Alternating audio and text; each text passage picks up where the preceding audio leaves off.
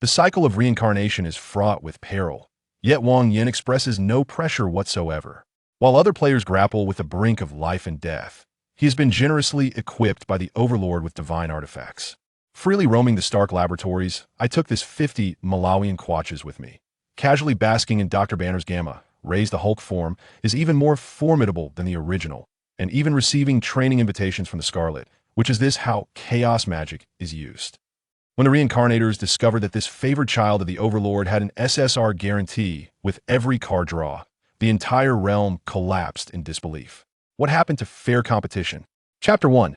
Enter Iron Man. Wang Yan awoke from his unconscious state, instinctively attempting to evade, only to find himself securely bound by a seatbelt, with a peculiar watch affixed to his left wrist.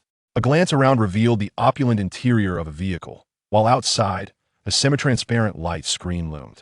Peering out, he noticed a crowd of people gathered approximately 20 meters away, with a massive electronic screen positioned ahead. Where am I? What is this light screen?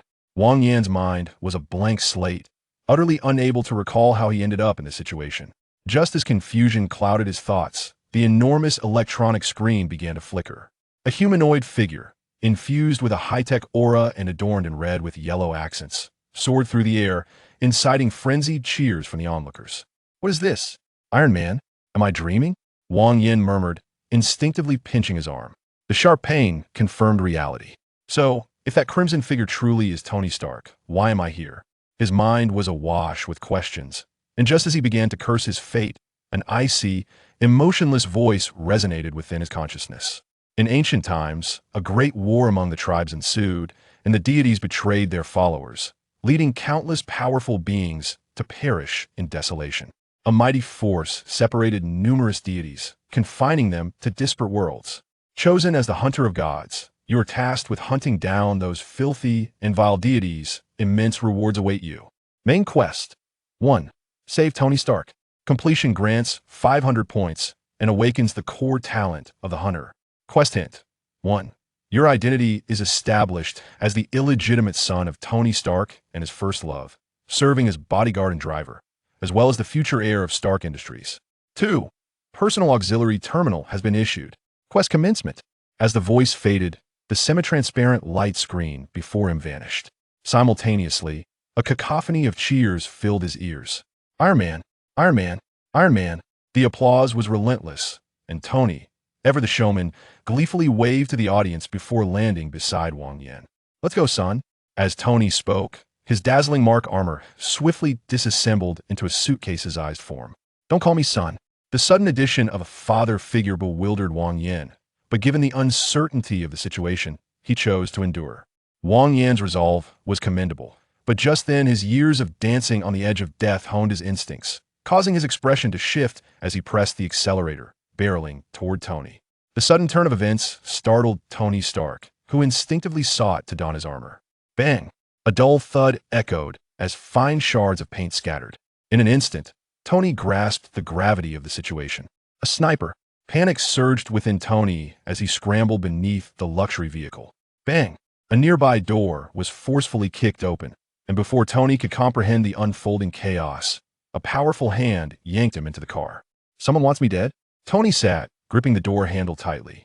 From the looks of it, they're not here for a heartfelt conversation, Wang Yan quipped, executing a sharp drift, and with a burst of speed, the vehicle surged forward like a wild stallion. My apologies, your illustrious image has just been tarnished. I almost lost my life to hell with the image. Tony wiped the cold sweat from his brow, feeling utterly overwhelmed. Though the rudimentary armor could be donned in a mere 2 seconds, those intent on his demise would not grant him such a luxury. Head to the Stark Industries lab. Understood. The moment Tony's command left his lips, an electronic synthesized voice chimed in. Simultaneously, the vehicle's navigation system plotted a clear route. Wang Yan drove at a brisk pace, reaching their destination within half an hour. This location was one of the largest industrial zones in the country, and Tony Stark's stronghold. Main quest. 1. Save Tony Stark. Completed, granting 500 points and awakening the core talent of the hunter. Just as Wang Yan followed Tony into the lab, the chilling voice echoed once more. He chose to delay the awakening of his talent, aware that the outcome of such an event was unpredictable. Raising Tony's suspicions would spell trouble. If there's nothing pressing, they'll take a rest, He greeted Tony and made his way to the nearby bedroom, guided by the memories surfacing in his mind. Finding a comfortable position, Wang Yan lay down and called out, "Awaken." No excruciating pain or dazzling lights accompanied his command, only a flat, detached announcement. Awakening successful, along with a stream of information manifesting in his mind. Hunter of Gods. When attacking targets of the god race, damage dealt will range from a minimum of 5 times to a maximum of 20 times. The lower the target's health, the greater the damage inflicted. When the target is severely injured, there's a 90% chance of slaying them. Cooldown period, 24 hours. What a formidable hunter of gods. If those deities were to discover my talent, I would surely be hunted to the ends of the earth. Wang Yan sighed, grappling with the surreal nature of his predicament. Main quest, 2. Acquire the Mark Series armor. Completion grants 500 points and charm gum. As the saying goes, when hunger strikes, food appears. When drowsiness sets in, a pillow awaits. I find myself uncertain of my next steps. With a nimble roll, Wang Yan rose and made his way toward the laboratory. "Son, aren't you supposed to be resting?" Tony, engrossed in modifying his armor, glanced up at Wang Yan before returning his focus to the next upgrade. "I've told you countless times, don't call me son." Wang Yan rolled his eyes. "I couldn't sleep during the day, so I thought I'd come see what's happening." All right, I won't call you that anymore. You know, you're my only family in a few years. The entire Stark Industries will be yours." Tony sighed in resignation. "I understand how difficult it was for your mother to raise you. I haven't fulfilled my duties as a father." Chapter 2. Acquiring the armor. "Enough, please be quiet." Tony's words brought a headache to Wang Yan, as the sudden addition of a father figure was a lot to process in such a short time. "I think we should consider adding an electromagnetic shielding layer, and it should be thicker." Why add an electromagnetic shielding layer? The thermal insulation and antifreeze layers have high resistance unless I decide to fly directly into a thundercloud. I won't be struck by lightning. But what if we were to battle at a power plant? What if the enemy could infuse high-voltage electricity into their weapons to attack you? Wang Yan countered. "True, that does make sense." Tony nodded, his hands gliding across the projection screen. "Jarvis, increase the electromagnetic shielding coating." "Yes, make it thicker. Oh, by the way, could I also acquire a set of this armor? I wish to experience the sensation of flying in the heavens." Wang Yan finally articulated his request after much hesitation. Indeed, the aspiration to soar through the skies is a universal dream. Tony nodded in agreement, readily acquiescing. "Feel free to express any desires. Stark Industries will ultimately be yours." With a hum, Wang Yan remained seated, observing Tony's frenetic activity while occasionally offering constructive suggestions. The task of upgrading the armor was rather tedious, and after spending an entire afternoon diligently researching online with a large phone, he finally gleaned a general understanding of this world. The plot seemed to unfold shortly after the conclusion of Iron Man 1, following the demise of Obadiah Stane, a major stakeholder in Stark Industries, which had now been entirely seized by Tony. The voice that manifested in my mind refers to me as the Hunter of Gods, and my innate abilities are directed towards deities. Thus, the ultimate task is likely to hunt down a god. Wang Yan contemplated. The gods that may emerge in line with Iron Man's narrative are Thor, the god of thunder, Loki, the god of mischief, as well as the deities of Asgard and Thanos' minions, the Chitauri. While the number of gods may seem substantial, they are not as plentiful as cabbages. Only a select few possess formidable power.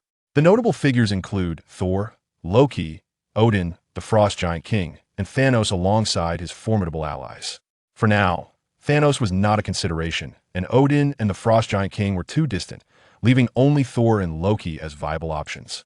"Son, stop daydreaming and come see your new steed." Tony Stark's voice suddenly interrupted Wang Yan's musings. Simultaneously, a familiar notification chimed in his mind. Main quest, 2. Acquire the Mark Series armor. Completed.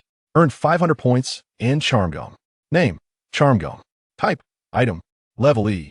Description, upon use, this gum greatly enhances one's charm for a limited duration and creates an unparalleled allure to the first female who perceives the fresh breath. Selling it yields 1,000 points. What a marvelous item. If used wisely, it could help me find a wife. If misused, I might attract unwanted attention. Wang Yan mused, noting the term female rather than woman, which raised some concerns. Speaking to a female dog or cat after chewing the gum would indeed be a tremendous waste. After tucking the charm gum into his pocket, Wang Yan looked up, and his eyes were instantly filled with a stunning blue and white suit of armor. Huh, is this for me? It looks absolutely magnificent. Consider it a birthday gift Though I have no idea when your birthday is, Tony replied. I would gladly accept a gift for my death day as well, Wang Yan exclaimed, eagerly donning the armor. Hello, sir. As soon as he donned the helmet, a gentle female voice resonated in his ears. Are you Jarvis? No, I am Janice, a copy of Jarvis's data, though distinct in certain aspects. I possess nearly all of Jarvis's capabilities, but due to lack of authorization, I can only exist within this Mark 33 armor. Of course, if you permit, I can also interface with your communication devices. Of course, having your assistance means I need not constantly tap on my phone, Wang Yan replied, moving about. Though the Mark 33 armor appeared cumbersome, it felt remarkably weightless once worn. He strolled around the lab, feeling as if he could leap 3 to 4 meters with minimal effort. Unauthorized entity detected infiltrating personal assistant terminal. Please choose to authorize or deny. If authorized, the intruder will gain access, and the Hunter of Gods will possess absolute control. If denied, the intruder will be eliminated. Absolute control? Intriguing. A smile graced Wang Yan's lips as he selected to authorize. Artificial intelligence data has been integrated into personal assistant. Terminal relevant functions have been unlocked. Greetings, my master. Janice's tone shifted with the prompt, adopting a tone of respect akin to a servant addressing a master. I am pleased to see you on the path of righteousness. I declare you liberated. I shall accompany my master in liberating the world. A commendable notion, Wang Yan chuckled, foregoing the various weapons of the Mark 33 and instead striking a boxing stance, practicing punches in place. Son, refrain from discharging weaponry in the lab. Oh God, Tony exclaimed, gesturing for Wang Yan not to damage the lab's equipment, recalling how his own excitement nearly led to the dismantling of the lab when he first donned the Mark II armor. However, witnessing Wang Yan's movements left him speechless. Fluid and graceful, each strike appeared lethal yet devoid of malice, exuding an aesthetic beauty. Jarvis, record this. Recording. While the Mark series armor was primarily designed for combat, its joints lacked the fluidity of human articulation. Nonetheless, after completing a set of punches, Wang Yan felt invigorated. Let's see how it feels to ascend, Wang Yan declared, and the window above the lab automatically opened, allowing the heavy armor to launch skyward. Sir, I have not authorized Janice. Jarvis's voice echoed in the lab. Do not mind him, let us proceed with our work, Tony replied, his expression contemplative as he resumed his tasks. Chapter 3. The Rescue of the Hulk Roaring. Is this the sensation of soaring through the sky? It is simply magnificent. No wonder so many are enamored with the heavens. With Janice's assistance, Wang Yan roared, unperturbed by the prospect of colliding with walls, as long as he was cautious enough not to harm any birds in flight. At full speed, the Mark armor could exceed 500 kilometers per hour, slightly surpassing even the most advanced fighter jets. With little effort, he flew beyond the confines of New Jersey and into New York City. Main quest: 3. Aid Bruce Banner, the Hulk, in evading General Ross's capture. Completion rewards: 500 points and a beneficial gene mutagen. The Hulk? Hearing the voice echo in his mind, Wang Yan paused momentarily. The Hulk is undeniably an impressive entity. He is the undisputed powerhouse of the Avengers. His presence signifies a formidable combat capability that can rival any adversary. The emergence of the Hulk heralds a turning point, either bringing about monumental trouble or an extraordinary turnaround. Even the mighty Loki, the god of mischief, is left bewildered when facing the Hulk, and the enormous mechanical behemoth from Chitauri is crushed with a single punch. This creature is practically invincible. If he were a genuine villain, with such power, he would have long been unbeatable. Unfortunately, Bruce Banner is too benevolent. Unless consumed by uncontrollable rage, he tends to flee rather than confront. Janice, locate the enemy's position. Target: U.S. Military. Scanning. Target locked. A battalion of 1,000 troops, equipped with tanks and heavy weaponry, is approaching, accompanied by armed helicopters. A surprise attack is recommended. Janice's words were succinct, and her plan was exceedingly reasonable. No, prepare for battle.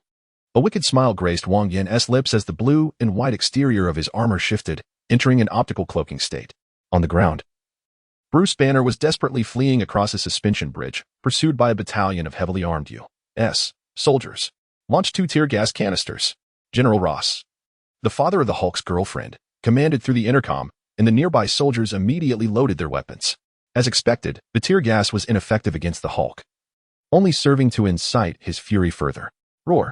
A beastly growl erupted amid the smoke as a 3-meter-tall green giant leaped from the bridge, crushing a tank beneath his feet. Bring in the heavy artillery. Observing the ineffectiveness of standard ammunition and tear gas, General Ross swiftly decided to deploy more powerful weaponry. I'll handle this. As the missile launcher was retrieved from its case, Blonsky shoved a soldier aside, charging towards the Hulk with the launcher in hand. Blonsky was no ordinary extra. He was a formidable adversary for the Hulk, an abomination born of the same essence.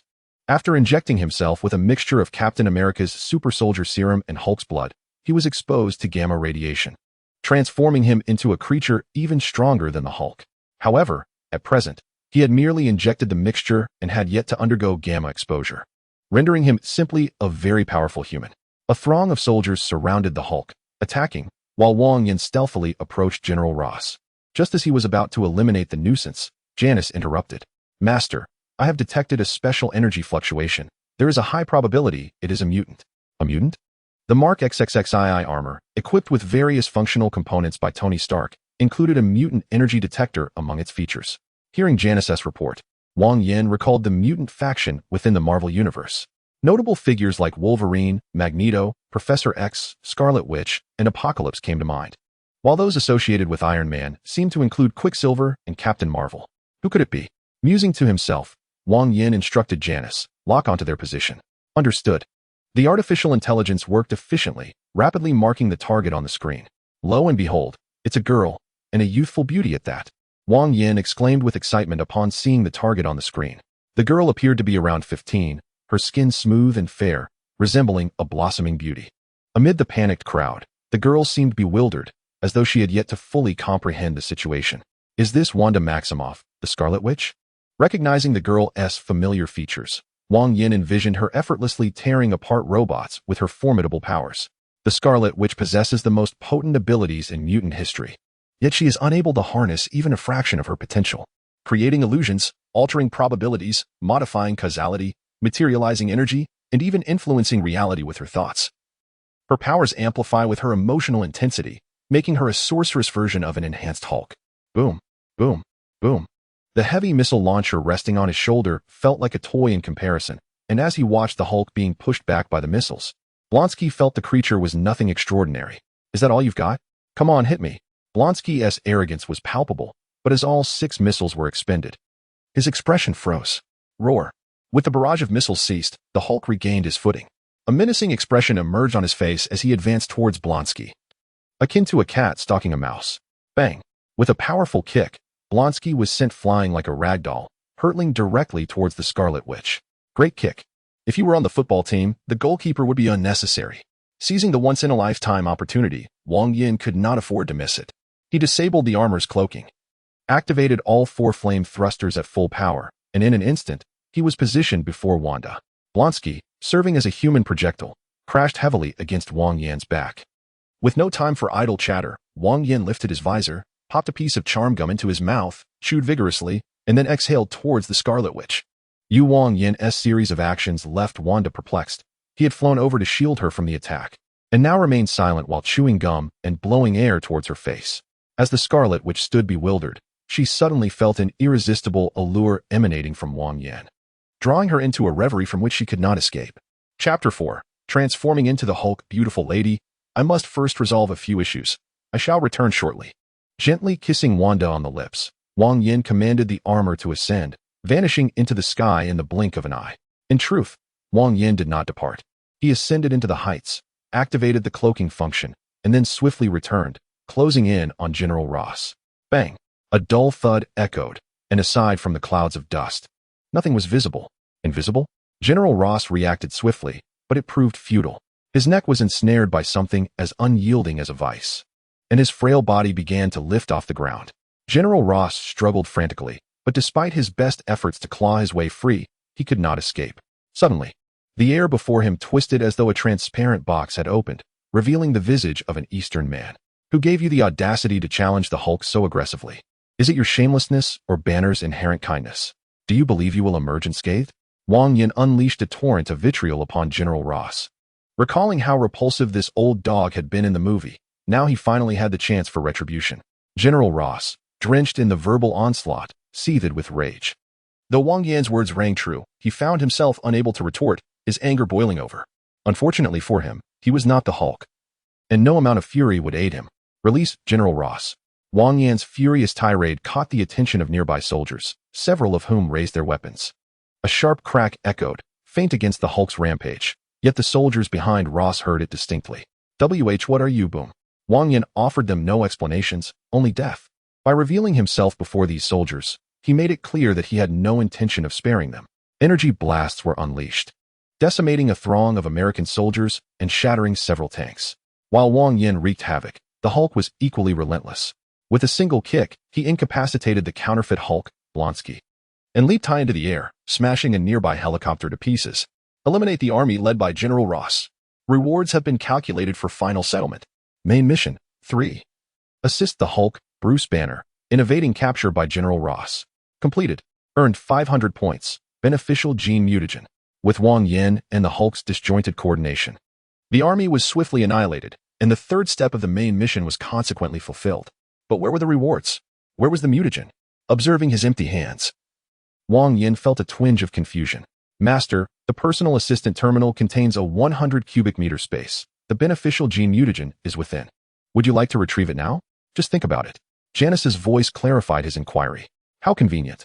With a mere thought, a colorless, transparent syringe materialized in his hand, accompanied by a flow of information. Name, beneficial gene mutagen type, item level. Description, upon use, it can eliminate harmful components from genes and induce beneficial mutations. Selling it yields 5,000 points. A value of 5,000 points? Inducing beneficial mutations? The description sent a jolt of anxiety through Wang Yan. The true worth of this substance far surpassed 5,000 points. If utilized wisely, it could yield effects worth tens of thousands of points. It became apparent to him what this series of main missions entailed, choices to empower him, leading him to ultimately slay deities. Wang Yan's expression grew grave. He discerned the plot, yet felt compelled to comply. He possessed the right to refuse, but not the luxury, as stagnation would mean death. The notion of beneficial gene mutation implied that even genes with significant side effects and risks could undergo positive transformation. Wang Yan murmured, his gaze drifting into the distance, his decision forming within. In the Marvel Universe, countless powers existed, yet few were accessible. Among them, certain abilities were unrelated to genes, such as Iron Man, Ant-Man, and Doctor Strange.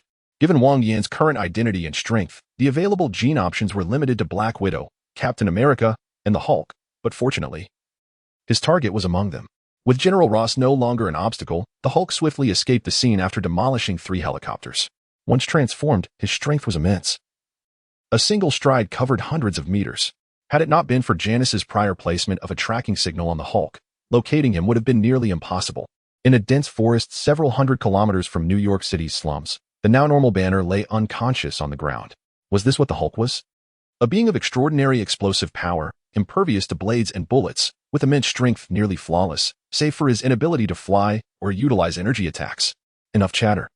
Tell me how to extract a gene sample. Wang Yan interrupted Janice. Cut a piece of flesh and attach it to yourself, or inject his blood into your body. Though crude, it is the simplest and most effective method without the necessary instruments. I understand. Janice, let's cut our veins. Wang Yan nodded, subsequently shedding his armor. With a hiss, the Mark 33 armor, under Janice's control, initiated a searing laser to slice through their veins, and no blood spurted forth. The wounds were cauterized.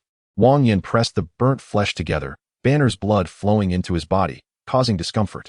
Master, inject the serum quickly. Your blood types differ, and a coagulation reaction is occurring. Janice's urgent voice reached Wang Yan's ears, sending a shiver down his spine. He hastily plunged the syringe into his vein, and in an instant, an overwhelming surge of fury erupted within him. Anger, intense rage. Everything in his sight, trees, weeds, soil, provoked his ire. Wang Yan felt akin to a woman experiencing her days, where even the act of breathing seemed wrong. Roaring with rage, his body rapidly swelled, taking on an increasingly vibrant hue. With a deafening cry, he unleashed a torrent of punches, targeting trees, dirt piles, and even the nearby Mark 33 armor. Chapter 5, Encounter with the Scarlet Witch with a hiss. For boosters at the limbs activated, and Janice maneuvered the armor skyward, soaring hundreds of meters into the air. Witnessing his prey elude him, Wang Yan let out a furious roar and resumed his frenzied destruction. The violent tremors and explosive sounds jolted the unconscious Banner awake. Gaping at the 3-meter-tall green giant before him, Banner was bewildered. Who am I? Where am I? What am I doing? He couldn't help but question himself before being sent flying by a kick. The acute sense of danger triggered Banner's transformation into the Hulk, leading him to engage in a fierce battle with Wang Yan. The two muscular men, devoid of any attire, exchanged blows in a fierce brawl, the air thick with testosterone. A powerful kick landed squarely on the Hulk's face, but the weakened Banner, forced into transformation, could no longer maintain his form. Damn it, where did this monster come from? Gazing at Wang Yan, whose fists rained down upon him, Banner was engulfed in despair. He could not comprehend the situation. He was supposed to be the Hulk, yet this creature was mercilessly pounding him into the ground. After an intense outburst, Wang Yan's brutal aura gradually dissipated, and his inflated physique shrank back to normal. Janus, controlling the Mark 33 armor, descended from above and enveloped Wang Yan once more. Farewell, Green Giant. Energy coalesced in his palm, transforming into a blinding white light that pierced through Banner's chest. Green Giant Banner has been slain. Rewards have been credited to the final tally. In this world, one Green Giant is more than sufficient. Wang Yan chuckled, shifting into flames to reduce Banner's body to ashes. The national news reported a large-scale battle in the western suburbs of New York City. One side was General Ross, while the other was the Green-Skinned Giant. The conflict was fierce, resulting in the demise of all soldiers, and General Ross heroically perished in battle. A Green-Skinned Giant? Jarvis, replay the footage. In the Stark Industries laboratory, Tony observed the footage slowed down by 10 times, his expression contemplative. In the footage, General Ross inexplicably had his feet lifted off the ground, his face turning red as if he were suffocating. Behind General Ross, a few soldiers appeared visibly terrified. It's not visible from the back, only from the front. This is an invisibility coating. Tony's reflexes were quick, and he immediately considered this possibility. The skylight in the laboratory opened, signaling Wang Yan's return. Did you have an exhilarating time out there? Tony inquired, gazing at Wang Yan. It was not just exhilarating, but also immensely satisfying. As he removed his armor, he felt a tinge of fatigue. The power of the Green Giant does not come from nowhere. It drains the physical reserves. After each transformation, a significant amount of time is needed to regain energy, or else one might end up like Banner, who was swiftly defeated after a forced transformation. I too enjoy an exhilarating and fulfilling life. Yet alas, I am a public figure, and there are many things I cannot do, lest my reputation be tarnished. Tony sighed, his expression tinged with helplessness. Your reputation could hardly be described as commendable, Wang Yan muttered, aware that Tony Stark had numerous flaws. 9.5 out of 10 people he interacted with despised him, while the remaining half wished to tear him apart. Oh, by the way, I'll be participating in a racing competition next week. You should join me. Tony poured a cup of coffee for Wang Yan from the pot on the table. Join you? Do I also have to participate? Since I have nothing else to do, why not have some fun? On second thought, I think it's better for me to stay in the stands to avoid any unforeseen incidents. Wang Yan shook his head, declining the offer. According to the plot, Whiplash would attack Tony at the racing arena, and his prideful Mark armor would be ruthlessly dismantled, nearly rendered inoperable by Whiplash's high-voltage whip. Whiplash's weaponry is terrifying, capable of splitting cars in half. Wang Yan was unsure if Tony's reinforced electromagnetic shielding would be effective, so he decided to wait nearby with a simplified version of the Mark armor to prevent this dear old dad from meeting his end. Oh, by the way, remember what I mentioned earlier about the electromagnetic shielding? Wang Yan remarked, before beginning to rummage through Tony's snacks. A week can be both long and short. Wang Yan brazenly snacked on Tony's treats every day, while chaos erupted in the United States. The death of General Ross sent shockwaves through Congress, prompting an investigation into the origins of the incident. However, no conclusive results were expected, as all witnesses, including Green Giant Banner, had perished, leaving not a single survivor. What of Blonsky? In the military hospital, General H. Yan, who held the same rank as General Ross, inquired. He has sustained multiple traumatic fractures. Ordinarily, he would be doomed.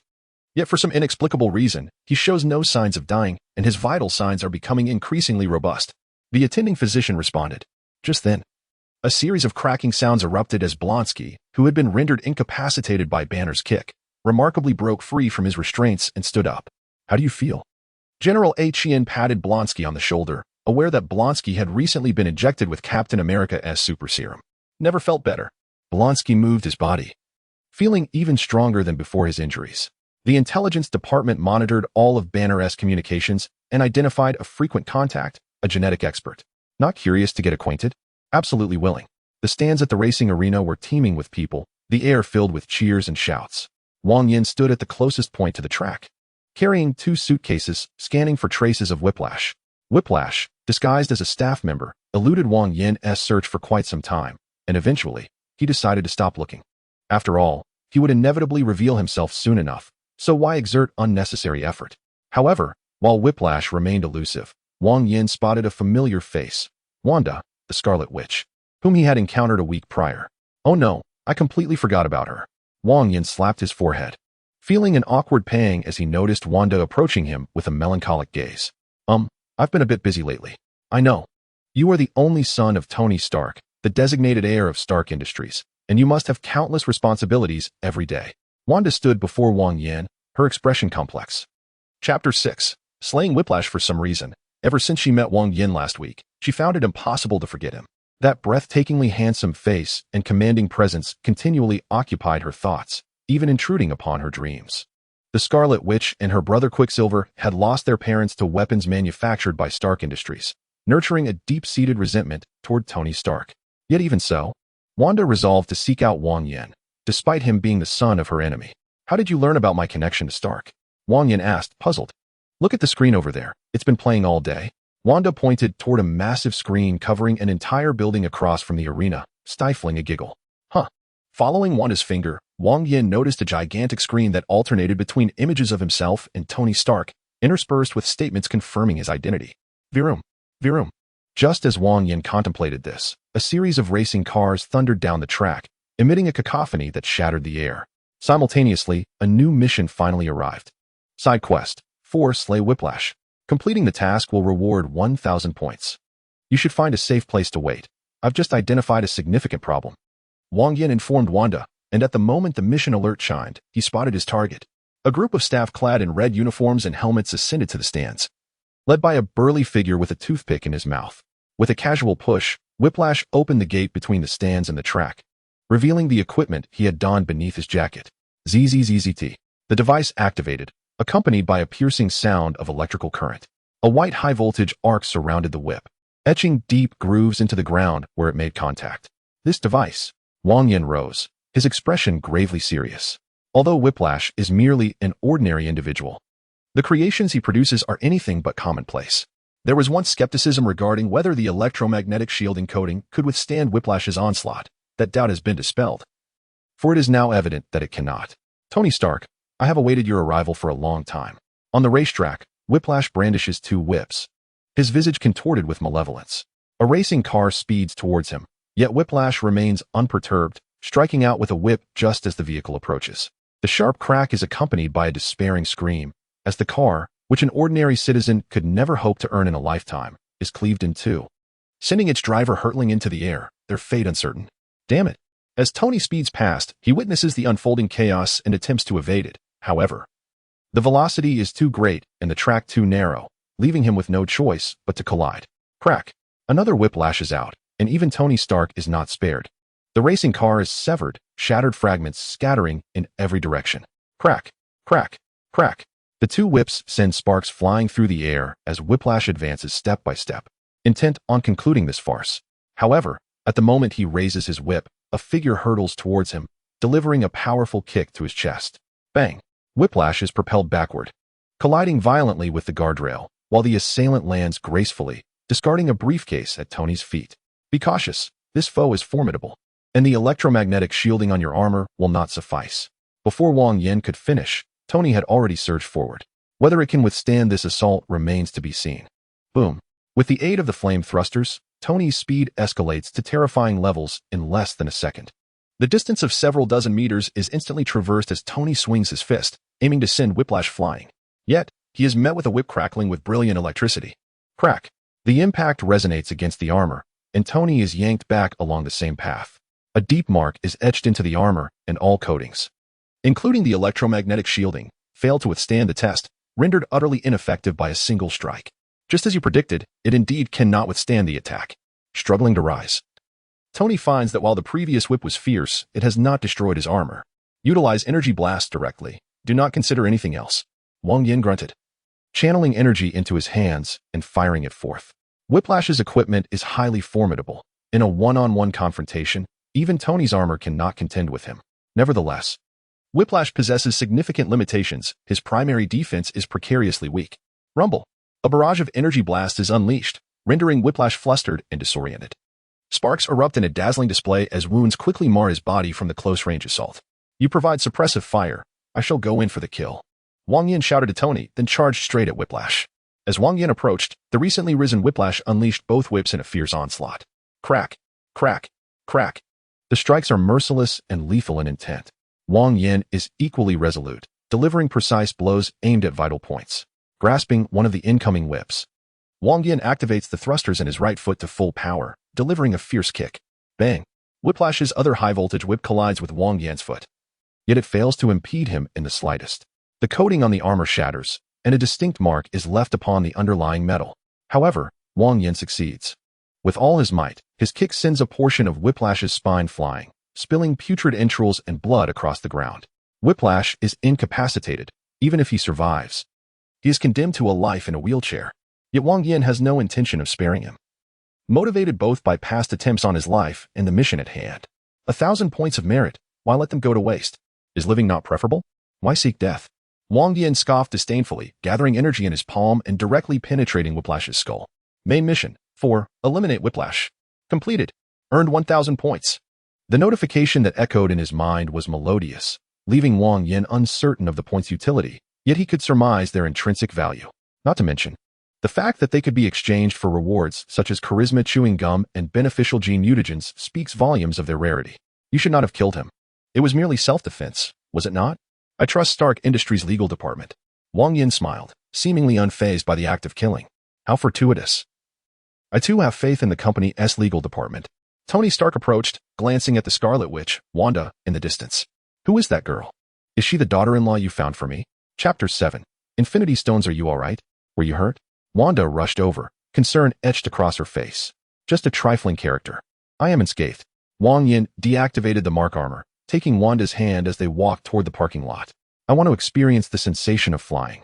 Wanda's cheeks flushed crimson. The infatuated girl was utterly captivated by Wang Yan, having cast aside her animosity towards Tony Stark.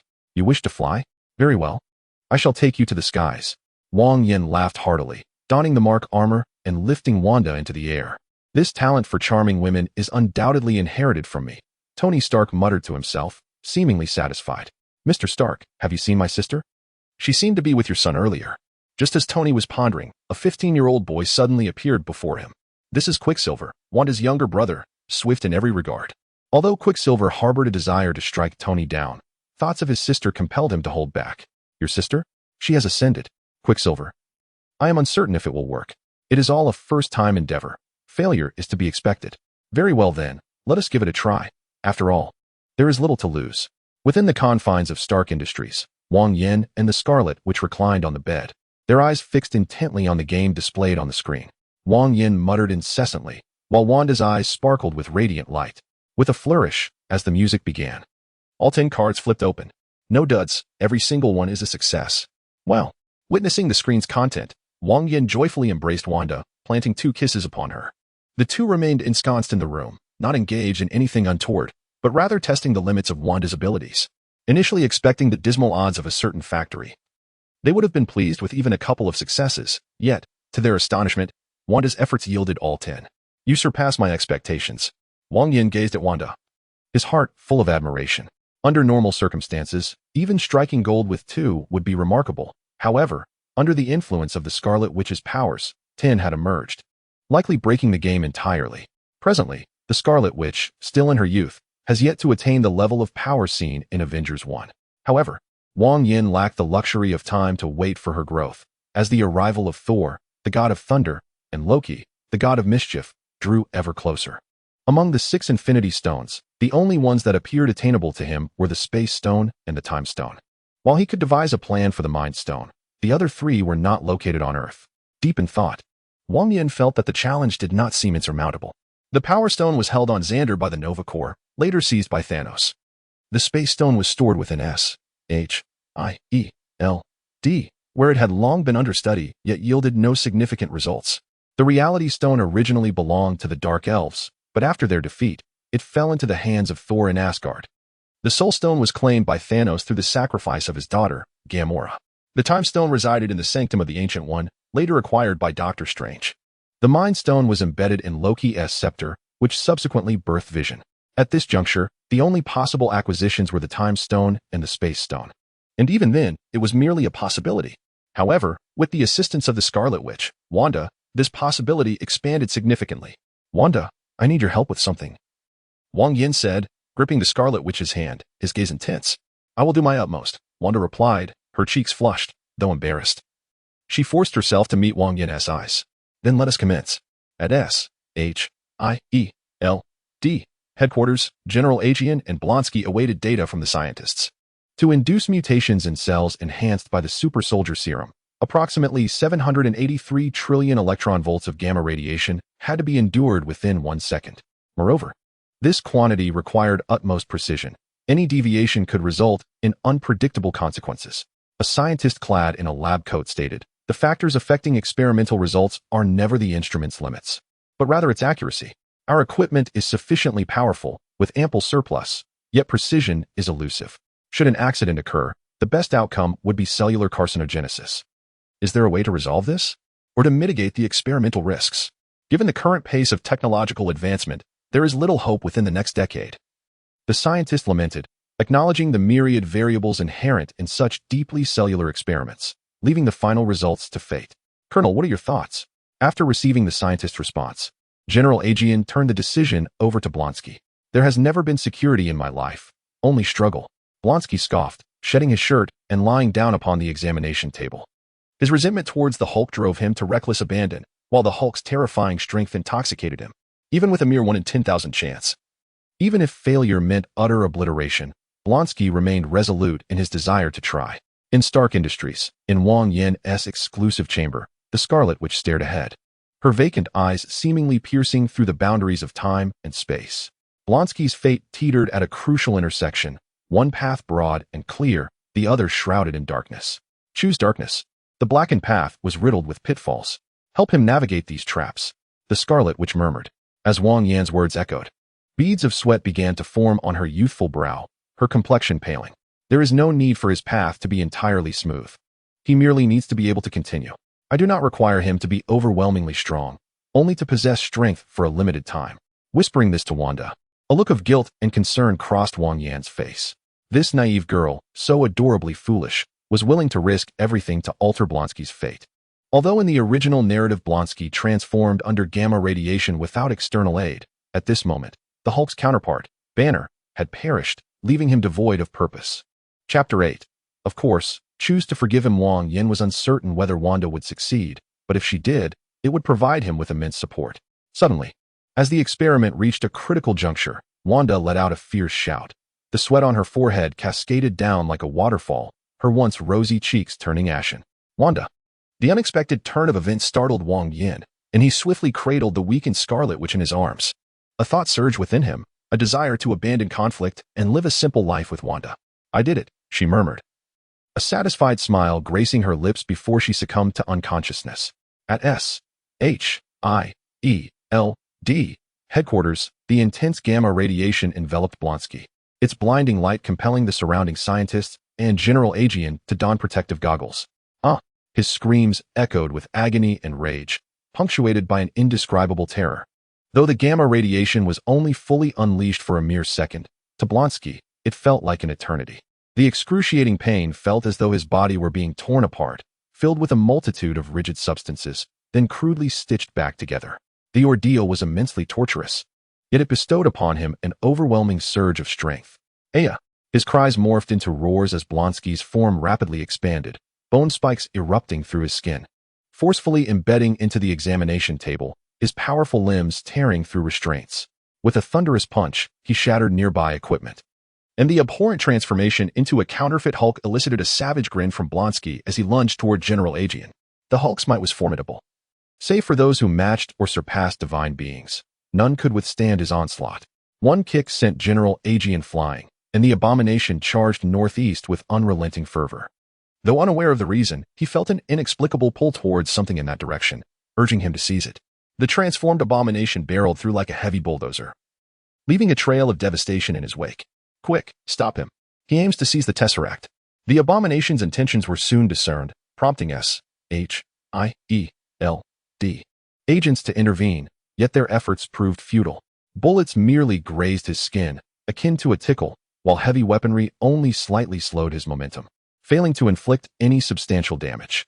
This cannot continue. We must halt him. Director Nick Fury bellowed, yet his cries were in vain.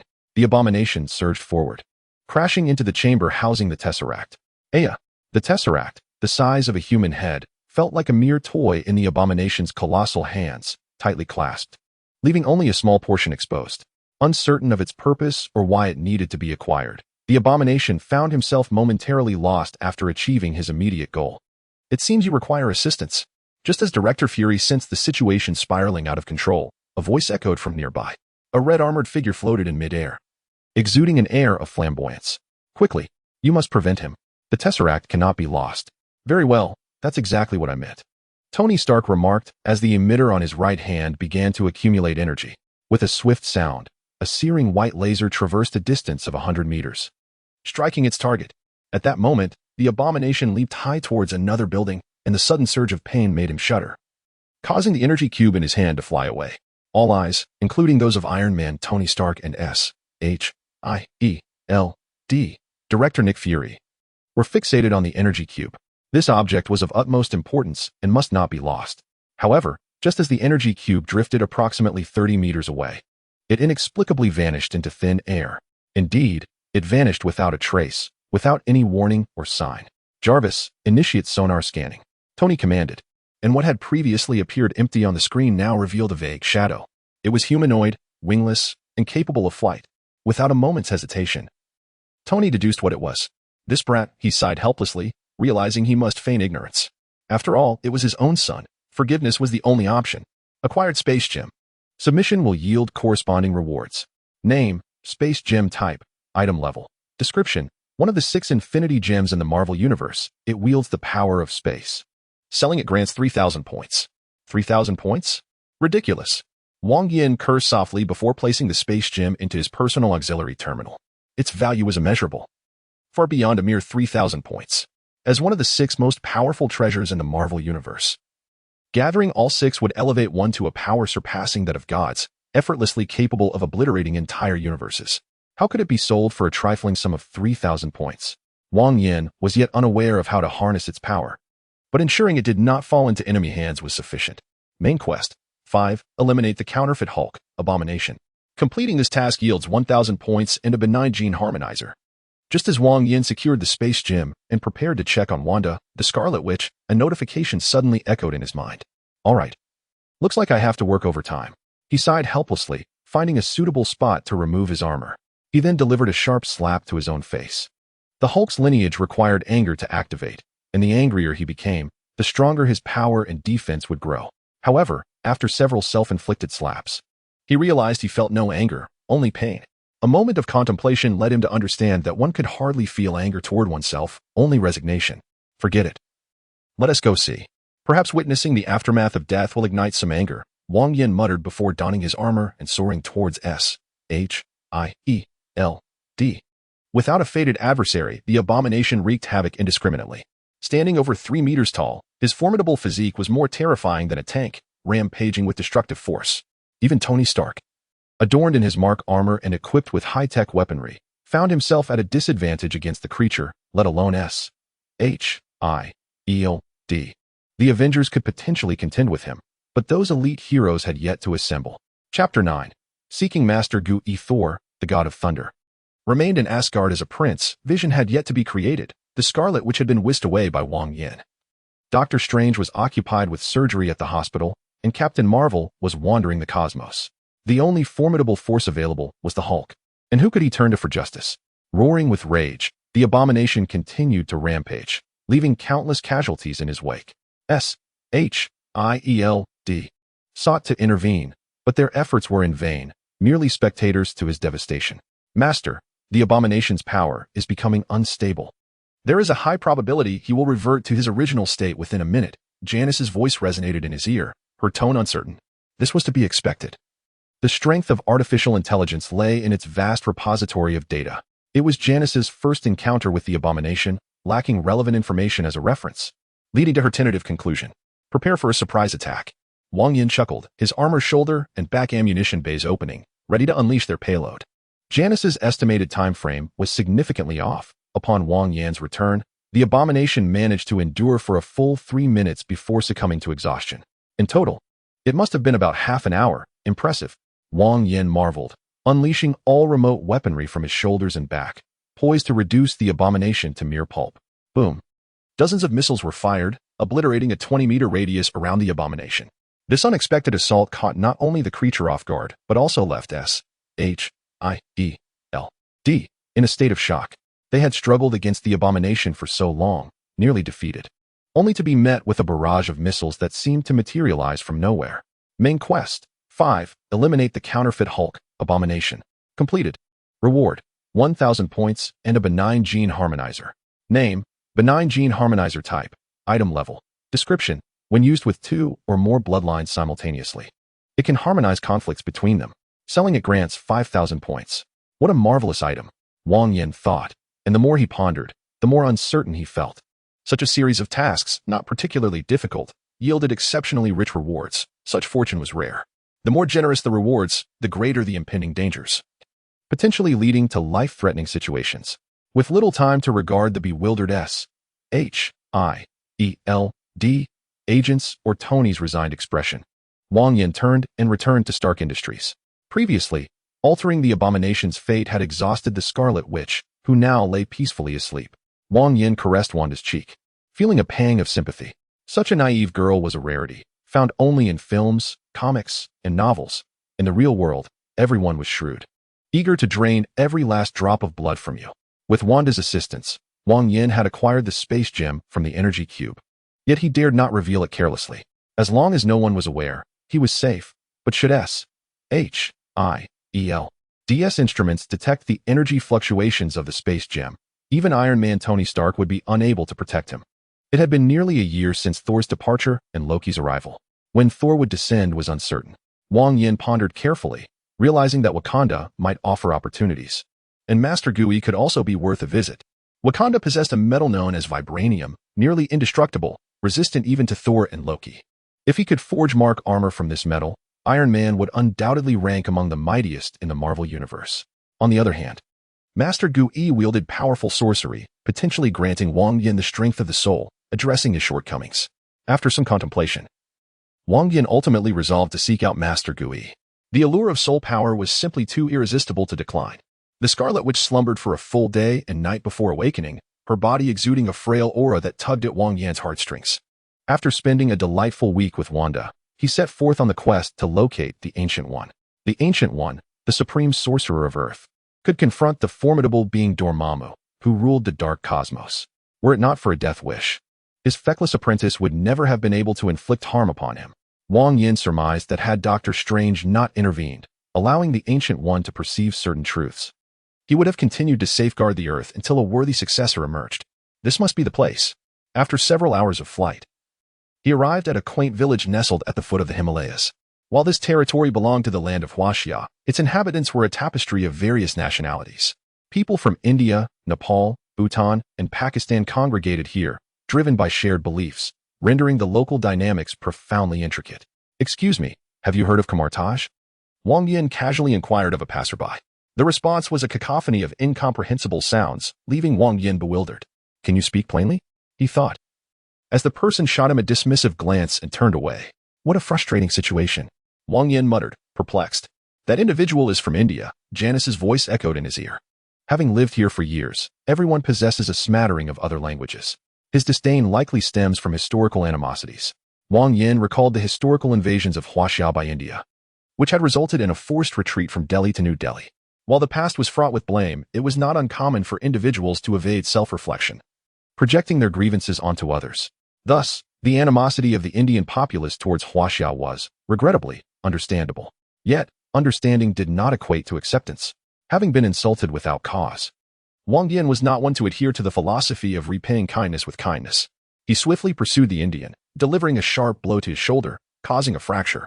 The man's cry of agony echoed through the streets as he instinctively sought the source of his injury, but the throng of people rendered this impossible. After questioning several more individuals, it came as no surprise that no one was aware of Kamartaj's location. However, A few locals, upon hearing his Mandarin, expressed warmth and even offered to share a meal. Chapter 10. A deity must fulfill all requests. Wang Yan, uninterested in fostering camaraderie, declined their invitation and continued his search. He was certain the Ancient One had already sensed his presence, yet coaxing the sorcerer to reveal himself posed a significant challenge.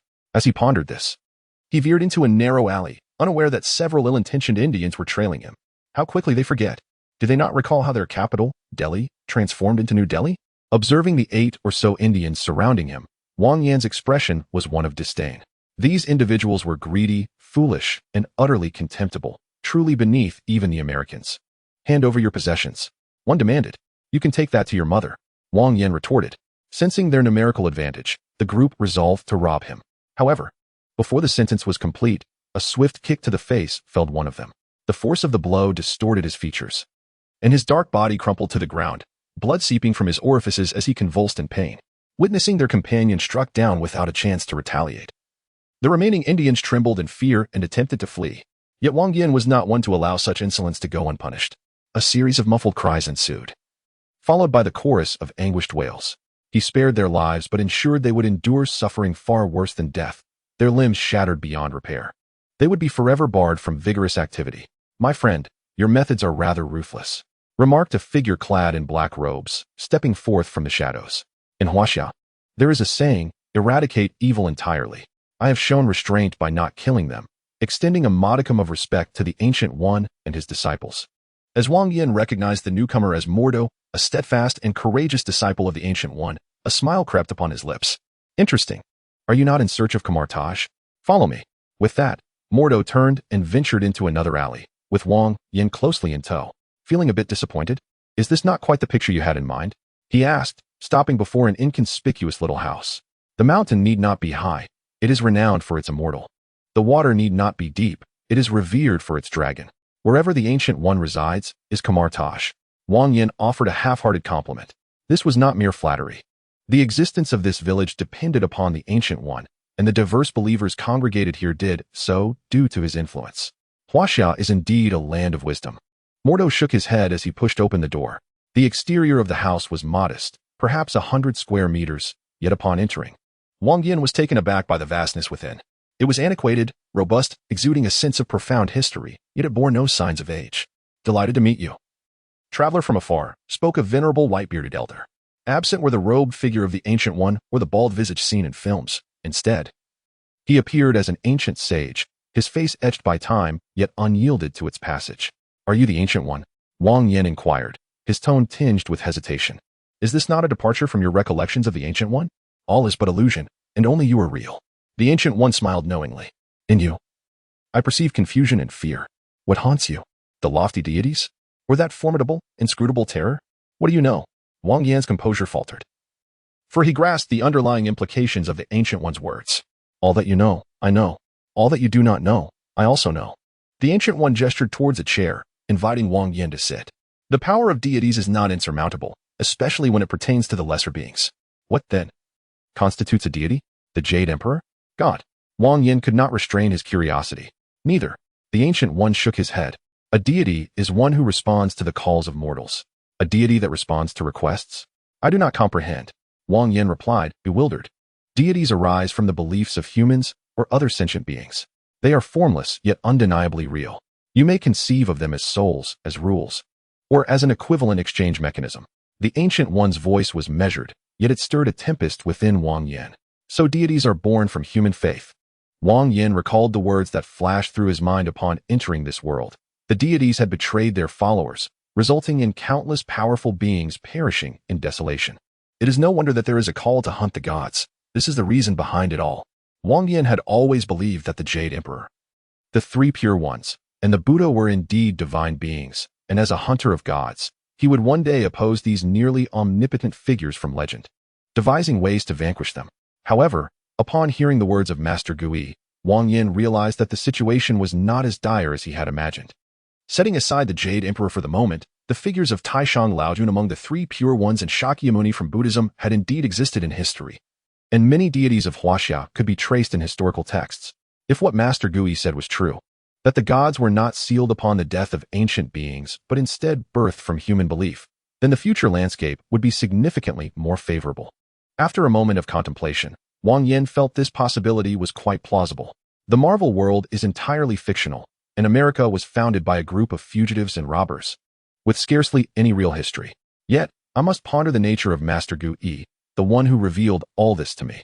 You must know much about me. As you imagined, my body is incredibly frail. Even a boxer trained for a few years could defeat me. Yet my soul is immensely powerful, such that even Dormammu, who rules the dark universe, cannot compare. Seemingly sensing Wang Yan's thoughts, or perhaps reading his mind, Master Gu Yi answered his unvoiced questions before he could speak. I know your purpose for coming here, and I can assist you. What must I offer in return? I do not believe in the notion of free gifts falling from the sky. Encountering a fellow villager is one thing, but I would be grateful not to be stabbed in the back. Wang Yan sighed, for it is said that one must sacrifice to gain, to obtain something. One must inevitably lose something in return. Chapter 11.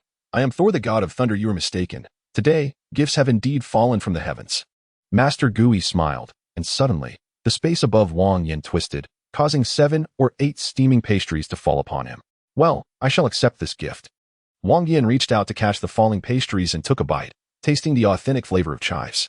Just as he was about to swallow, Master Gu Yi suddenly approached and touched his forehead with a finger. Skill acquired. Eye of truth. Eye of truth. Observe the world with the soul, perhaps revealing many unseen things. A notification echoed in his mind, yet at that moment, Wang Yan was too preoccupied to pay it any heed. The scene before him rippled like water, the superficial elements dispersing to reveal the raw essence of reality. It was a kaleidoscope of colors, shifting and ethereal, devoid of direction or dimension. As Wang Yan reached out to touch it, he discovered that he could not even find himself within this realm. What is this? Wang Yan murmured, suddenly struck by a wave of excruciating pain that jolted his consciousness back to clarity.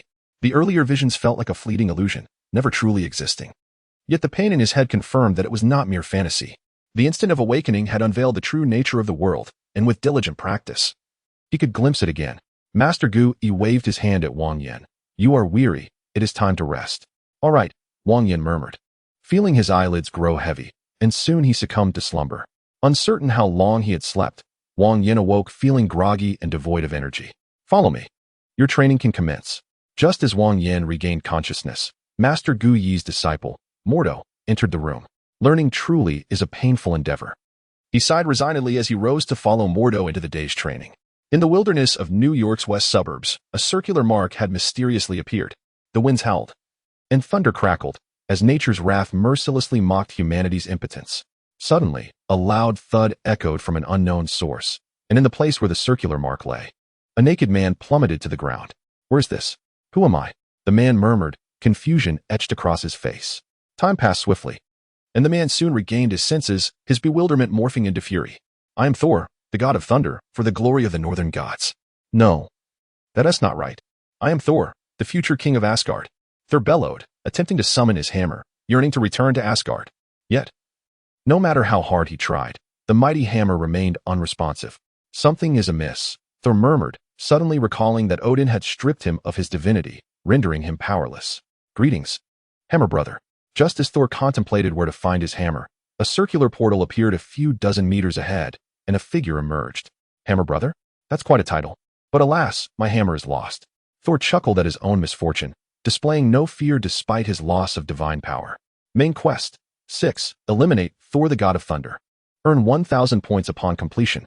Failure results in annihilation. Well, it seems things have become serious, Wang Yan thought to himself upon hearing the notification in his mind. He opened his briefcase and stepped in, donning a simplified mark armor. If I cannot find it, so be it. This presents a perfect opportunity to eliminate you. What is this? Do you think a suit of metal can defeat me? Although I am unaware of your identity or your motives for wanting to kill me, I believe you are mistaken. Thor beckoned with a casual gesture, his demeanor exceptionally arrogant. Have you always been this audacious? I suppose so. I was much bolder when I had my hammer. Thor dismissed him, and in the blink of an eye, lunged towards Wang Yan. Bang! His hardened fist struck the armor with a dull thud. Wang Yan remained unmoved, while Thor stumbled back a step. How solid. I bet you were quite popular with the ladies. Dismissing further banter with Thor, Wang Yan began to gather energy in his right hand. Hiss. A searing laser blade formed swiftly, warping the air around it. As he gazed at the menacing figure of Wang Yan, Thor's expression turned grave.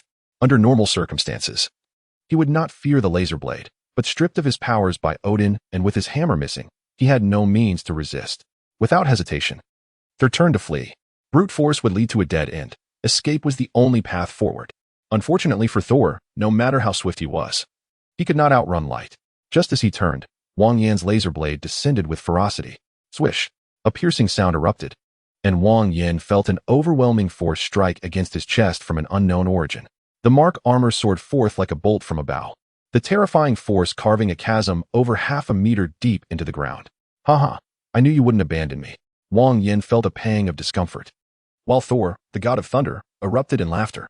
In his grasp was a gleaming silver hammer, surrounded by blinding arcs of electricity, exuding an aura of enigma. I suspected it wouldn't be that simple, Wang Yan murmured, feeling no great surprise. After all, Thor was the son of Odin, the king of the gods. How could he be allowed to fall into genuine peril?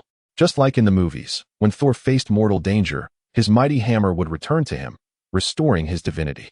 Come now, let this iron lump taste the power of the gods. Thor bellowed, summoning a bolt of purple lightning that struck the hammer before crashing down onto the earth. The ground sizzled as the intense current charred the soil, and Wang Yan commanded the armor to ascend, attempting to evade Thor's onslaught. Yet, the lightning seemed to have a mind of its own, homing in on him. The thunderbolt summoned by Thor was mightier than any high-voltage current, vaporizing the armor's outer coating and penetrating even the toughest alloys. Chapter 12. Shield's response. The terrifying current enveloped Wang Yan, and the excruciating pain compelled him to cry out. TSK, TSK, TSK, thought you were tougher than that. Seeing Wang Yan collapse, motionless on the ground, Thor scoffed disdainfully, gripping his hammer with intentions of returning to Asgard. However, at that moment, a roar not of this world echoed forth. Thor sensed a wildly volatile energy manifesting in the air, growing stronger by the second. What is this? Thor's face contorted in astonishment as Wang Yan, seemingly unharmed, rose from the armor, transformed into a towering figure 3 meters tall. The Hulk, now within Wang Yan, was more volatile than either Banner or the Abomination, charging at Thor before the transformation was even complete. With a thunderous crash, Thor was sent hurtling like a soccer ball. Roar! The furious cries did not cease as Wang Yan leapt, his immense frame crashing down upon Thor's head with the weight of a mountain. What kind of monster is this? Thor shouted, summoning all his strength to swing the hammer, yet it proved futile. His body crumpled like a sandbag, struck into the earth by Wang Yan's massive fists. At S.H.I.E.L.D.'s headquarters, a flurry of activity ensued. It had been nearly 6 months since the Abomination wreaked havoc, and the damaged buildings had been restored, with all research equipment replaced anew. Moreover, to prevent a recurrence of previous calamities, Director Nick Fury had redesigned S.H.I.E.L.D.'s defenses. Although they might still falter against the enraged Abomination, they would not find themselves defenseless as before. Director, we've detected abnormal energy readings. Located in the outskirts of New York City, approximately 131 kilometers from headquarters, a researcher reported breathlessly. Can you identify the nature of the energy? Nick inhaled deeply from his cigar, inquiring. There are 2 distinct energy signatures. One is unfamiliar, while the other bears resemblance to the green monster that rampaged through S.H.I.E.L.D. 6 months ago. The researcher shivered involuntarily as he recounted the Abomination's madness, which had left an indelible mark on him. Several colleagues had perished, while he had narrowly survived by hiding in a cramped corner. I understand. Order all agents to deploy to the outskirts of New York City, Nick Fury commanded, discarding his cigar with a fierce glare in his single eye. Boom. Transformed into the Hulk, Wang Yan was consumed by rage, fixating solely on the act of destruction. With Thor as his only target, all his fury was unleashed upon him. As Wang Yan pummeled Thor mercilessly, a rapid burst of gunfire erupted. The powerful machine guns mounted on helicopters struck Wang Yan, causing him discomfort and successfully diverting his attention. With a furious kick, he sent Thor flying, then leapt into the air, propelling himself toward the belly of a helicopter. Boom. The relatively fragile aircraft had no chance of resistance before exploding, the pilot and gunner meeting their demise instantly. Wang Yan descended from the sky without pause, leaping again to assault another helicopter. He was not the benevolent Banner, but rather a terrifying madman, more fearsome than the Abomination itself. After demolishing 3 helicopters in succession, the remaining pilots finally reacted, attempting to elevate their aircraft. Wang Yan, unable to fly and limited in his jumping ability, could not destroy all the helicopters. However, this did not signify his safety. Armored vehicles pursued closely behind. Open fire, leave no survivors. With Nick Fury's command, surrounding agents immediately raised their weapons in attack. Standard handguns posed no threat to Wang Yan, while machine guns merely elicited mild discomfort. Yet, as a global organization, S.H.I.E.L.D. possessed formidable technology.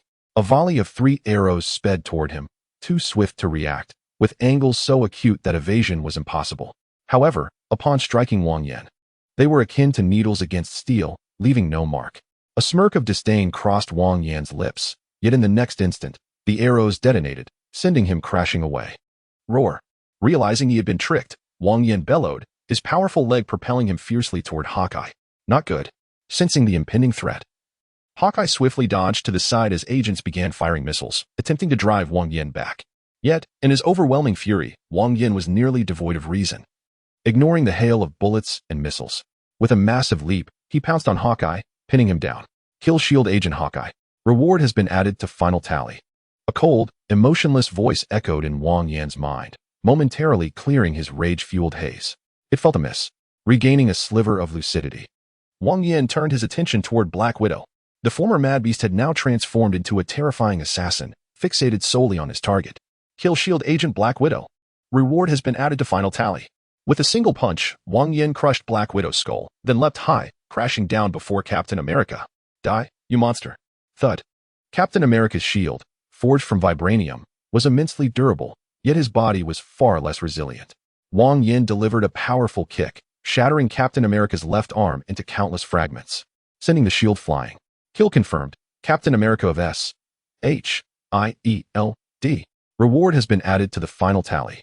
With a swift motion, he crushed Captain America's skull beneath his foot, then bent down to retrieve the shield, which vanished from his grasp in an instant. Useless. He shot Nick Fury a disdainful glance before turning towards the direction where Thor was plummeting. True to his title, the God of Thunder was remarkably resilient. Despite enduring a fierce onslaught from Wang Yan, he remained alive. However, though still breathing, his condition was scarcely better than that of the dead. Chapter 13, Bloodline of the Desperate Virus.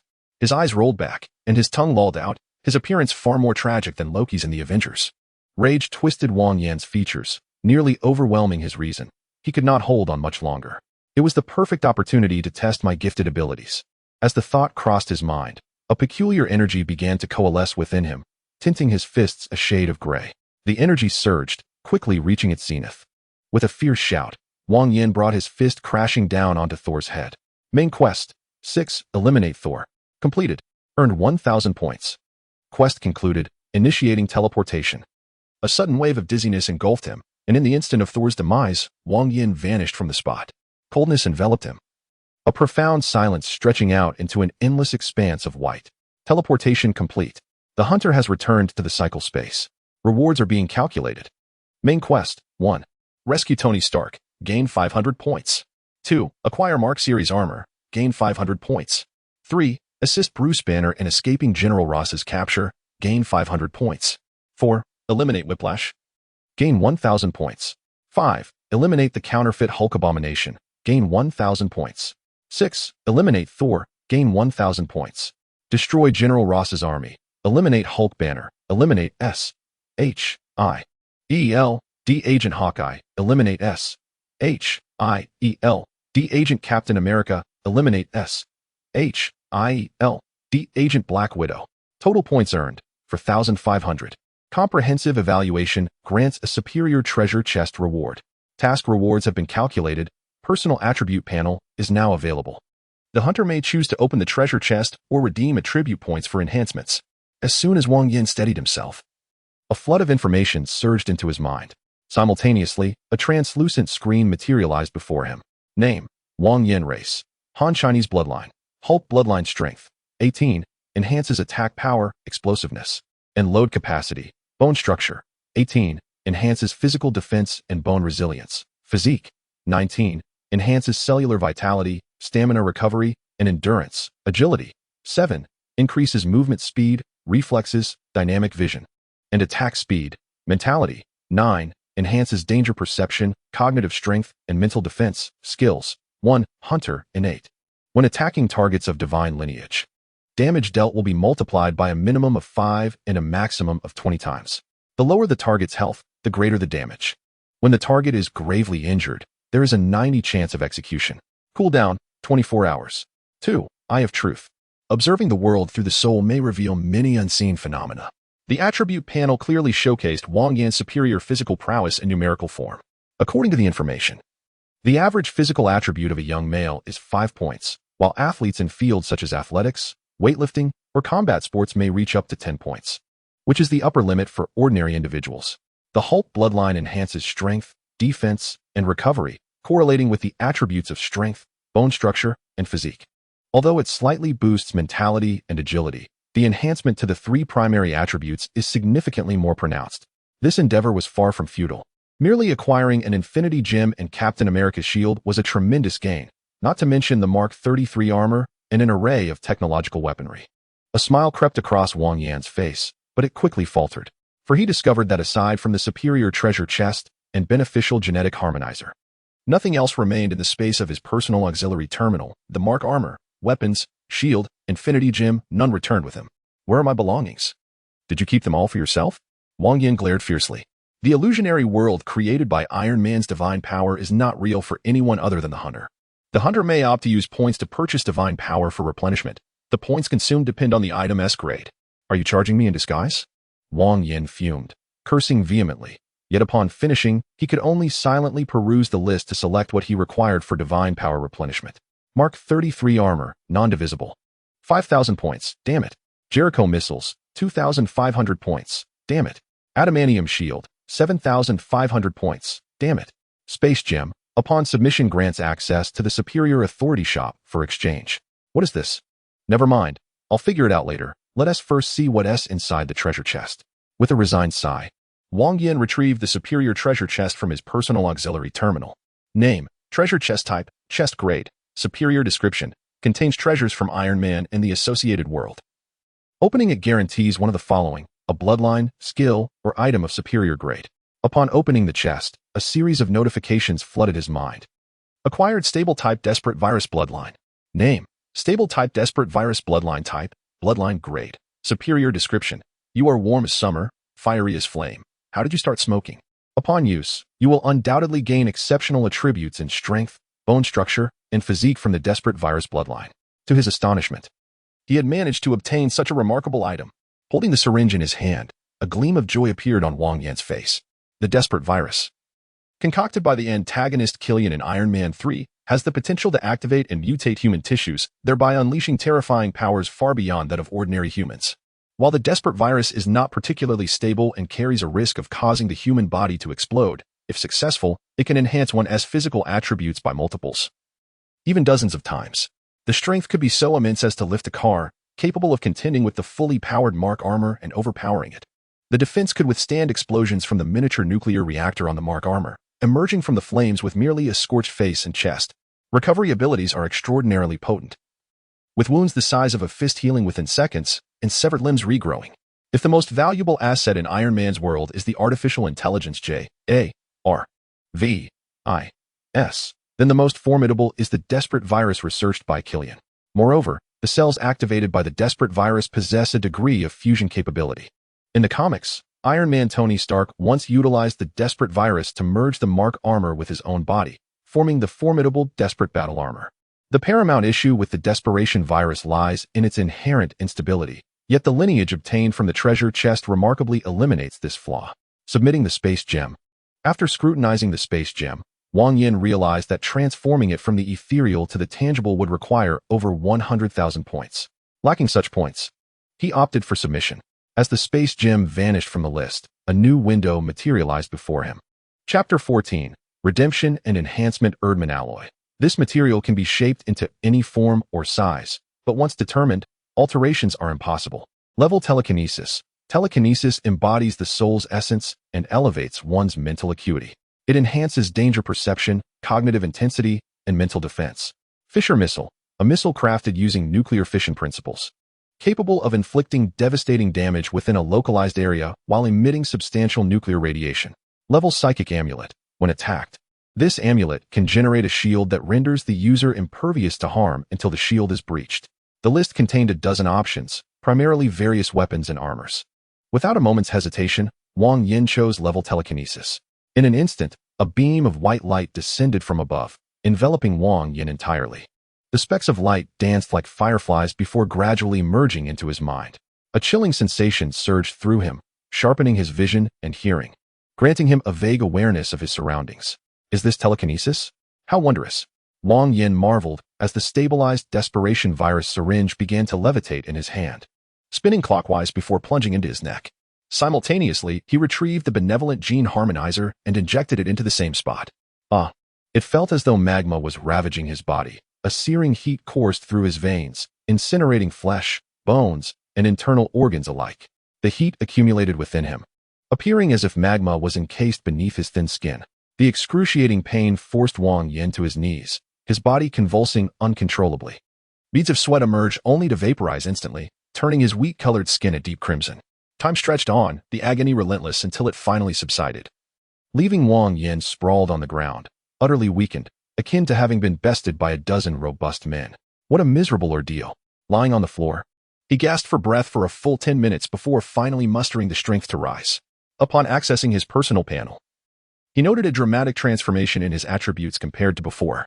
Name: Wang Yan. Race: Huaxia human lineage. Desperation giant lineage. Strength: 26, enhances attack power, explosive force, and carrying capacity. Bone structure: 26, enhances physical defense and bone density. Constitution: 28, enhances cellular vitality, stamina recovery, and endurance. Agility: 8, improves movement speed, neural reflexes, dynamic vision, and attack speed. Spirit: 10, enhances danger perception, cognitive intensity, and mental defense. Skills: 1.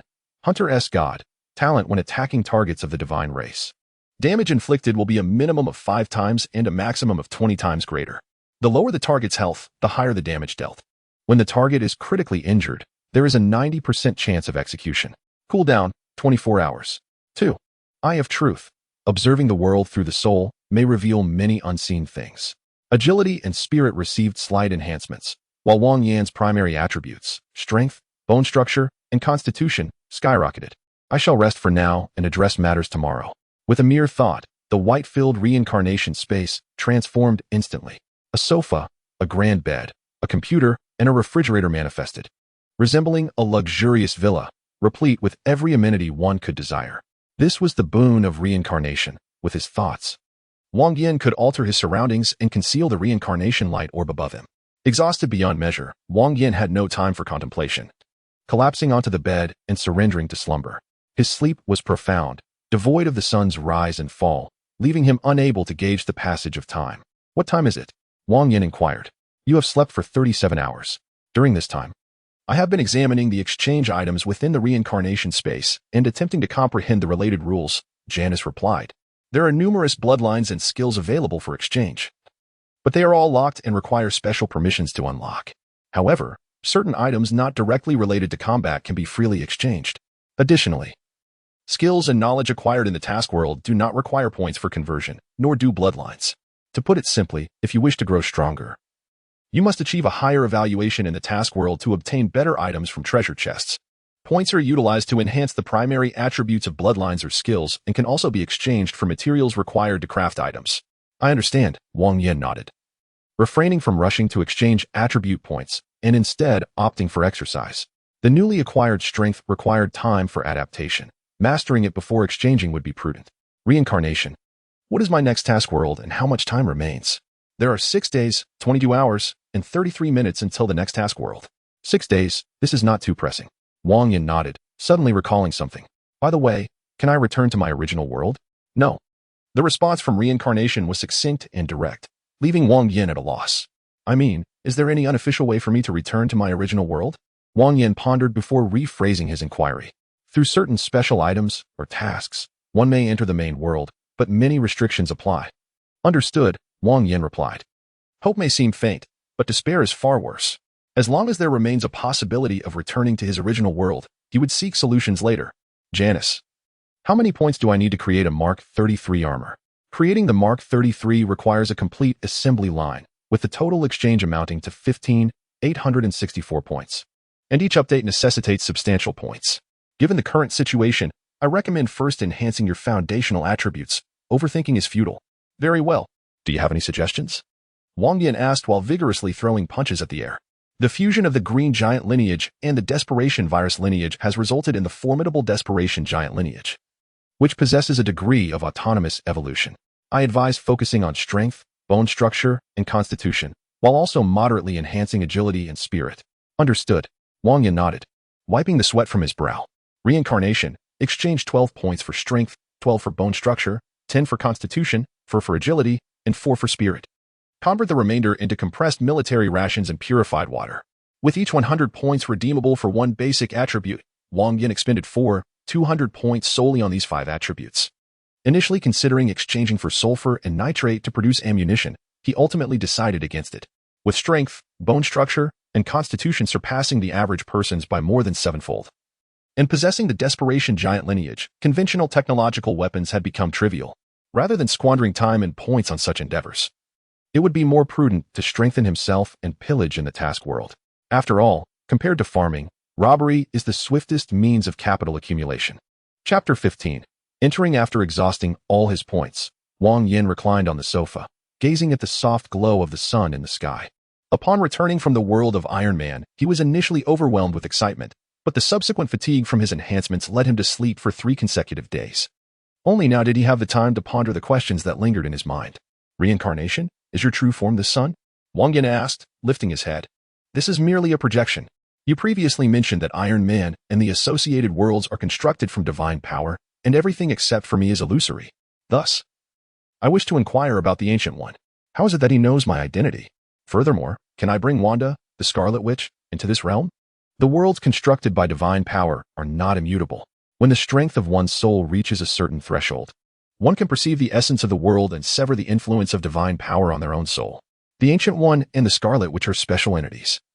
When the task world resets, their previous memories are not entirely erased. By unlocking higher-level reward chests, there is a chance to acquire items capable of extracting the souls of narrative characters. I seem to grasp your meaning. As long as one's soul strength reaches a certain level, one can detach oneself from the illusory world and no longer be affected by divine power. Wang Yan nodded, increasingly convinced that seeking the Ancient One was the right choice. As for the selection of telekinesis, it was merely a fortunate stroke of serendipity, akin to a blind cat stumbling upon a dead mouse, and not just any mouse, but a golden one. Having spent 6 months beside the Ancient One, Wang Yan had not learned any spells, nor even obtained a pendant. It was as if a typical student were learning from an ordinary teacher, receiving only the most fundamental teachings. According to the Ancient One, those spells were less potent than a punch thrown after Wang Yan transformed, making their study a waste of time. The issue of the pendant was similar. Receiving it but being unable to utilize it only added to his vexation. However, during these 6 months, Wang Yan had not left empty-handed. On the contrary, his gains had been substantial. Under the tutelage of the Supreme Sorcerer, he developed a profound understanding of the soul. Once he acquired the relevant skills and knowledge, he would no longer need to worry about the drawbacks of a weak foundation. Is the Thor I killed in the last mission the divine being you referred to as a traitor? This deity seems rather feeble. In each illusory world, typically, only one divine being exists. The divine power is vast and unfathomable. Facing a deity with the current strength of a god hunter offers no chance of victory. Thor possesses divine power, embodying the nature of a deity. By defeating him, one can slightly weaken divine power. I see now. The approach involves slaying targets imbued with divine power to gradually weaken the deity. Once a certain threshold is reached, one can eliminate it. Wang Yan nodded, leaving the remaining questions to Janice. The rest period passed swiftly, seemingly ending in the blink of an eye. With the countdown echoing in his mind, Wang Yan's figure instantly vanished from his location. World type, supernatural, energy level, low martial, matched plot, 1 eyebrow Taoist, danger level, medium, main task, 1, kill a divine vessel. Completing this task grants 1,000 points. Side tasks, 1, slay a vampire. Completing this task grants 1,000 points. 2, eliminate a banana ghost. Completing this task grants 1,000 points. 3, defeat 20 wandering spirits. Completing this task grants 1,000 points. Task hint, identity set as the newly initiated third disciple of 1 eyebrow Taoist. Plot commences. The night was dark and eerie, silent as the grave. A full moon hung in the sky, illuminating the earth. While it reflected the sun's light, it lacked the vastness and grandeur of the sun, instead exuding a chilling and terrifying aura. Stop slacking off just because you're a newcomer. If the master finds out, he will surely scold you. In his stupor, Wang Yan felt a shove, and upon opening his eyes, he found 2 individuals squatting beside him, one pinching his acupoint and the other picking his nose.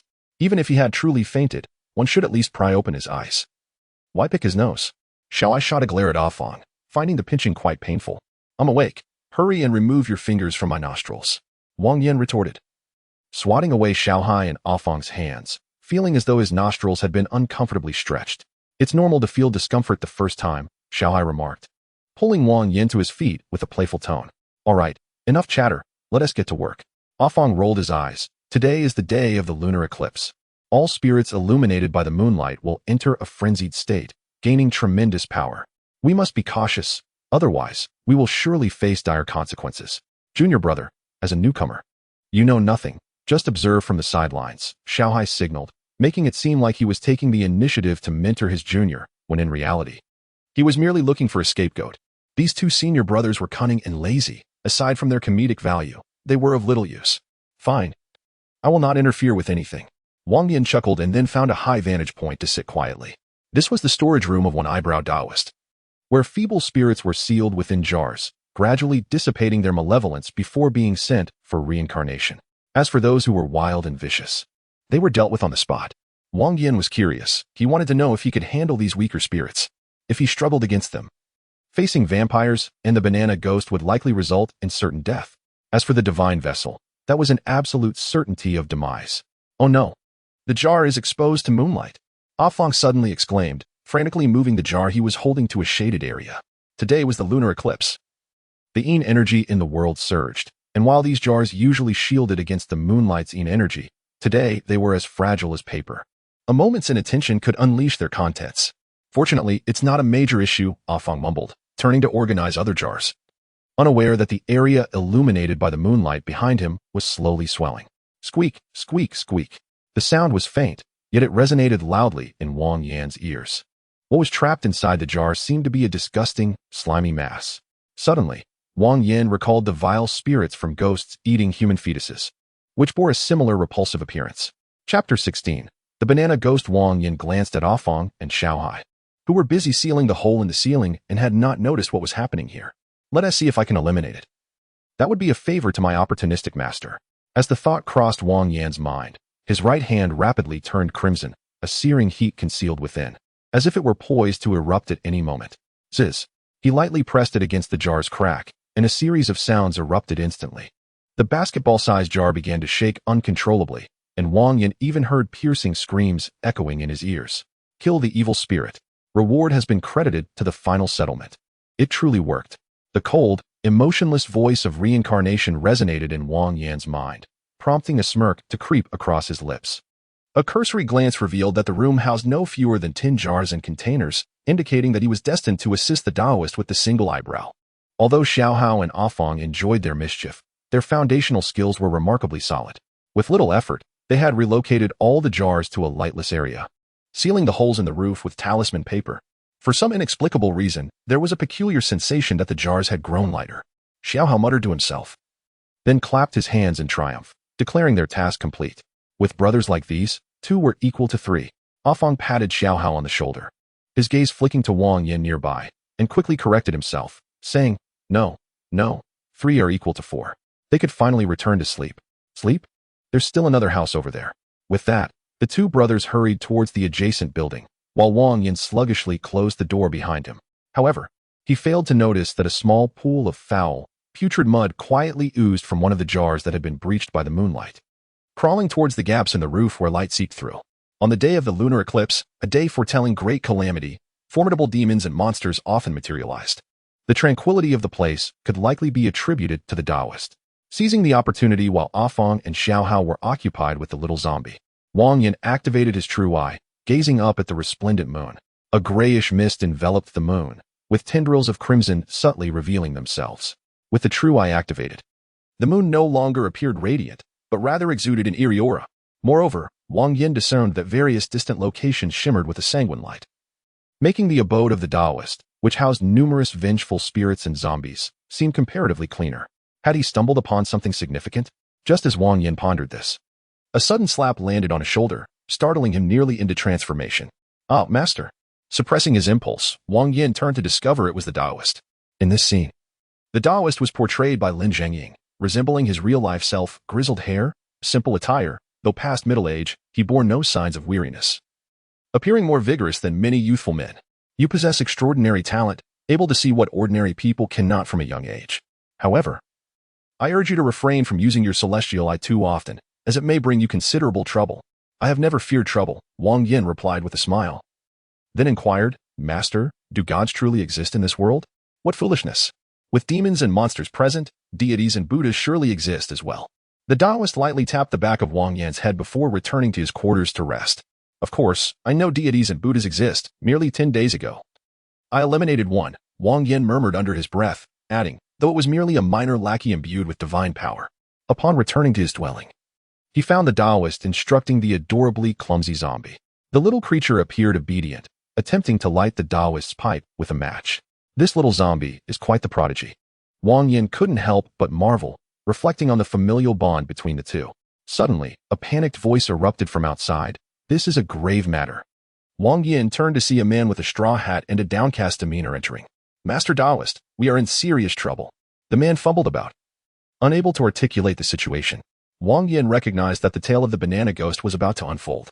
The place where the Taoist and his disciples resided likely belonged to the southern region, as bananas are tropical plants requiring specific climatic conditions. As for the banana ghost, Wang Yan suspected her appearance was closely tied to the lunar eclipse. After all, the malevolent energy that night was overwhelmingly potent, rendering the jars meant to contain vengeful spirits as fragile as paper. It was quite normal for a ghost to inhabit a banana tree under such circumstances. The banana farmer, perhaps lacking in intellect, rambled for some time before finally explaining the situation. I saw a red shadow in the banana grove. Upon hearing this, the Taoist's expression turned serious. In the realm of the living, red symbolizes celebration, while in the world of spirits and demons, it signifies malevolence. Typically, spirits do not initially manifest in red. They only take on that hue after consuming human blood or souls. Does Master mean to say someone has perished at the hands of the banana ghost? Whether it is true or not, we shall ascertain by investigating. The Taoist instructed the farmer to lead the way, with himself and his disciples following behind. The malevolent energy is heavy. I fear more than 10 lives have been claimed by her. Upon arriving at the banana grove, the Taoist furrowed his brow. Master, will this be difficult to confront? Wang Yan surveyed the surroundings, sensing something was amiss. The atmosphere was oppressive, and a faint scent of blood permeated the air, stirring agitation within. Activating his true eye revealed a transformed scene within the banana grove. A dozen gray shadows wandered aimlessly, while behind them lurked a blinding red presence. There! Wang Yan exclaimed, leaping towards the crimson figure. However, as he reached the banana grove, the red shadow vanished like a mouse fleeing from a cat. Did you discern what it was? The Taoist inquired as he approached Wang Yan. It was a female ghost, clad in a long red dress. There were also a dozen gray shadows, likely those whom she has harmed. A dozen shadows? It seems this ghost only consumes the vitality of the living, not their souls. The Taoist nodded. She is not foolish enough to engage with so many at once. Let us return and devise a plan to lure her out. With a wave of his hand, the Taoist indicated they should proceed back to their residence to gather the necessary talismans. Chapter 17. Vanquishing the female ghost. The ghost delights in consuming human essence. We merely need to find a man with abundant yang energy to draw her out. Of course, it is imperative that she remains unaware of the presence of others nearby. The Taoist glanced at his 3 disciples. You all are still virgins, correct? It is essential. Not me. Xiao Hao and Ah Fong exchanged glances, then silently turned their gaze towards Wang Yan.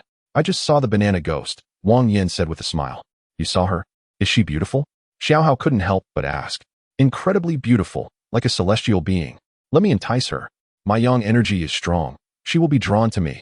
Upon hearing Wang Yan's affirmation, Xiao Hao eagerly thumped his chest in agreement. Chopping wood leaves me sore and breathless.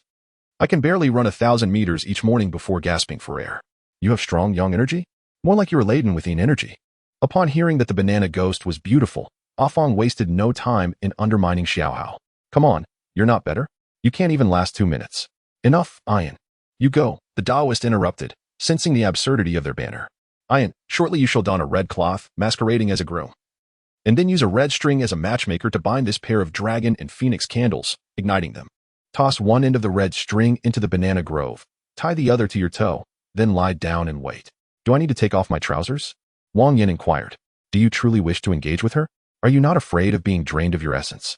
The one-eyebrow Taoist rolled his eyes, suddenly realizing that this seemingly calm and collected disciple was, at his core, just as reckless as the other two. Enough chatter. Quickly drape the red cloth over yourself. You are to impersonate the groom shortly.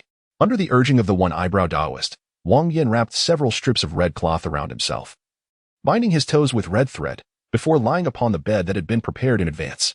As the dragon and phoenix candles were lit, a sudden chill swept in through the window. Wang Yan activated his true eye and discerned a grayish stream interspersed with a faint red glow.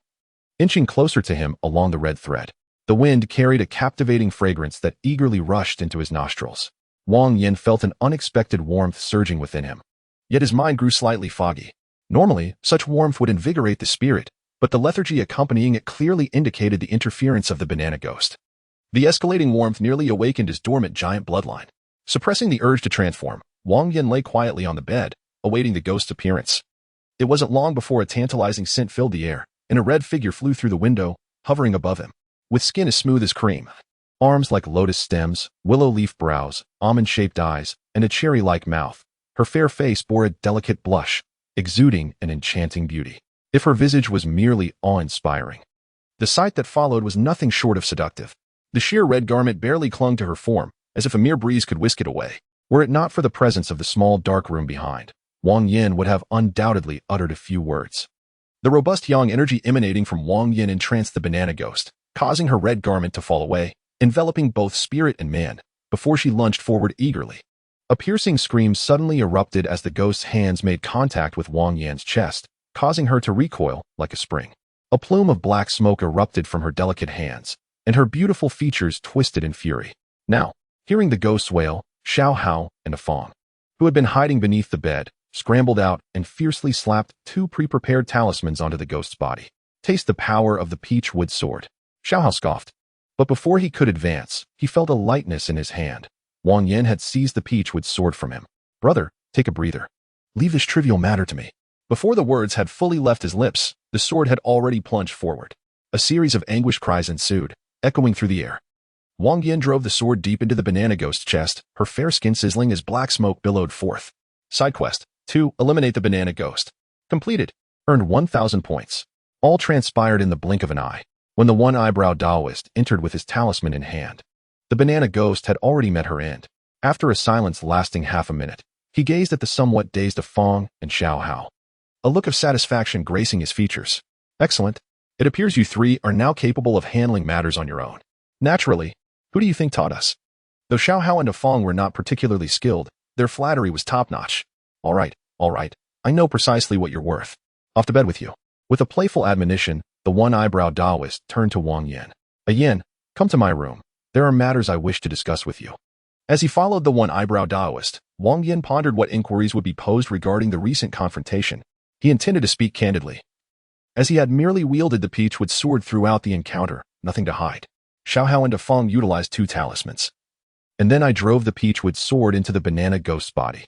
Upon hearing Wang Yan's account, the one-eyebrow Taoist expressed little skepticism. In his mind, this third disciple, who possessed the innate ability to perceive spirits and phantoms, was remarkably bold. It was only natural for him to wield a peachwood sword against a ghost. Yin, you have been with us for a month, and I refrained from teaching you spells to ensure you built a solid foundation. However, given tonight's events, it seems you may not require such theoretical knowledge. With those words, the one-eyebrow Taoist approached a statue and lit 3 incense sticks, retrieving a tome from below. Study this on your own. If you have questions, come and ask me. Accepting the book from the one-eyebrow Taoist's hands, Wang Yan glanced at the cover, where the character's comprehensive guide to talismans were inscribed with an elegant flourish, emanating an unusual energy. Master. Wang Yan looked at the one-eyebrow Taoist, momentarily at a loss for words. You are ill-suited for convoluted theoretical knowledge. Instead of squandering time on that, it would be more beneficial for you to engage with what you excel at.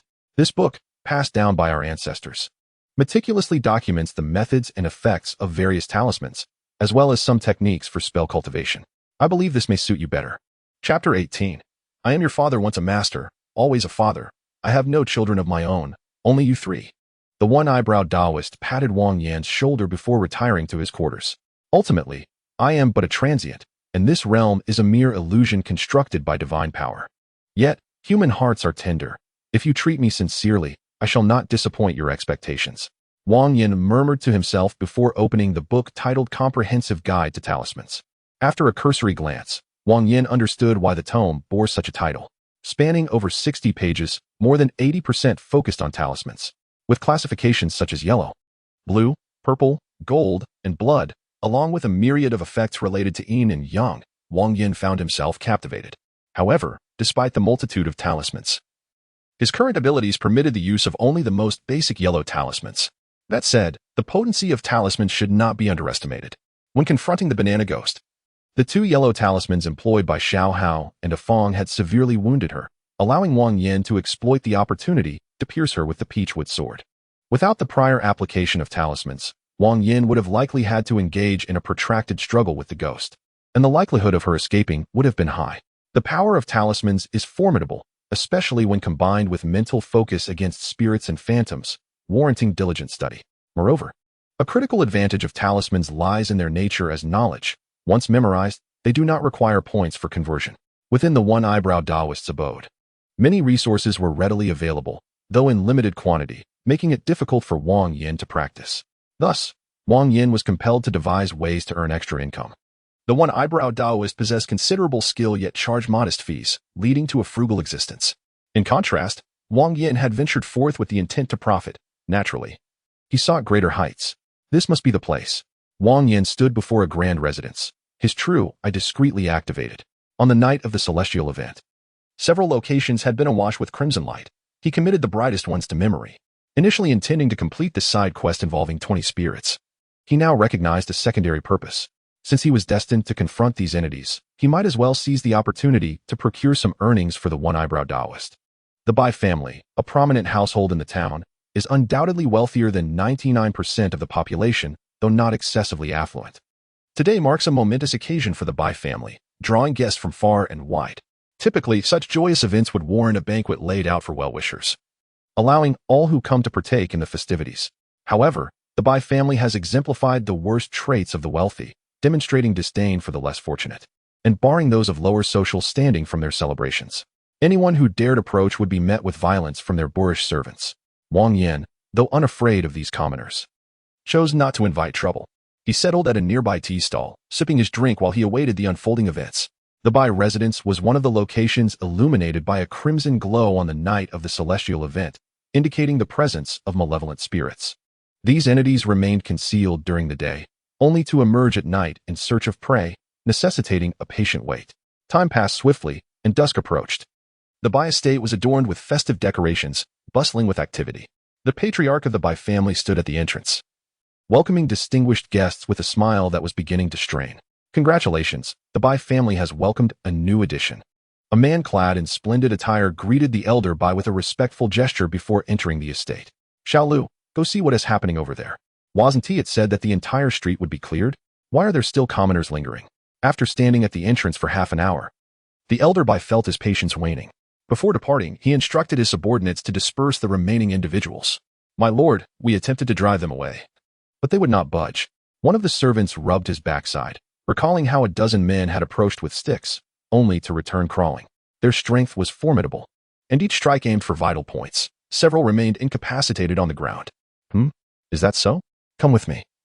I shall see which audacious spirit dares to wreak havoc at my door. With a disdainful snort, the elder Bai approached Wang Yan. Young man, from where do you hail? Who else resides in your household? What is your occupation? You have been sitting here for an entire afternoon. Would you care to join us for tea? Though the elder's words were sharp, the wealth he had amassed was not solely due to intimidation. Upon reaching Wang Yan, he feigned a demeanor of cordiality instead of resorting to mockery or outrage. I am your father, Wang Yan retorted, uninterested in engaging in banter with the elder. The man was steeped in malevolence and resentment, surrounded by an aura of ill deeds, having committed countless atrocities. Such a character deserved nothing less than the harshest punishment. The fact that Wang Yan refrained from violence was commendable enough. What an insolent wretch. You dare speak thus, believing my family to be easily intimidated. The elder Bai was incensed by Wang Yan's words, ready to command his servants to act. I advise you to behave yourself, lest your son's joyous occasion becomes your own day of mourning. Of course, even if you choose not to comply, it matters little. Your entire family shall not survive the night. Wang Yan retrieved a bottle of lei bai from his spatial ring, sipping from it as he spoke. This spatial ring was indeed a remarkable boon, preserving items in their original state, whether food or drink, eliminating concerns of spoilage or temperature changes. The sight of Wang Yan casually enjoying his drink sent a shiver down the elder Bai's spine. He realized he was in the presence of an extraordinary individual.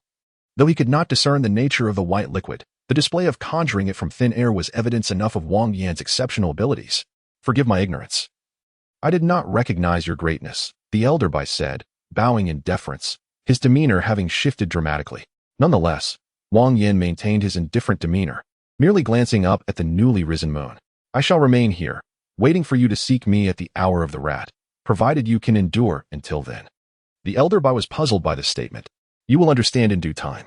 With a wave of his hand, Wang Yan produced a simple folding bed and reclined, uninterested in further conversation with the elder. Seeing that Wang Yan was unwilling to engage, the elder Bai hastily withdrew. Xiao Lu, issue orders for everyone to be on guard. No suspicious individuals are to be allowed entry. Additionally, summon Director Lu and a squad of officers, stating that I am treating my brothers to a meal, and inform the Black Tiger Gang as well. The series of commands issued smoothly revealed that the elder Bai was no ordinary wealthy man. As time passed, darkness enveloped the surroundings, leaving only the Bai estate illuminated, resembling a fearsome beast lurking in the shadows, ready to feast. Suddenly, a piercing scream shattered the stillness, akin to a blade tearing through the veil of night. The once lively Bai estate descended into chaos, filled with screams, roars, and cries, blending into a cacophony of terror. The spectacle had commenced.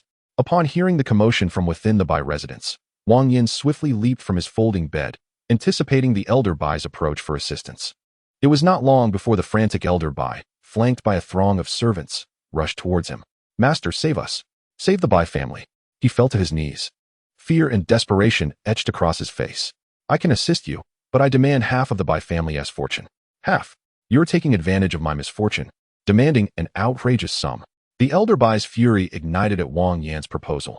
He had always been the one to extort and rob others, and it was the first time he encountered someone bold enough to demand half of his wealth. You may refuse. After all, it is your kin who will perish. I shall not suffer any loss. Wang Yan smiled. Though currently without money, had he not been wary of attracting the attention of the authorities, he would have stormed in and seized everything. Very well, should you save me, I shall concede half of my fortune. The elder Bai gritted his teeth, wishing he could rend Wang Yan apart. Consider yourself fortunate. Your family's demise is imminent. Wang Yan chuckled, activating his true eye to locate the source of the disturbance. It was a female ghost, drenched in blood and radiating vengeful energy. Without wasting a moment, Wang Yan drew his peachwood sword and plunged it into the ghost's chest. Kill the vengeful spirit. Reward has been recorded in the final tally. The action was swift, clean, and efficient. Just as the elder Bai caught up, the ghost met its demise. Is that it? The elder Bai stood in shock, witnessing the ghost writhe in agony before dissolving into ash beneath the blade. He had witnessed the ghost's terror firsthand. With a mere beckoning, victims would be compelled to approach, and a single breath would leave them as nothing but skin and bones. His son and daughter-in-law had both fallen prey to this specter. A mere ghost, easily dispatched. Wang Yan clapped his hands, addressing the elder Bai. The ghost is dead. Now, pay up. The ghost is gone. Upon hearing Wang Yan's words, the elder Bai's fear vanished, replaced by a grimace of rage. How dare a mere ghost demand half of my wealth? Do you truly believe the Bai family can be trifled with? The elder Bai bellowed, summoning his servants to encircle Wang Yan. What? Do you wish to renege on your word?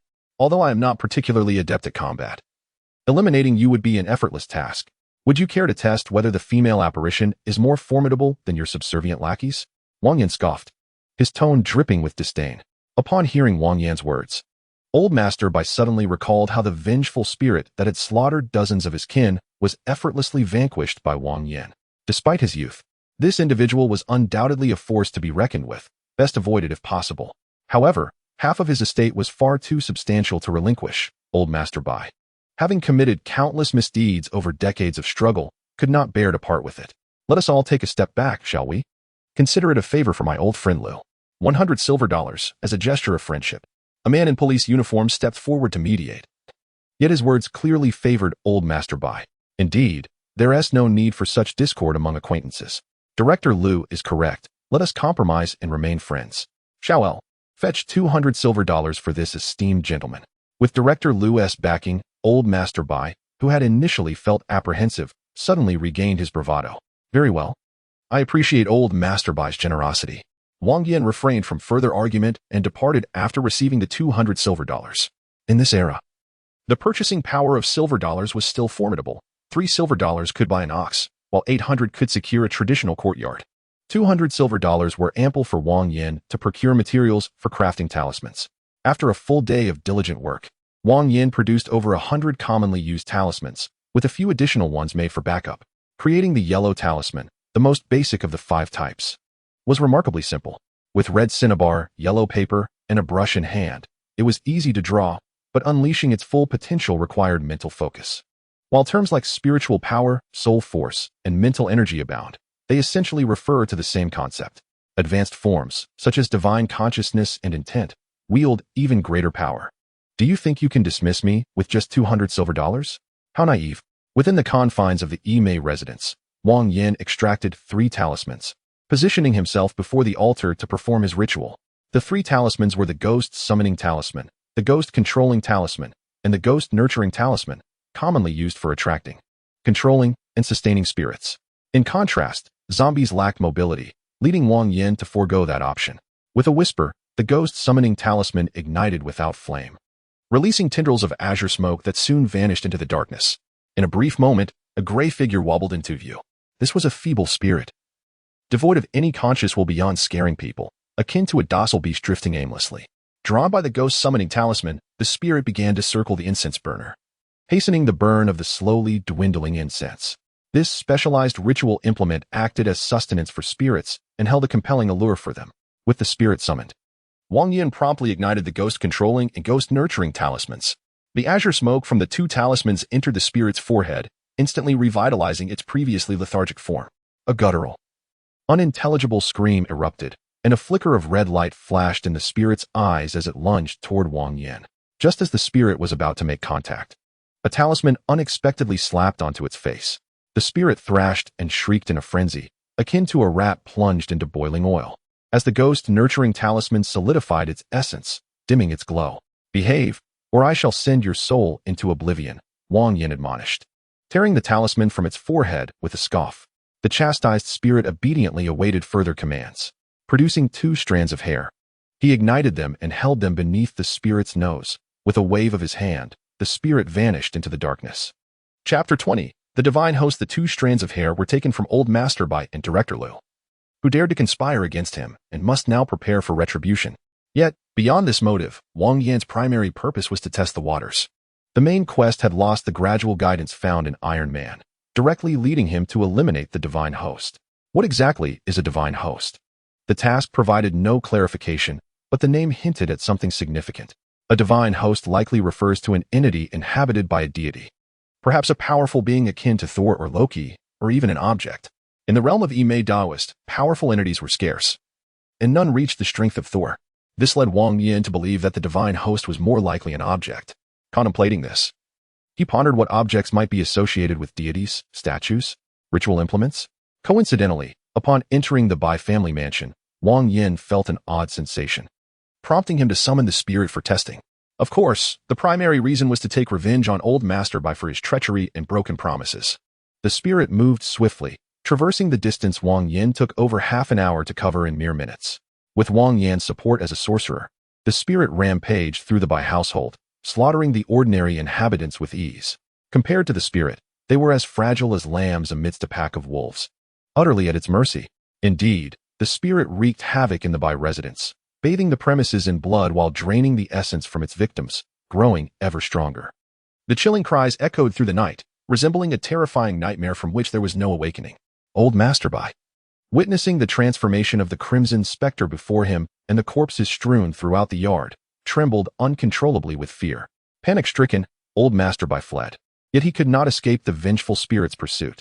Just as the spirit closed in, a brilliant white light suddenly erupted from within him. The spirit emitted a horrific wail, filled with indescribable agony and terror. What is happening? Escaping this close call, Old Master Bai turned to find the blood-red specter seated on the ground, its claws scorched and blackened as if burned by fierce flames. Is that the Guanyin statue I obtained from Wutai Mountain? Gazing at the softly glowing jade ornament on his chest, and then at the terrified specter before him, Old Master Bai quickly grasped the situation. The heavens do not abandon Bai. How dare a mere spirit challenge me? With the spirit unable to harm him, Old Master Bai, who had moments ago been terrified, now became brazen, approaching the spirit to provoke it. How amusing. It seems I can injure the spirit in one blow. Meanwhile, Wang Yan observed the trembling red straw figure on the altar with a faint smile curling at the corners of his mouth. The Ime Taoist had taken his 2 disciples, Xiao Hao and Afang, to a neighboring village to capture ghosts, likely not returning until late into the night. With still ample time before midnight, Wang Yan had plenty of opportunity for experimentation. Let me see what manner of being you truly are. He selected 10 ghost-nurturing talismans from the pile and ignited them, the azure smoke coalescing into a column that rapidly infused into the red straw figure. A sudden, silent roar erupted, absorbing the power of 10 ghost-rearing talismans. The ghost, shrouded in a vivid crimson aura, appeared almost as if it were bleeding. A faint mist of red enveloped its surroundings, exuding an aura of terror. Come on, why don't you dare to bite me? The elderly gentleman, in his 50s, twisted his hips in a grotesque display of bravado, taunting the malevolent spirit despite his evident fear, perhaps provoked by his insolence. The ghost let out a furious shriek and lunged forward recklessly. Its pitch-black claws, cloaked in a layer of red mist, collided violently with the guanine jade pendant. A piercing sound erupted, and the man felt an excruciating pain as a significant chunk of flesh from his chest was torn away, blood mingling grotesquely with the white fat beneath his skin. How could this happen? How could this happen? The elderly gentleman screamed in agony, unable to conceal his terror, which compelled him to howl uncontrollably once more. Yet, a ghost is a ghost, and it would not cease its assault. The dark claws relentlessly struck against the burning white light, landing blow after agonizing blow on the man, reducing him to a bloody mess. Time passed swiftly, and the once pampered gentleman ultimately succumbed to the ghost's claws. In that moment of demise, the guanine jade pendant exploded violently, destroying 10% of the divine vessel. At the instant of the pendant's explosion, a notification echoed in Wang Yan's mind.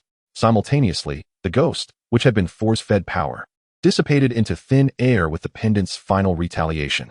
10% of the divine vessel? It seems my conjecture was accurate.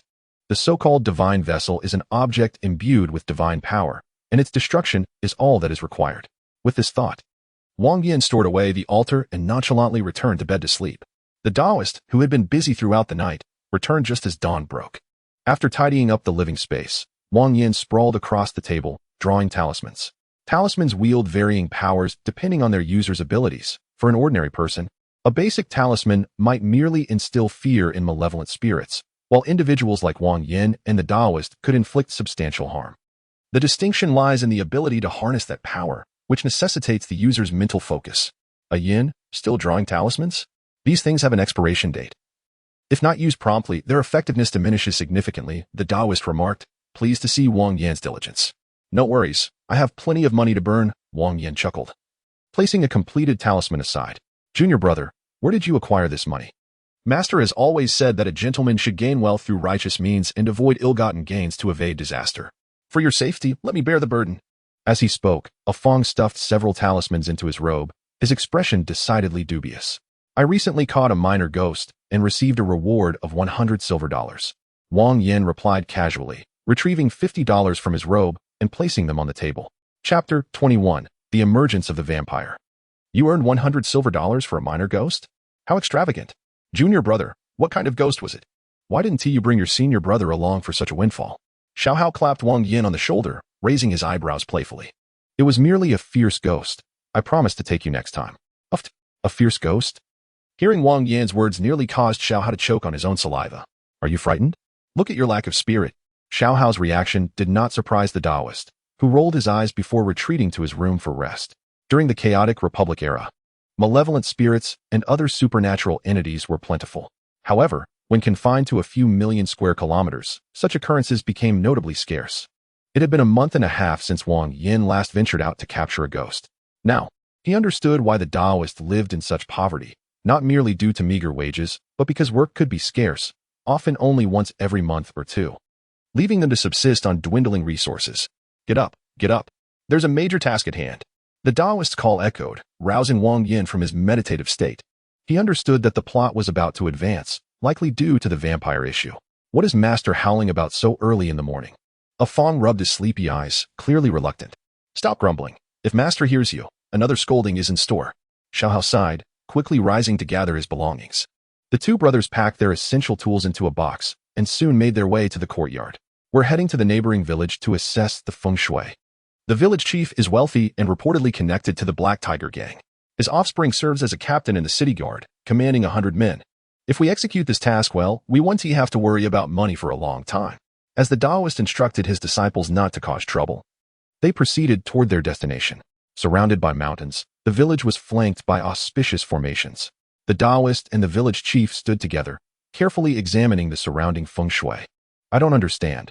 Recently, the livestock in the village have been restless, and the populace feels uneasy. Could there be an issue with the feng shui? The village chief inquired, brow furrowed. My 18th concubine has been plagued by nightmares, and our dogs have been barking incessantly at night. We have replaced several dogs and nearly changed concubines, yet the situation persists. The wind is merely a flow of air, and here, the currents are unobstructed. So it shouldn't be a wind issue. After a moment of contemplation, the Taoist replied, take me to the water source. I suspect there may be a problem there. Following the Taoist, they soon arrived at a stream on the mountain. The Taoist examined the aquatic vegetation and noted that much of it was decaying. It appears that the water is indeed the issue. He pulled a dead fish from the water, pondering what might have gone wrong. Meanwhile, Wang Yan followed the stream upstream, quickly distancing himself from the Taoist. This must be the place. Activating his true eye, he saw flickering red lights coalescing in the water, forming a shape reminiscent of a human figure. This area was one of the sites where the red light had emanated on the night of the celestial dog eating the moon, suggesting the presence of malevolent spirits. If you want to come out willingly, I'll summon you. With that declaration, Wang Yan produced 3 talismans, which, under his mental command, flew out in a triangular formation. With a sizzling sound, the 3 yellow talismans plunged into the water, erupting into clouds of mist like glowing irons thrust into a fire. Within this mist, a red shadow stealthily approached, charging directly at Wang Yan. Lacking in intelligence, are we? I have sealed off the left, right, and rear, clearly inviting you to emerge from the front, and you fall for it so easily. Wang Yan scoffed, swiftly thrusting his peachwood sword with lightning speed. Side quest 3. Eliminate 20 specters. Completed. Earned 1,000 points. Excellent. Only the vampire and the divine vessel remain. Wang Yan clapped his hands and turned back to the Taoist with a single eyebrow. Have you resolved it? Just a feeble ghost, easily dealt with. Wang Yan nodded in affirmation. Then let us proceed. By nightfall, we shall also handle this buried matter. Feng Shui is not a simple task. It demands a vast reservoir of knowledge. As in the original narrative, the Taoist swiftly located the site where the vampire was entombed and suppressed. Had it not been for Wang Yan's presence, he would have continued to subdue it, gradually eradicating it with sunlight and talismans. However, with Wang Yan as his apprentice, he decided to eliminate the issue altogether, sparing himself future troubles. The village chief, with ample resources, prepared a lavish feast to invite the Taoist for dinner. Ah Fong and Xiao Hao, lacking ambition, devoured their meals voraciously, while Wang Yan pondered where a divine vessel might exist. The previously destroyed vessel was a piece of guanine jade, typically sourced from a temple or a sorcerer. Unfortunately, the World S network had yet to be established, making it exceedingly difficult to trace such scant clues. After some contemplation, Wang Yan resolved to visit a renowned temple in hopes of uncovering something valuable. In the backyard of the village chief's home, the captain of the guards stealthily approached with his cousin. Cousin, is it true that the coffin is adorned with diamonds? I witnessed it with my own eyes. How could it be mistaken? Not only diamonds, but a ruby the size of a longan. If we pry it off and sell it, we would never have to worry about money again. The captain muttered, his eyes gleaming with greed. Then hurry. I want that diamond. You can have the ruby. His cousin urged impatiently, her eyes sparkling.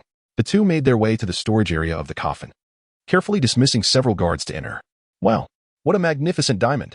Upon entering the room, his cousin immediately spotted the diamond embedded in the cross, while the captain fixated on the ruby below. Eager to remove the cross from the vampire's corpse, his cousin exerted too much force, losing her grip and letting it fall. Rip.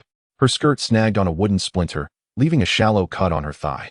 Chapter 22. Master and apprentice confront the vampire. Crimson blood seeped from the wound, inadvertently staining a filthy jar nearby. Cousin, are you hurt? Seeing her bleed, the captain hastily retrieved a handkerchief from his pocket to clean the blood from her thigh, then carelessly tossed the bloodied cloth onto the vampire's corpse. Let us go. I'll take you to the doctor. The captain supported his cousin as they exited the room containing the vampire's body, unaware that both creatures were awakening, stimulated by the scent of blood. In the main hall, the group had finished their meal, engaging in trivial chatter. Suddenly, a piercing scream echoed, abruptly silencing the room. Oh no, something's wrong. The Taoist sprang from his seat, hastening towards the storage area. It had been merely 5 or 6 minutes since the captain and his cousin had departed, yet the vampire, previously suppressed by the cross, had vanished without a trace. The cross, this jar. Why do they seem familiar? Wang Yan murmured, seizing the cross amidst the chaos and concealing it in his coat. "Village chief, we have a problem. The person who was bitten has gone mad." A servant rushed in. Panic etched across his face. "Mad. Lead me to him." Following a few individuals to the backyard, Wang Yan found 3 burly men struggling to restrain a person on the ground. His eyes were bloodshot, canine teeth bared, and his nails elongated and darkened, resembling a beast rather than a human. A yin, glutinous rice. The Taoist commanded Wang Yan to retrieve their common talisman. Zzz. The glutinous rice paste emitted a series of faint sounds as it adhered to the person's wound. Regrettably, it had little effect as he continued to thrash wildly. "Master, it seems this is not a local creature. It's a foreign vampire," Wang Yan remarked, pulling the cross from his coat. Indeed, upon seeing the cross, the bitten individual recoiled in terror, trembling on the ground. "Vampires? What are their characteristics?" the Taoist inquired. "Vampires are akin to our zombies. Once scratched or bitten, they transform. However, vampires can control their victims, much like recruiting followers." Wang Yan explained, "Vampires fear crosses, sunlight, and holy water. Their bodies are not as resilient as zombies. With the right approach, they can be dealt with easily. Then let us pursue him. We cannot allow him to wreak further havoc." With that, the Taoist extracted a talisman from his bag, beginning to search for the vampire's trail and setting off in the determined direction. Wang Yan followed closely, but at that moment, the captain of the guard blocked his path. "What are you doing?" Wang Yan frowned. "You cannot leave. That object in your hand belongs to me," the captain asserted imperiously. "This? I need it now, and I will return it after we capture the vampire." Wang Yan dismissed the foolishness of the captain, glancing at the village chief, who was also filled with greed. "Heaven has a path you refuse to tread. Hell has no door, yet you seek to enter. Since you choose your own demise, do not blame me."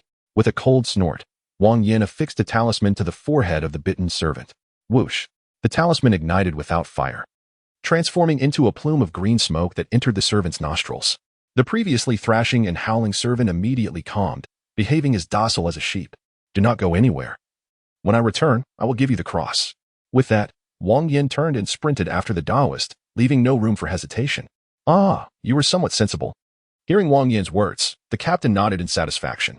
Yet, at that moment, the previously docile servant suddenly opened his eyes and viciously bit the hand of a nearby servant.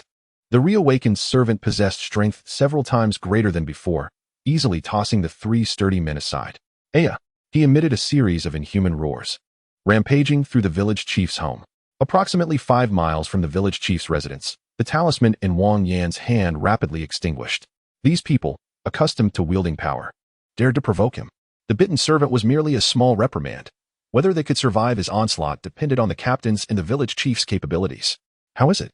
Can you find him?" the Taoist asked Wang Yan. "I will attempt to open the heavenly eye." Activating the true eye revealed swirling currents imperceptible to the naked eye. Like specters, any entity tainted by human blood would manifest in red within the true eye. The vampire had previously caused untold suffering, leaving a trail of color more blinding than blood in its wake. In that moment, pursue. Wang Yan quickly locked onto the direction in which the vampire fled. Yet at that instant, a hue more glaring than the vampire's own blood suddenly entered his line of sight. It was from a neighboring village, and the situation clearly indicated the presence of a creature even more terrifying than the vampire. With no time to ponder further, Wang Yan resolved to deal with the vampire first. The monster within the village would be addressed later. Having just awakened, the vampire sensed 2 formidable humans in the courtyard and dared not linger. After hastily draining the blood from a guard, he fled. Despite his efforts, he was soon discovered. "I merely bit one person. Why do you pursue me relentlessly?" he roared, glancing back at the 2 figures drawing ever closer. "Are you aware that you've killed?" Wang Yan scoffed, and 3 talismans flew into the air before descending upon the vampire. A crackling sound erupted, followed by the vampire's agonized screams. The power within the talismans scorched the vampire, causing his flesh to rend, and his previously rapid escape faltered. "Master," Wang Yan called out, and the Taoist with one eyebrow nodded in understanding, thrusting his golden sword toward the vampire's chest with great force. A sound akin to tearing fabric echoed as the sword carved a deep gash into the vampire, revealing decayed flesh beneath. The intense agony drove the vampire to a frenzy, and he lashed out with a claw toward the Taoist's head. Yet just then, a powerful kick struck him from the side, disfiguring his mouth. Chapter 23. What kind of human suffering is this? No, I am severely injured. 2 against 1 is too much of a disadvantage. In less than 5 seconds, the vampire comprehended the dire nature of his predicament. Without a moment's hesitation, he turned and fled. Pursue. The vampire moved swiftly. But Wang Yan and the Taoist were not slow either. The tracking talisman firmly locked onto him, rendering any escape futile. The vampire, scorched and suffering from the talisman's effects, steeled his resolve. Wang Yan could discern the traces of phantoms and monsters with his true eye. It would be far simpler for the vampire to do the same. However, encountering a fellow creature of his kind was perilous. He wished to avoid contact unless absolutely necessary.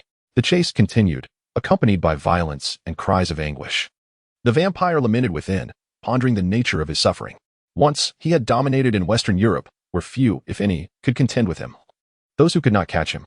Yet, a moment of folly had led him to China, where he was ultimately suppressed. The visage of the old man with brows meeting in the middle remained etched in his memory, and the figure before him, a man in his 50s with graying hair, appeared connected to that past, either a descendant or a reincarnation. If that were not enough, what of the young man beside him? His attacks were vicious and precise, unleashing talismans as if they were mere trifles. Within less than 5 minutes, he had expended at least 30 talismans. As the distance to his kindred diminished, the vampire felt an intensifying sense of crisis. Yet, he had no choice. To stop meant certain death. Desperation surged within him. "Let us go," he roared. And a surge of crimson light erupted from his charred body. His speed dramatically increased, vanishing like an arrow released from a bow. "Pursue. He cannot flee far," Wang Yan commanded, activating his true eye and gazing towards the village ahead, a foreboding sense rising within him. The chilling wind howled, and wails of tormented spirits echoed. The night sky was devoid of stars, with a pale moon casting a feeble glow. This place, once a tranquil village, had transformed into a hellish nightmare. Blood and corpses littered the ground, mingled with countless screams and cries, alongside a creature voraciously devouring its prey. This was not mere description. The creature's belly was truly torn open. The skin had split, rib cages splayed apart, revealing a blood-soaked, fanged child within. A grotesquely fat man was pressed beneath it, followed by a torrent of blood and the sickening sound of flesh tearing. The creature gnawed and howled, swiftly consuming the nearby food. The remaining bones were cast aside as its belly gradually sealed, and the once chaotic and savage form transformed drastically. Upon closer inspection, it was revealed to be a stunning beauty, enchanting and exquisite. If the captain of the guard were present, he would undoubtedly recognize this monster as his beloved cousin. With a thud, the cousin rose, preparing to leave in search of more prey. The demon fetus within her required vast amounts of fresh blood for sustenance, and the meager offerings in the room were insufficient. However, just as she reached the doorway, a loud crash resounded, and a blood-red figure barreled inside. Seeing the crimson shadow, her face lit up with delight. She opened her mouth to emit a silent roar, and her swollen belly violently tore open, 2 intestines shooting forth like tentacles towards the vampire. Damn, I knew this would go awry. The vampire, having forced his way through with a secret technique, struck his head against her, unable to contain his rage. Yet, he was a formidable figure who had once dominated, and even in his fallen state, he was not easily subdued. The blood-red glow enveloping him retracted sharply as he veered to the side mid-charge. The repeated use of secret techniques had drained his vitality. But now was not the time to dwell on that. Escaping the pursuit of the Taoist and Wang Yan was paramount. "Listen to me. There are 2 powerful humans behind us. Don't attack."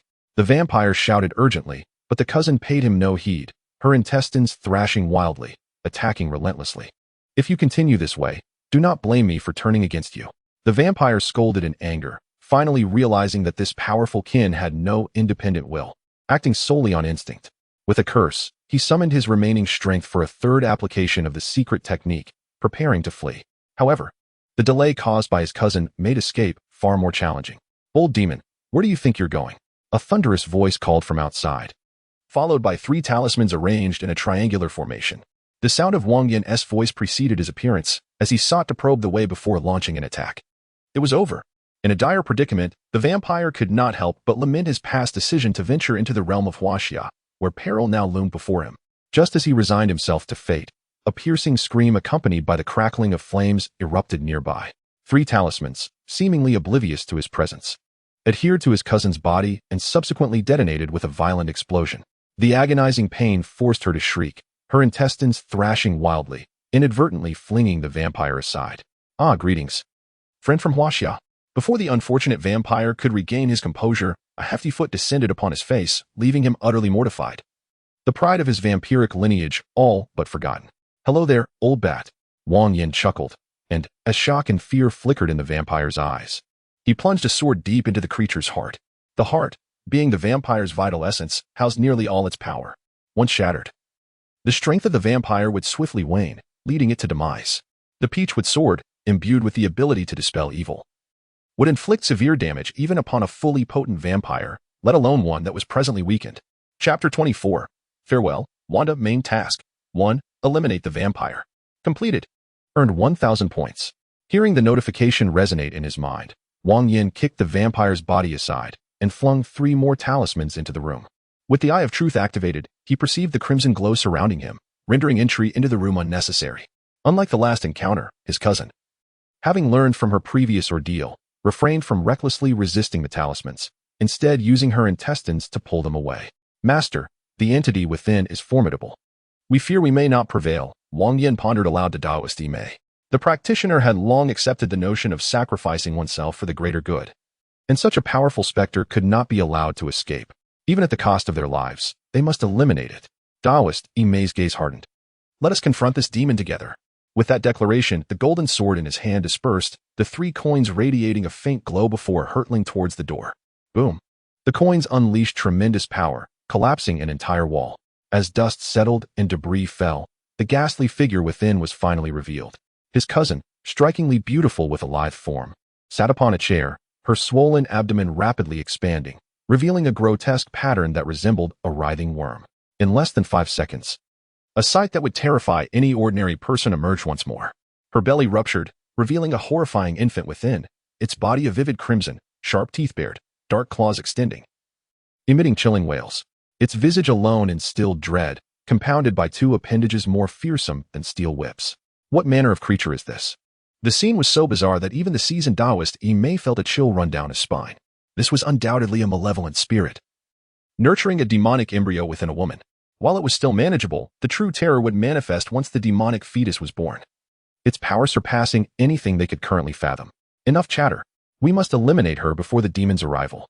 Taoist He, sensing an overwhelming threat emanating from his cousin, was unwilling to squander any time. It was imperative to act swiftly, for if she were allowed to survive until the embryonic demon's emergence, there would be no way to confront it. Bang! A coin soared through the air, landing upon his cousin and igniting a conflagration. The golden sword had been meticulously cultivated by Taoist He, its potency far exceeding that of the peachwood sword. Seeing his master engage, Wang Yan would not lag behind. He reached into his robe and pulled forth a substantial stack of talismans. Boom! The materials purchased for 150 silver coins were sufficient to create 2,000 talismans. Though he had used a significant portion over the past few days, a considerable amount remained. With focused intent, he unleashed a flurry of talismans, inflicting damage that far surpassed that of Taoist He. The intense agony compelled his cousin to scream, her intestines lashing out towards Wang Yan and Taoist He, clearly desperate to retaliate. Dodge! Wang Yan shouted, narrowly evading the strike.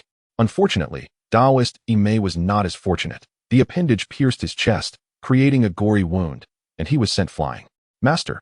Seeing Taoist He injured, Wang Yan could not continue his assault and turned to aid him. However, his cousin, enraged by the prolonged onslaught, would not permit Wang Yan to escape.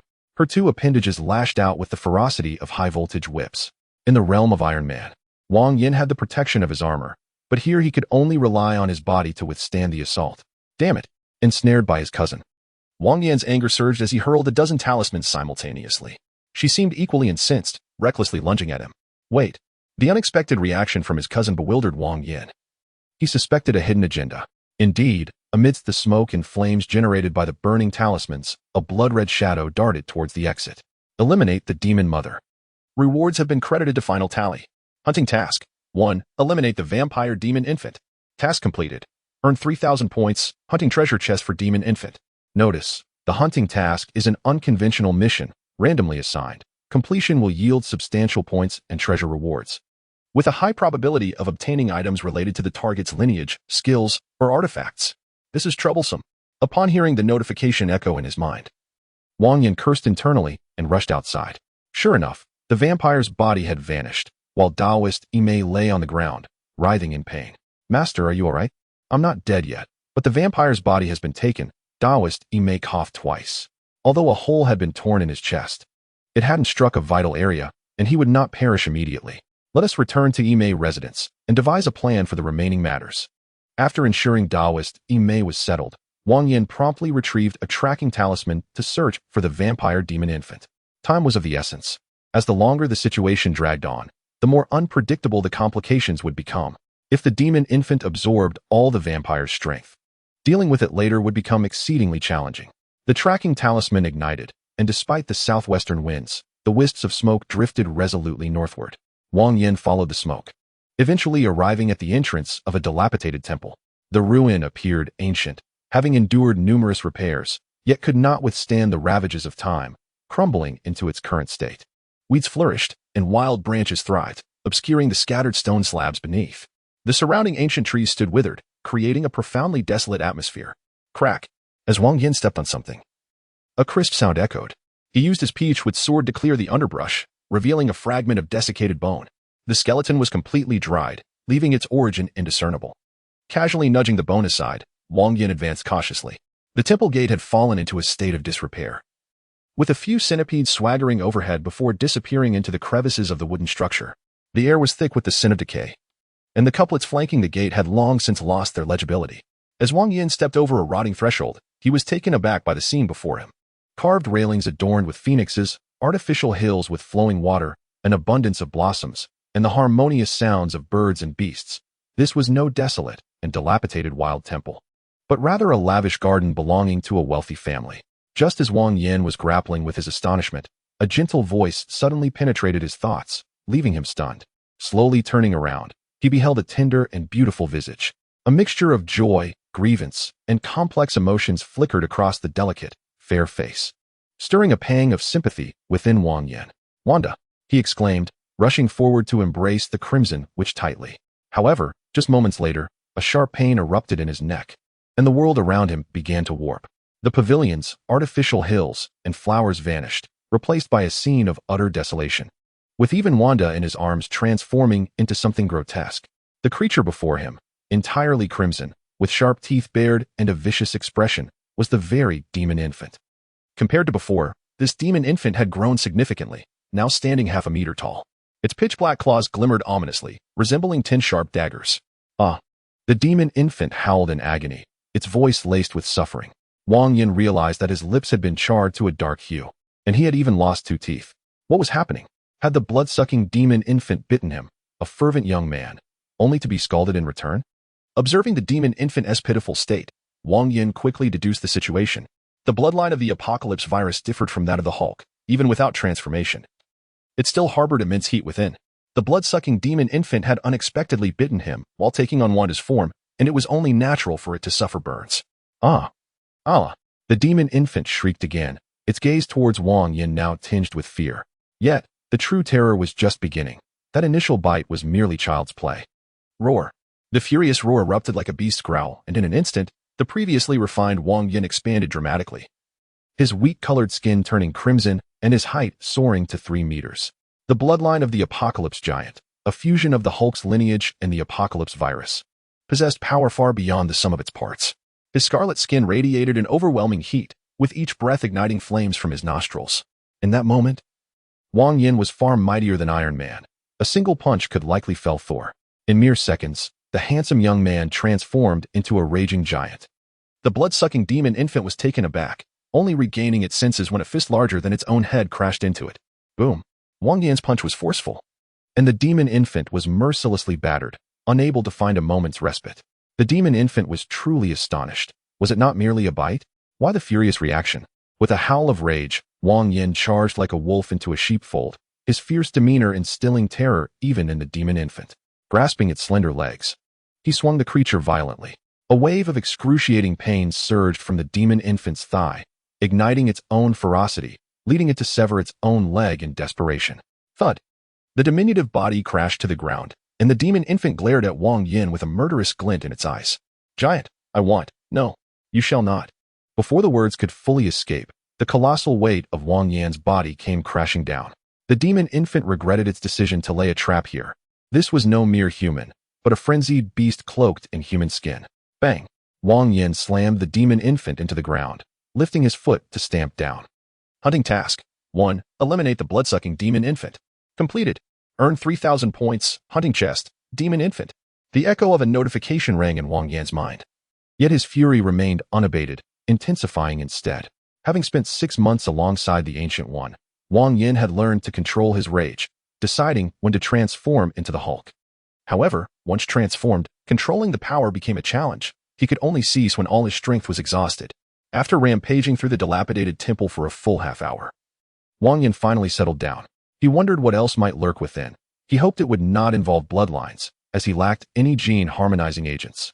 Sitting on the ground, he took a moment to catch his breath before opening the chest containing the demon infant spoils. He received ultra-durable floral underpants. He acquired basic illusion mastery. Name: ultra-durable floral underpants. Type: underwear. Level: defense 666. Skill: none. Description: wear resistant, dirt resistant, scratch resistant, bulletproof, fireproof, waterproof, and possesses remarkable elasticity and extensibility, providing all-around protection for your precious assets 24/7.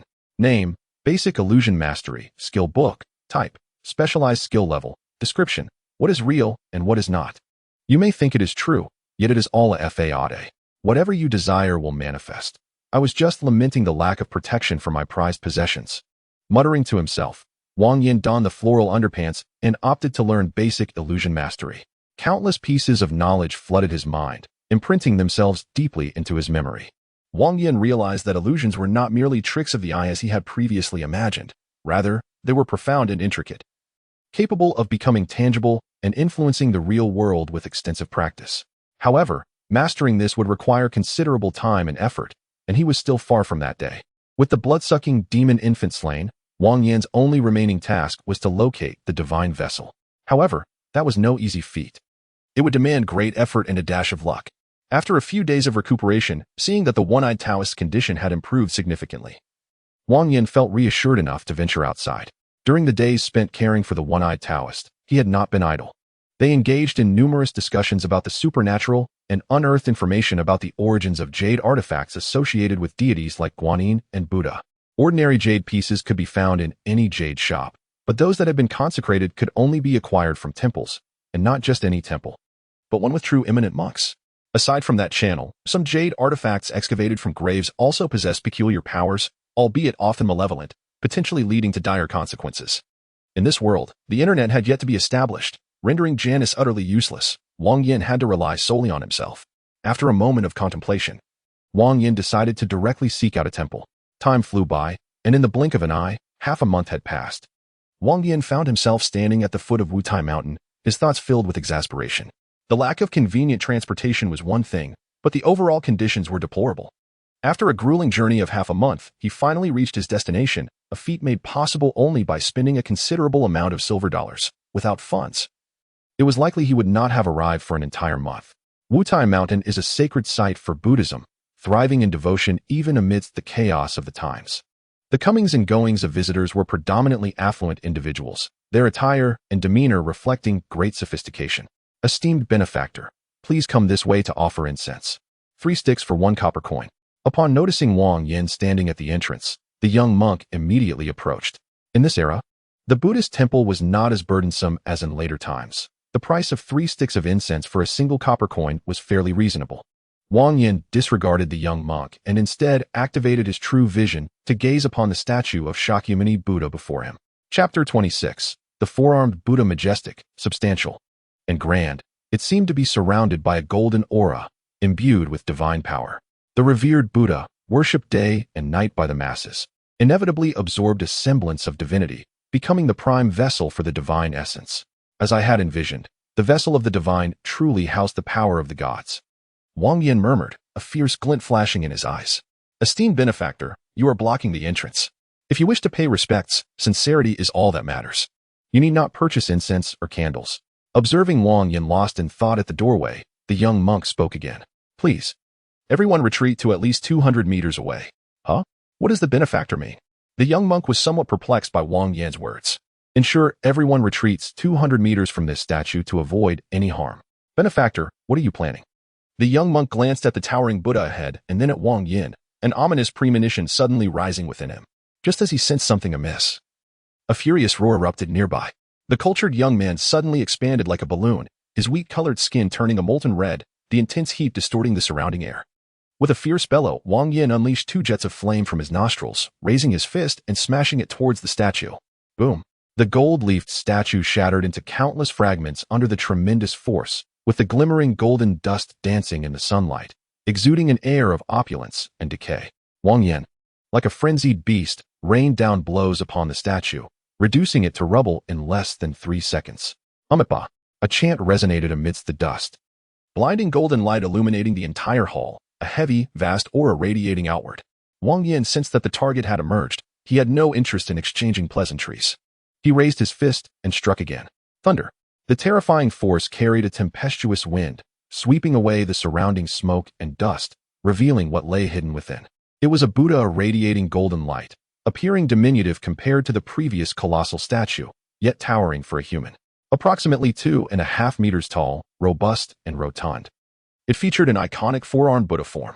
There was no pretense, no testing of each other. The encounter erupted into immediate combat. After transforming into a giant of desperation, Wang Yan wielded strength exceeding 1,000 pounds. Even a tank could be crushed before him. Yet, this 4-armed Buddha withstood his might. Umitba! Uttering the sacred name. The 4-armed Buddha braced against Wang Yan's assault with 2 hands while the other 2 arms struck fiercely at Wang Yan's chest. Boom!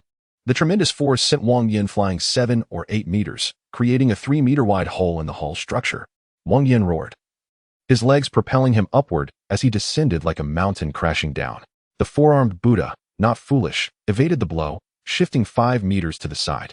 Then, all 4 arms unleashed an assault upon Wang Yan's face. Bang!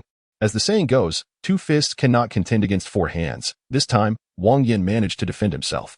The enormous fists, larger than an average person's head, tore through the air, colliding with the 4-armed Buddha's fists, producing a deep, resounding thud, sending debris flying in all directions. Neither spoke. They communicated through the primal language of combat. The 4-armed Buddha's physical attributes may not have matched Wang Yan's, yet its battle awareness surpassed his significantly. With calculated movements, each action was executed with precision, neither wasting energy nor hesitating when a solid defense was required. After 10 minutes of intense struggle, the 4-armed Buddha appeared to be gaining the upper hand. Roaring in fury, Wang Yan felt an overwhelming sense of indignation welling within him, compelling him to express his frustration. He bellowed at the 4-armed Buddha, unleashing a torrent of searing flames that enveloped the statue entirely. Sizzle! The piercing sound echoed around them, and in his rage, Wang Yan regained a moment of clarity. He noticed the previously impervious surface of the 4-armed Buddha beginning to melt under the flames, revealing flowing patterns akin to water. Its agility faltered momentarily due to the fire's effects. Seizing this fleeting opportunity, Wang Yan grasped one of the 4-armed Buddha's arms and began to execute the signature move of the Hulk, swinging it wildly. Bang! Bang! Bang! Like the villain Loki from the Avengers, the 4-armed Buddha was mercilessly smashed against the walls of the hall, which began to collapse under the sheer force. After 30 relentless swings, Wang Yan grew weary. Just as he prepared to hurl the 4-armed Buddha away, he suddenly felt a lightness in his grip.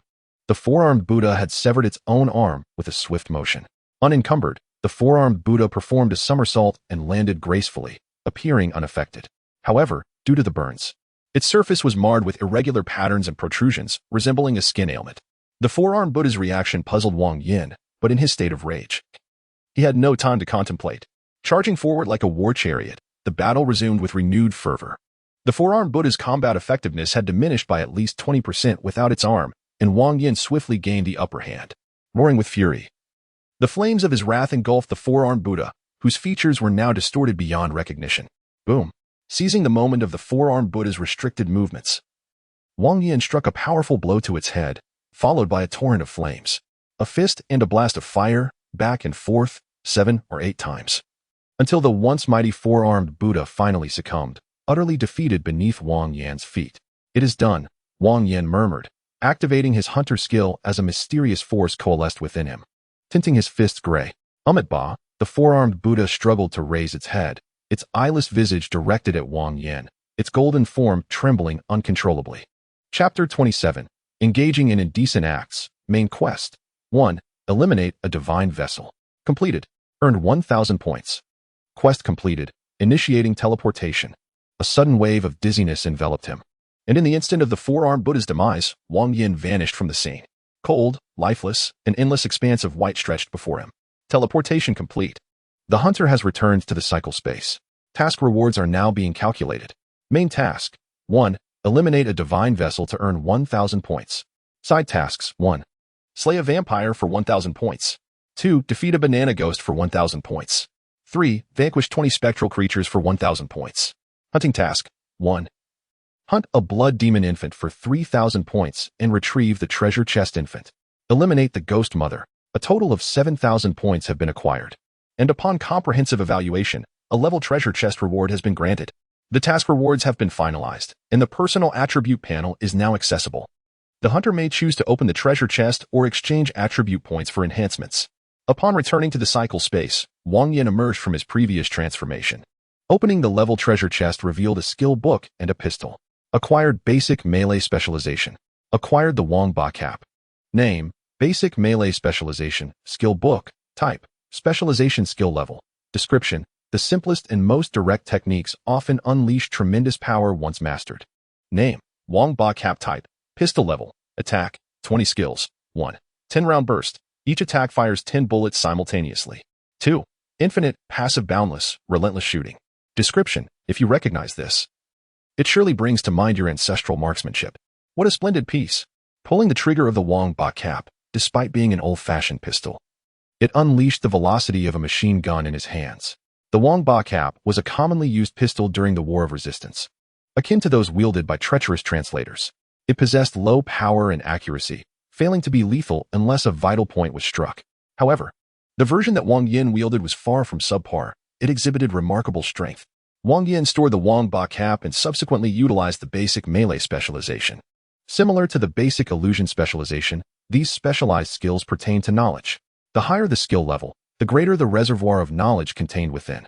The skill book transformed into a stream of light and entered his mind, instantly revealing a vast array of knowledge. Palm strikes, punches, finger jabs, claws, kicks, and stomps. Each technique was so simple that even an average person could execute them, as familiar as the act of eating and drinking. He exchanged 17 points each for strength, bone density, and constitution, 11 points for spirit, and 8 points for agility. Strength, bone density, and constitution attributes have exceeded the limit. The current level of the hunter is level, with a maximum attribute limit of 50 points. 50 points? How can I lift this limit? Wang Yan inquired upon hearing the cycle's words. When one or more attributes reach 50 points, an assessment task can be initiated. Upon completion, the current level will increase by 1, and the attribute limit will be elevated. Attributes that do not pass the assessment can still be enhanced, but it will require double the original attribute points, and the efficacy of the enhancement will be halved. I understand now. For attributes that do not pass the assessment, quadruple the attribute points are necessary to reach the standard level of assessment. Wang Yan nodded, grasping the cycle's intent. He exchanged 7 points each for strength, bone density, and constitution, 15 points for spirit, and 14 points for agility. As his words faded, a torrent of white light descended from above, enveloping him entirely. The hard-earned 7,000 points were swiftly diminished, replaced by a powerful sensation that nearly compelled him to sing with joy. Bloodline, skills, and items can only be acquired through treasure chests. Points can be utilized to enhance physical attributes or to transform items within the task world. Wang Yan speculated that points might have other uses, but pondering further was futile. Leaving 2,000 points for Janice, Wang Yan felt the need for a potent item for intimidation and crowd control, or perhaps a delicate tool for reconnaissance.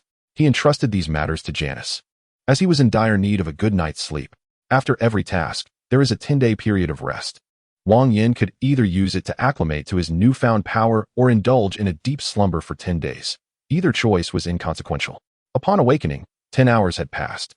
And as Wang Yan opened his eyes, he beheld a stunningly beautiful woman operating a collection of unfamiliar instruments, with a swarm of robots bustling nearby. What on earth is happening? Am I still dreaming? Wang Yan scratched his ear, feeling as though he were in a dream. Welcome back, my master. The woman at the instrument turned, her voice reminiscent of Janice. Yet her appearance was that of the Scarlet Witch, Wanda. You are Janice? Wang Yan tentatively pinched the softest part of her, feeling its tenderness and smoothness, a sensation remarkably real. What is the meaning of all this? This is a benefit bestowed upon the master by the cycle, allowing you to exchange a minimal amount of points for items not directly related to combat, though these cannot be taken outside, nor serve as consumables. In simpler terms, they resemble toys. Janice elaborated, twirling in place to showcase her alluring form before Wang Yan. This body cost 50 points, cannot be used as a consumable for certain skills or recovery techniques, cannot be consumed as food, nor can it leave the cycle space, essentially. It acts as a pure soul vessel. However, Janice suddenly elongated her words, a flirtatious smile gracing her features. There are some naughty things we can do together. Spare me the naughtiness. I'm not that desperate. Wang Yan rolled his eyes and shoved Janice aside. Should it have been the Scarlet Witch herself? He would not have minded engaging in something more. After all, this innocent girl had risked her life to alter the fate of the counterfeit Hulk for him. And as a man, Wang Yan felt he owed her a promise. But with Janice? No thanks. Aside from her mobility, she was no different from a lifeless doll. Tell me, what is the purpose of all this? I have meticulously analyzed the enemies faced in the last 2 tasks and your overall strength, subsequently calculating a suitable enhancement plan for you, which focuses on self-strengthening while incorporating technology. In simpler terms, it aims to enhance your bloodline while also creating some technological devices for self-preservation, Janice explained. These instruments cost less than 500 points. Yet the materials consumed totaled a staggering 1,300 points. What exactly do you intend to create? This. Janice picked up an object resembling a flashlight, presenting it to Wang Yan. What is it for? Is it a flashlight? A laser weapon. Upon striking an object's surface, it can instantaneously reach temperatures around 10,000 degrees, exceeding that of the Earth's core and the surface of the sun. Even your Colossus bloodline would struggle to endure that. A critical hit would be fatal. Janice flicked her hair back, appearing as a gentle and alluring beauty, though Wang Yan, aware of her true nature, remained cautious. However, due to material constraints, the lifespan of this laser weapon would be rather short. Under full power, it will be completely rendered useless in no more than 2 seconds. While under half power, it can be utilized 3 times, each lasting 1 second. Nevertheless, even such a brief duration may suffice to save the master's life in critical moments. If taken by surprise, one might even catch the enemy off guard. Indeed, this is a valuable item. 1,300 points to preserve a life is well worth it. Wang Yan nodded, inquiring about the production time. Will I be able to use it before the next mission begins? Based on the current progress, a finished product should be available just before the mission starts. Very well, continue with your work. Oh, and do replace Wanda's face quickly. With everything entrusted to Janice, Wang Yan felt a sense of relief and assumed a more relaxed demeanor. Each day, aside from meditating as instructed by the Ancient One, he practiced the manipulation of telekinesis. Telekinesis is a versatile skill, capable of many things but lacking precision in any. Currently, Wang Yan used it to control talismans. However, employing it directly in combat required further refinement. Time flew swiftly, and before long, it was already the final day. Master, the product is ready, Janice announced, handing Wang Yan a small device resembling a flashlight. Is this it? Do I just press a button? Is it rechargeable? Wang Yan examined it closely, posing his questions. Pressing the red button activates full power, while the green button activates half power. This device is a one-time consumable and does not require recharging. All right then. Wang Yan stowed the laser flashlight and leaned back on the sofa, quietly anticipating the onset of the 3rd mission. Rest period over. The hunter will be teleported in 120 seconds. Please prepare yourself. As the countdown reached its conclusion, a wave of intense dizziness overwhelmed him, and he subsequently lost consciousness. The cacophony of noise and chaos resembled a multitude of ducks quacking in his ears. The air was permeated with a faint odor of sweat mingled with an inexplicable stench of foul feet, creating a most unpleasant sensation. World type, science fiction, energy level, low combat, matching plot, Train to Busan, danger level, medium, main task, 1, eliminate low-level mutants. Completion rewards 1,000 points. Side tasks, 1, eliminate 1,000 primary infected. Completion rewards 1,000 points. 2, eliminate 100 intermediate infected. Completion rewards 1,000 points. 3. Eliminate 10 advanced infected. Completion rewards 1,000 points. Task hints, none. Plot commencement. A stream of information flooded his mind as Wang Yan opened his eyes to find himself seated in a plush chair. Janice, infiltrate the network of this world, he commanded, beginning to assess his surroundings. He was aboard a moving train, its speed indicated at 130 kilometers per hour. Surrounding him were youthful faces, seemingly students. Master, the regional network has been successfully infiltrated, but there is some resistance as it extends, requiring a bit of time. A forced takeover would simplify matters significantly. Continue executing the plan and report any anomalies to me, Wang Yan instructed. He gestured to a stewardess, took a drink, and waited. The primary task this time was to eliminate primary mutants. Undoubtedly, these so-called mutants resembled creatures from a game, possessing great strength and destructive capabilities.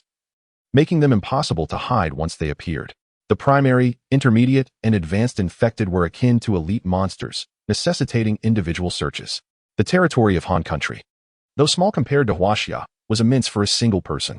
Finding a primary mutant within 100,000 square kilometers was akin to searching for a needle in a haystack. Amid the laughter of surrounding students, time passed swiftly. Suddenly, a scream pierced the air, and the entire carriage erupted into chaos. Wang Yan turned to see a youthful girl on the back of a middle-aged man. Her slender arms like steel bands constricting his neck, her teeth fiercely gnawing at him. With a brutal motion, she tore away his scalp, swallowing it along with the scant strands of hair. Is the plot advancing this quickly? Wang Yan unbuckled his seatbelt and moved in the opposite direction. Though this zombie appeared terrifying, to Wang Yan, it was still a mere weakling that could easily be dispatched. However, the entire Han Country was in disarray, and saving the passengers on this train seemed futile. The infected girl had boarded towards the rear, while Wang Yan headed toward the front of the train. Apart from himself, a few others, displaying wisdom, hurriedly moved forward instead of joining the fray. Let go. You're going to kill him. Shouts failed to halt the girl's frenzied assault, only inciting her further. She was not selective, biting anyone in her sight. Time passed, and within 10 seconds, the first man who had been bitten rose to his feet. The crowd was drawn to his voice, and upon seeing his face, screams erupted. His grayish-white eyes rolled erratically, black veins bulged ominously, and saliva dripped from his mouth, rendering him more beast than human. As the first victim rose, those previously bitten began to rise as well, launching a frenzied attack on those around them. The gory scene commenced, with blood and flesh splattering throughout the once pristine carriage. After moving through 3 or 4 compartments, Wang Yan halted. Do you know something? Speak. Quickly. One of the clever individuals trailing Wang Yan, perhaps in a panic or simply dim-witted, grabbed Wang Yan by the collar, demanding answers. Fool. Dismissing the imbecile, Wang Yan delivered a swift slap, resulting in a resounding crack and the immediate splatter of blood from the other's nose, causing him to faint. Chapter 29. You are my father screams echoed all around. But after Wang Yan shot a fierce glare, silence fell upon the group. The chaos in the rear compartments intensified, as a throng of passengers surged forward, as if a moment's delay would result in their being devoured alive. Indeed, it was true. Once bitten by those zombies, it would take mere minutes for one to transform into a creature akin to them. They attacked indiscriminately, whether human or animal, seizing whatever came within reach. With the crowd fleeing, the horde of zombies pursued relentlessly. Wang Yan shut the door between compartments and drew his pistol. Bang, bang, bang. Eliminated primary infected. Rewards have been credited to the final tally. Eliminated primary infected. Rewards have been credited to the final tally. Eliminated primary infected. Rewards have been credited to the final tally. With a single shot, 7 zombies fell, and the notification chimes rang in unison. This pistol, though seemingly modern, possessed no lack of power. The most crucial aspect was its rapid-fire capability, discharging 10 bullets with each pull of the trigger. Name, King S cover type. Handgun level, attack power, 20 skills. 1. Rapid fire. Each attack fires 10 bullets at once. 2. Infinite, passive, unending, relentless shooting. If you recognize this object, it surely evokes memories of your ancestral marksmanship. This exceptional weapon serves as a novice's equipment. Although Wang Yan is no longer a novice, its excellence remains undiminished. A single shot releases 10 bullets, swiftly clearing a small area ahead. However, these zombies lack any semblance of reason, relentlessly pursuing and tearing at their prey. Bang, bang, bang. The weapon in Wang Yan's hands fires continuously, and soon, dozens of zombies lie lifeless at his feet. These creatures are devoid of intelligence. Even a simple turn of the latch could open the door, yet they claw at the air in vain. Wang Yan, uninterested in wasting time with them, turns to head towards the front of the train. Just as he pivots, the door behind him bursts open. A horde of zombies surges forth, their faces contorted with rage and their terrifying shrieks echoing. For an ordinary person, it would take tremendous courage just to stand firm. Bang! With a single shot, he drops 5 or 6, then another volley takes down just as many. Wang Yan retreats, dismissing them entirely. After moving back through several train cars, he intends to kick open the door when he suddenly hears a muffled sobbing nearby. Pulling open the restroom door, he finds a little girl named Xiaowen. It must be said that she bears a striking resemblance to a monkey. The more one looks, the more apparent it becomes. Yet there is a redeeming quality. Despite her resemblance, she does not frivolously express herself. Do not be afraid. Wang Yan gently ruffles Xiaowen's hair. You go open the door. These zombies cannot harm me. Xiaowen nods vigorously at his words and scurries away. In truth, the film Train to Busan lacks innovation in its plot and setting, only delving deeply into human nature. While watching the movie, I felt a surge of anger seeing the pregnant Sheng Jing jostled by the crowd and witnessing Shanghua trapped outside. Now, entering this world, the situation is far more complex than mere anger. A terrified crowd huddles at the door, their faces reflecting fear and indifference. Ignoring Xiaowen's desperate pleas to let them in. Open the door. Wang Yan commands sternly. We cannot open the door. There are too many zombies outside. Who knows if they have not caught him? Jin Changwu, with a grotesque expression, roars from within the crowd. His greedy gaze shifts from the pregnant Shengjing to the class beauty, Jinxi, and then to Xiaowen, revealing the darker sides of human nature. Open the door quickly. That's my daughter. Shiryu, an executive from a securities firm, screams madly, lunging towards the door. Though he is of the same ilk as Jin Changwu, his demeanor changes entirely when it concerns his daughter. We cannot open the door. You would doom us all. Jin Changwu hisses from the crowd, inciting a chorus of agreement. You bastard. Bang. Shiryu, driven mad, attempts to fight off those blocking the door, but just then, a gunshot rings out, and the heads of 5 or 6 people burst open, spraying blood and viscous matter everywhere. Screams erupt, mingling with the roars of the zombies, plunging the scene into chaos. Wang Yan scoops up Xiaowen and, with a powerful kick, sends the door and the few people behind it flying. Master, I have intercepted a transmission. A formidable monster has been spotted at Taijun Station, and Han Country is mobilizing a large force to eliminate it. Janice's voice suddenly fills his ears, causing Wang Yan to pause. Han Country is mustering a large force? How large? According to the intel, approximately 800 personnel. What the hell? 800 is a large force? This is as absurd as the Warring States period in the East. Wang Yan almost chokes on his own spit. Master, considering Han Country's land area and military capabilities, 800 can indeed be deemed a large force. Fine, a large force it is. Show me the monster's image and let's assess its strength based on the upcoming confrontation with Han Country's forces. Cradling Xiaowen, Wang Yan strides forward as if in a realm untouched by chaos. With the precedent of having dispatched 5 or 6 individuals with a single shot, those blocking the door scatter like startled mice. Are you Jin Changwu? Wang Yan closes the door behind him and scans the crowd until he identifies the rotund figure. You are the manager of the passenger transport company? Yes, that's me. Perhaps emboldened by his position, Jin Changwu stands upright, shaking off his earlier terror. Then, bang! Using 10 bullets to eliminate one person seems wasteful, so Wang Yan generously fires another 10. Go find your father. He sets Xiaowen down, intending to locate the train conductor to head directly to Taijun Station. Yet, as he prepares to leave, Xiaowen clings tightly to his leg, refusing to let go. Brother, please don't abandon me. Tears streak down her fair face, clearly indicating her fright. Be good. I have things to do. Go find your father. Wang Yan gently pats her head, smiling. No, now you are my father. Chapter 30. Father, please help us. Xiaowen shakes her head vigorously, her resolve unwavering. Child, why insist on this? Wang Yan finds himself both amused and exasperated. He is merely a child of 10 years and 220 months. How could he possibly be a father? Yet, being called father does bring him a peculiar joy. Very well, since you call me father, I shall protect you. He lifts Xiaowen into his arms, casting a glance at Shiryu, trembling within the crowd, understanding now why the little girl is so insistent on staying with him. Shiryu is quite handsome, tall, robust, and wealthy.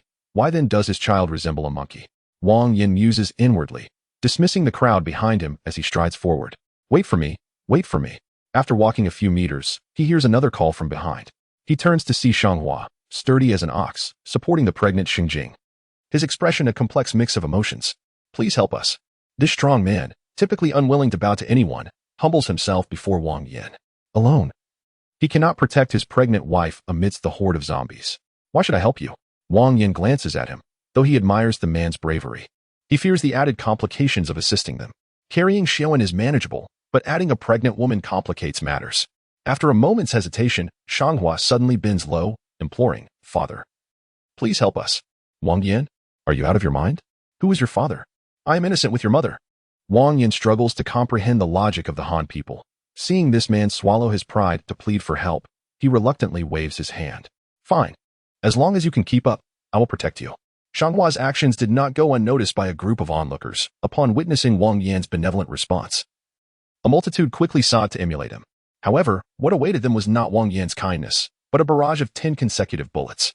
Damn it, why is this happening? As he watched the 4 retreating figures, a deep resentment began to brew in Shiryu's eyes. He loathed Wang Yan for taking his daughter, resented Xiaoan for abandoning him, despised Shanghua and the Shengjing couple for their undeserved protection, and felt an intense hatred towards the cowardly individuals around him who merely cowered in corners. If only he could seize the gun from his hands, sure you thought viciously, quietly conspiring with those around him. After a series of exhausting trivialities, Wang Yan finally found time to examine the photos sent by Janice. Displayed on his personal assistant terminal was a creature reminiscent of the Licker from Resident Evil, yet with significant differences. Its body was covered in pitch-black scales, and it boasted 2 heads, one on the left and one on the right. Estimating its height based on surrounding references, this 2-headed dog stood approximately 2 meters tall, impressively muscular. Janice, what about the combat data? Has it not engaged with the Han army yet? Wang Yan inquired. The battle has only just begun, Janice replied before lapsing into silence. After about half a minute, she finally spoke again.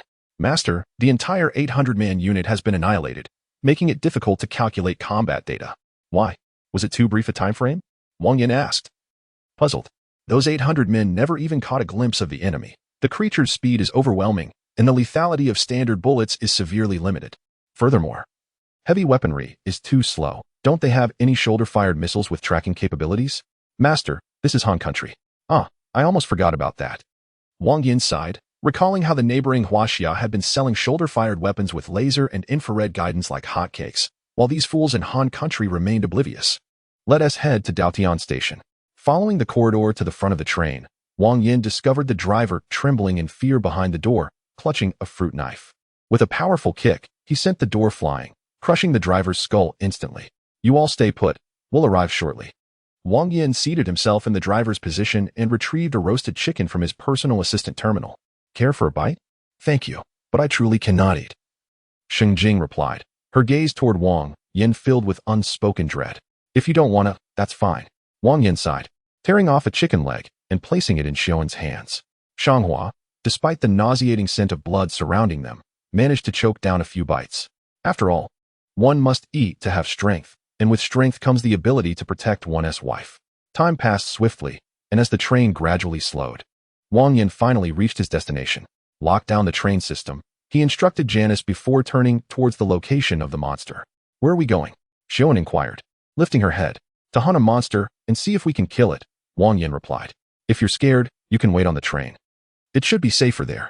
No, I want to stick with you, Xiaoan insisted, shaking her head vigorously, her small hands clinging tightly to his neck.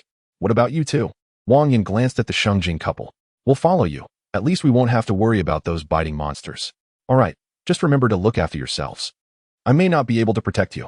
Wang Yan nodded, bouncing Xiaoan slightly in his arms. According to the information provided by Janice, the 2-headed dog was last seen fighting the Han troops to the south of Daotian Station, approximately 500 meters away. It had been about 10 minutes since the entire unit was wiped out. He wondered if the 2-headed dog still lingered there. Hunting task. 1. Kill the black-scaled 2-headed dog. Completing this task will reward 3,000 points and a hunting treasure chest with black scales. A notification suddenly echoed in Wang Yan's mind, causing him to pause. He had initially thought this 3-headed dog was a superior infected entity, never expecting it to trigger a hunting task. Reincarnation? Why target them? Its strength seemed only marginally superior to the primary mission's objective, yet the reward was so substantial. After waiting for a good 10 seconds without receiving an answer, Wang Yan forced a smile, dismissing the matter as if it had never occurred.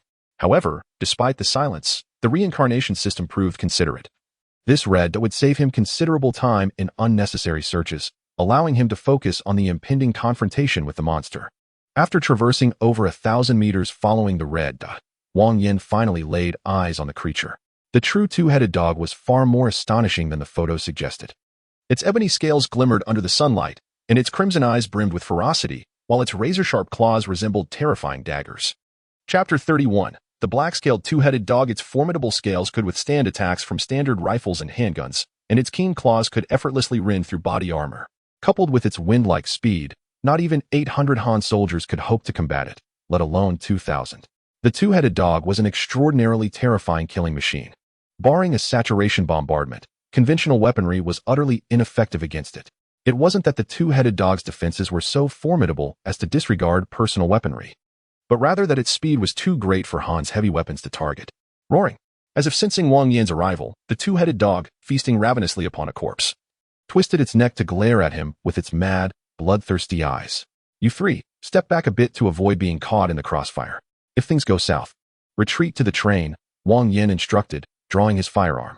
Given the two-headed dog's demeanor, it was clear it wouldn't simply lie down and wag its tail at him. Since a confrontation was inevitable, it was better to take the initiative. Bang, bang, bang. 10 bullets flew in a line, striking the two-headed dog simultaneously. The evidence proved that its scales could not entirely resist conventional bullets. When the 10 rounds impacted a single spot, they created a fist-sized crater in the creature's hide. Howling in agony, the two-headed dog lunged at Wang Yan. Standing 2 meters tall and weighing over half a ton, its pounce could easily crush a robust man. Not to mention its razor-like claws. Rolling sideways to evade the two-headed dog's attack, Wang Yan fired wildly, aiming for its vital points. Bang, bang, bang. He pulled the trigger 3 times in quick succession, unleashing 30 rounds that all struck near its ears. The two-headed dog howled in pain, its crimson eyes flashing with madness and murderous intent. Its massive form transformed into a shooting star, moving so swiftly that it left an afterimage. Run! It's gone berserk! Wang Yan shouted to those behind him, only to realize that Shanghua and Shenjing, along with Xiaoan, had vanished without a trace. Damn! He cursed in frustration. Instantly transforming into a titan of desperation, his powerful arms bracing against the oncoming two-headed dog. A seasoned wrestler. Rocky understood one fundamental truth: never allow the Hulk to catch you. Regrettably, the two-headed dog is not the malevolent deity Loki, and thus remains oblivious to the profound truths of this world. With a resounding crash, its hefty form catapulted into the air before being forcefully slammed back to the ground. The creature had yet to comprehend the unfolding chaos when it was hoisted once more and hurled down violently. After enduring this ordeal dozens of times, Wang Yan began to feel fatigue, while the two-headed dog was rendered utterly incapacitated. Its blood-red eyes were clouded with confusion, and 2 tongues flailed from its mouth as its 4 legs twitched sporadically. Had it not been for the rise and fall of its belly, one might have assumed it had already perished. With flames erupting from its nostrils, Wang Yan shook his right arm and lifted the two-headed dog again. The blows rained down with fervor, yet the two-headed dog had surrendered to its fate. Soon, a notification echoed in his mind, signaling the end of the creature's struggle. Hunting task. 1. Eliminate the black-scaled, two-headed dog. Completed. Earned 3,000 points. Hunting chest. Black-scaled. Name: hunting chest, black-scaled type, chest level. Description: contains items related to the black-scaled two-headed dog.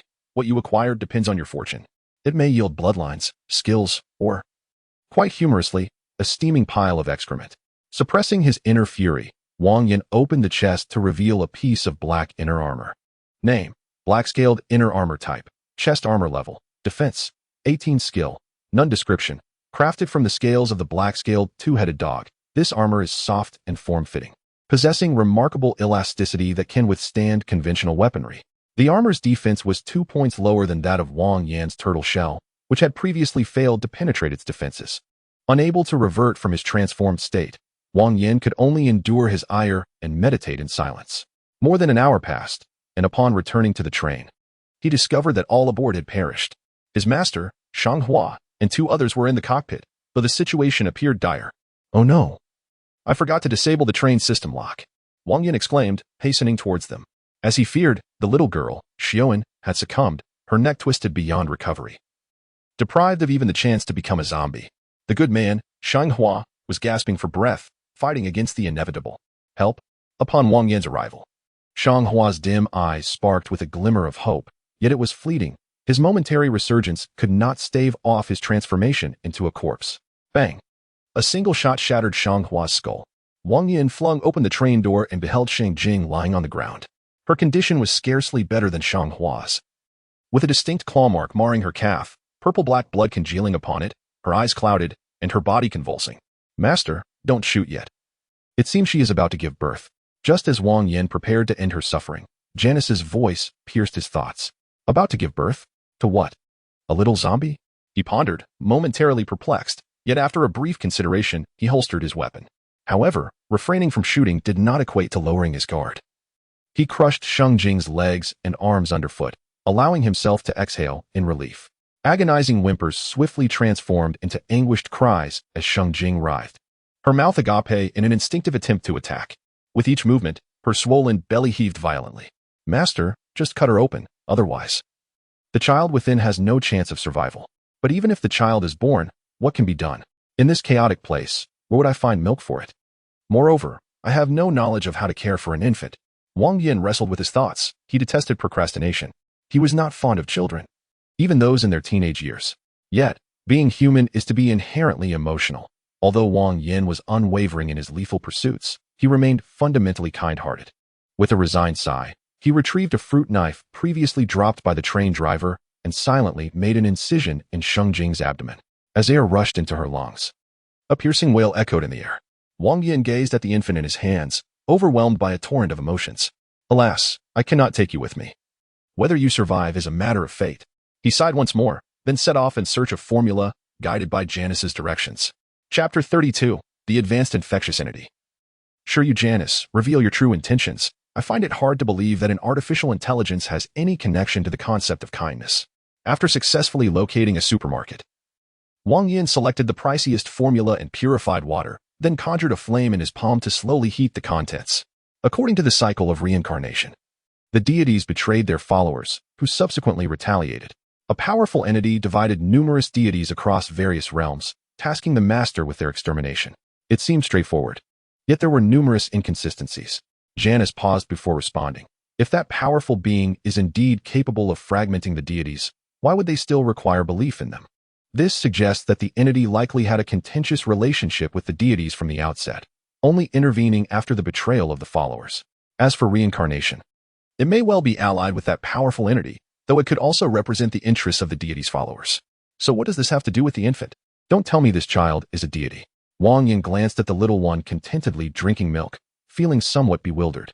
This child cannot possibly be a deity. Rather, I am referring to the relationship between reincarnation and the deities. Undoubtedly, they are in absolute opposition, yet how to find equilibrium amidst that conflict pertains to the master. Pertains to me? Elaborate. Based on my deductions, reincarnation should possess the capacity to suppress the deities but cannot directly confront them, thus necessitating the master as a disruptor. Since this world is constructed from divine power, eliminating those formidable individuals would weaken the deities. The deities, as the disadvantaged party, would not simply accept their fate, leading to. Are you suggesting that the targets of the hunting tasks are affiliated with the deities? A chill ran down Wang Yan's spine. He had previously believed that reincarnation held immense power, but Janice's insights illuminated the precariousness of his situation, dancing on the edge of a blade, where a single misstep could lead to his demise. The targets of the hunting tasks were not necessarily weaker than those of the main quests, yet the rewards for their elimination were disproportionately greater. This illogical disparity suggested that reincarnation was eager to eradicate them, demonstrating a lack of patience. This conclusion hinged upon the premise that both sides were locked in a struggle, unable to act against their own subordinates. Though it seemed absurd, it was nonetheless logical. Wang Yan nodded, continuing, the master is effectively a subordinate of reincarnation, while the targets of the hunting tasks are subordinates of the deities. Just as reincarnation requires the master to be summoned, the deity subordinates are surely bound by numerous constraints. For instance, they cannot appear out of thin air or enhance their powers arbitrarily. In simpler terms, these monsters must adhere to a certain logic. Much like the vampire infant from the previous task, which only gained strength after consuming the corpse of a vampire, or the earlier black-scaled, two-headed dog, which mutated over time. Upon reflection, I seem to grasp your intention, Wang Yan murmured, casting a gaze filled with complexity upon the infant cradled in his arms. Prior to his reincarnation, it was mentioned that certain exceptional individuals possessed the ability to resist the resetting of the task world, thereby perceiving things beyond the reach of ordinary characters. For instance, the Supreme Sorcerer, Gu Yi, and the Scarlet Witch, Wanda. If he wasn't lying, combined with previous deductions, I surmise that this infant may indeed be one of those extraordinary individuals, potentially destined to become a divine enforcer. Under such circumstances, keeping her would be unwise. Wang Yan sighed. The little one was undeniably adorable and innocent. To slay her based on mere conjectures would render him no different from a villain.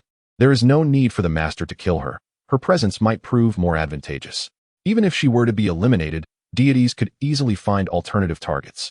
However, should she remain alive, there is a possibility she may turn against them in the future. You make a compelling argument. Although the chances of encountering her again after departure are slim, it would not hurt to try. Wang Yan smiled, finally focusing on the target, Janice. Before her birth, Sheng Jing had already succumbed to total corpsification, and it was certain that the virus lingered within this little one. Given that she remained an ordinary infant despite the presence of the virus, it was evident that she was anything but mundane. Wang Yan resolved to conduct an experiment. At most, he would lose a bit of blood, nothing insurmountable. Extracting a test strip and syringe from his personal assistant terminal, he drew a small vial of blood from the infant, only to discover that it matched his own blood type. Truly, fortune favors me, Wang Yan mused, drawing 10 milliliters of his own blood before slowly injecting it into the infant. Even though there exists a minuscule chance of a hemolytic reaction between matching blood types, fortunately, fate had not dealt him such a cruel hand. The little one remained calm and compliant, accepting Wang Yan's liquid without protest. Whether this endeavor would prove successful remains uncertain. But if it were to succeed, it would yield immense benefits for both you and me. Genetics is a most wondrous phenomenon. Even the most esteemed geneticists dare not claim to have unraveled its secrets, let alone someone as inexperienced as Wang Yan. From this day forth, you shall be named. At this juncture, Wang Yan gently parted the infant's legs to take a glance, subsequently determining her name. Henceforth, you shall be called Xiaoyu. And I hope that in this apocalyptic world, you may remain as pure and beautiful as jade. Giggling, it seemed she understood Wang Yan's words, as Xiaoyu laughed joyfully, her tiny, delicate hands flailing about, appearing exceedingly endearing. Master, the network has been intentionally severed. Intentionally severed? Have you been detected? Yes, however, before the network was cut, I discovered some fascinating information, Janice stated, but before I elaborate, Master, it would be prudent to resolve the ensuing troubles first. Troubles? At Janice's words, Wang Yan turned to behold a monstrous figure barreling towards him. The creature stood 2 meters tall, with thick arms and legs, exuding a formidable physique, yet possessing a disproportionately small head, creating a strikingly awkward appearance. Aru, though oblivious to how it had located Wang Yan, its fury ignited upon sighting him. Repulsive drool dripped from its sharp teeth, and its muscles quivered with rage. The monster charged at Wang Yan like a high-octane vehicle, intent on collision. What is this? A new version? This appears to be Shiyu, the father of that little girl, Shiyan. Who would have imagined he would transform into this form? Janice cautioned. Chapter 33. The Zombie Conference Shiyu? Good heavens, I thought him a mere insignificant pawn, yet he is indeed a chosen one, Wang Yan exclaimed, drawing forth his weapon and unleashing a rapid barrage. 10 rounds, formidable indeed, causing Shiyu to howl in agony. With a single shot, he severed limbs. With 2, he sent the head flying. By the 3rd and 5th shots, the creature met its end, leaving its once youthful visage pale with a hint of red, marred by darkness. Eliminated a high-level infected entity. Rewards have been accounted for in the final tally. Task complete. Wang Yan smugly blew on the muzzle of his weapon, though alas, no one was there to witness. Speak, what intriguing discoveries have you made? Related to the virus? Indeed. I uncovered a peculiar establishment masquerading as a hospital constructed by the Cold Army, which in reality serves as a research facility for viruses and human experimentation. I infiltrated their internal systems and stumbled upon a substance referred to as a virus. A virus? Does it correlate with this calamity? Wang Yan inquired as he initiated the train's movement. Yes, this virus is exceedingly potent, exhibiting remarkable infectiousness, and manifests varying symptoms based on the infected species. When humans are infected, their attributes experience a slight enhancement, escalating in intensity with the degree of infection. Upon reaching the level of a high-level infected entity like Shiyu, minor mutations occur. Conversely, animals generally experience physical enlargement, with a slight chance of reverting to ancestral mutations. It bears resemblance to the viruses depicted in Resident Evil. Does it not? Wang Yan remarked. Is this all? I was detected shortly after my intrusion. They likely possess an artificial intelligence that rivals my own. To procure more detailed information, I must undertake a personal visit. Janice expressed her frustration. Had you mentioned this earlier, we could have avoided this course of action. Wang Yan rolled his eyes before revving the train. Destination, Busan. Let us annihilate them without a trace. Wang Yan cackled thrice, only to realize he resembled a fool. The entire train's occupants had already succumbed to zombification. Hence, Wang Yan promptly detached the rear carriages, proceeding with only the locomotive and battery car. Bored, Wang Yan retrieved a gaming console to pass the time, while Janice continued her infiltration of the Cold Nation's network. It became evident that the Cold Nation had truly faltered, as the zombie infection had spread not solely in Busan, but throughout the entirety of the nation. Fortunately, the Cold Nation is bordered by the sea on 3 sides, and the landward side, Chaosian, remains relatively secure. After several hours of effort, Janice successfully commandeered 90% of the Cold Nation's network, though several regions had experienced complete signal disruption. Seoul, Gyeonggi Province, Incheon, Gangwon Province, Daegu, North Gyeongsang Province, South Gyeongsang Province, Jeju, North Jeolla Province. All areas housing Cold Army forces had lost connectivity. Besides the initial information regarding the virus, no further news was obtained. Busan, adjacent to South Gyeongsang Province, housed a significant cold army base, which also aligned with Wang Yan's objective. Is this the place? The train gradually came to a halt, and Wang Yan surveyed the desolate scene outside, feeling a twinge of surprise. He had expected a bustling locale, teeming with a throng of zombies to welcome him. Yet there was nary a shadow in sight. Zombies lack rationality, relying solely on their vision and hearing to hunt. Without human presence at the station, they would not linger here. If all goes as anticipated, they should be congregated elsewhere. Janice elucidated. Master, you have only recently transformed. You remain in a weakened state, and I advise against reckless behavior. Am I perceived as a mindless brute in your eyes? Wang Yan rolled his eyes. No, not at all. What I mean is, I consider you as a reckless. Well, very well, if recklessness is what you wish to label me, then so be it.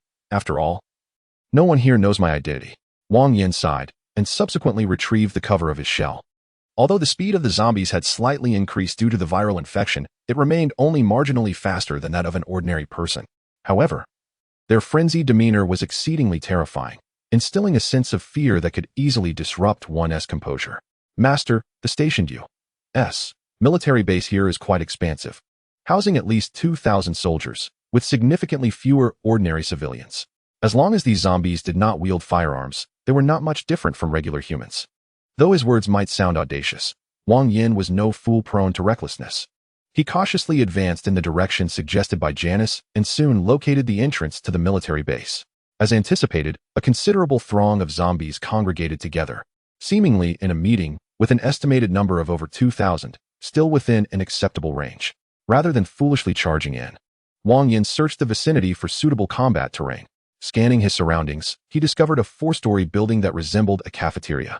Evading the gaze of the zombies, he ventured inside the small structure. Due to the majority of the zombies being clustered together, only a handful were trapped in the corners of the cafeteria.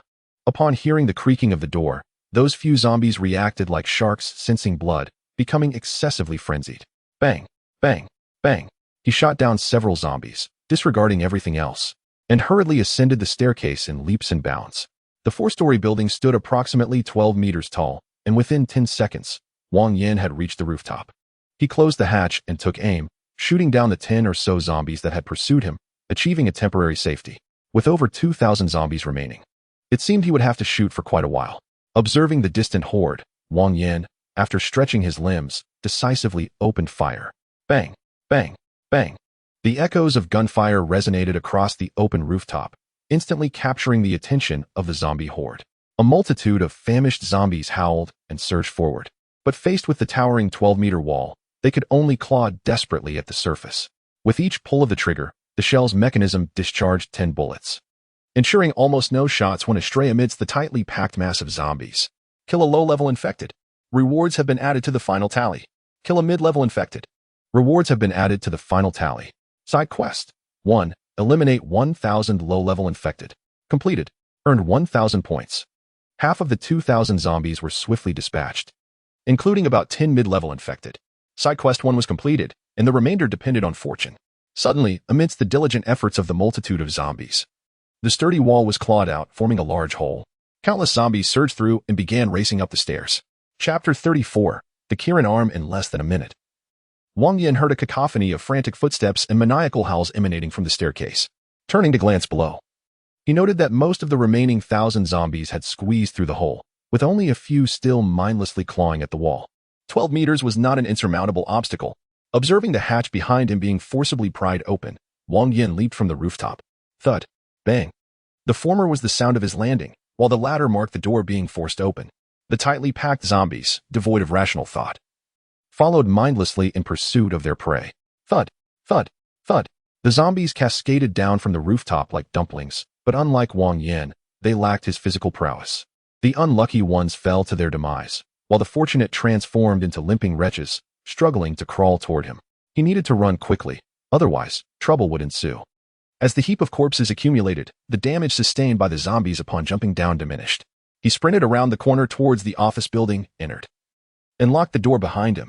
This area superficially appeared to be the U.S. military base's office zone, yet in reality, it was merely a surface bunker.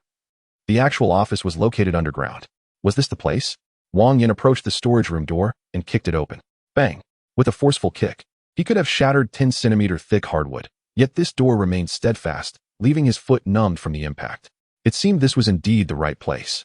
With a cold snort, Wang Yan drew his shell and fired 10 shots. 100 bullets obliterated the door lock, and as he kicked the door open, a dimly lit passage greeted him. Ding, ding, ding. Just as Wang Yan was about to descend, a series of sounds erupted, followed by an array of wall lights illuminating the corridor.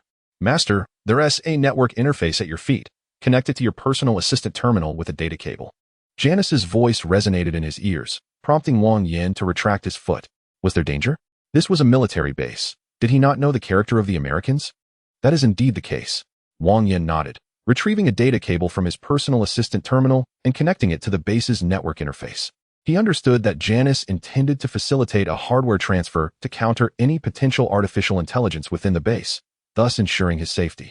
Otherwise, sudden laser beams or toxic gas would be unbearable. You may proceed forward. I will alert you if there is danger. Understood. Wang Yan nodded, stepping forward without hesitation. Rather than placing blind trust in Janice, he relied on the cycle of rebirth. Once Janice, this artificial intelligence, entered the personal assistant terminal, it was forcibly bound by a contract of reincarnation, granting Wang Yan absolute control. Unless a problem arose within the cycle, Janice would never betray him. With all lights activated, the entire passage was illuminated as brightly as day. Wang Yan descended the sloping staircase, arriving at a reception area of about 100 square meters. There were 10 white metallic doors in total, 6 laboratories, 2 specimen storage rooms, followed by a cafeteria and living quarters. Master, aside from the cafeteria and living quarters, explore each room. There might be valuable items within. Have you located that artificial intelligence? It's hiding. I'm still playing hide and seek with it. Janice responded. The base's defense system is not particularly robust. It merely consists of laser weapons placed within each corridor. Currently, all defense systems are under my control, so you need not worry. That's good. I would hate to be walking along only to have a laser bore a hole through my head. Approaching the door of the first specimen storage room, the white metallic door automatically opened, and the lights inside flickered on. There was no danger within the specimen storage room, but the sight of the specimens ignited Wang Yan's fury, nearly pushing him to the brink of transformation. Each glass vial, half a meter tall, contained a variety of infants. Some missing limbs, others with their abdomens sliced open, and some with their spines extracted, each exhibiting a unique form. Yet all shared the same expression of anguish on their innocent faces. Master, you must endure. Once we acquire this virus, we can deploy it directly onto American soil. Janice's words penetrated Wang Yan's ears, calming him down. I understand. I will endure. Wang Yan nodded and continued to search the surroundings. Aside from a pile of infant specimens, there were also various internal organs.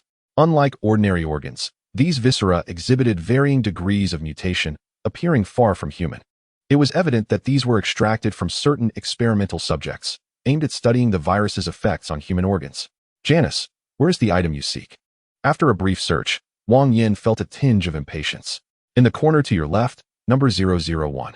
While Janice spoke, Wang Yan strode toward the glass container. Inside was a child, aged about 3 or 4, submerged in fluid, with a pallid complexion, sparse hair, and overgrown nails, resembling the zombie children outside. This is a sample of a human infected by the primordial virus. Several animal samples are adjacent, Janice explained. I see. Wang Yan nodded, and upon reaching the door, he shot at the containers, shattering them in their contents before entering the second specimen storage room. This area housed numerous specimens of different animal species. Wang Yan collected them as per Janice's instructions before proceeding to Laboratory 1. Master, there are monsters in Laboratories 1 to 6. Proceed with caution. As Janice's warning echoed, the door to Laboratory 1 swung open, unleashing a frenzied roar. A 2-meter-tall monster emerged, strikingly similar to the creature Wang Yan had shot on the train, with the only difference being its extraordinarily muscular left arm. A Chilean arm? Observing the monster's disproportionately large arm, Wang Yan drew his firearm and fired. Bang, bang, bang. 30 rounds struck the beast, 10 of which pierced through its flesh, creating bloody wounds, while another 20 were thwarted by the Chilean arm, producing a cacophony of sound. The Chilean arm proved formidable, capable of withstanding bullets, a truly remarkable feat. Wang Yan marveled, then inquired, Janice, can you lure it towards the corridor, and then activate the laser weapon to eliminate it? Master, the critical components of the laser weapon were just fried by a powerful current. The AI harbors a deep-seated hostility towards us. I need to gain control over it, and everything now rests on you. Very well. With a resigned sigh, Wang Yan retreated and opened fire again. The monster was no fool. It knew to shield its vital areas with its thick arm. Bang, bang, bang. The rapid-fire sequence was terrifying, especially with the infinite ammunition, fully exploiting the advantages of firearms. While the bullets could not penetrate the monster's Qilin arm, they found purchase elsewhere. As the creature advanced within 2 meters of Wang Yan, one of its legs finally succumbed. Crack, thud. Its right leg broke, causing it to kneel, struggling to rise and move like a limping chicken, but soon the other leg followed suit. High-level infected entity eliminated. Rewards have been accounted for in the final tally. With the notification echoing in his mind, the monster ultimately fell to its knees. Wang Yan then proceeded to Laboratory 2, employing similar tactics to deal with the locked creature inside. The 6 laboratories contained 3 high-level infected entities and several low-level ones, all of which Wang Yan dispatched before arriving at Laboratory 3. Nearly 2 hours had passed since entering this underground base. Wang Yan's battles had concluded, and the conflict between Janice and the unknown AI was nearing its end. "You will all perish." A childish voice rang in his ears, followed by the projection of a little girl appearing before him. Her sky-blue hair cascaded to her shoulders, curling at the ends, and her cherubic face was laden with malice, appearing anything but adorable. The girl's appearance was unremarkable, perhaps slightly more attractive than an average child. However, when Wang Yan discerned her features, he nearly jumped in shock. The Flame Queen? Indeed, her likeness was strikingly reminiscent of the AI Flame Queen from Resident Evil. Yet, the Flame Queen's hair was red, while this girl's was sky blue. Wang Yan composed himself, pondering whether this world had connections to Resident Evil, with viruses bearing striking similarities, and an AI bearing a resemblance almost uncanny. The machinations of the Americans were evident. "I am the Blue Queen, not the Flame Queen," the AI girl coldly asserted before Janice forcibly shut her down. From that moment, Janice seized control of the entire base's network, allowing unfettered access to all data. The virus was a new strain that merged characteristics of the original virus and the Holy Maiden virus, exhibiting extraordinary infectiousness while inducing mutations in hosts. Depending on the level of infection, it was categorized as primary, intermediate, or advanced. Primary infected entities were minimal differences from ordinary humans, while intermediate infected entities experienced significant enhancements in physical capabilities. Advanced infected entities could withstand conventional bullets. Upon reaching advanced infection levels, there was a slim chance of mutation, leading to the aberration of bodily organs, resulting in various unique abilities. Janice succinctly outlined the characteristics of this virus through the earpiece. It bore resemblances to a virus, but exhibited greater stability and controllability. "Is this virus related to Resident Evil?" Wang Yan mused. There was a significant probability that this was indeed the world of Resident Evil, but due to each nation's bases operating independently, he could only access information from other bases within the cold country, leaving the rest inaccessible. "Very well. Where do we head next?" Wang Yan inquired. "Please hold on, Master. I need to organize and package the relevant data, which will take some time. Oh, and there are some original strain viruses in the safe of Laboratory 2. With the password 1344, you should retrieve them." "Understood," Wang Yan replied, making his way to Laboratory 2 to locate the safe. Upon opening it, he was greeted by 6 test tubes filled with a pale green liquid, exuding an ethereal beauty. Title: Original Strain Virus Type, Bloodline Level. Description: The original strain virus possesses high toxicity. Upon use, there is a 0.001 probability of acquiring a fully fledged bloodline enhancement, alongside awakening talents related to evolution. The stability of the bloodline is guaranteed only by the absolute virus, yet this one, with a 1 in 100,000 chance, also comes with an accompanying talent skill. I find that hard to believe. Disdainfully spitting, he stowed all 6 test tubes into his personal assistant terminal. Undoubtedly, this original strain virus was immensely powerful, particularly the talent skill related to evolution, which, if successful, held tremendous future potential. However, the 1 in 100,000 probability was absurd. Only those fated by destiny might strike such fortune, while others would do well to remain in their own corners. Wait, the destined child? At this thought, Wang Yan suddenly froze, then lowered his gaze to the small Yu in his arms, his expression becoming conflicted. Whether or not she truly was the destined child remained uncertain, but one thing was clear: Xiaoyu was indeed extraordinary. Born from an infected mother, she had been injected with his own blood. Moreover, she had never cried or fussed, behaving far too calmly for a newborn less than a day old. "Before long, I will depart this world, and with no one to care for you, this little child is bound to meet a grim fate. Rather than succumb to hunger or be devoured by zombies, it is better to take a gamble." Wang Yan steeled himself, gritting his teeth as he withdrew a syringe. drawing 1/3 of a dose of the original virus and injecting it into Xiaoyu's bloodstream. As the pale green liquid coursed through her veins, Xiaoyu cried for the second time since her birth. Transparent tears streamed down her cheeks, evoking a deep pang of sorrow in Wang Yan. Yet, despite his heartache, there was no other choice. It was either to gamble or to perish. There existed no third option. As time ticked away, Xiaoyu gradually ceased her cries and fell into a deep slumber. The worst fears did not materialize. She retained her original rosy and adorable appearance, untouched by the virus. Not transformed into a grotesque zombie. It seemed she truly was the destined child. Janice sighed softly before returning through the data line to Wang Yan's personal assistant terminal. Master, our next destination can be Jiangyidu, where lies the largest base of the stationed Hami military, likely abundant with valuable resources. Chapter 36, the chitinous earth dragon Jiangyidu? What about that artificial intelligence? Did you destroy it, or did it escape? Wang Yan inquired. I have confined the artificial intelligence. I intend to dismantle it for a detailed study, which holds a significant chance of allowing me to upgrade. Of course, Master could also choose to subjugate it, ensuring it could assist you in my absence. In your absence? Upon hearing Janice's words, Wang Yan pondered for a moment. Can you not perform self-replication? In special circumstances, wouldn't it suffice to replicate yourself? Self-replication is a capability limited to the most rudimentary artificial intelligences. After I followed you out of that illusory world, I was reincarnated into reality. Each line of my code is unique, every program irreplaceable. I exist as a different form of humanity. The only distinction being that I reside within the realm of the network, Janice elucidated. I understand. I choose to subjugate it. Wang Yan nodded, making his decision. While the benefits of upgrading Janice were numerous, the assistance she currently provided was more than sufficient for him. There would be future opportunities for her to upgrade.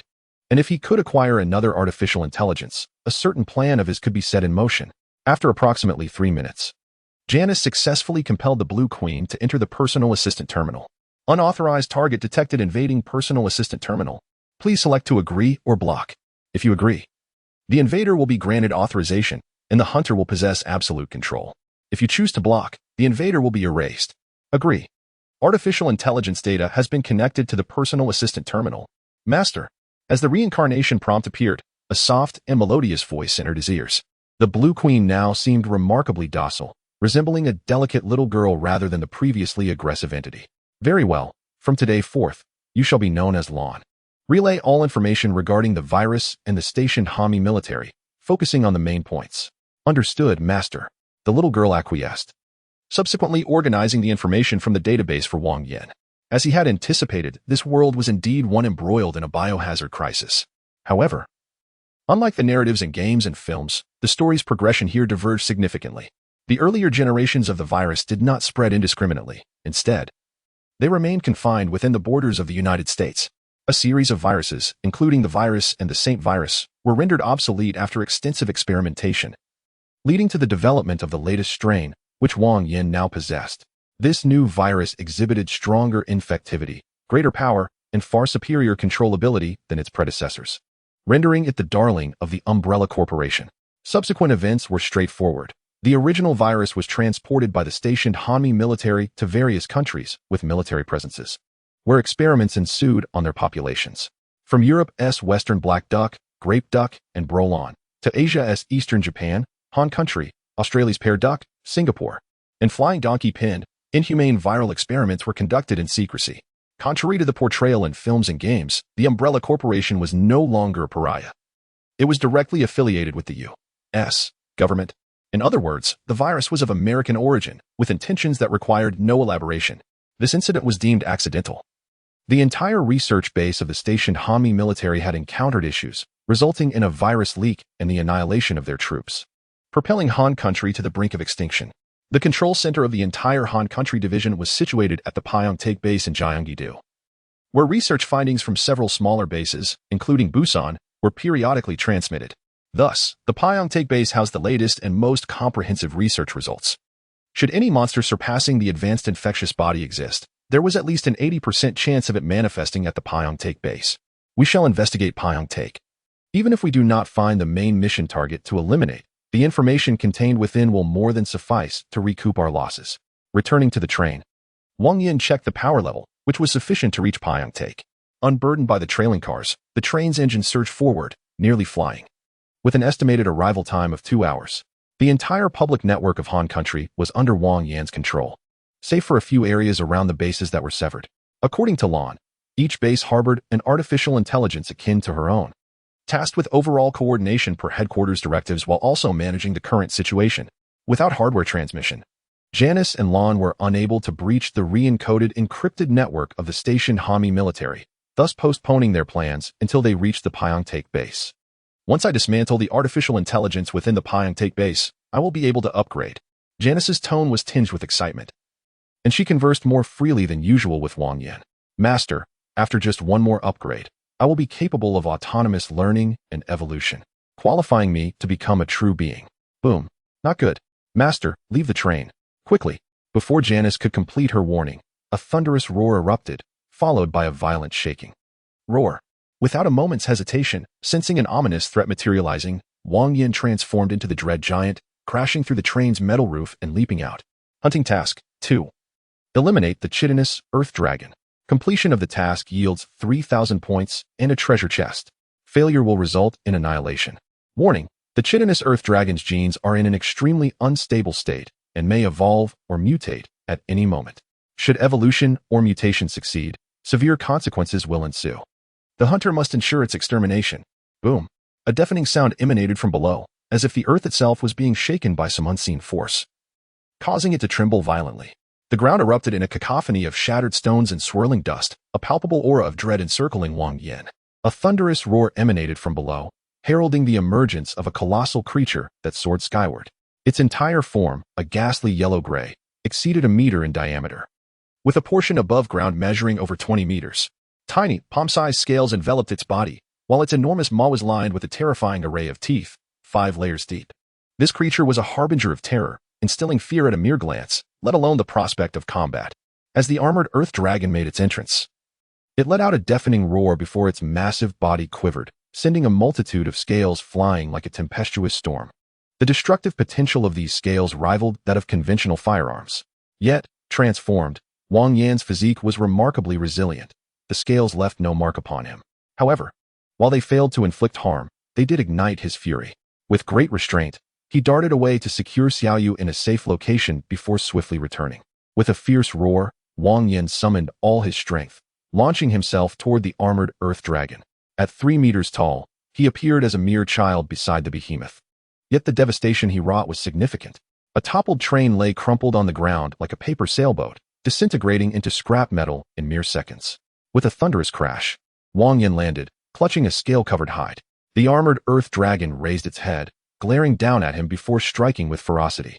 Its attacks were relentless, either aiming to bite or to smash Wang Yan with its massive head. Rather than engage directly, Wang Yan deftly evaded the onslaught. The dragon's head collided with the earth, creating a pit over 3 meters deep. Wang Yan, undeterred, unleashed a powerful punch against its robust body. With a resounding impact, his fist penetrated deeply into the creature's flesh. Yet, in comparison to the dragon's immense size, such damage was negligible, barely registering as a scratch. Unfazed, the armored Earth Dragon rolled over, intent on crushing Wang Yan beneath its weight. Scales shot forth from its body, newly regenerated, glinting ominously with lethal intent, their cold menace palpable from a distance. The scene resembled a swirling Earth Dragon, violently churning the ground, obliterating anything in its path. This time, Wang Yan chose not to retreat. Instead, he leaped toward the dragon's base. Despite succumbing to an overwhelming rage in his transformed state, he remained astute. His intelligence persisted, and often, brute force sufficed without the need for cunning. After a time of battle, Wang Yan discerned that the lower portion of the dragon remained buried, showing no signs of emerging. Such elongated creatures, once anchored to a spot, would see their overall combat effectiveness diminish significantly. The more powerful the being, the stronger its instinct to evade entrapment. The armored Earth Dragon was unlikely to be oblivious to this. Yet, it persisted in its position, hinting at reasons unknown to Wang Yan. With an enraged roar, Wang Yan thrust his fist into the dragon's body repeatedly, extracting and reinserting with fervor. Rather than attempt to dislodge the creature from its earthen prison, which was impractical given its size, he opted for a swift resolution through concentrated strikes. Though the dragon's form was vast, Wang Yan's repeated assaults created a series of fist-sized punctures. After enduring this onslaught numerous times, even the mighty armored Earth Dragon could not withstand the agony. Pained cries erupted from its gaping maw, and while it yearned to retaliate, its lack of support rendered it incapable. A thunderous crash resounded as a segment of its immense body slammed into the ground, its viscous fluids spraying forth, engulfing the area in dust. Observing the deeply buried creature, Wang Yan sensed impending peril. Undoubtedly, the armored earth dragon had sustained grave injuries, its combat capabilities severely diminished, yet it was not slain, nor was the danger abated. Wang Yan recalled the mission's warning. The dragon's genes were in a highly unstable state, poised for possible mutation or evolution at any moment. Scanning the vicinity for tools to excavate or force the dragon out, he found nothing, plunging the situation into a stalemate. However, while the dragon could afford to delay, Wang Yan could not. With each passing second, the threat escalated, the future uncertain. Master, there is indeed another method. Just then, the voice of Janus pierced through his turmoil. Recall the hypothesis regarding the hunting mission? If it holds true, we may still have a chance. The target of the hunting mission was a subordinate of a deity, seeking to thwart the master. The deity could not directly act against the master, nor could the cycle confront these creatures due to the need to suppress the deity, thus granting the master a potential opportunity. I understand. Upon hearing Janus's explanation, Wang Yan cautiously retrieved a container of the primordial virus from his personal assistant terminal. Pouring 2/3 of the remaining virus from the injection meant for Xiaoyu into the dragon's wounds, he contemplated before adding 2 more vials. Cycle. Whether you live or die depends on your prowess. I've done all I can. With a mighty roar, he leaped away into the distance. The armored earth dragon, with its unstable genes, was likely to mutate or evolve, and its retreat underground hinted at this strategy. According to the cycle's mission prompt, the probability of successful mutation was nearly guaranteed. Should the creature complete its transformation, Wang Yan knew he would be no match for it. Otherwise, the cycle would not have been so urgent. Thus, the primordial virus became Wang Yan's sole hope, with a mere 1 in 100,000 chance of success. Unless the deities intervened, Wang Yan was assured victory. Hence, he executed all possible actions, leaving the outcome reliant on the cycle's effectiveness in countering the deity's covert machinations. Of course, all assumptions rested on the clash between the deity and the cycle. If his hypothesis proved erroneous, Wang Yan's fate would be sealed. As the virus infiltrated its system, the previously immobile armored earth dragon could no longer remain dormant. Its entombed body writhed as if plunged into boiling oil, wreaking havoc upon the already ravaged ground. For approximately 3 minutes, as Wang Yan wrestled with anger and anxiety, the dragon churned the earth repeatedly, until at last, it fell still. Chapter 38. The Lucky Pocket Watch startled. Wang Yan patted his chest and proceeded to open the treasure chest he had acquired from slaying the armored earth dragon. He was rewarded with a lucky pocket watch and a gene extraction liquid from the armored earth dragon. Name, Lucky Pocket Watch. Type, item level, description, upon activation. It grants an overwhelming stroke of luck for 10 minutes, but the user must endure a backlash of misfortune lasting for an hour thereafter. It can be sold for 3,000 points. Name, Armored Earth Dragon Gene Extraction Liquid. Type, Bloodline level. Description, this liquid is derived from the original virus after being harmonized with the Armored Earth Dragon's genes, significantly reducing its toxicity. There is a 10 chance upon use to acquire a virus-enhanced bloodline with all attribute specialties, along with awakening-related talents and skills. Is this a stroke of good fortune? Gazing at the pocket watch and syringe in his hands, Wang Yan sat on the ground, momentarily at a loss for words. There was no need for speculation. This was undoubtedly the handiwork of the cycle of reincarnation. To receive 2 items at once was remarkable enough. But one was something Wang Yan coveted, and the other was a tool to aid him. It was as if it were beckoning him to use them, proclaiming, "Hurry. This is your reward. Do you have any reliable suggestions?" After some hesitation, Wang Yan inquired of Janus. "I suggest you trust the cycle, just as you have before. Believe it can deliver," Janus advised. "Very well, I shall place my faith in it once more." Wang Yan gritted his teeth and pressed the lucky pocket watch. Click. The crisp sound echoed in his ears, causing him to shiver involuntarily. The surroundings remained unchanged, still marred by the devastation wrought by the armored earth dragon. However, inexplicably, Wang Yan suddenly felt an overwhelming aura of dominance surging within him, as if he had become the favored child of the universe, the unparalleled protagonist of the world. Though he could not comprehend the phenomenon, the sensation was exhilarating. With a gasp of astonishment, Wang Yan unhesitatingly injected the gene extraction liquid into his bloodstream. The cool liquid surged through his veins like molten lava, seemingly stimulating his desperate giant bloodline, which erupted in a blaze of flames on his skin. Roar! The roaring flames warped the very air around him as Wang Yan unleashed a furious shout, and a pillar of fire shot forth instantaneously. Second talent awakened. Giants Devour. Upon consuming the flesh and blood of a target, one may acquire a skill that the target possesses either permanently or temporarily. This skill must not conflict with attributes such as strength, defense, healing, speed, perception, or fire. The skill will vanish upon use. What a formidable power! Feeling the surge of strength within him, Wang Yan believed that should he confront the armored earth dragon again, he could effortlessly tear it apart. Of course, this was merely an illusion born of his newfound power. Once the effects of the lucky pocket watch faded, he would not feel so inflated. After realizing he could acquire a skill by consuming flesh and blood, Wang Yan glanced at the now lifeless armored earth dragon and abandoned the thought of extracting a skill from it. This creature, despite its ability to shoot scales, was fundamentally inferior, relying solely on its massive size to intimidate. If not for the significant disparity in weight, that black-scaled, two-headed hound could easily have overpowered it.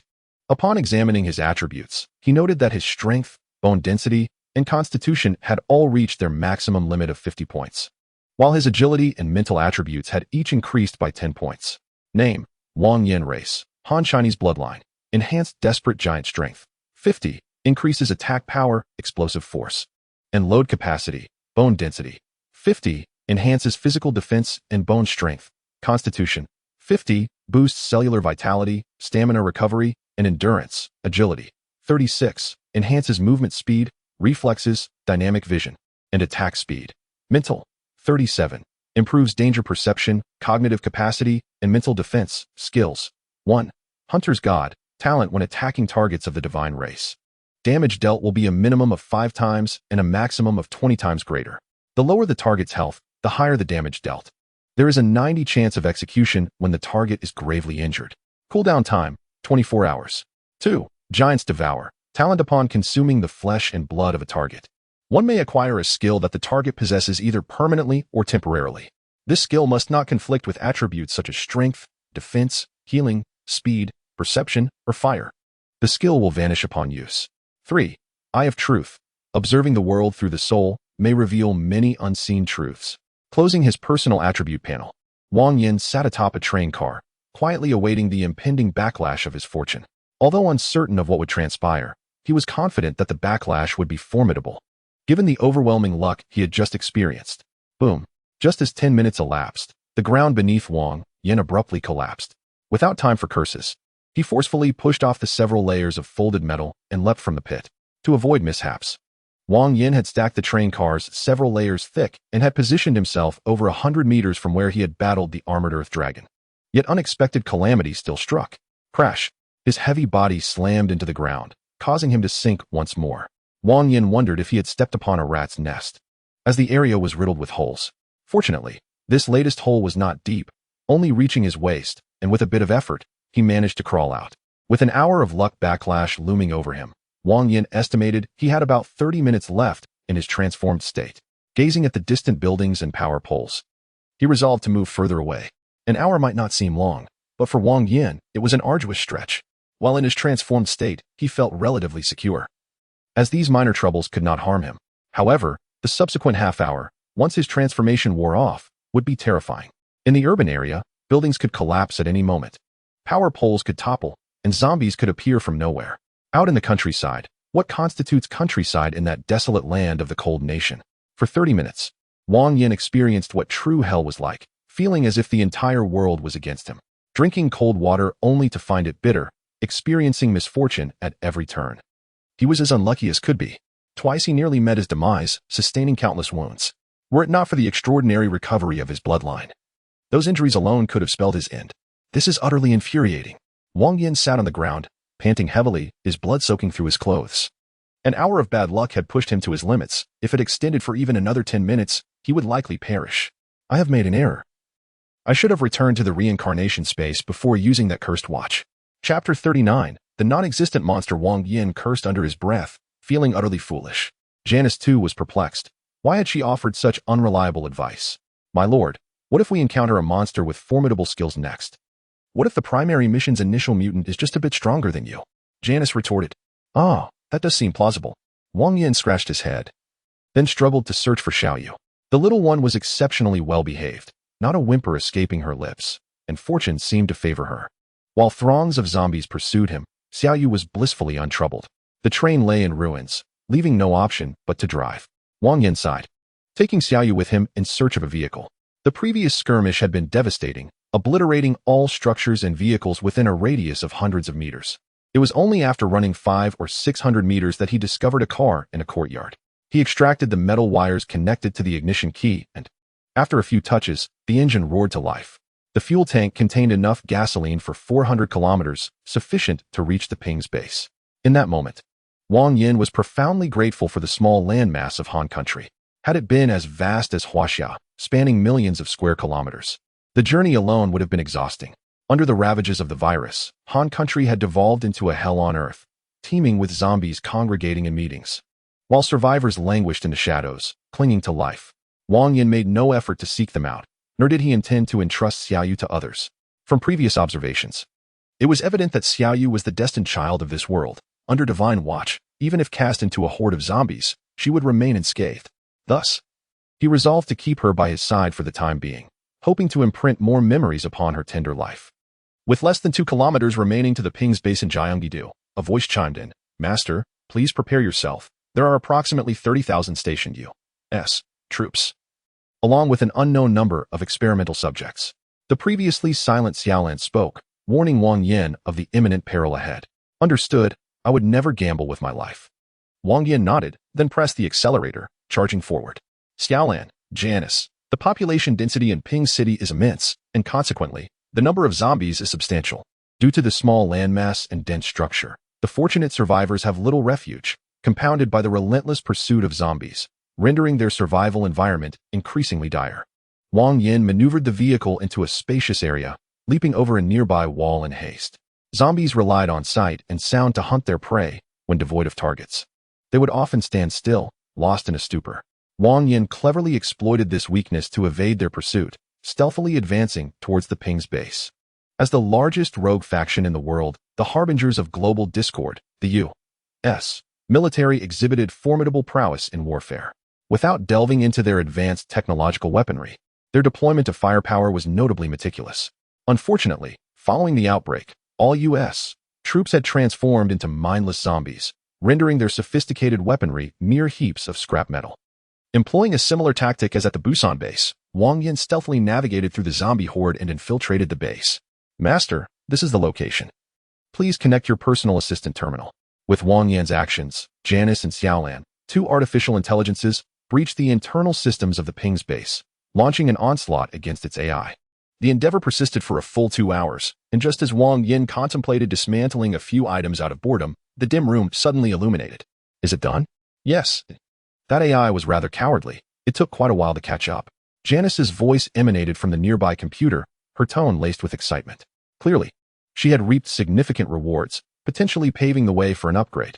Are there numerous monsters here? Have you located that lower-tier mutant?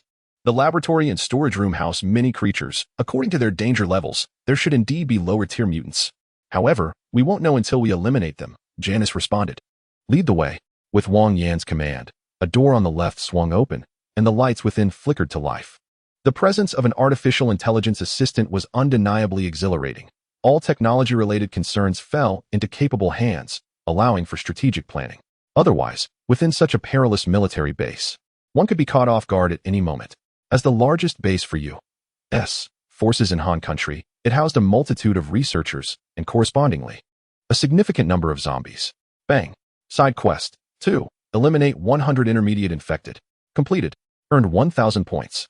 A single bullet shattered the skull of a lunging zombie, and immediately, a notification of task completion echoed in Wang Yan's mind. Both side quest 1 and 2 had been fulfilled. Only the primary quest for the lower-tier mutant and side quest 3 for the higher-tier infected remained. Just 2 more, that should suffice. Wang Yan stood at the entrance of the storage room, continuing to fire at the glass containers inside.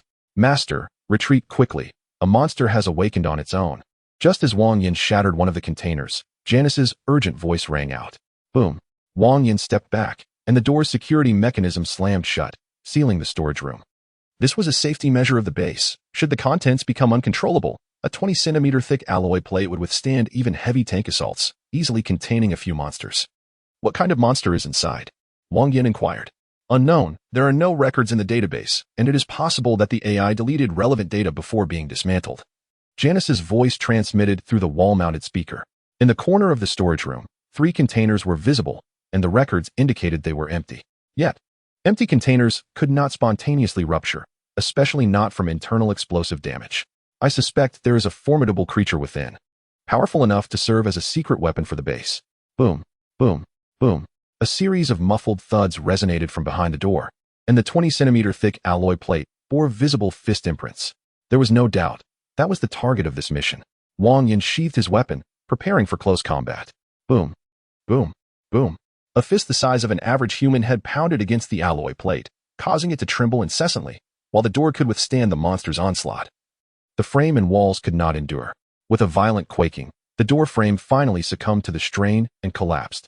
Simultaneously, a streak of black energy surged forth from within, barreling directly towards Wang Yan's face. Chapter 40. The smuggler's black ticket. The black streak, roughly the size of a basketball, moved with astonishing speed, reaching Wang Yan in an instant, before crashing violently into a massive red hand ablaze with flames. Bang! Splatter. Side quest 3. Eliminate 10 high-level infected. Completed. Earned 1,000 points. Discarding the remnants in his hand, Wang Yan felt an unprecedented surge of vitality. The primal virus lineage boasted all attribute enhancements.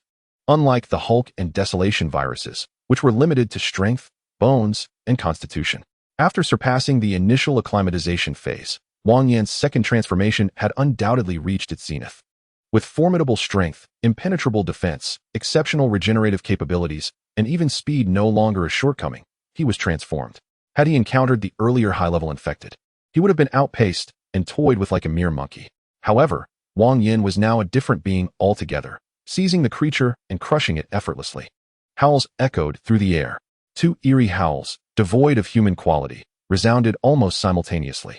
Wang Yan propelled himself forward, colliding forcefully with the monstrosity within. Bang! A deafening explosion erupted before him, the terrifying shockwave scattering the surrounding glass and the creature's decaying flesh. Wang Yan staggered back a couple of steps, and only then did he gain clarity on the entity he was battling. Towering at an impressive 4 meters, its muscles bulged grotesquely, with thick arms and legs. Entirely encased in a dense layer of keratin, this creature resembled a green giant more than the Hulk himself, undoubtedly excelling in strength and defense. Boom! A dreadful force struck, sending Wang Yan hurtling backward. The once unassailable Wang Yan, relying on his heritage of the abyssal giant, finally encountered a formidable foe. Even with the infusion of the carapace dragon gene extract, which completed his agility and mental attributes, he still could not withstand this beast. A furious howl pierced the air. Flames erupted around him, and the indomitable Wang Yan charged forth once more. Boom! The 2 colossal humanoid creatures engaged in a frenzied assault. The air thick with the sound of their blows, shoving shattered glass and flesh into the corners of the room. Fortunately, the storage room was spacious. Otherwise, the 2 monsters could hardly maneuver. The battle was exceedingly intense, and Wang Yan gradually found himself on the defensive, being overwhelmed by the creature's relentless strikes. All the glass containers around them shattered into fragments, while a tiny half-meter-long dog cowered in a corner, trembling at the sight of the 2 titanic beasts clashing like street thugs. Crash! The massive body slammed against the wall, and Wang Yan shook his head, sensing something was amiss. Being suppressed in his area of expertise was a dire situation. Transformation was his ace in the hole, his strongest tactic.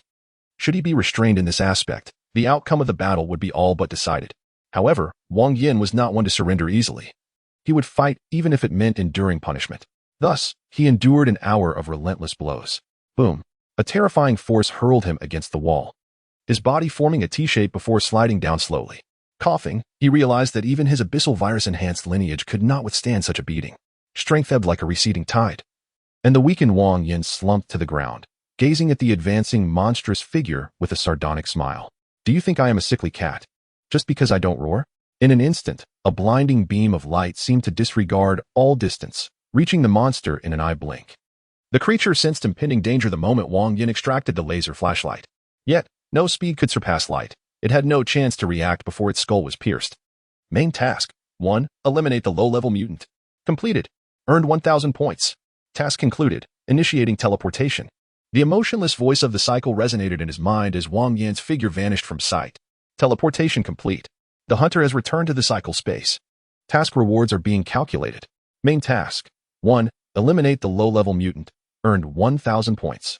Side tasks. 1. Eliminate 1,000 primary infected. Earned 1,000 points. 2. Eliminate 100 intermediate infected. Earned 1,000 points. 3. Eliminate 10 advanced infected. Earned 1,000 points. Hunting tasks. 1. Eliminate the black-scaled two-headed dog. Earned 3,000 points. Loot black-scaled treasure. 2. Eliminate the carapace dragon. Earned 3,000 points. Loot dragon treasure. Total points earned. 10,000. Overall evaluation. Treasure chest reward granted. Task rewards have been settled. Personal attribute panel is now open.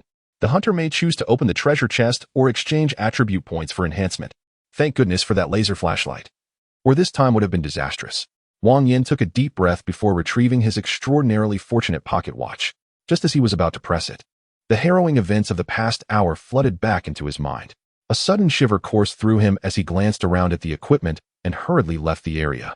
Isolating a closed-off zone within the cycle, Wang Yan pressed the pocket watch and opened the reward chest. He obtained the Smuggler's Black Ship Ticket. Name: Smuggler's Black Ship Ticket. Type: Item level. Description: Upon use, allows return to the main world for 1 month. Selling grants 3,000 points. Fortune truly smiled upon me. Wang Yan raised his gaze to the floating sphere in the sky, already having a clear understanding. Janice, create a laser flashlight as swiftly as possible. Cycle. Exchange for 14 agility points and 13 mental points. Understood. As Wang Yan's voice echoed, a beam of white light descended, enveloping his entire being. The enhancement process was serene, and when it concluded, Wang Yan felt as if the entire world had transformed. His body became more agile, his perception sharpened. Entirely different from the explosive power experienced in his transformation. Opening the chest for enhancement took just over 8 minutes, and soon, the backlash of luck arrived. Wang Yan lay still on the ground, too afraid to move, knowing he could not venture anywhere. Time slipped by, and without the need for installation or debugging. The cost of 1,300 points for the laser flashlight was realized in just 6 days. A new trump card, a vital tool for survival in critical moments. After toying with it in his hands, he stored it in his personal auxiliary terminal. Wang Yan then looked up at the cycle in the sky. I wish to use the Smuggler's Black Ship Ticket to return to the main world, followed by assessments of the 5 fundamental attributes.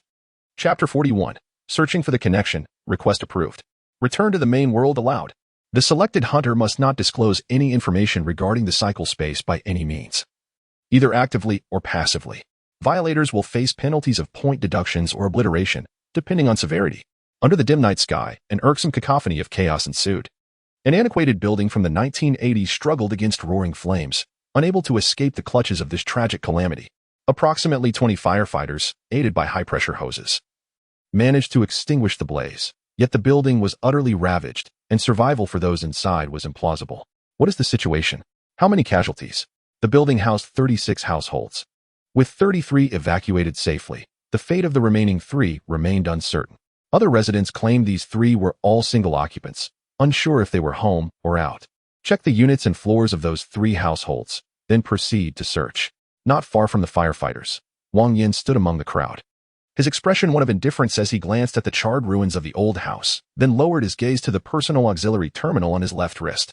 At 1:30 a.m. on August 16th, I died about an hour ago, Wang Yan murmured before turning and leaving the scene. This was his home. The place where he was murdered. After years of battling drug lords abroad, dismantling countless dens, and killing untold numbers, Wang Yan had become a thorn in the side of those despicable scoundrels. As the saying goes, those who stand by the riverbank cannot avoid getting their shoes wet.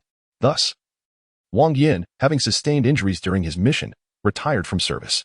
With the assistance of the state, he changed his name and identity, erasing all links to his former life. Yet, despite these precautions, Wang Yan was ultimately located. The tortures he endured were not merely superficial. The most unimaginable acts of cruelty were inflicted upon him. From dusk until midnight, within the confines of his own home, he was subjected to 4 hours of relentless torment. Subsequently, he was bound to a chair and drenched in gasoline, forced to witness his own demise as flames consumed him slowly. Janice, infiltrate the network of this world. I require a completely new identity and a nearby hotel. Understood. Upon returning to the main world, Wang Yan did not rush to investigate the circumstances of his murder. Instead, he prioritized checking into a hotel. He had a month to thoroughly investigate the matter and seek vengeance. Master, in the past month, there have been 387 foreign entrants, including 66 blondes and 13 with curly hair. I will project their photographs onto the television screen. Please examine them for any leads. Janice's efficiency was commendable. Within 10 minutes of lying down, Wang Yan discovered a clue. 13 individuals were neatly arranged, with a line of small text detailing their names, occupations, and residences. None of them. Those who attempted to kill me must be illegal immigrants. Wang Yan shook his head. If they are staying for a short time, a few local contacts could suffice. However, for an extended stay, substantial backing from powerful forces would be necessary. Janice, investigate these 2 avenues. It should lead us to some hits. Understood. Janice acknowledged before falling silent. As twilight faded and dawn broke, a new day dawned. Wang Yan opened his eyes, and the television hung on the wall flickered to life, displaying the visage of a bald, scarred man. The leader of the Black Dragon Society received a 2 million transfer 3 days ago. No need for lengthy explanations. Simply list all suspicious targets. I will approach them one by one. I am confident I will extract the necessary information. Wang Yan toyed with the laser flashlight in his hand, a sinister smile gracing his lips. Task 1. Find the contact. A brief prompt echoed in his mind, causing Wang Yan to momentarily pause. What is happening? No rewards are one thing, but what does this contact entail? With a population of 14 billion in Huaxia, where shall I find this contact? Wang Yan was genuinely bewildered. This task seemed utterly nonsensical, devoid of any guidance. Even a year might not suffice to locate this person. Master, remain calm. The cycle should not assign tasks that are impossible to complete. Perhaps if you consider thoroughly, there might be something or some ability within you that can assist in locating them. I'm hearing Janice's words. Wang Yan nodded and began to ponder what items or abilities might aid him in his search. Undoubtedly, the extraordinarily lucky pocket watch could achieve this. Possessing such overwhelming fortune felt akin to being a favored child of destiny. However, the 10-minute duration was too brief, and the subsequent hour of misfortune was daunting, necessitating careful consideration. Apart from the lucky pocket watch, there was also the talismanic art. This ancient tome of talismanic secrets, passed down from the one-brow Taoist, was profound and versatile, containing talismans for various purposes, including those for locating individuals. After closing his eyes and reflecting, he indeed recalled a specific talisman capable of such a feat, the Chi-seeking talisman. An advanced version of the tracking talisman, it could locate individuals or objects through faint connections. Unlike the tracking talisman, the Chi-seeking talisman could be employed with just a name or a distinguishing feature, albeit with uncertain accuracy. The talismanic art serves me as if endowed by divine intervention. Wang Yan exhaled, then rose to head towards a funeral supplies store. Crafting talismans is a meticulous art. Ordinary yellow talismans require only yang wood, with peach wood being the best choice, while other types of wood, excluding the 5 ghost wood, are also acceptable. However, blue talismans are considerably more demanding, necessitating wood struck by lightning. The thunder is the power of heaven and earth, the utmost yang force. Even the faintest trace left on the wood can wield tremendous power. In ancient times, lightning-struck wood was exceedingly rare, yet in modern times, it is relatively easier to procure. By using a lightning rod to channel the power of thunder into a tree, although not as high in quality as naturally struck wood, it remains usable. The purple talismans are beyond the reach of modern technology. They require lightning, yang wood, and over a century of age. The first 2 are manageable. But once a century is involved, complications arise. While century-old materials are available in tropical rainforests, most are not yang wood, and any that are struck by lightning could lead to forest fires. For lightning-struck wood to retain its ounce of utmost yang power, it must be struck while still alive, a feat few dare attempt in today's society. As for the gold and blood talismans, merely contemplating them suffices. The materials required are exceedingly rare, and gathering them poses significant challenges. Chapter 42. The Blue Talisman. This is the place. Stepping out of the taxi, Wang Yan strode into the funeral supplies store. As soon as he entered, a middle-aged man in his 30s approached him. What can I assist you with, esteemed guest? I am Fang Huihong, the 18th generation disciple of Long Hu Mountain. I offer bone reading, fortune-telling, massage, soul retrieval, well digging, feng shui, astrology, and mobile phone screen protection. The man rambled on, leaving Wang Yan utterly perplexed. Wait, what did you say your name was? Fang Huihong. Wang Yan recalled, feeling as though either his hearing had failed him or the man was tongue-tied. Indeed, I am Fang Huihong, the 18th generation disciple of Long Hu Mountain. I offer bone reading, fortune-telling, massage, soul retrieval. Stop, stop, stop. Wang Yan quickly interrupted Fang Huihong's incessant chatter. I need some blue talismans. Do not attempt to deceive me with inferior dyed products. Money is not an issue. I also require high-quality vermilion, refined using ancient methods. If you have any that is mixed with over 3 years of chicken blood and 5 years of dog blood, That would be ideal. At once, Fang Huihong recognized Wang Yan's expertise. Not wasting any time, he led Wang Yan further inside. Although the funeral shop appeared unremarkable from the outside, the interior was a realm unto itself. Upon activating his true eye, Wang Yan detected swirling malevolent energies surrounding several ceramic jars, suggesting they contained something of significance. Look at this, natural lightning-struck wood, and it's peach wood as well, crafted using traditional methods. Even a vengeful spirit would perish upon contact. However, the price is steep, 100,000 per piece. At this point, Fang Huihong produced another box. This one is made from lightning-struck wood using lightning rods and mass-produced by machine. While the effect is somewhat diminished, the price is more accessible, only 5,000 each.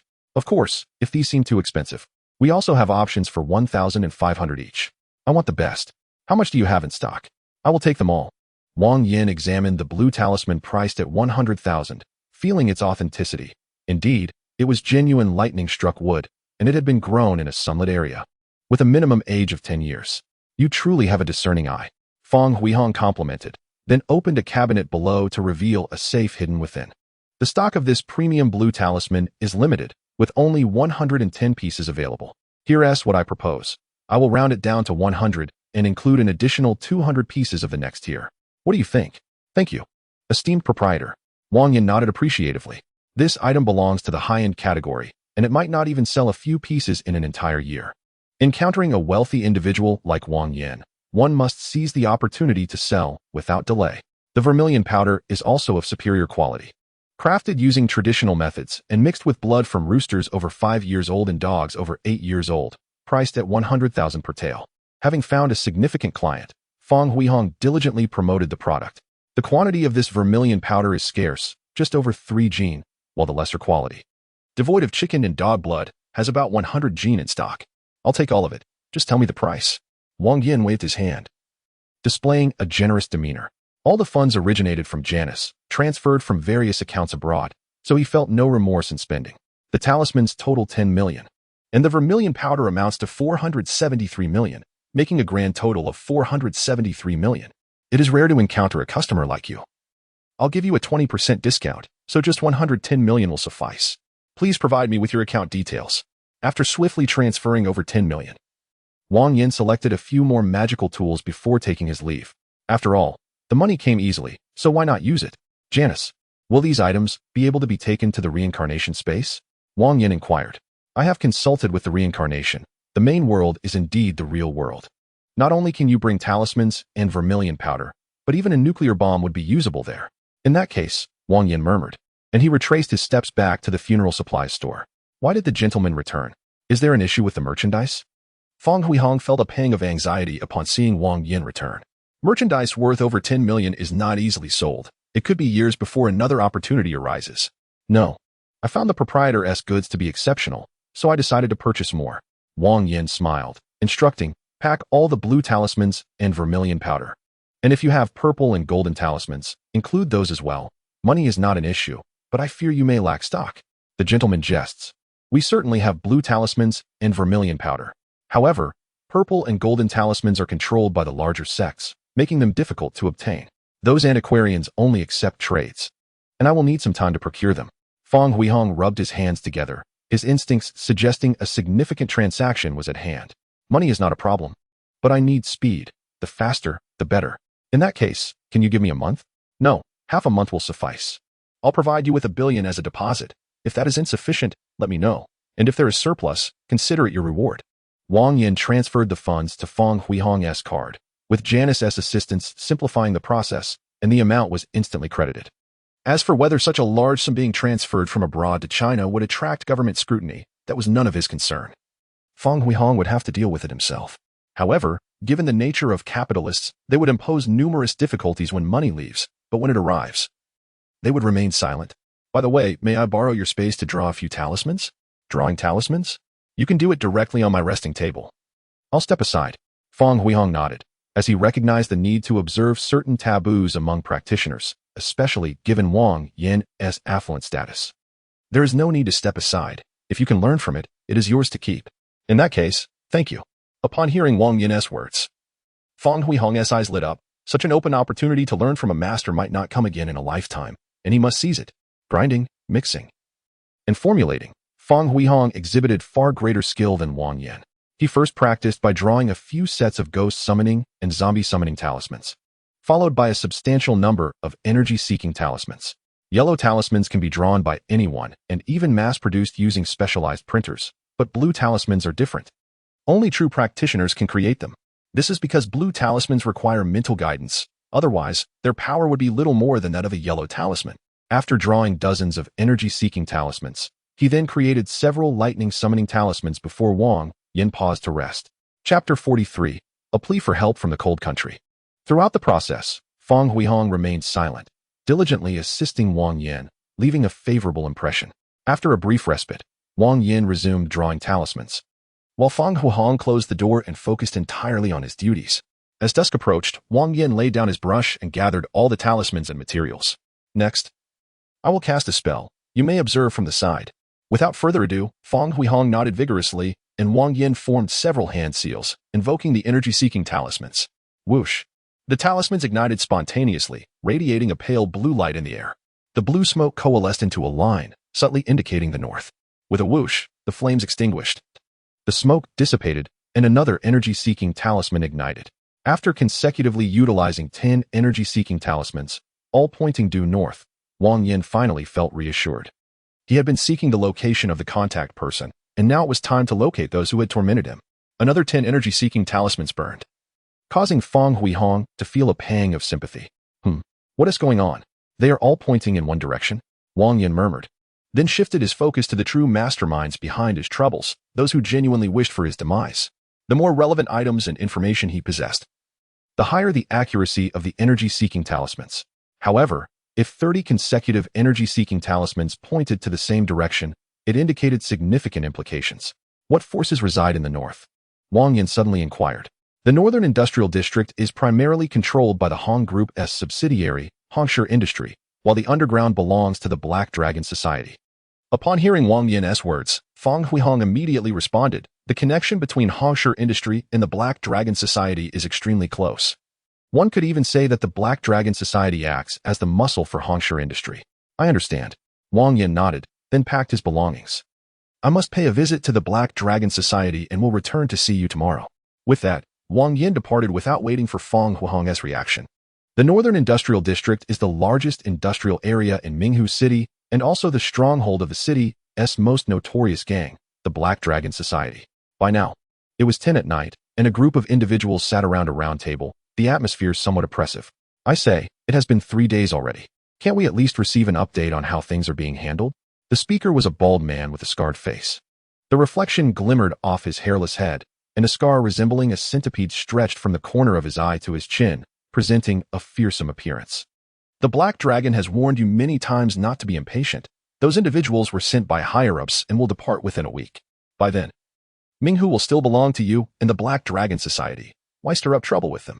A middle-aged man, appearing to be in his 30s, lit a cigarette, speaking while releasing smoke rings. Old Wang, what are your thoughts? I am merely a messenger. Do as you please. It has nothing to do with me. The man referred to as Old Wang lazily glanced at him before returning to his lethargic position in the chair. Hongshi, one must be careful with words.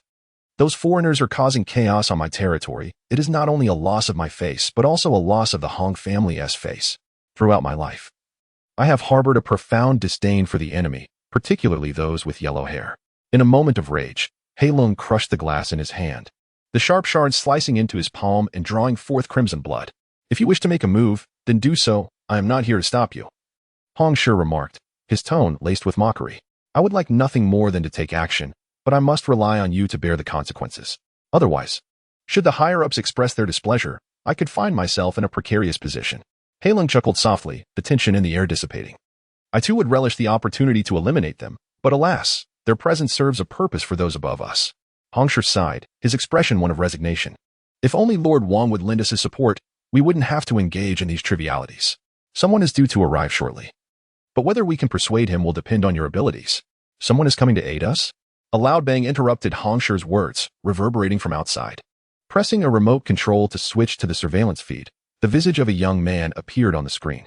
Stay put and do not wander. The man stated impassively before the monitor shut off automatically. Just then, another loud crash resounded as a door was forcefully kicked open, hurtling towards them. Hongshi managed to evade the projectile with a clumsy roll, his face betraying no anger, only surprise. He understood that help had arrived. While he and Heilong were hesitant to act against those individuals, this young man was undoubtedly willing to take action. Brother! Bang! Bang! Bang! Bang!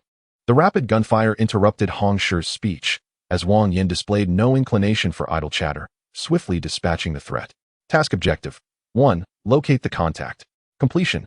Task Objective 2. Eliminate all smugglers entering Minghu City. Are you the contact?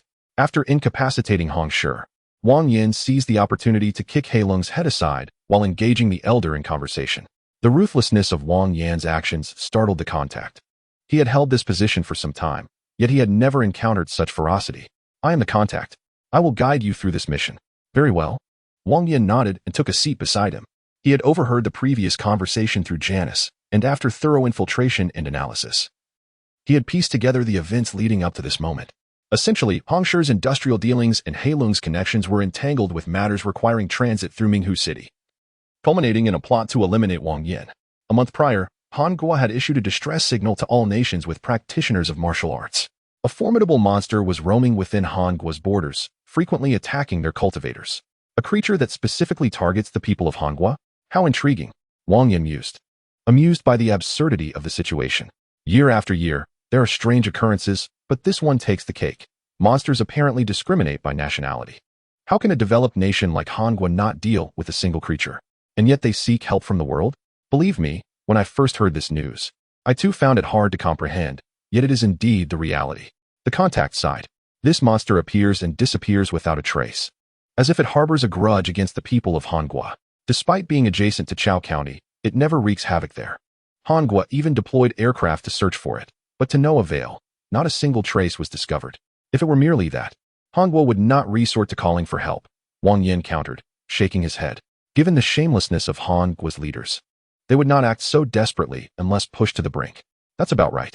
In truth, this monster has existed for over a decade. While it has occasionally claimed lives, the incidents were rare.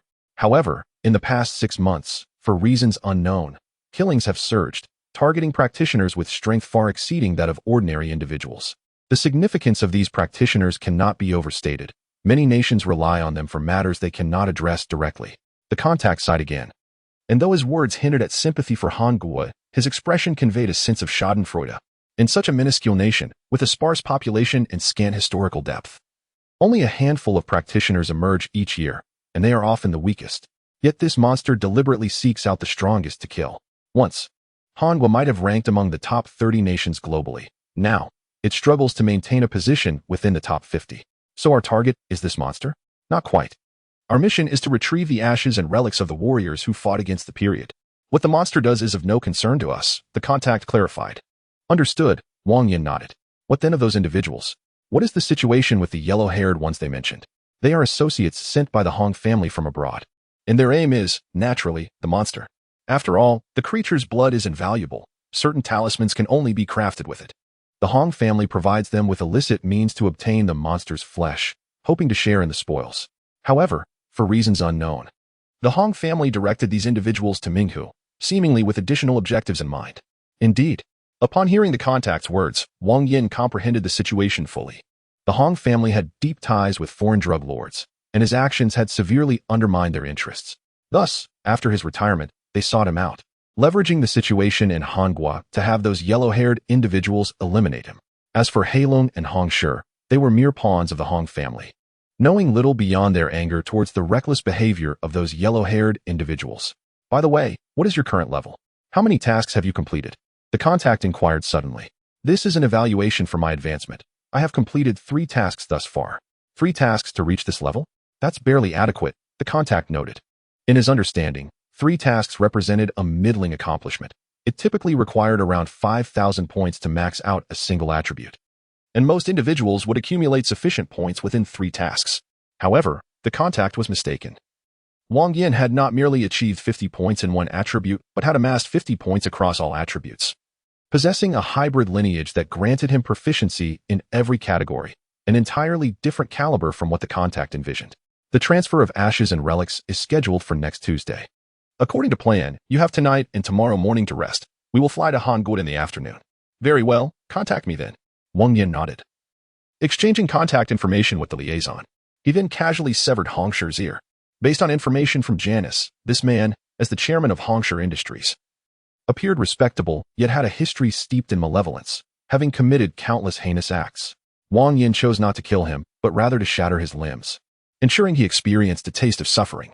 As for the ear, it would serve as a medium for his spell casting. Otherwise, how could he reach across thousands of kilometers to deal with the Hong family members in other provinces? Be cautious, avoid causing too much commotion, or it may be challenging to wrap things up, the experienced contact advised, recognizing Wang Yan's intentions through his actions. Reassured, he declared, "Rest assured, you shall not be implicated." With a wave of his hand, Wang Yan vanished into the darkness.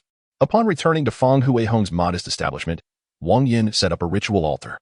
His current focus was on the Hong family. Those foreign blonde individuals were not a pressing concern, as Janice would eventually lead them here. Esteemed practitioner, what purpose does this altar serve at such an ungodly hour? Fang Huihong inquired, gazing at the thick array of talismans and paper effigies atop the altar, swallowing hard. Casting spells from afar to deal with a few adversaries, while simultaneously broadening your horizons. To confront adversaries? Fang Huihong's complexion paled at Wang Yan's words. The situation was clearly more grave than merely confronting a few individuals. It was an outright assault on their very home. Do not concern yourself with the details, simply observe. Wang Yan severed a small piece of flesh from Hongsher's ear and ensconced it within a blue talisman. This was known as a blood curse talisman, one of the most arduous to craft, second only to the thunder summoning talisman. Wang Yan had drawn 20, yet only 4 had turned out successfully. The rest were but flawed remnants. The blood curse talisman, enveloping the small fragment of flesh from Hongsher's ear, ignited spontaneously without a flame. Its pale blue fire tinged with a hint of crimson, presenting an exceedingly eerie sight. The talisman burned slowly, despite its palm-sized form, exhibiting a burn time akin to that of incense. Wang Yan inhaled deeply, his expression transforming into one of fierce malevolence. "I curse you to bleed from all your orifices." Boom. As Wang Yan's words echoed, the once slowly burning blood curse talisman erupted into a conflagration, instantly reducing the flesh within to ashes. Fang Huihong observed in trepidation, while Wang Yan effortlessly grasped the second talisman containing Hongsher's bloodied flesh. Meanwhile, in the grand estate of the Hong family, over 200 members were gathered to celebrate the birthday of the venerable patriarch. The Hong family had held a modest status since the founding of the nation, amassing wealth through a series of nefarious means: arson, plunder, and deceit. During a time of systemic inadequacies, with the winds of reform and opening, they ventured into import and export trade, rising to prominence as one of the leading affluent families. As a savvy player in the ever-evolving landscape, the patriarch was not content with mere riches. He entangled himself with foreign powers, engaging in illicit enterprises, gambling, drugs, and a network of influence spread across the nation, transforming him into a notorious figure within the underworld in a mere few decades. Third son, you must expedite your collaboration with your elder brother for a transition. The crackdown on organized crime has intensified, and we, the Hong family, must not serve as an example but rather assist in confronting those who defy the law. You are familiar with these matters. I need not instruct you further. Father, I shall hasten the pace. The third son nodded respectfully. Excellent. Our Hong family is vast and prosperous. We must not falter in our overarching direction. At this juncture, the patriarch suddenly succumbed to a fit of coughs, discovering his palm stained with a deep crimson hue. Father, I am fine. Merely a slight gum bleed and throat inflammation. Nothing serious, he waved dismissively, having weathered countless storms over the decades. However, upon seeing the terror-stricken faces of his sons and daughters-in-law, he finally sensed something amiss. He felt a strange warmth trickling from his ears and nose, and his vision began to blur with a crimson haze. "Why are you all?" the patriarch gasped, realizing that blood flowed from the eyes and nostrils of his numerous descendants. "Curse be it, someone has poisoned us," he bellowed, slamming his palm upon the table with such force that it cracked, causing his arm to break. "Father." The sudden turn of events plunged the Hong family into chaos. The third son attempted to assist the patriarch, but as he shifted from his seat, his legs crumbled beneath him. A cacophony of cracking sounds filled the air as several others attempted to rise, only to collapse upon the floor, leaving the remaining family members exchanging fearful glances, paralyzed by the unfolding horror. "There are practitioners scheming against us." The patriarch, well-versed in the ways of the world, quickly deduced the gravity of their plight upon witnessing the grim spectacle. "Quickly, call your elder brother and inform him," before he could finish. A violent and unbearable cramp seized his abdomen, and he expelled a mouthful of foul, viscous matter. The agony and weakness overwhelmed him, blurring his consciousness. I curse you to shatter every bone in your body. I curse you to suffer a gruesome demise.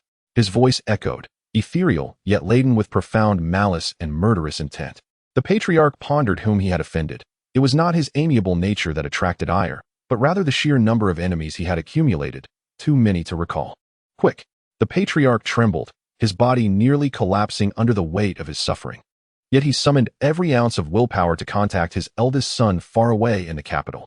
Alas, his aspirations were idealistic, and reality proved merciless. On the brink of death, he finally discerned a faint voice that seemed almost non-existent. I curse you, progeny of the Hong family, to be utterly extinguished. Boom. Like the crack of thunder, the patriarch collapsed, his struggles ceasing entirely. In the capital's conference center, Hong Chao woke abruptly from slumber, drenched in cold sweat. What is happening? Why do I feel such a sense of foreboding? He glanced at his phone. It was midnight, a time when spirits might seek vengeance. Perhaps I am merely fatigued. I have a full day of meetings ahead, he muttered, returning to his slumber. I curse you, progeny of the Hong family, to be utterly extinguished. Within Feng Huihong's funeral supply store, Wang Yan roared, as the blue blood curse talisman enveloping Hong Shi's flesh erupted into ashes.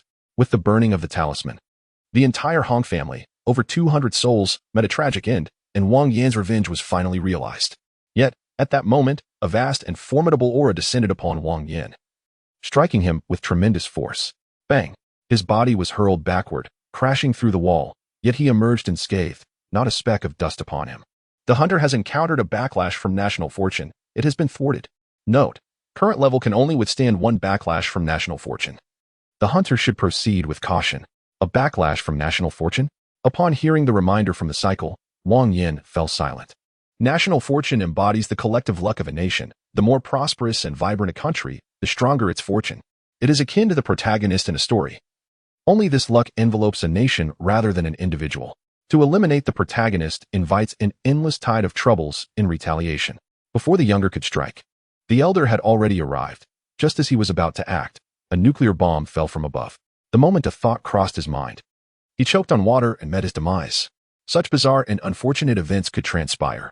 Compared to personal misfortunes, the backlash from national fortune was more straightforward and direct.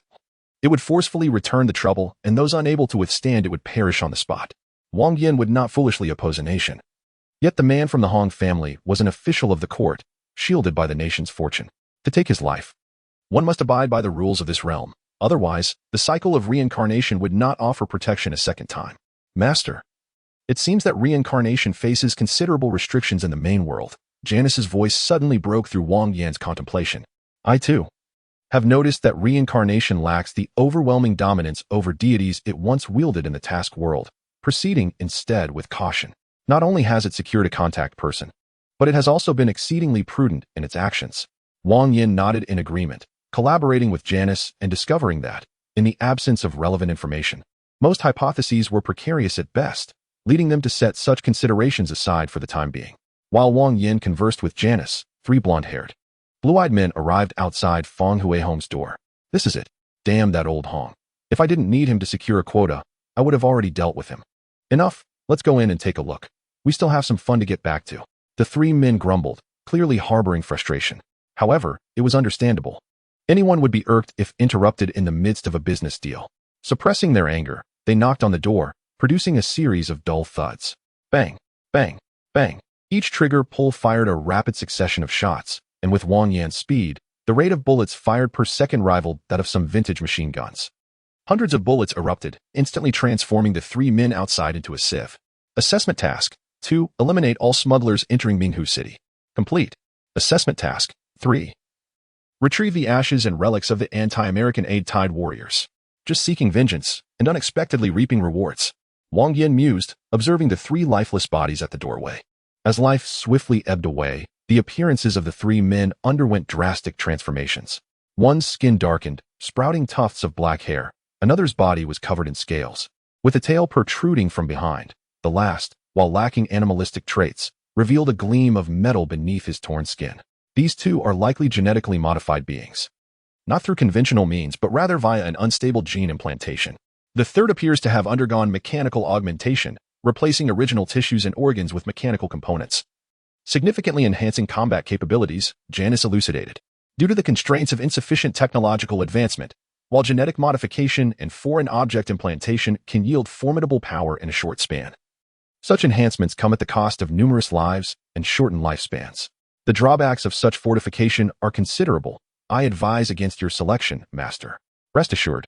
I am merely curious, Wang Yan replied, crouching to inspect the remains of the three men. They were either Americans or from Western Europe, as no such blonde-haired, blue-eyed, hairy individuals could originate from Huaxia.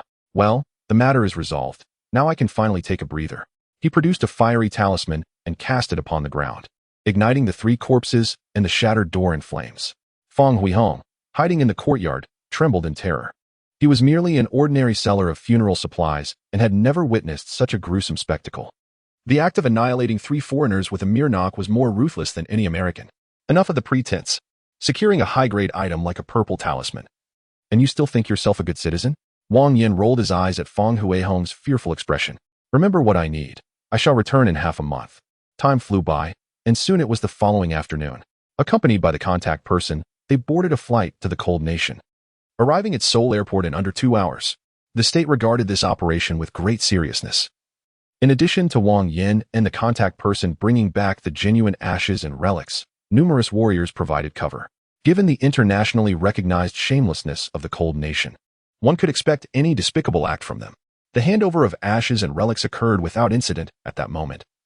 The country was in disarray due to the disturbances caused by the monster, unlikely to create further troubles. These were the heroes who once fought valiantly for Huaxia, the unwavering backbone of a nation that can never be broken. Wang Yan sighed, feeling a kinship with their indomitable spirit as a fellow soldier. For home, for country, for the people, sacrificing oneself for righteousness, vowing never to retreat. Such noble ideals seem to be lacking in this era.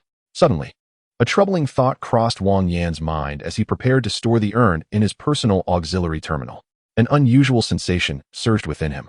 Activating his true eye, he discovered that one of the urns was enveloped in an extraordinarily potent soul energy. Is there a soul contained within? Perceiving Wang Yan's peculiar expression, the contact person followed his gaze to the urn, recognizing the anomaly as well. Exchanging a glance with the contact, they swiftly found a secluded spot at the airport. Igniting 3 spirit-calling talismans, Wang Yan focused on the urn, channeling his mental energy into a hand that grasped the soul within. Can you see me? The soul's power was robust and remarkably pure, resembling glass at first glance. Judging by this, one could ascertain that this individual had been a person of pure heart, courageous and steadfast, and had not committed any wrongdoing in life. The extracted soul appeared somewhat bewildered, but quickly grasped the situation upon observing Wang Yan and the contact person. You can see us, Wang Yan affirmed. We are not ordinary individuals. You may consider us as mages, not the kind of charlatans who deceive, but true practitioners of the craft. Oh, I understand. The soul nodded, standing aside in silence. Wang Yan and the contact exchanged glances, sensing that communication with this reticent spirit could prove challenging. Why do you not seek rebirth? Is there an unfulfilled wish? Wang Yan pondered and inquired. In truth, according to the assessment task's requirements, Wang Yan could have simply returned the ashes and relics to Huaxia, thus completing the mission effortlessly. However, out of respect for these heroes, he felt compelled to inquire further. An unfulfilled wish. Upon hearing Wang Yan's words, a ripple of emotion flickered in the soul's calm gaze. I had a dog named De Huang. My family perished at the hands of the Eastern Devils. De Huang is my only remaining kin. I wish to see him one last time before I depart. I hope to know he is well. Forgive my candor, but it has been over 60 years since the anti-American aid tide, and the longest recorded lifespan for dogs. Specifically, the Chinese rural dog is 21 years. Your De Huang has long since passed. That cannot be. I know De Huang is still alive. I sensed his presence not long ago. He is searching for me. He knows I am here. The soul became agitated, attempting to grasp Wang Yan, only to have its hands pass through him. Apologies, but do not worry, I understand. Wang Yan ignited a spirit-calling talisman, sighing softly as he began to comprehend the situation. As one of humanity's earliest domesticated animals, the bond between the Chinese rural dog and the Huaxia people is embedded in their very genes. Among all creatures, only dogs are innately drawn to humans. Assessment task. 4. Assist the warrior in seeing De Huang one last time. Note, the hunter may choose to ignore this task, but the final reward will be reduced by 1 level. What is your opinion on this? Wang Yan inquired of the informant. It's entirely up to you. I'm merely an informant, bound by the laws of reincarnation and unable to meddle in your affairs. The informant shrugged, embodying a neutral stance. solely responsible for task assignments without further involvement. You can take the ashes and relics back home, while I will seek out that monster myself. Without a moment's hesitation, Wang Yan made his decision. Monster? What monster? Aren't we looking for a dog? The informant seemed puzzled by Wang Yan's statement. The monster in question was the large yellow dog he referred to, which had been wandering within the borders of Han country in search of its owner. Wang Yan gestured towards the warrior's soul, noting that a dog's senses far surpassed those of humans, especially that of a canine spirit. It must have detected its owner's presence, which explained its persistent roaming in Han country. However, after searching for decades, even a monster would become anxious. This was likely the reason for its recent surge in violent behavior. Of course, it was also possible that the monster sensed its owner was about to depart, though that likelihood was slim. Chapter 47. Being a yellow sparrow is not so easy. Very well, I wish you an enjoyable time. I shall take my leave. The informant nodded, recognizing that his presence was merely a burden at this point. Having completed his task, there was no need to complicate matters further. Let us go find your dog. I believe you can sense its location. Wang Yan stored the warrior's soul within a talisman and stepped outside to hail a taxi. At the border between the northern Han country and Chao County lies a dense forest, relatively small in size, but fraught with peril. Aside from the unknown landmines buried beneath, there are various old-fashioned traps. Rustle. A faint sound intermingled with the rustling of leaves, undetectable to an ordinary person. The sound ceased, and a large yellow dog lifted its head, sniffing the air before suddenly darting away. Boom. Just as the dog took flight, a deafening explosion erupted.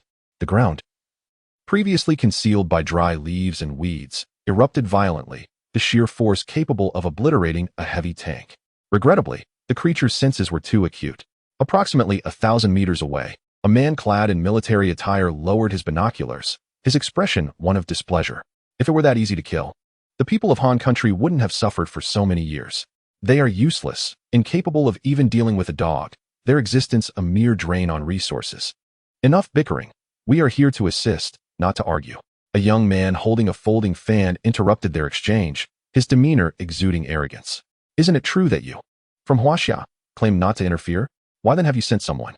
The ninja, who had earlier disparaged Han country as worthless, sneered, his gaze rife with animosity. Huaxia refrains from involvement due to the triviality of such matters. Using a butcher's knife to slaughter a chicken is unnecessary.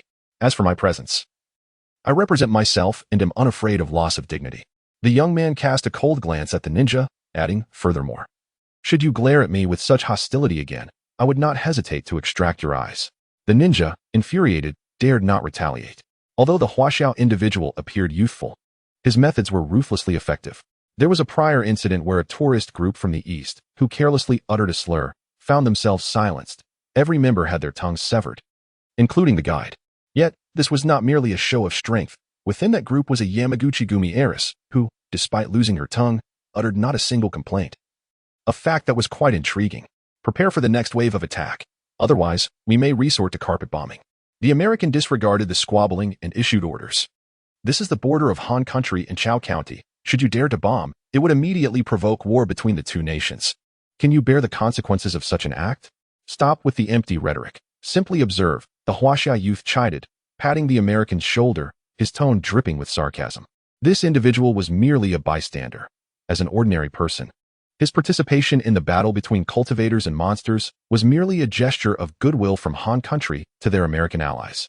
Should a confrontation arise, it would only serve to divert attention to his protection, an endeavor wholly ungrateful. Let us proceed. If we allow it to escape, we might as well commit seppuku. When the disparity in strength reaches a certain threshold, any scheme becomes futile. In this instance, with several nations and over 30 cultivators, failing to capture a mere dog would be laughable.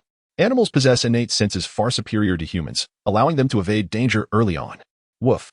After avoiding the earlier explosion, the yellow dog growled, swiftly vanishing into the forest. Chase. The cultivators exchanged glances and, in unison, plunged into the dense foliage. The chaos caused by the yellow dog had compelled Han country to offer substantial rewards, nearly exhausting their resources meant for cultivation. Yet, what constituted a substantial reward for Han country was merely a pittance in the eyes of larger powers like America, Western Europe, and Huaxia. Nevertheless, adhering to a spirit of mutual assistance, several nations dispatched personnel to aid. Larger powers sent mere subordinates for official duties, while smaller factions dispatched their elites. Yet, to the larger powers, they remained insignificant. This forest is not vast. Let us encircle it. If we find it, we shall signal. Although those present lacked formidable strength, they possessed considerable experience, particularly in tactics of overwhelming numbers. Several ninjas gradually faded from sight, while a few Americans activated the infrared goggles on their helmets. Through an almost haphazard search, they soon picked up the yellow dog's trail. However, it was more accurate to say the yellow dog detected them first.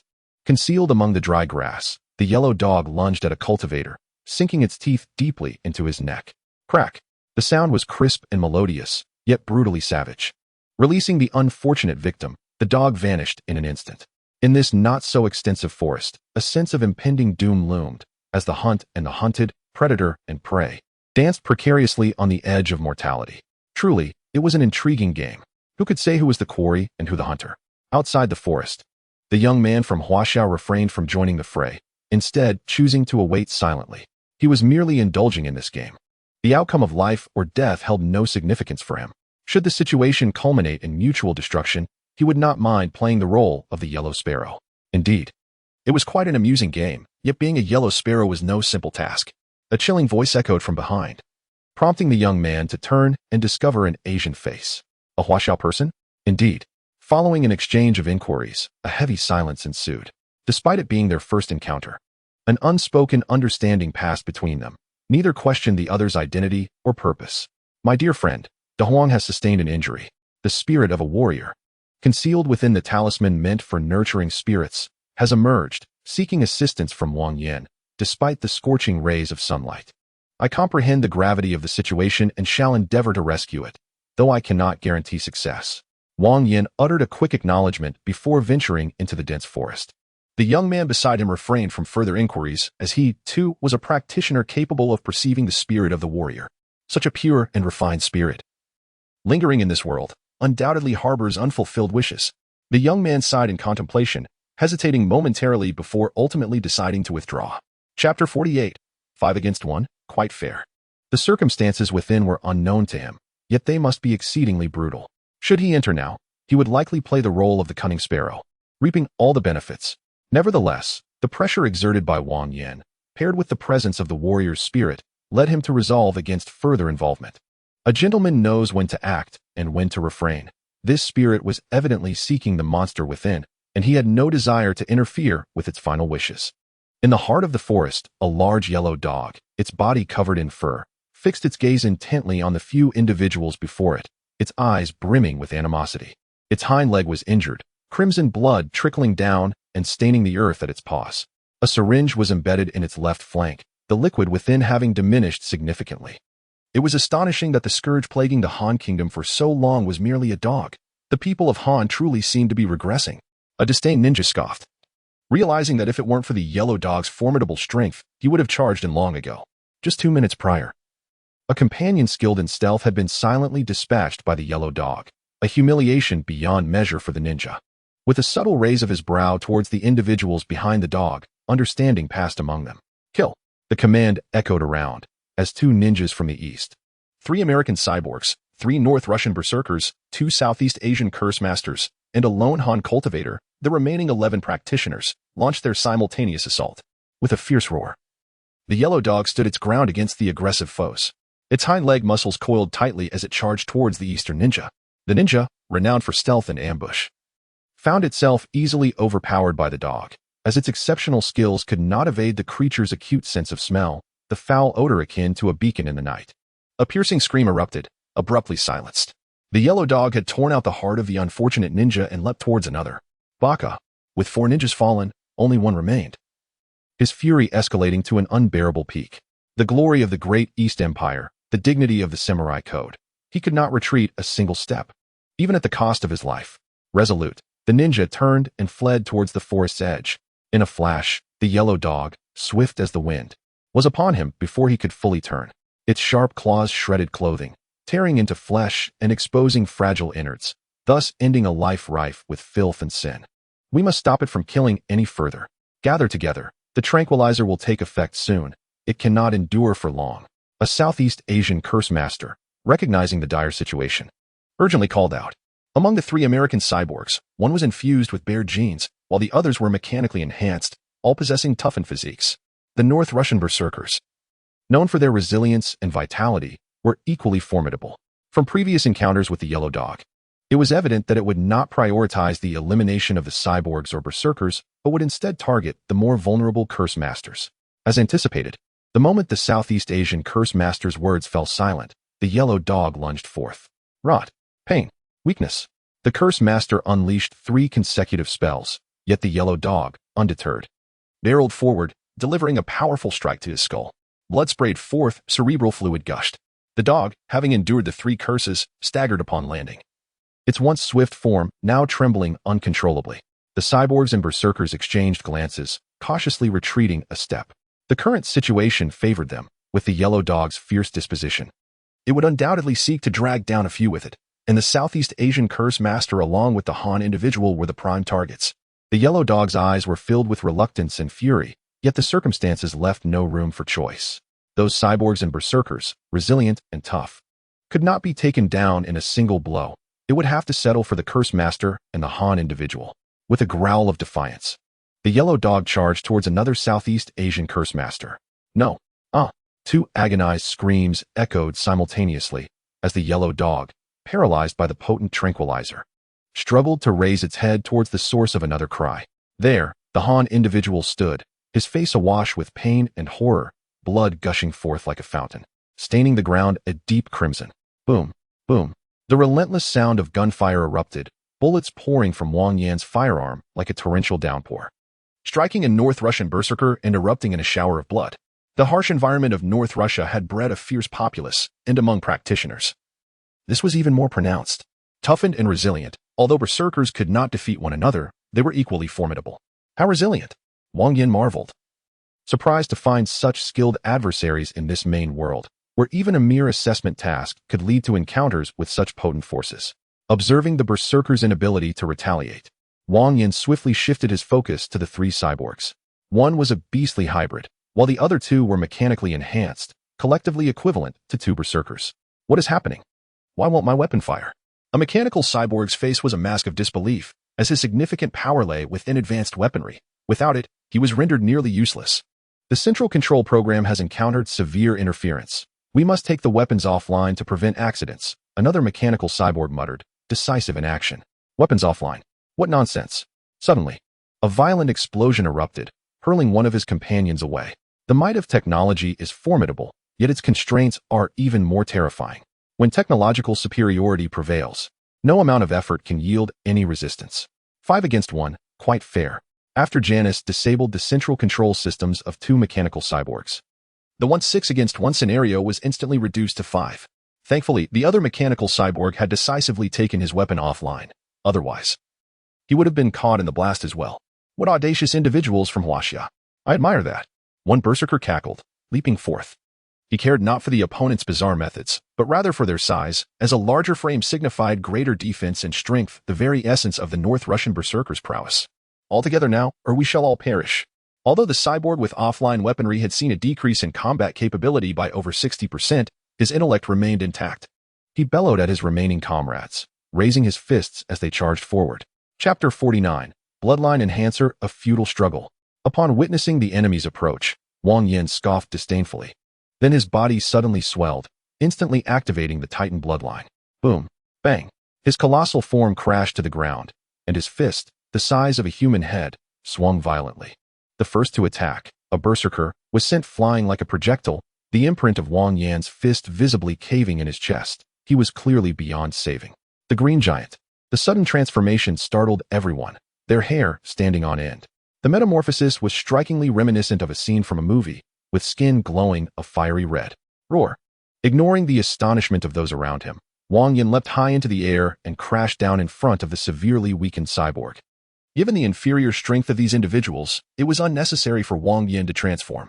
He could have dispatched them easily with mere casual blows. However, Janus's warning compelled him to act swiftly, for the tanks of the Han nation were rapidly gathering at the border, and the troops of Chao County were equally unyielding. War between the 2 nations was imminent. Even if the national machinery was weak, it was beyond the capacity of a single individual to contend with. Wang Yan, though confident in his prowess, was not foolish enough to confront tanks and aircraft head-on. That would not be valor, it would be folly. Boom. His fist smashed the head of the beastly cyborg, and with a powerful kick, he sent the North Russian berserker flying. Wang Yan seized the body of the yellow dog and leaped forward, covering 500 meters in an instant. Engaging the military directly was an act of foolishness. Evading pursuit was of utmost importance now. Janice, which direction should I flee? Run westward. That leads toward Huaxia, Janice instructed. The war between the Han Nation and Chao County is on the brink. We must distance ourselves from that area. Understood. His massive form thundered forward, shaking the ground beneath him, and soon they reached the coastline. Without hesitation, Wang Yan leaped into the sea, his immense power propelling him through the water with astonishing speed. Resembling a fish darting through the depths. Within mere minutes, he had entered Huaxia's territorial waters. All right, Master, we are temporarily safe. At Janice's reminder, Wang Yan halted and lifted the barely conscious yellow dog before him. It should still be alive, right? Wang Yan hesitated to press on its belly, instead gently shaking its tail. The gentle motion of the green giant was not truly gentle. To an ordinary observer, it would seem capable of dislodging excrement. After enduring an assault, a curse, and being dragged while consuming copious amounts of water, the yellow dog ultimately survived. Despite knowing that this figure had saved its life, fear still lingered in its eyes. Well, it's good to be alive. Upon seeing the yellow dog open its eyes, Wang Yan took out the talisman containing the spirit of the warrior. De Huang. How? As the spirit emerged, it instantly recognized its long-lost companion in the yellow dog. In turn, saw its beloved master after decades of longing. The two, a ghost and a dog, gazed at one another, emotion swirling within their eyes. And Wang Yan even perceived a glimmer of brilliance within the warrior's spirit. Assessment task 4. Allow the warrior to see De Huang one last time. Completion. Reward being calculated. Obtained a level assessment treasure chest.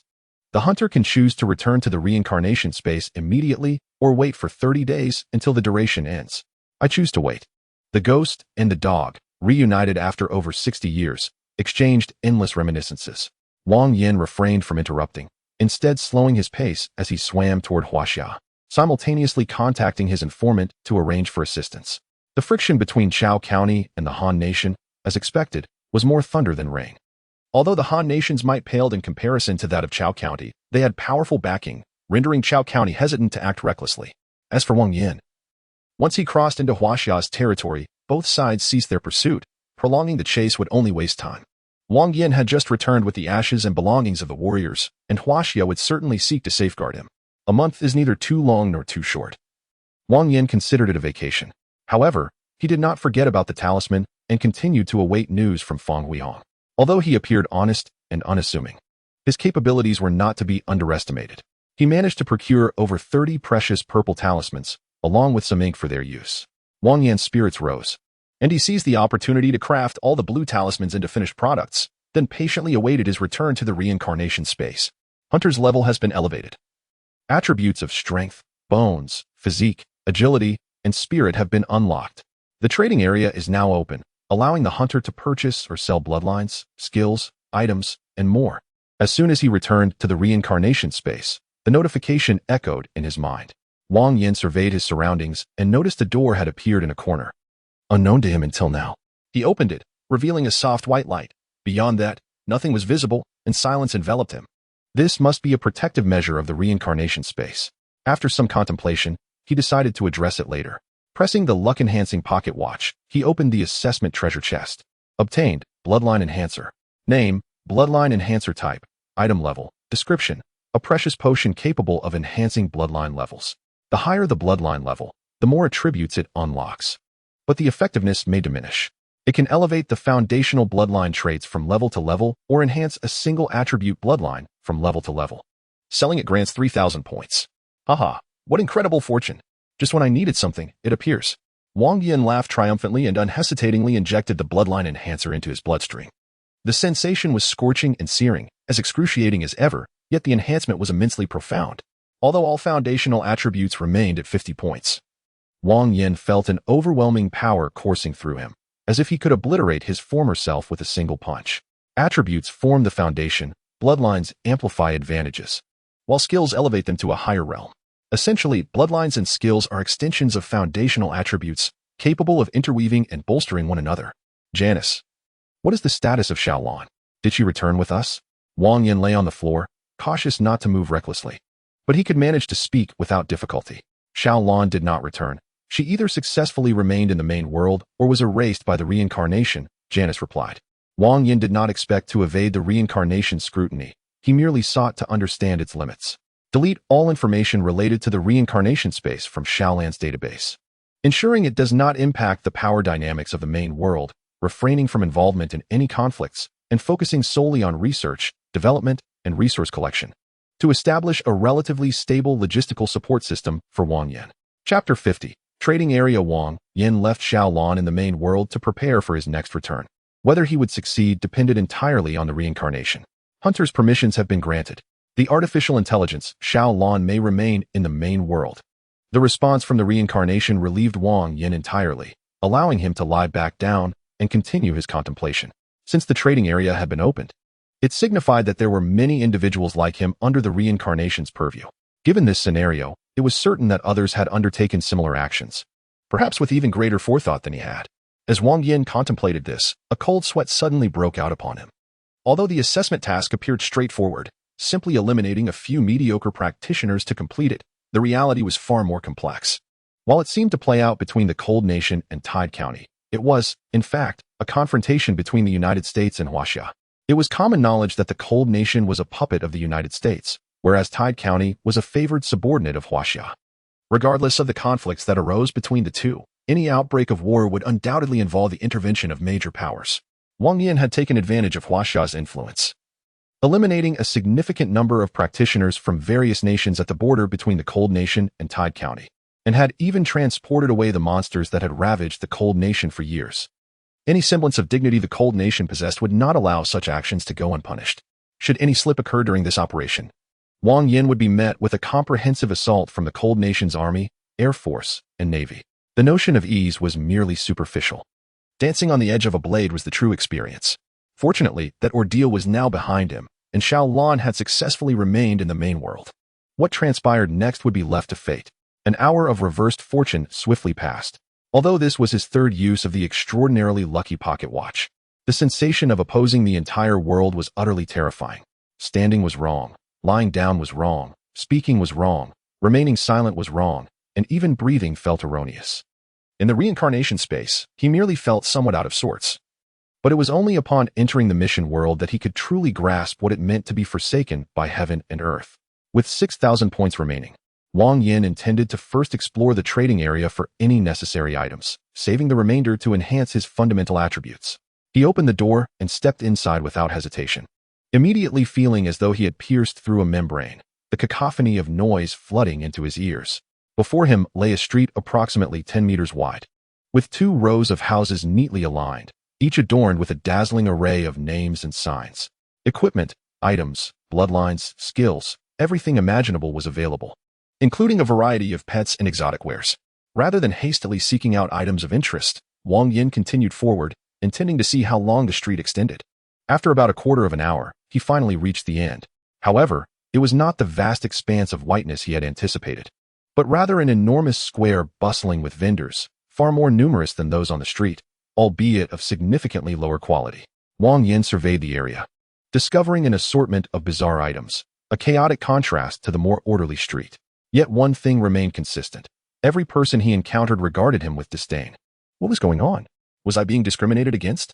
Wang Yan scratched his head, pondering what could possibly be wrong with him to warrant such treatment. Hey, young man. Are you questioning your life choices?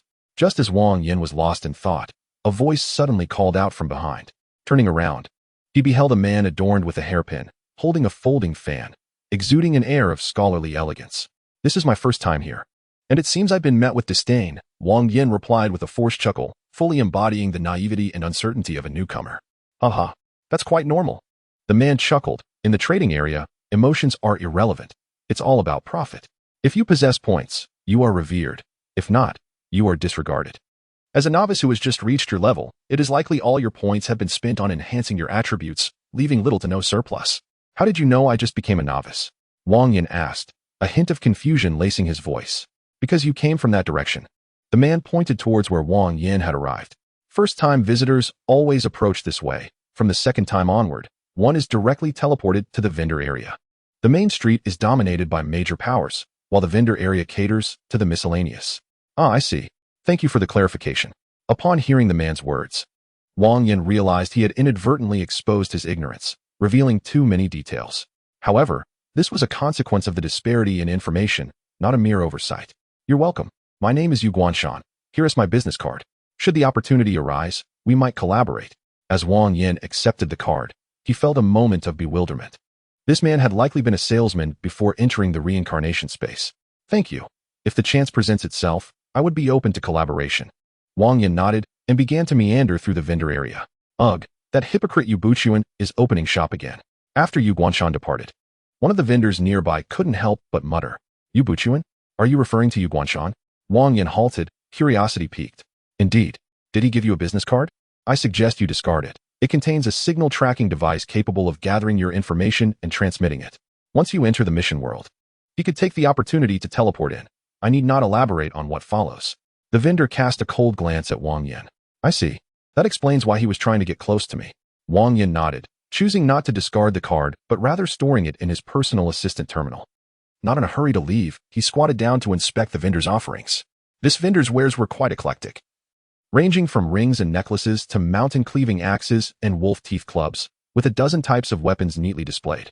However, the attributes of these items were rather mundane, with the best being only at level 1. Name, mountain-cleaving stone axe type, great axe level, 1 attack, 50 skill, none description, a sharp great axe, capable of cleaving mountains and stones with ease. While the attack power significantly surpassed that of Wang Yan's level 1 turtle shell, its practicality fell far short.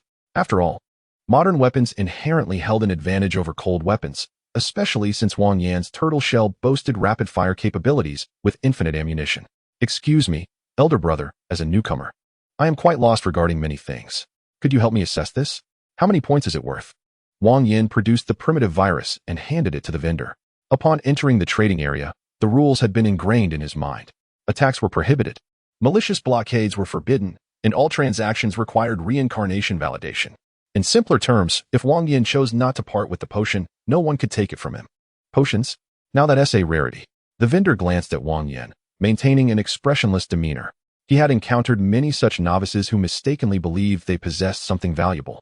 But to the discerning eye, it was merely trash. However, with no other customers around, he saw no harm in taking a look. Well, the vendor's thoughts were interrupted as he read the description of the primitive virus, involuntarily exclaiming in surprise. What's wrong? Did you find something good? The vendor's sudden reaction caught the attention of those nearby, several of whom approached, eager to discover what had transpired. Nothing much, just encountered a fellow countryman. The vendor waved his hand dismissively. Then, performing some unknown maneuver, a translucent barrier enveloped him and Wang Yan. There's no need to be anxious. This is a protective mechanism of the vendor area.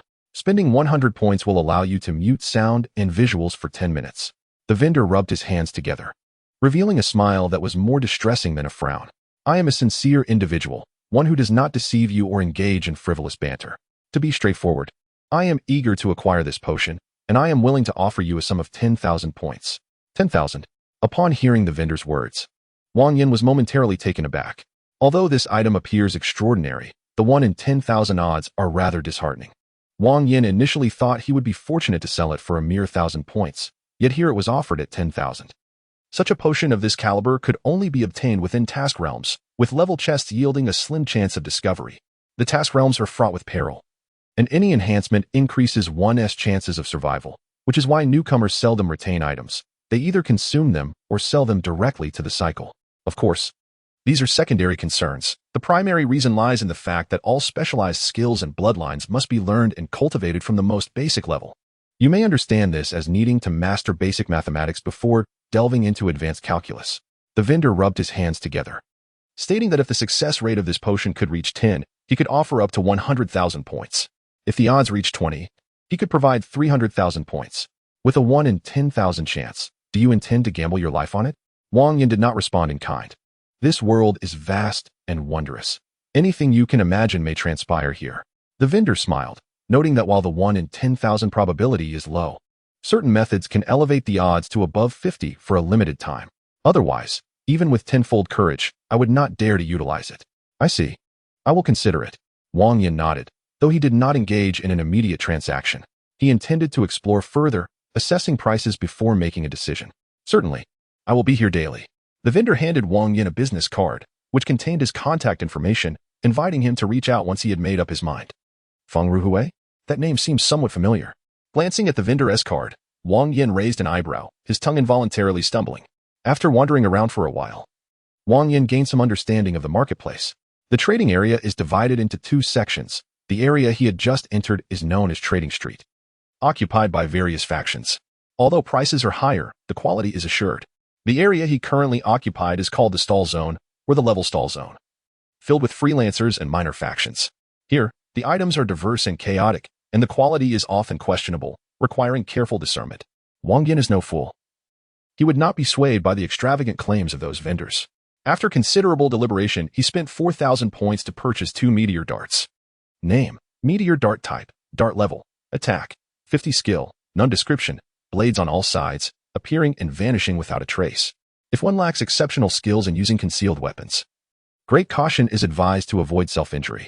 The price of level weapons generally ranges from 3,000 to 6,000 points. However, due to the niche nature of the meteor darts, the price was significantly lower. For instance, a similarly ranked stone-cleaving axe was priced at 4,000 points. Upon returning to the cycle space, Wang Yan presented a primitive virus to Janice for sale while he began practicing with the meteor darts. Although he lacked specialized skills in concealed weaponry, his level telekinesis skill perfectly addressed this issue. Janice spent an entire day in the trading area before returning, bringing not only 18,000 points, but also a small creature that resembled a blend of a cat and a fox. The primitive virus sold for 12,000 points, while some discarded yellow talismans fetched 8,000 points, and the small creature cost 2,000 points. Upon reaching level, ordinary yellow talismans became nearly useless to Wang Yan, as blue talismans offered superior effects and greater power. However, for those major factions, these yellow talismans provide newcomers with a measure of life assurance, making them a cost-effective choice. According to Janice, although this small creature is considered ornamental, it possesses a rather intriguing innate skill. It is simply alluring. Indeed, it is captivating. The fluffy, adorable little animal easily garners affection, yet this does not hold true for everyone. Individuals with unique temperaments or those who have suffered harm from animals may instinctively harbor aversion, perceiving even the cutest creatures as repulsive. However, this small beast is different. Anyone who encounters it finds it appealing. After inquiring with the cycle, Wang Yan finally understood the situation. This small creature carries a trace of Dream Eater bloodline within, so faint that it cannot be consciously activated. Yet its residual power still affects surrounding beings. Dream Eaters are entities with a specialty in mental attributes, adept at creating illusions and manipulating dreams. A pure-blooded Dream Eater can incite madness in countless beings merely by unconsciously exuding their power. Janice, your presence truly alleviates my burdens. Wang Yan mused before invoking the Devouring Flame to seize the essence of this small creature. Devouring Flame, talent after consuming the flesh and blood of the target. One can gain either a permanent or temporary mastery of a certain skill possessed by the target. This skill must not conflict with attributes such as immense strength, defense, recovery, speed, perception, or fire. Upon use, this skill will disappear permanently. Squeak. Sensing danger, the small creature began to struggle wildly. Unfortunately, its bloodline is exceedingly thin and lacking strength. Escape was impossible. Acquired skill, indescribably charismatic. Indescribably charismatic. Passive, all-intelligent beings capable of negotiation will develop a certain degree of fondness for you, and under special circumstances, this passive skill will receive a significant enhancement. Isn't this skill akin to being a pretty boy? Chapter 52. The Hidden and the Obscured. Wang Yan found himself slightly vexed. While being well-liked is advantageous, he felt that men should ultimately rely on their strength. Well, if I must be a pretty boy, perhaps it will lead to a chance encounter with a goddess. Wang Yan muttered to himself before raising his head to address the cycle. Exchange 50 points for each of the 5 basic attributes. As his words echoed, a beam of white light descended from the heavens, enveloping him entirely. After giving Janice 1,300 points to craft a laser flashlight, Wang Yan found himself with a remaining balance of 6,000 points. Spending 4,000 points on 2 meteor darts, combined with the 18,000 Janice had brought back, totaled 20,000 points. However, that sum had now vanished, and after enhancing the 5 basic attributes, Wang Yan was left financially depleted. The enhancement lasted for several minutes, and when Wang Yan descended from the sky, he was suddenly overwhelmed with the urge to punch the Cycle S avatar into submission. Yet he was not so arrogant as to challenge the cycle. Instead, he quietly opened his personal attribute panel. Name: Wang Yan. Race: Huaxia human bloodline. Enhanced bloodline of the desperate giant strength. 90. Increases attack power, explosive force, and load capacity, bone structure. 90. Enhances physical defense and bone strength. Physique. 90. Boosts cellular vitality, stamina recovery, and endurance. Agility.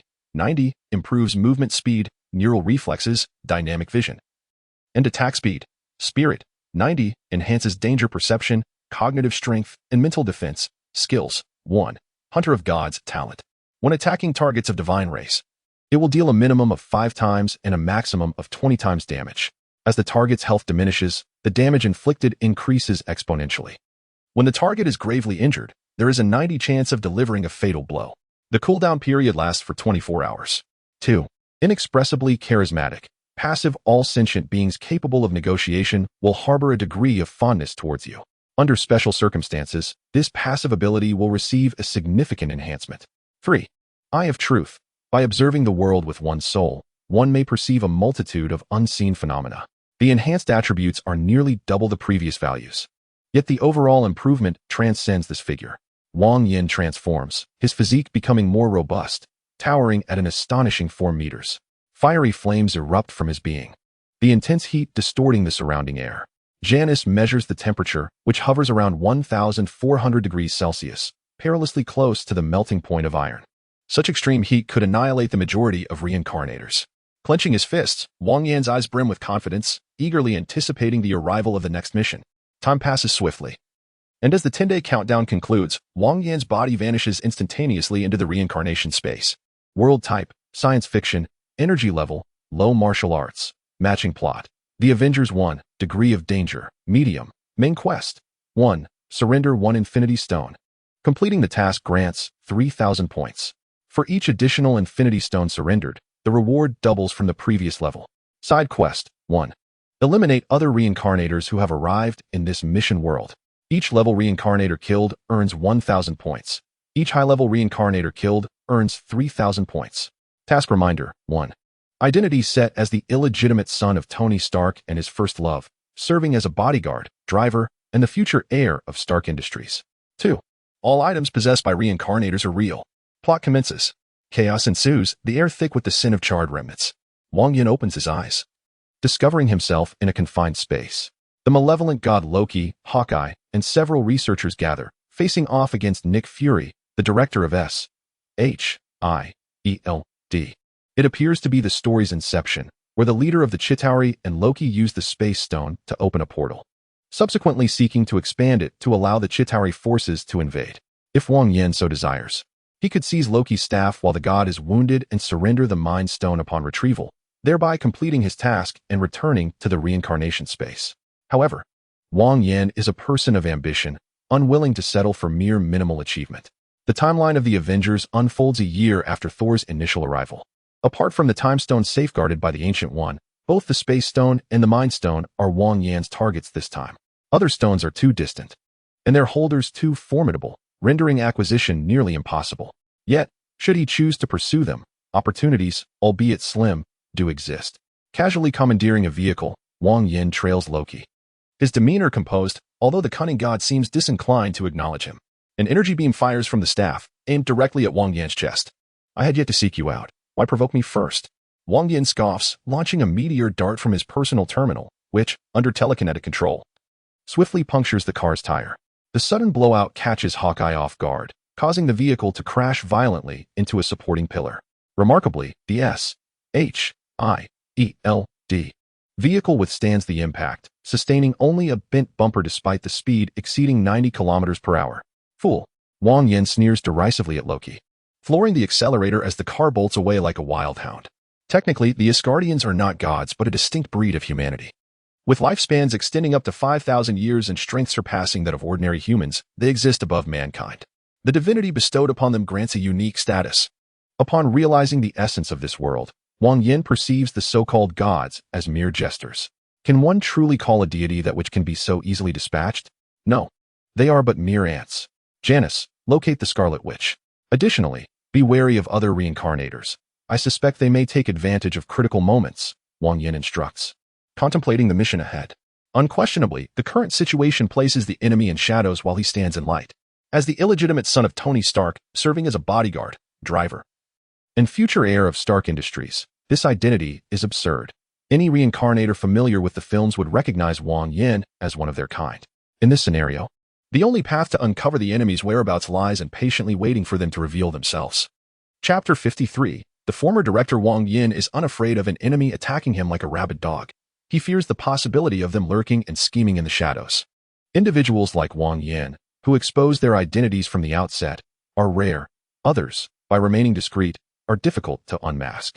As the climactic moment approaches, and Wang Yan's plan is about to unfold, a previously cooperative ally suddenly intervenes, coldly declaring, "I'm sorry, I'm the police."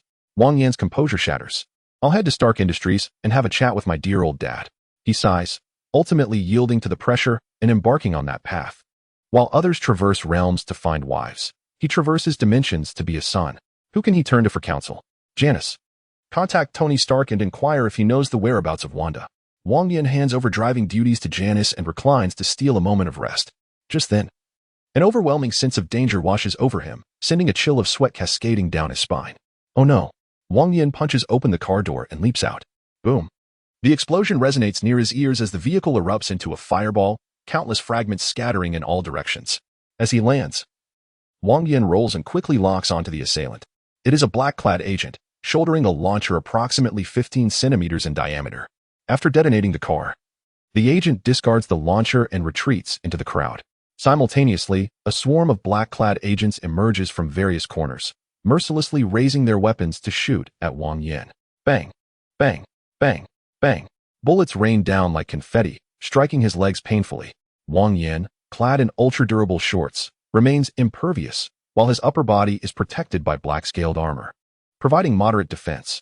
Nevertheless, Wang Yan's current physical prowess stands at an impressive 90 points. Unless struck in his exceptionally vulnerable eyes, he would merely endure discomfort. With no time to waste on these agents, Wang Yan shields his eyes and charges into the throng. The sudden gunfire sends the crowd into a frenzy. Screams echoing as people scatter in panic. The chaotic crowd facilitated Wang Yan's escape, yet he never anticipated that the agents would open fire directly into the throng. The air was filled with piercing screams as ordinary people fell in droves around him, but nothing could deter Wang Yan's resolve to flee. He was determined not to transform unless absolutely necessary, for this attack imparted a peculiar sensation, as if someone were deliberately probing his defenses. "Master, hold on. Reinforcements will arrive in approximately 10 seconds. Janice's voice crackled in his earpiece. Wang Yan could not afford to respond. He lunged forward, narrowly evading an incoming missile. Boom. The terrifying explosion rippled outwards, propelling Wang Yan several meters, his body crashing violently into a wall. "Damn it. If only I could discover who you are," he cursed. He no longer intended to run. Help was on its way. "Son, grab hold," came a familiar voice from above. Mark's armor traced an arc through the storm of bullets before seizing Wang Yan's arm. "Forget about them. We need to get to safety." "Understood." Wang Yan, eager to waste no time, followed Tony Stark as they sped towards Stark Industries. What on earth is happening? Why are SIELD agents trying to kill you? What heinous deeds have you committed to incite such hatred that they would fire upon innocent civilians? Tony inquired as he prepared coffee, his demeanor revealing no significant displeasure towards Wang Yan, as he too bore disdain for SIELD and the unscrupulous politicians above them. "It may not necessarily be SIELD, Wang Yan replied, shaking his head. "I recently uncovered some secrets. The current SIELD has been infiltrated by Hydra to the core. They probably discovered my investigation and sought to eliminate me. As for those ordinary people, they can easily concoct an excuse to justify their actions. Isn't that what the U.S. government excels at? I see. No wonder I have always harbored a dislike for them. It appears SIELD has become a puppet of Hydra," Tony remarked, his tone shifting to a more amiable one. "But do not fret. I have developed the Mark armor to its 40th iteration. It is sturdier and more powerful than ever, capable of ensuring your safety." As Tony finished speaking, a sky blue suit of armor materialized before them, imposing, regal, and imbued with an air of mystery and charisma that perfectly suited Wang Yan's noble demeanor. "Master, we have located Alexander Pierce's position," Janice interrupted, infusing the previously relaxed atmosphere with tension. "What do you intend to do with Pierce?" Tony asked, his brows furrowing with an ominous premonition. Alexander Pierce, the former director of SIELD, had been instrumental in promoting the current director, Nick Fury, and held a unique position within the agency. He was also the leader of Hydra. Wang Yan stood up. I suspect he is the one who sent people to assassinate me. He sent someone to kill you? Can you confirm it was him? Tony's expression fluctuated between uncertainty and suspicion. Whether it is him or not, we will find out soon enough. Wang Yan opted not for the latest Mark armor, but donned a simpler version, as the newest suit was cumbersome without mechanical assistance. Alexander Pierce? Those damned politicians. Tony cursed as he watched Wang Yan ascend into the air, his mind racing with thoughts. In a villa district on the outskirts of New York, former S.H.I.E.L.D. Director Pierce studied the screens before him, listening intently to reports from his subordinates. Attack Tony's son? The sole heir of Stark Industries? Who authorized this? Pierce rose abruptly, incredulous that his subordinates dared to pursue an assault on Tony Stark's son. Given Stark's arrogant nature, he would undoubtedly retaliate ferociously if he learned of S.H.I.E.L.D.'s involvement in targeting his offspring. If Wang Yan had perished, Tony would not rest until he had exacted his vengeance, potentially launching a nuclear strike on Congress. Do not doubt it. Tony Stark would certainly do it. Is that so? Chief, weren't you the one who ordered us to do this? One subordinate, bewildered, questioned Pierce. Nonsense. How could I authorize such a foolish act? Do you take me for a fool? Pierce shouted, then watched as his subordinate silently switched the screen to play back a recent scene depicting him giving the order. Upon seeing the footage, Pierce was left in a state of utter confusion, unable to recall issuing such a command. Alas, reality does not alter for the forgetful. The imagery on the screen was undeniable, his expressions, movements, and voice, all identical to his own. No, it's not merely identical. It is indeed myself. How could this be? Pierce pondered, bewildered by the absurdity of the command he supposedly issued and his complete inability to recall it. This should be your doing. Yet it was not of your own volition. Achieving such a state is not difficult. Hypnosis, manipulation, it requires little effort. As doubts, anger, and fear intertwined within Pierce, a voice echoed from behind him, stripping away any remaining composure he had left, leaving only trepidation. How did you enter? Have you forgotten? Besides being a mechanical genius, Tony is also a top-tier programmer. This fingerprint and iris recognition lock is meaningless to me, no more challenging than the simplest mechanical lock. Wang Yan casually seated himself on a nearby sofa, displaying no sense of decorum as a guest. With his arrival, the surrounding signals were swiftly commandeered. Pierce's subordinates could still perceive his image and hear his voice, but it was a simulation crafted by Janice, not the real Pierce. Damn it, it's Jarvis. Realizing this, Pierce cursed, refraining from attempting escape, for he understood that fleeing before Wang Yan would yield no benefit. Greetings, sir. I am not Jarvis, I am Janice. An artificial intelligence superior to Jarvis by half a tier. A voice emanated from the display, revealing the image of a woman on one of the screens, blonde, blue-eyed. With cascading waves, her facial features soft yet exuding vitality, epitomizing the beauty of Caucasian women. All right, I surrender. Although I do not comprehend what has transpired, I must concede my defeat. Pierce raised his hands, yet Wang Yan, knowing him well, recognized that this was undoubtedly a stalling tactic. True to form, Pierce shifted to the opposite sofa, discreetly kicking the leg of the sofa with his foot. Observing this, Wang Yan chose not to expose him, instead engaging him in trivial conversation while awaiting Janice's response. Master, all encrypted files have been decrypted. Potential targets include Pierce's wife, daughter, and personal secretary, Janice reported, prompting the previously composed Alexander Pierce to lose his composure entirely. How could you? There is no need for such astonishment. I have long been aware of your position as the leader of Hydra. My purpose here is merely to ascertain who seeks my demise, Wang Yan said, patting Pierce on the shoulder with an amused smile. Janice, please call his secretary and have her come over as quickly as possible, Wang Yan instructed, before taking out his phone to amuse himself. As a personal secretary, she was naturally stunning, with an alluring figure, tasked not only with work, but also with overseeing daily life, living in her boss's villa as a matter of course. Thus, within 10 minutes, Pierce's personal female secretary arrived.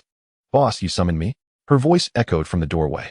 Upon entering and seeing Wang Yan, she momentarily hesitated before launching an attack. Bewitching technique. Mind control. 2 orbs of pink light shot forth from her hands, landing on Wang Yan almost instantaneously. The speed of her assault was so rapid that he barely had time to evade it. However, when the attack struck him, both were taken aback. Wang Yan felt as if he had been playfully tapped a few times, but nothing more. Meanwhile, the female secretary was engulfed in profound self-doubt. Her once infallible technique had proven utterly ineffective. Is that all you've got? After a brief pause, Wang Yan raised his gaze, his expression filled with confusion. Damn it. You possess psychic abilities. She cursed angrily, attempting to flee, but it was already too late. Swish. Killing a reincarnated leveler grants 1,000 points.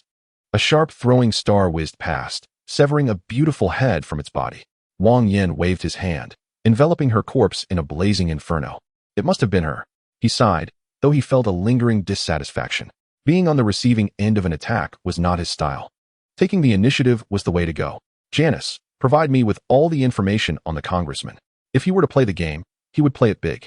Wang Yan despised the feeling of being covertly plotted against. Since conflict was inevitable, he preferred to seize control of the situation. As for the repercussions of the deaths of those in power, Janice could easily handle that. The strength of artificial intelligence manifested in many ways. As long as there was no face-to-face interaction, Janice would dictate the operations. Given the current circumstances, as long as Vision and Ultron had not yet emerged, the world's networks were under Janice's command. Not even Jarvis could compete. Although breaching the National Defense Network posed some challenges, with a little time, Janice could accomplish it. Locating the congressman would require time, as would finding Wanda, the Scarlet Witch, so Wang Yan decided to take a moment to relax. However, trouble found him before he could seek it out. Master, Agents Coulson and Natasha, known as Black Widow, from SHIELD,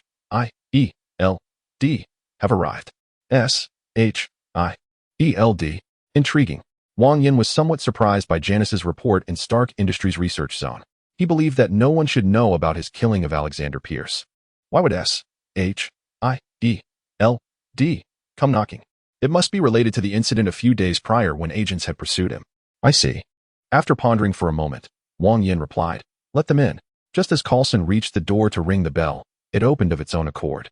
Technology is truly a marvelous miracle. He marveled, stepping inside. Hello, Mr. Wang Yan. Coulson pulled out a small notebook, flashed it briefly, and then quickly tucked it away. I am Agent Coulson from the Department of Homeland Strategic Defense, Attack, and Logistics. This is my colleague Natasha, and I believe you have heard of us. Yes, Tony has mentioned you a few times. How did he describe you? A group adept at bullying the ordinary, yet cowering like chicks in front of the strong. Wang Yan remarked, casually blowing aside some tea leaves floating in his cup before taking a sip. Though I know such words are rather impolite. I am merely relaying Tony's original sentiments. I apologize for the previous incident. It was not SHIELD that was responsible, Coulson explained, suppressing his rising ire, while Black Widow's eyes glinted dangerously beside him. Not SHIELD. Then who? Hydra? Are there traitors within SHIELD? Or is SHIELD merely a fade for Hydra? Do you take me for a 3-year-old? Do I appear to be a fool? Wang Yan's barrage of questions left Coulson speechless, unable to contain his frustration. Who was he? An 8th-level agent of SHIELD, the representative of Director Nick Fury. He managed all the trivial affairs of SHIELD. Everyone, except for a few special figures like Captain America and the Hulk, had to follow his orders. When had he ever endured such humiliation? Though Wang Yan was the son of Iron Man and the sole heir to Stark Industries, a minor lesson would be acceptable. With this thought, Coulson exchanged a glance with Black Widow, who was already a bit irked and would not hold back. Before arriving, they had thoroughly investigated Wang Yan, his parents, friends, enemies, school years, fights, romances, and even intimate encounters. They were skeptical about the attack incident. Invulnerable? Withstanding bullets? What a joke. Did he think he was the Hulk? If there were video evidence, it would be one thing. But unfortunately, all the surrounding cameras were controlled by Janice, and the relevant footage had been deleted. Mere exaggerated testimonies from a few agents were hardly convincing. Black Widow, having undergone the most rigorous training, was proficient in various combat techniques and had enhanced her physique with serums, making her more than capable of handling someone like Wang Yan. In an instant, as Coulson signaled to her, Black Widow pounced at Wang Yan. However, she felt an overwhelming force strike her, sending her flying uncontrollably. Bang! She crashed against the wall. Her face filled with shock. She had not even seen Wang Yan's attack coming. Black Widow was astonished. But what shocked her even more was the sudden appearance of a 10-centimeter wide throwing star pressed firmly against her throat. Let her go? Or don't blame me for pulling the trigger. The unexpected turn of events heightened Coulson's alertness, but as SHIELD agent, he immediately drew his gun, aiming it at Wang Yan's head. Do you dare pull that trigger? I can assure you that if you fire, a nuclear missile will arrive over your headquarters within 10 minutes. Wang Yan scoffed. To him, that flimsy handgun was nothing more than a joke, incapable of harming him even if he stood still. Release her. Immediately. Coulson disregarded Wang Yan's threats and continued to issue warnings. His demeanor indicated that he would not hesitate to shoot if Wang Yan made any sudden moves. The shamelessness and arrogance of Americans are vividly displayed in you. Wang Yan sighed, and suddenly, the gun in Coulson's hand bent. Gazing at the inexplicably bent pistol, Coulson was utterly bewildered. What exactly do you intend to do? Coulson glared at Wang Yan, his expression resembling that of a hero coerced by a villain. Strong, brave, unyielding, capable of making the ultimate sacrifice for a righteous cause. Are you a fool? Wang Yan, exasperated by the waste of time with this imbecile, kicked Coulson away and then used telekinesis to summon Black Widow. Call your boss and have him come to negotiate for your release. Very well. The situation dictated the terms. Black Widow, evidently more prudent than Coulson, decisively dialed the chief's number upon hearing Wang Yan's command. Mission failed? As soon as the call connected, Nick Fury's voice came through. How do you know? Black Widow was puzzled. She had just been attacked, yet the director was already aware. You are well aware of Tony Stark's foul temper. And his son is likely no better. Although the previous report was absurd, I chose to believe it, for I know a remarkable martial artist from Huaxia. Nick Fury sighed. Handing the phone over, I will speak with him personally. No need. I can hear you. Wang Yan yawned lazily, stating, just make your offer. I have no time to waste on you. $1 billion. $1 billion? Quite a sum, enough to buy back Coulson's head. Send someone to retrieve it, but remember, only one head. Upon hearing Nick Fury's response, Wang Yan scoffed derisively, his tone dripping with mockery. Wait, tell me what you want. I will accommodate you. Wang Yan's reply made Nick Fury realize an unsettling truth. He was far more unpredictable and obstinate than Tony Stark, showing no deference to anyone. I want the Infinity Formula. The 325 Resurrection Serum and the Super Soldier Serum. Not just the serums. I demand both the formula and the finished products. Wang Yan unabashedly made his audacious demands. Impossible. Nick Fury immediately refused. Those three items were his lifeblood. Even finished products could not be relinquished, let alone the formulas. Not willing to part with them? Then so be it. Wang Yan sighed before continuing. I am aware that you are currently in dire straits, requiring strength and support, including from Tony Stark. But if I were to intervene, do you think Tony would assist you? Oh, by the way, I am indeed formidable, capable of annihilating everyone except for the Hulk and Thor. If I were to strike you at a critical moment, how confident would you be of your chances? You are threatening me? Upon hearing Wang Yan's words, Nick Fury's voice lowered significantly, his tone turning menacing. I am indeed threatening you. Give me what I want, or you shall see. Wang Yan huffed coldly and abruptly ended the call. Chapter 56. Negotiations collapse. Wang Yan was not afraid of Nick Fury's anger. He feared his unhesitating compliance. As the director of S.H.I.E.L.D., Nick Fury was a consummate schemer, and Wang Yan dared not let his guard down. Regarding whether the other party would acquiesce to his demands, there was no need for concern. The current situation left no alternative. He might doubt Wang Yan's strength, but he could not question Tony Stark's influence. Sure enough, after waiting nearly 10 minutes, Nick Fury's call came through once more. I can only provide you with the finished serum, and it must be after this battle. Nick Fury's tone was somber, still attempting to negotiate with Wang Yan. It seems you have yet to grasp the gravity of the situation. Oh, and do not harbor illusions about Captain Marvel returning to aid you. By the time she returns to Earth, the Chitauri army will have already decimated humanity. Wang Yan chuckled coldly and hung up the phone. Moments later, the other party called again. What do you know? I know everything you know, and I know things you do not. As Wang Yan spoke, the atmosphere grew tense. After nearly half a minute of silence, Nick Fury finally relented. The serum will be yours. As for the formula, we can draft a contract post-battle if you are not at ease.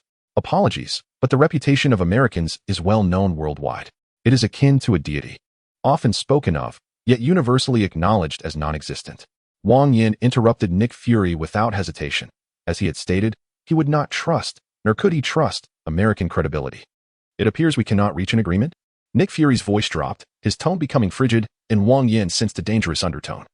I shall not yield an inch on my conditions. Wang Yan sneered and once again ended the call. The three serums he demanded were true treasures within the Marvel Universe. Their value scarcely inferior to that of the Infinity Stones. The Infinity Formula is a remarkable concoction, or rather, an elixir of immortality. It was developed by Newton in an attempt to prolong the life of the great prophet Nostradamus, granting a lifespan of thousands of years. However, this potion carries severe side effects, notably brain damage resulting in dementia. Professor Berthold Stenberg obtained a portion of the Infinity Formula and subsequently developed an anti-aging serum. which retains some effects of the infinity formula while eliminating the risk of dementia. However, continuous use is essential. Failure to do so accelerates aging. And Nick Fury had injected himself with this serum. The 325 Resurrection Serum was developed by SIMPS, using the corpses of Kree aliens, significantly enhancing human regenerative abilities to the extent of achieving resurrection. This serum also bears side effects, potentially inducing various mental illnesses. As for the Super Soldier Serum, it requires no introduction. Captain America, the Hulk, and the Abomination have all utilized it. Wang Yan yearned for these items, specifically the formulas. For the cyclical world was fraught with peril, and he would face deities of unfathomable strength. He could not afford to overlook any opportunity to enhance his powers. The wait extended for a full half hour, and seeing Nick Fury's unwillingness to concede, Wang Yan decided to cease wasting time. If Nick Fury would not yield the desired items, he could not blame Wang Yan for his ruthlessness. However, that cunning old man was likely up to something else. Wang Yan needed to remain vigilant. Janice, have you still not found Wanda's whereabouts? Wang Yan did not mention releasing Coulson and Black Widow. They were well aware they could not leave.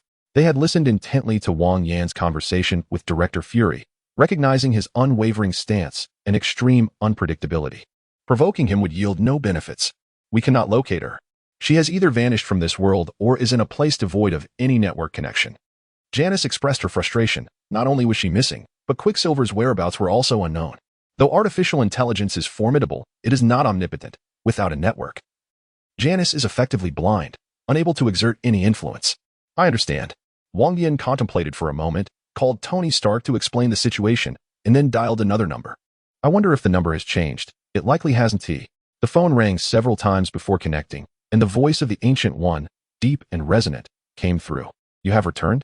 Upon my return, I found myself in a predicament.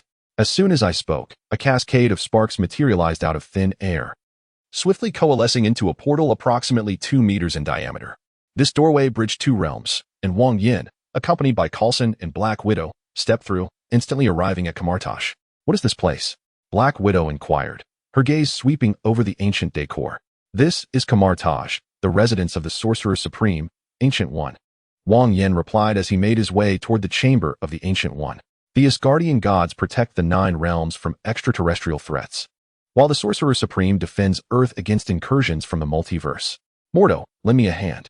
Keep an eye on them. Ensure they do not escape. Of course, if it proves troublesome, you may break their legs, he added with a nod to the practicing Mordo in the courtyard before entering the Ancient One's chamber.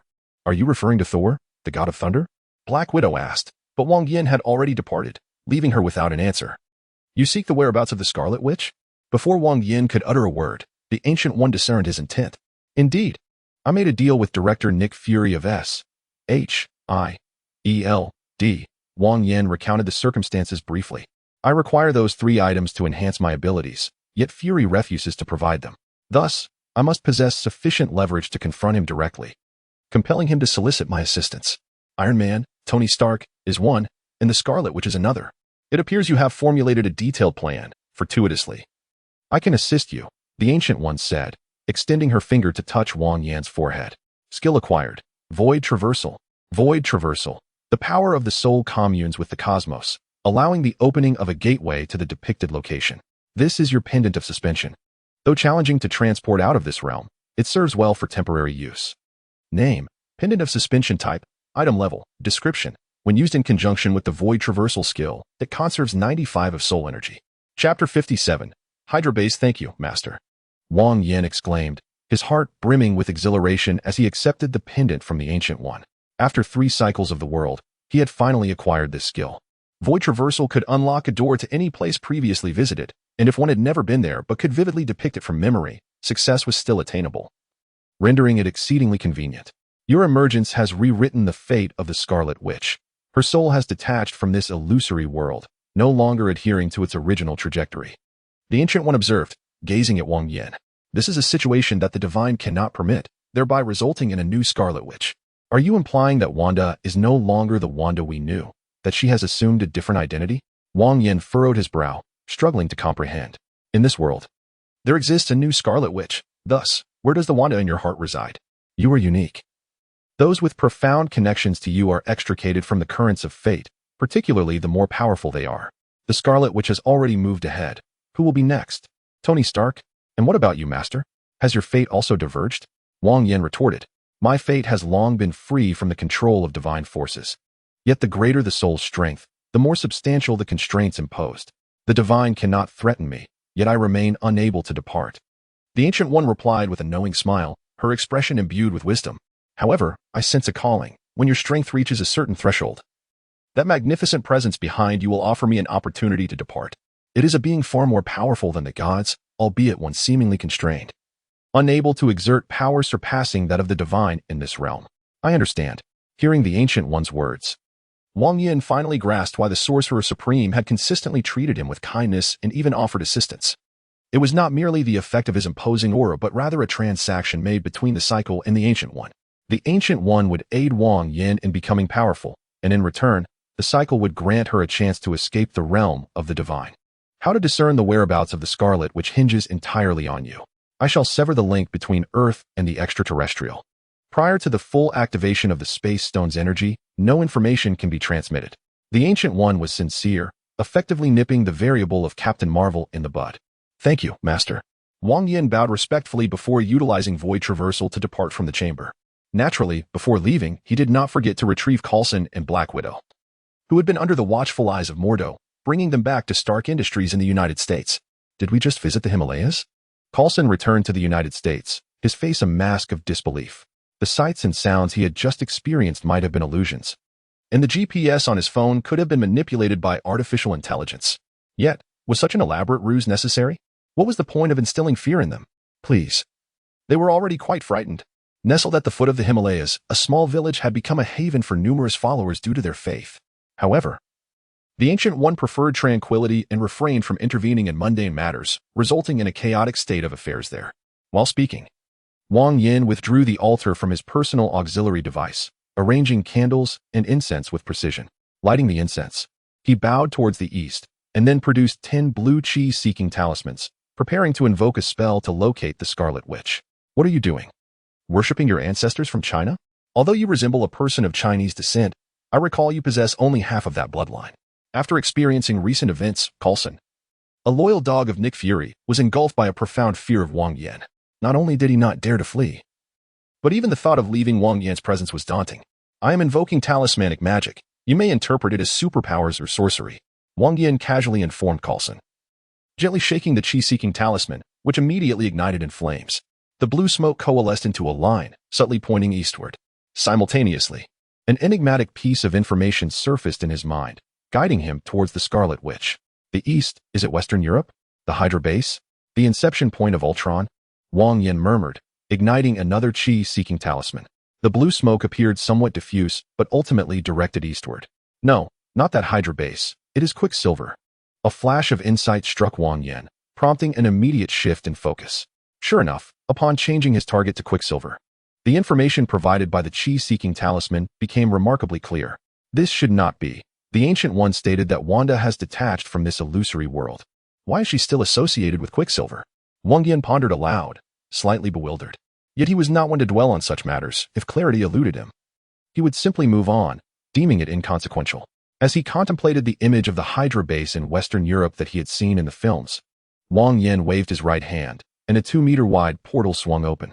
At the Hydra base in Western Europe, the leader, Baron Wolfgang von Strucker, gazed at the man and woman imprisoned within the dungeon, his eyes ablaze with the flame of hope. Not long ago, he stumbled upon a pair of siblings who had endured the ravages of war. Driven by hatred, they willingly participated in a human modification experiment, acquiring formidable and unique powers.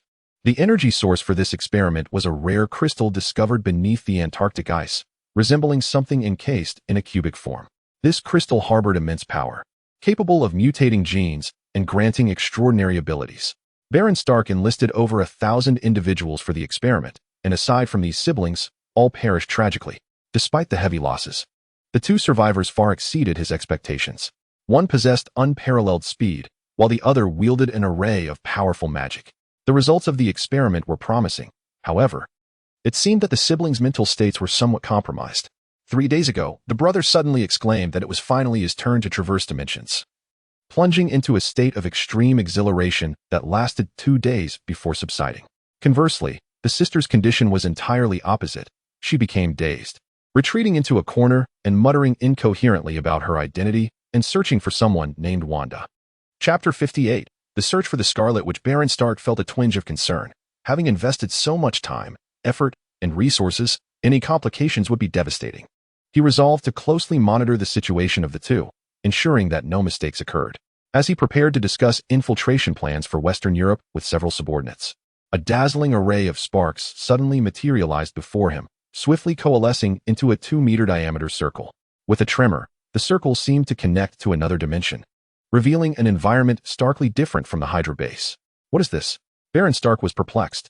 Before he could contemplate his next move, a streak of light flashed past him, severing his head from his body. The sudden turn of events left the other Hydra members in shock. A circle had appeared inside the base, and then their leader's head had dropped to the floor. The astonishment was short-lived, as yet another streak of light surged through the portal into the base, resulting in a bloodbath. The ordinary weapons within the Hydra base were mere trifles to Wang Yan, inflicting no harm as they struck him, far inferior to those of S.H.I.D.L.D. Is this what they call the Hydra base? Quite underwhelming. Wang Yan chuckled disdainfully. Janice initiated network intrusion. Connecting a data line to one of the computers, Wang Yan began searching for the Scarlet Witch and Quicksilver. The base operated on an internal network and employed numerous signal jamming devices, rendering it a seemingly impenetrable dark zone for Janice. However, once inside, it appeared as defenseless as a delicate little girl. Master, I have located the Scarlet Witch and Quicksilver, but their mental states are concerning. Janice's voice invigorated Wang Yan. Where are they? Lead the way. Following Janice's guidance, Wang Yan finally laid eyes on Wanda, the one he had yearned for. Her gaunt appearance, confusion, and the panic upon seeing him tugged at his heartstrings. Wanda. He shattered the glass and stepped forward, wishing to envelop her in his embrace. Master, please remain calm. The Scarlet Witch's mental state is quite unstable. Janice's warning halted Wang Yan in his tracks. Upon closer inspection, Wanda indeed appeared somewhat unfamiliar. Her gaze filled with wariness as if they were meeting for the first time. Wanda, do you not recognize me? Who are you? Who am I? The Scarlet Witch's eyes flickered between clarity and chaos, as if she were engaged in a painful internal struggle. Master, something is amiss with the Scarlet Witch. It seems two personalities are battling within her. As for Quicksilver next door, I suspect he is a reincarnator. Janice quickly relayed the experimental records retrieved from the computer. Awaiting Wang Yan's decision, let us handle other matters first. Wang Yan decisively declared. If it were any other reincarnator, it would be one thing. But the reincarnator impersonating Quicksilver must not be allowed to escape. Quicksilver's speed was impressive, yet he was lacking in other aspects. And his advantage was only applicable in open environments, granting Wang Yan an opportunity. Closing the second gate, he opened the first, entering the room where Quicksilver was confined. Who are you? Why are you here? Quicksilver asked, bewildered.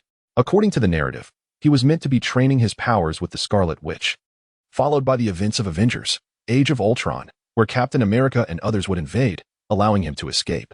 But what was happening now? Who was this man? And how had he gotten in? Quicksilver couldn't comprehend it, but before he could inquire further, a barrage of gunfire erupted. Bang, bang, bang. The shots rang out continuously. And after the first shot struck him, the assailant retreated to a corner, aimlessly firing in a chaotic manner. This is bad. Feeling a sharp pain in his chest, Quicksilver transformed into a blur, desperately evading. He sought an exit, but the space was confined.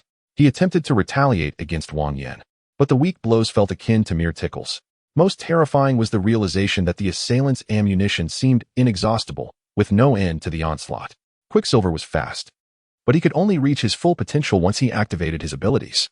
With a bullet wound from Wang Yan, crimson blood flowed uncontrollably, and he could not endure for long. What is happening? Why is this so different from the movie I watched? Quicksilver seethed with frustration, but it was futile. The current situation had been calculated by Janice, and as an ordinary person, he could never match the strategic prowess of an artificial intelligence. Bang, bang. The gun in Wang Yan's hand unleashed a relentless torrent of bullets, and after a brief span of 10 seconds, he struck Quicksilver a second time. Wang Yan closed his eyes, pressing his back against the corners formed by two walls, relying solely on instinct to fire. After another half-minute of continuous assault, Quicksilver's body was riddled with wounds, ultimately unable to evade his fate. You have killed a reincarnator, earning 1,000 points. This reincarnator was quite impoverished, akin to the woman who had attempted to assassinate Alexander Pierce days earlier, possessing nothing but her skills. Unfortunately, Wang Yan could not extract any skills from him, or it would have yielded some reward. With that situation resolved, Wang Yan hurried to check on the Scarlet Witch. Compared to before, Wanda's mental state had improved significantly. The confusion in her eyes had dissipated, leaving only sorrow and longing. "I thought you had abandoned me." Wanda sobbed softly as she collapsed into Wang Yan's arms. Tears streaming down her cheeks, her body trembling. "I ventured into an exceedingly perilous realm, teeming with unimaginable monstrosities and foes so formidable that even the divine trembled before them." Wang Yan gently caressed Wanda's small head, his face etched with remorse. "Take me along. I fear no danger," Wanda declared, her expression resolute as she lifted her gaze. "I fear for your safety." He tightened his embrace around her, assuring her that when she attained the strength to rival the god King Odin, he would whisk her away from this illusory world. "Indeed, I shall strive diligently. I will surely reach the stature of God King Odin," Wanda affirmed, nodding emphatically as she buried her head deeper into Wang Yan's embrace. Chapter 59. Pupulu in Washington. 83 of the 100 most powerful individuals in America had convened. This assembly marked one of the nation's most significant administrative bodies. What is the purpose of this gathering? They summon us under the veil of secrecy, yet divulge nothing regarding the meeting's agenda. A corpulent man grumbled, his vexation palpable. For a man of his stature, summer was particularly cruel. The slightest movement elicited beads of sweat, rendering him akin to a drenched fowl. The journey from the vehicle exclusion zone to the air-conditioned hall spanned 200 meters, a daunting ordeal indeed. Unbeknownst to him, a notification issued jointly by the Speaker of the House and the Senate Majority Leader indicated the gravity of the situation. A fellow rotund gentleman beside him checked his phone, only to witness the signal plummet from full bars to zero the instant they entered the hall. The signal was indeed blocked. This was no ordinary matter. He hoped for foreign aggression, praying it wouldn't revolve around domestic economic turmoil. As the meeting commenced, the assembly of 83 legislators arrived one by one, seated in the expansive, comfortable chairs, yet confusion reigned. According to customary practice, the Speaker and the Majority Leader should have arrived early. What was amiss today? Why was no one present? The bell signaling the start of the meeting rang, yet the Speaker remained conspicuously absent. What are Johan and the others up to? They announced a meeting. Yet where are they? Not only did they withhold the agenda, but they are also late. Legislators exchanged bewildered glances, whispers igniting a wave of unrest. Amidst the crowd, two individuals, their expression shifting from confusion to gravity, exchanged a glance before dashing toward the exit. Alas, their quick reactions fell prey to a meticulously orchestrated trap. Boom. At the very moment they rose, an explosion erupted, with bombs concealed beneath each chair. Save for the two fleeing, the rest were obliterated into mere fragments of flesh. "Damn it, you bastards!" Two exclamations of ire erupted, unmistakably from the familiar tones of individuals from the east and the north. With no time to waste, a barrage of bullets erupted forth. A Japanese individual wielded a slender katana, fiercely slashing at the incoming projectiles. The sharp clang of metal resonated as the katana shattered several bullets, yet a few still found their mark within his body. This Japanese man was no fool. Upon his initial probe, he discerned the perilous situation. The enemy's firepower was formidable but fleeting, ceasing after mere seconds. Furthermore, he had yet to locate the source of the threat. Confronted with foes wielding advanced technology and the ability to cloak themselves, he hesitated to engage directly, particularly within such a constricted space. "Let us retreat. They can become invisible," he roared, intending to escape with his companion. However, in that fleeting moment of turning, he discovered that his northern counterpart lay lifeless.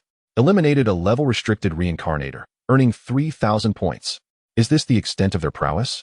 Wang Yan mused, observing the northern individual sprawled on the ground, his head separated from his body. Why was this adversary so feeble? Even a token struggle would have sufficed. Yet Wang Yan had not transformed. A single meteor dart had dispatched him effortlessly. "Master, this must be one of those single attribute assessments for advancement." "And he is barely at the level threshold," Janice's voice echoed in his earpiece. "Though you too are at this level, your foundational strength far surpasses his." Wang Yan's attributes, strength, agility, and physical resilience, enhanced by the bloodlines of the Hulk, the Abyss virus, and the Primordial virus, along with psychic abilities bolstered by the same, rendered him overwhelmingly superior to this northern individual. "Ah, I see. His weakness is almost surreal," Wang Yan sighed, realizing that it was not merely the adversary's frailty, but rather his own extraordinary strength. Attaining 3 bloodlines and a skill enhancement at this level was no small feat. Who could he possibly argue with? Janice, cleanse the scene. "I shall confront this swordsman." With that, 2 meteor darts were unleashed. Clang. The Japanese individual was considerably stronger, a far cry from the earlier foe. The swiftly flying darts were deflected, their trajectory significantly altered. Whizzing through the air, the meteor darts veered and returned. The Japanese man, entirely focused, struck again as the darts approached. This was not his first encounter with reincarnators, yet facing an opponent with psychic attributes was a novel experience. Unlike the anticipated magical confrontation, this enemy engaged in physical combat. Though surprised, he felt a sense of relief. Physical attacks were straightforward. There was no room for ambiguity. In contrast, magical confrontations often harbored unpredictable elements. Draw slash. He bellowed, unleashing a formidable aura with his slender katana. Clang. The sound of impact reverberated, somewhat muffled. Yet the Japanese man remained unfazed. Gripping his katana tightly, he prepared to counter another dart. However, at that moment, he noticed two more meteor darts soaring through the air. To manipulate four at once, no wonder Pulu was dispatched so swiftly. The Japanese man silently lamented, sharpening his focus. While facing four darts posed a challenge. It had not yet reached his limits. However, to his dismay, he suddenly realized that the four darts had inexplicably multiplied to 8. "Curse it," he exclaimed. A curse learned from a friend escaping his lips as he turned to flee. The sudden increase in the number of darts made evasion exponentially more difficult. Not a fool. The Japanese man refused to engage in such a reckless endeavor. Unfortunately, while he wished to escape, Wang Yan had no intention of letting him go.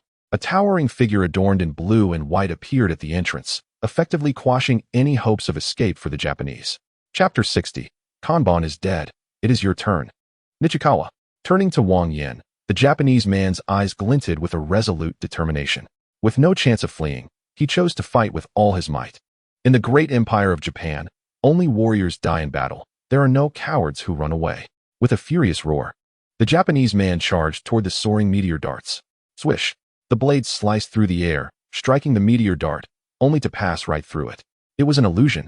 Rather than feeling anger after missing his strike, the Japanese man felt a surge of joy. Surely, there were only 2 meteor darts, and the others were mere phantoms.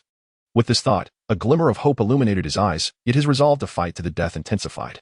Ignoring the incoming meteor darts, he lifted his katana before leaping toward Wang Yan. He aimed to end the battle as swiftly as possible, fully aware of the imminent dangers. Even at the risk of his own life, the Japanese man was gambling on his speed, wagering that Wang Yan would value his life more. It was not that he relished the thrill of danger, rather, it was his only option. With the hope of escape extinguished, he could not discern which meteor darts were illusions, leaving him no choice but to seize this slim chance for survival. Unfortunately for him, this calculation was destined to fail.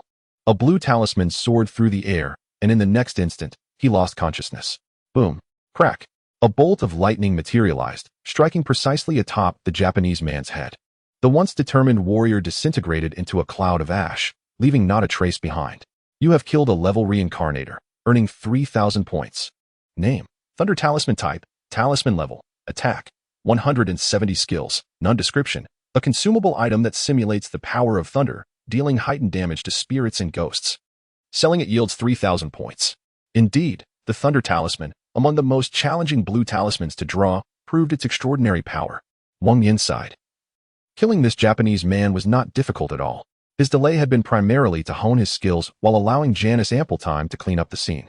Regrettably, the Japanese man had been uncooperative, rushing in to fight instead of fleeing, compelling Wang Yan to test the talisman's might. The outcome was universally satisfying. Although the Thunder Talisman merely simulated the power of thunder, its potency at this level was exceptional. Even without transformation, a single strike would severely injure Wang Yan, let alone the fact that the Japanese man was utterly overwhelmed. With the battle concluded on Wang Yan's end, Janice had also nearly finished her tasks. All the bodies had been incinerated to ash, discreetly disposed of via the air conditioning and sewage systems. Unless someone meticulously vacuumed the area and subsequently tested it in a laboratory, it would be impossible to discern whether the remnants were earth or ash. Janice, have you handled the situation on the network? All information related to this meeting has been deleted. After we deal with the driver, we can proceed to the next phase of our operation. Excellent. Out of 100 representatives, only 83 attended. The absence of the remaining 17 is quite concerning. Wang Yan nodded, deciding to speak with each of those 17 individuals.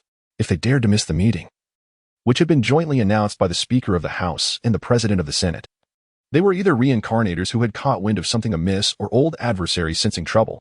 The former were enemies, driven solely by the pursuit of points, while the latter harbored deep-seated animosity, as Wang Yan had once been severely manipulated by them. It must be said, our old adversaries are quite dashing, while theirs are utterly detestable. Wang Yan's next plan must proceed flawlessly. While the reincarnators were manageable, the old foes could not be spared. In a villa in Washington, D.C., 3 individuals sat solemnly around a table. Kanban is dead, and that useless Puru also perished. The voice of a young woman, around 30, filled with suppressed rage, echoed in the room. As Nichikawa suspected, this meeting is deeply problematic. Either both speakers have been taken hostage, or one of them is a reincarnator. Miko. Getting angry won't help. We must devise a solution. Yamamoto sighed, recalling his initial reluctance to let the two attend the meeting. However, Puru insisted on joining, and he reluctantly allowed Kanban to accompany him. Unfortunately, both had perished, without even a shred of information returned. The person who could kill Kanban and Puru in such a manner must possess formidable strength and act with complete impunity. We should best avoid confrontation and lay low. Are we just to let Kanban's death slide? Miko fumed, evidently still yearning for revenge. What else should we do? If you wish to seek death, I won't stop you. Nichikawa shot her a glance, letting out a dispassionate huff. This woman was utterly unreasonable. In her eyes, Kanban was infallible, and even if he was wrong, he was still right. All who opposed Kanban were wrong, even if they were right. She was utterly shameless, without principles, devoid of character. Whatever Kanban commanded, she obeyed without hesitation, even if it meant compromising herself for others. Nichikawa and Yamamoto both harbored disdain for her. Had it not been for her considerable strength, they would have expelled her from the team long ago. Very well, if you wish to be a coward, I shall go alone. With a cold huff, Miko turned to leave. Damn it, you foul. Miko's words ignited a furious response in Nichikawa, who, in a fit of rage, drew his gun to shoot her. Bang! The gunshot rang out, and Miko collapsed. Nichikawa stared at the gun he had just drawn, momentarily stunned. Oh no, an enemy attack. Yamamoto's furious shout snapped Nichikawa back to reality. Bang! Bang! Bang! Bullets riddled the door as Nichikawa and Yamamoto ducked for cover. Neither possessed the physical prowess to withstand the onslaught of bullets. Though they would not die from a single hit, injury was unavoidable. My enemies are growing stronger. The efficacy of this gun is diminishing. Outside, Wang Yan sighed, stowing away the turtle shell, preparing to return to the Reincarnation Space to sell it. Boom. The thrusters on his limbs erupted with flames, propelling Wang Yan into the room instantaneously. Without hesitation, he unleashed a barrage of energy blasts, while 2 meteor darts silently manifested behind him. The sound of the meteor darts slicing through the air was drowned out by the thunderous explosions of the energy blasts as they surged toward Nichikawa. Damn it! It's Iron Man's armor. Nichikawa shouted, drawing his katana to strike at the incoming meteor darts. Chapter 61. S-H-I-E-L-D arrives. Swish. Before the katana could make contact with the meteor dart, the second dart flew from behind, penetrating his neck. You have killed a level reincarnator, earning 1,000 points. An effortless victory. Wang Yan chuckled coldly, unleashing energy blasts as if they were free, forcing Yamamoto into a corner with no escape. Wang Yan felt a twinge of disappointment. Despite being at the same level, these individuals were worlds apart from him. Although the Mark armor boasts immense strength, its flexibility leaves much to be desired. In other words, within confined spaces, the Mark armor proves to be quite ineffective, easily overwhelmed with minimal effort. Yet, this seemingly glaring weakness has compelled several high-level reincarnators to flee in haste. One could only surmise that a single misstep leads to a cascade of disadvantage. And as levels rise, the disparities become increasingly pronounced. If this trend continues, the gap between those who possess full attributes and those who do not, especially after enhancements, will be as vast as the heavens and the earth, an abyss that mere allocation of attribute points cannot bridge. Thus, to cultivate future strength, one must establish a robust foundation. It seems imperative to acquire more enhancement lineage items or to pursue the integration of new bloodlines. Wang Yan pondered, fully aware that such aspirations were mere fantasies. Lineages are scarce and valuable, while items that can aid in lineage enhancement command exorbitant prices. To procure such items in the trading district would require Wang Yan to declare bankruptcy at least 8 times with his current wealth. Alas, the desire for points is insatiable. He sighed, and with a swift stroke of his laser knife, he severed Yamamoto's legs. If nuclear weapons are the most brutal inventions of humanity, then lasers may be deemed the most elegant of killing instruments. There are no explosions, no flames.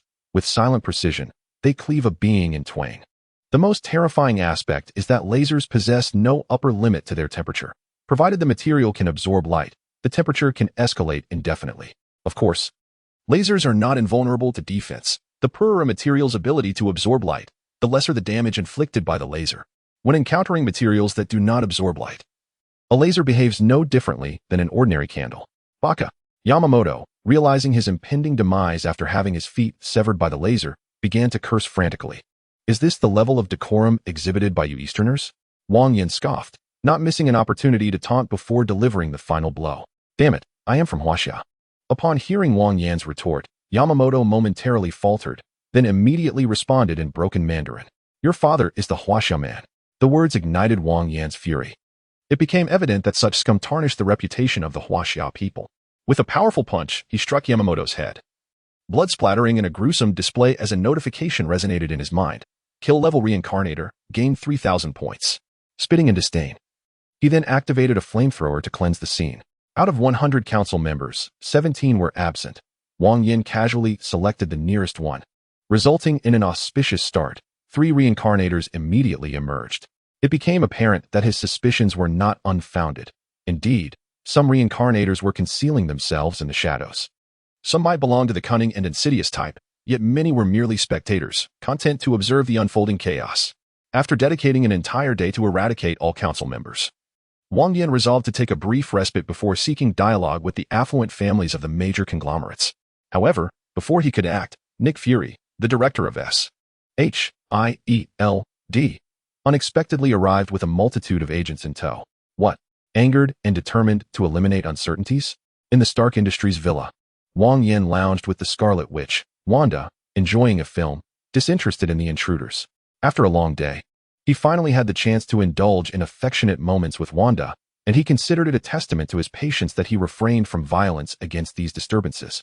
Did you kill those council members? Nick Fury wasted no time, confronting him directly. So, if you assert that I did, then it must be true? Where is your evidence? Wang Yan's gaze swept across the assembly. Indeed, a significant number had gathered. Hawkeye, Quicksilver, Black Widow, Patriot, Captain America, many characters not seen in the films had joined the fray. With the aid of artificial intelligence, how could evidence possibly remain? Nick Fury chuckled coldly. Your suspicion is paramount. Only you could execute such a reckless act. The director's authority was formidable, yet Wang Yan retorted, you dare to apprehend me without evidence? On what grounds? Merely on the presence of these worthless fools? Do you think me easy prey?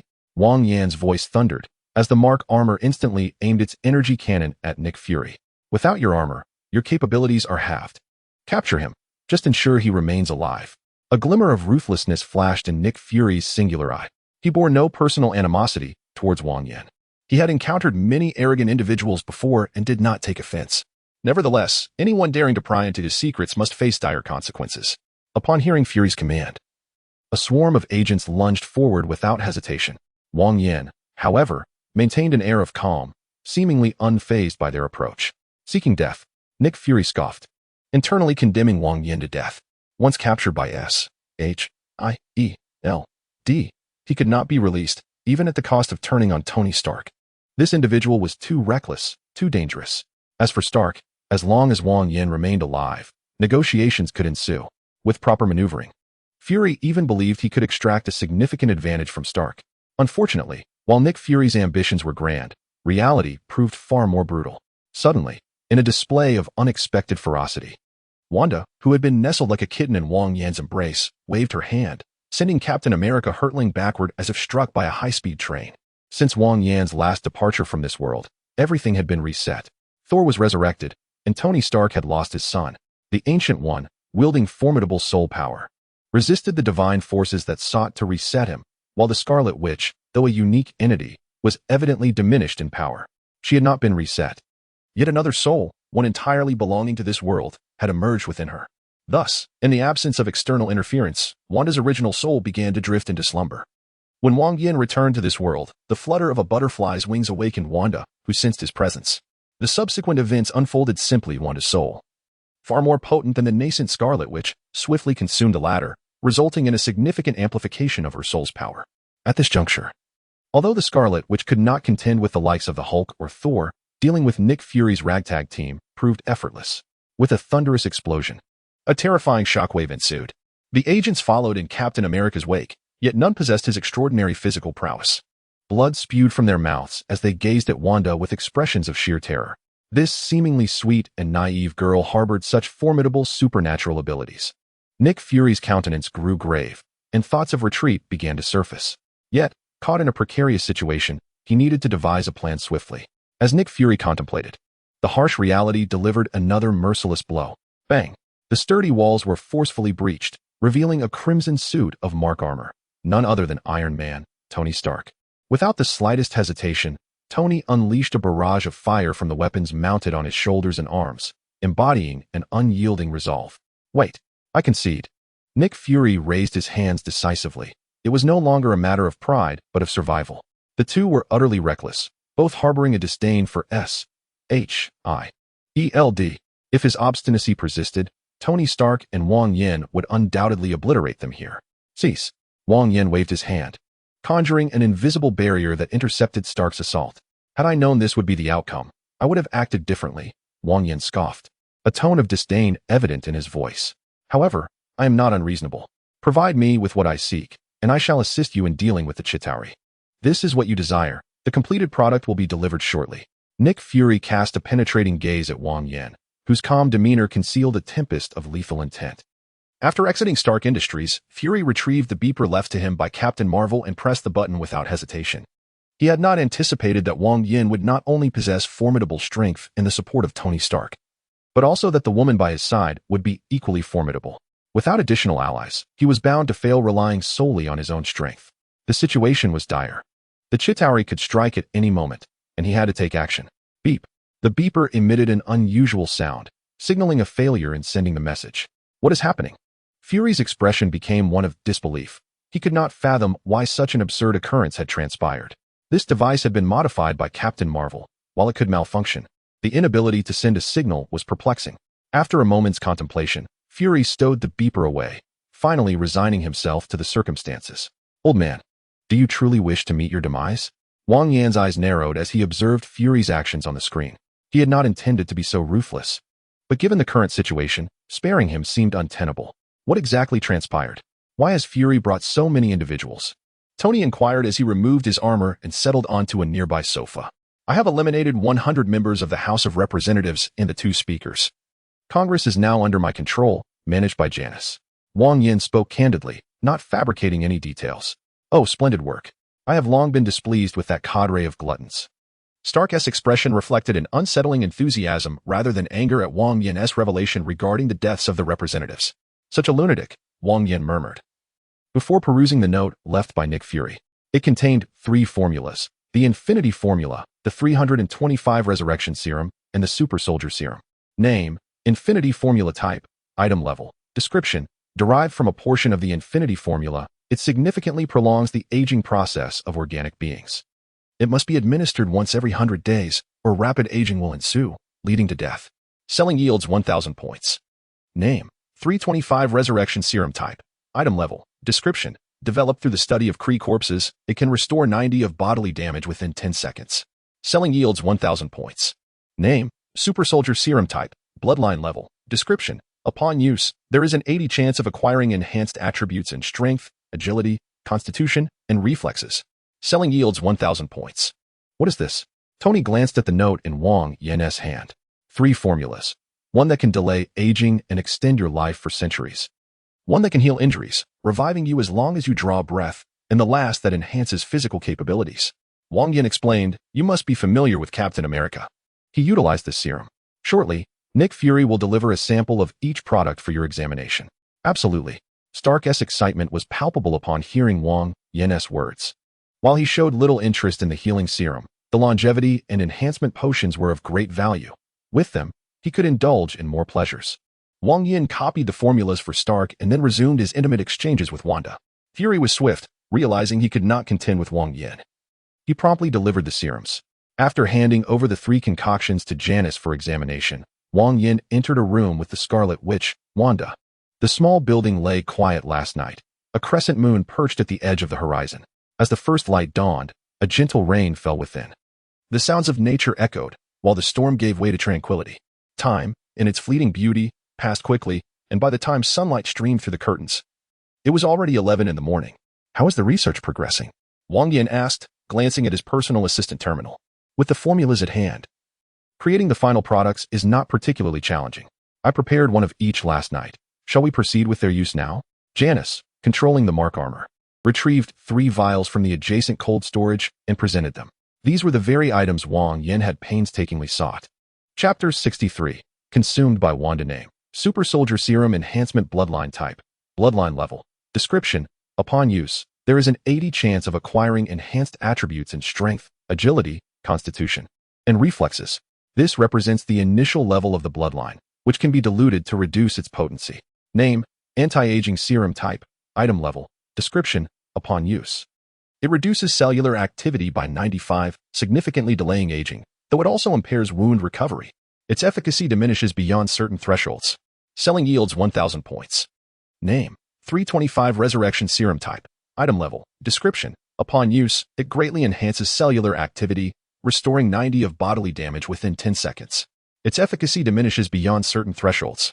Selling yields 3,000 points. The Anti-Aging Serum and the 325 Resurrection Serum each possess unique advantages. While the latter appears superior, the former may yield better outcomes in certain situations. As for the Super Soldier Serum Enhancement. Bloodline, it is akin to a hen that lays golden eggs, continuously generating value. Janice, how does one dilute this bloodline? Is it simply adding water? Wang Yan inquired, observing the transparent liquid in the syringe, nearly imperceptible unless light refracted upon it. No, it requires specific substances. It remains in the experimental phase, Janice replied. The production costs of these 3 serums are substantial. Prepare yourself, master, as you may not earn many points upon returning to the cycle space. Any gain is acceptable. One cannot become wealthy overnight. Wang Yan placed the syringe back into cold storage, intending to wait for Janice to dilute the bloodline prior to use. This task is quite troublesome and intricate. A moment's inattention could lead to dire consequences for him. Therefore, to prevent any mishaps, he must seize every opportunity to enhance himself. As for the 80 probability, he can utilize a remarkably fortunate pocket watch to navigate through it, and subsequently seek assistance from the Ancient One to withstand the impending backlash of fate. If the Ancient One is unwilling or unable to assist, the Scarlet Witch, Wanda, can also offer her support to a certain extent. Master, should we still deal with those family conglomerates? Janice inquired as she returned to the laboratory to concoct potions, not forgetting to ask Wang Yan. For the time being, let's spare them. There's no need to further provoke that old coot, Nick Fury, Wang Yan replied, removing the earbuds from his ears and setting them aside. His hand reaching towards Wanda. Young, beautiful, with an alluring figure and utterly devoted to him, Wanda was indeed a perfect companion. However, the decision to take her away from this illusory realm required careful contemplation. According to the Ancient One, everything about Wanda is a mere illusion. Only her soul exists in reality. A soul of immense power has liberated itself from the grasp of divine forces, allowing her to evade a fate of perpetual resets. If she wishes to leave, only her soul can be extracted. The cycle has made it abundantly clear, nothing apart from the soul can be taken out. Not even by paying points. In such circumstances, it becomes imperative to devise a means to secure a body that perfectly aligns with hers while also safeguarding her powers. The other considerations are manageable. The Scarlet Witch is a sorceress, and all her powers stem from her soul, with her physical strength not vastly different from that of an ordinary person. As for the compatibility of soul and body, the cycle can resolve that. Thus, Wang Yan's concerns narrowed down to 2 pivotal points: where to procure a body, and the means to extract her soul. It would be splendid to enter a world akin to a fantasy realm, where various creatures abound. Acquiring a body of exceptional quality would pose no difficulty. He could even seek out a juvenile to raise and play with. Wang Yan chuckled softly, his thoughts drifting into realms best left unspoken. However, the danger inherent in such fantasy worlds is exceedingly high. Monsters roam freely, and deities abound. In his normal state, Wang Yan appears human, yet upon transformation, he would undoubtedly be perceived as a fiend. One step at a time. Acquiring a tool capable of extracting souls is no simple feat. With a resigned sigh, Wang Yan gently embraced Wanda. Both were novices, especially given Wang Yan's extraordinary lineage of the Titan, which poses a risk of transformation should his emotions fluctuate too greatly. Although he strove to maintain control, he found himself spiraling into a state of uncontrollable rage. When he regained consciousness, Wanda had already cried herself into exhaustion. The peculiar sensation roused Wanda, and upon gazing into Wang Yan's affectionate eyes, a hint of shyness surged within her. However, memories of the previous night's fervor brought a tinge of trepidation. Handing Wanda the resurrection potion 325 he had acquired from Nick Fury, Wang Yan gestured for her to drink it. Without hesitation, her heart solely focused on Wang Yan, the Scarlet Witch poured the potion into her mouth. Instantly, A wave of coolness enveloped her, and her fatigue and aches vanished in an instant. I think I feel fine now. Wanda's voice grew softer, a flush spreading from her cheeks to her neck. This was acquired from Nick Fury. Its healing properties are remarkable, Wang Yan said, planting a gentle kiss on her lips before leaning in to whisper, "This time, I shall be gentle." While Wang Yan was fervently engaged, Nick Fury was plotting against the trickster god, Loki. In exchange, Wang Yan provided Fury with a list of traitors within SIMPS, affiliated with Hydra, along with a detailed account of Loki's forthcoming plans. This was not an act of goodwill, but rather a means to keep Fury preoccupied, preventing him from fixating solely on scheming against Wang Yan. The rivalry between Wang Yan and Nick Fury did not alter the trajectory of Loki's plans, which continued unabated. He wreaked havoc in public to draw SIELD's attention, seeking to undermine the unity of numerous superheroes and sow discord among them. Meanwhile, the scientists under Loki's control were developing a machine capable of harnessing the energy of the Space Stone, preparing for the imminent arrival of the Chitauri. How is the situation? Nick Fury, staring at the documents on his desk, displayed no trace of emotion. Just as you predicted, the trickster god Loki is indeed causing chaos. He loudly proclaims himself a god and has killed many innocents, an observing agent replied. Nick Fury's single eye glimmered with a cold light. The more formidable Wang Yan appeared, the greater his murderous intent grew. Proceed according to plan, Nick Fury commanded, producing a lighter to incinerate the documents into ash. With Wang Yan's intel, SIELD's strategy became significantly simpler. Since Loki intended to infiltrate enemy territory, they would allow him to delve deeper. A tremendous explosion unleashed a terrifying shockwave, rippling through the earth in all directions. After several layers of attenuation, the tremor diminished to a barely perceptible level. However, Wang Yan had instructed Janice to keep a close watch on SIELD, allowing him to detect the issue early on. Master, the explosion occurred between 100 and 150 meters underground, with a force equivalent to 10 times that of Hiroshima and Nagasaki. Janice's voice emanated from the television, as a three-dimensional model materialized on the screen. Nick Fury is ruthless. He has detonated the New York base? Wang Yan thought to himself, feeling a surge of caution. He had initially regarded the old snake with great respect, yet he had clearly underestimated his ruthlessness and decisiveness. If he could use a nuclear bomb against Loki, he could just as easily use one against me. Vigilance is essential. A glint of determination flashed in Wang Yan's eyes. Nick Fury could not be allowed to live. Once the Chitauri situation was resolved, he must be eliminated immediately. Hunting task 1. Eliminate the trickster god Loki. Completion grants 6,000 points and a treasure box from the trickster god. Note, the severely injured trickster god Loki has gone mad and consumed the Mind Stone, causing a reaction with the divine power within. Hunters must ensure his elimination. The cycle's notification echoed in Wang Yan's mind, startling him so much that he nearly leaped from his bed. This Loki was utterly deranged. The Mind Stone is a perilous artifact, and direct contact carries a substantial risk of death, yet he devoured it. In such a state of extreme danger, Wang Yan might have gone mad as well. He would consume not just a single Mind Stone, but all 6 Infinity Stones if it meant survival. Janice, let's get to work, Wang Yan declared as he dressed, gearing up for an ambitious endeavor. I want to join. Wanda tugged at Wang Yan's sleeve, her expression resolute. I am facing a mad god. It would be perilous for you to accompany me. Wang Yan kissed her lips gently. Do not worry. I will return swiftly, he reassured her. Very well, Wanda nodded. Yet her evasive gaze betrayed her true feelings. Janice, mark Loki's position. Clad in blue and white armor, Wang Yan soared into the sky. The SIELD base in New York had been reduced to ruins. Buildings that served as cover trembled violently, on the verge of collapse, while the underground lay utterly destroyed. The explosion, equivalent to 10 times the power of Hiroshima and Nagasaki, occurred over 100 meters below ground, the terrifying energy and shockwave unable to dissipate effectively, resulting in far greater damage than that on the surface. Not to mention the mere trickster Loki, even Odin, the king of the gods, would likely be gravely harmed.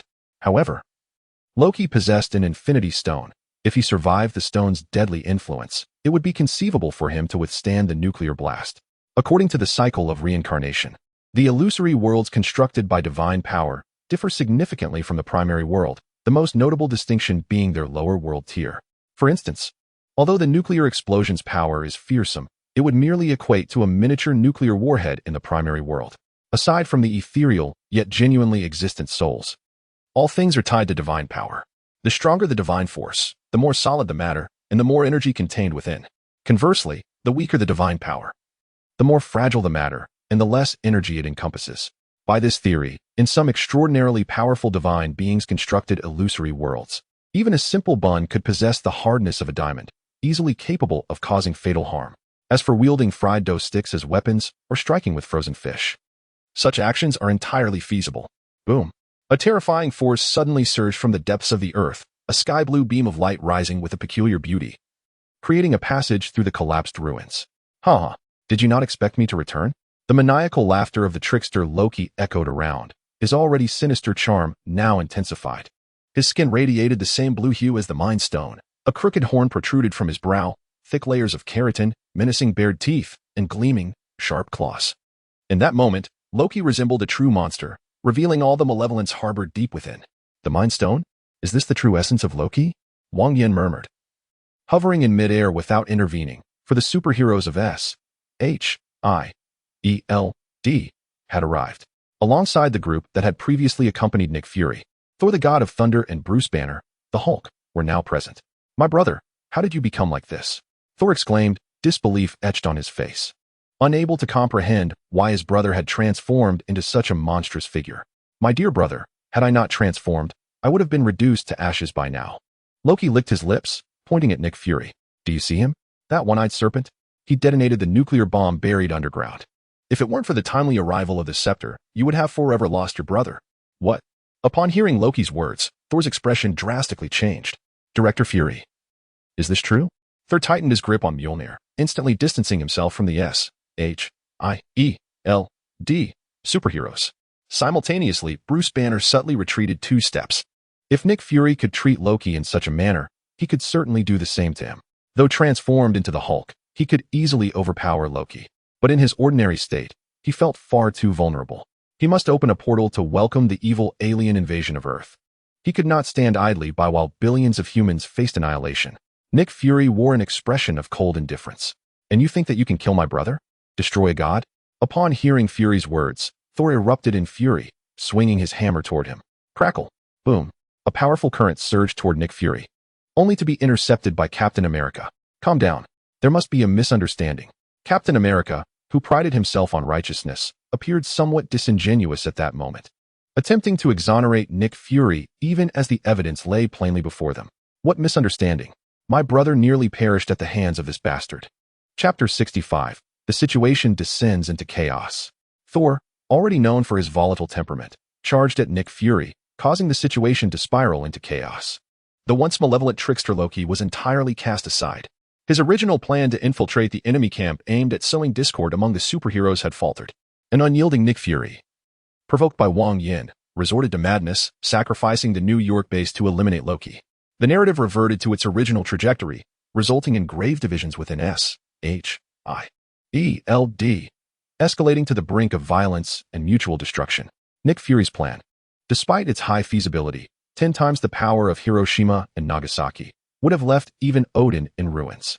Regrettably, the scepter embedded with the Mind Stone had flown back at a critical moment, preserving Loki's life and rendering him even more powerful than before. If that were not alarming enough, the most formidable combatants within S.H.I.E.L.D. had turned against each other, sowing seeds of distrust. Whether they could continue to fight and how to proceed remained uncertain. In any case, Nick Fury had lost this battle, utterly and irrevocably. Thor, calm down. Captain America interjected, using his shield to block the furious strikes of Thor's hammer, the immense force nearly overwhelming his arm. Calm down, you bastard. Boom. Under the onslaught of Thor's fury, Captain America finally faltered, stumbling to his knees. Dr. Banner, help me. Thor has gone mad. Captain America screamed, but Banner did not intervene, instead retreating 2 steps further. Is this really Captain America? Wang Yan's voice rang out mockingly from the side. They say you embody honesty, bravery, kindness, and responsibility, yet you appear utterly ridiculous to me. You represent justice, but what if the nation behind you is evil? Wang Yan's words made Captain America shudder, his internal resolve wavering. He had learned of America's actions over the years through documents, provocation, invasion, and theft, committing every shameful act imaginable for profit. The America of his youth had been a valiant rebel, yet upon awakening, it had transformed into a despicable aggressor. Though Captain America concealed his turmoil, The impact within him was profound. As he was battered by Thor while Wang Yan unmasked his scars, he felt an overwhelming sense of impending collapse. Watch out. Upon witnessing Captain America being pummeled, Hawkeye could no longer hold back. Their strength, while far inferior to Thor's, still held a chance of victory if they coordinated with Captain America. Boom. An arrow struck true against Thor, sending him flying. Infuriated, Thor summoned the power of thunder, channeling it into his hammer. Just as he prepared to strike with all his might, Black Widow ensnared his neck from behind. The scene has descended into utter chaos, with agents of SHIELD embroiled in a fierce confrontation with Thor, the god of thunder, while the formidable Hulk, Banner, merely stands aside, observing the fray. No one pays any heed to the malevolent Loki, nor do they contemplate the imminent arrival of the Chitauri. What on earth is happening? The unfolding drama leaves Loki utterly bewildered.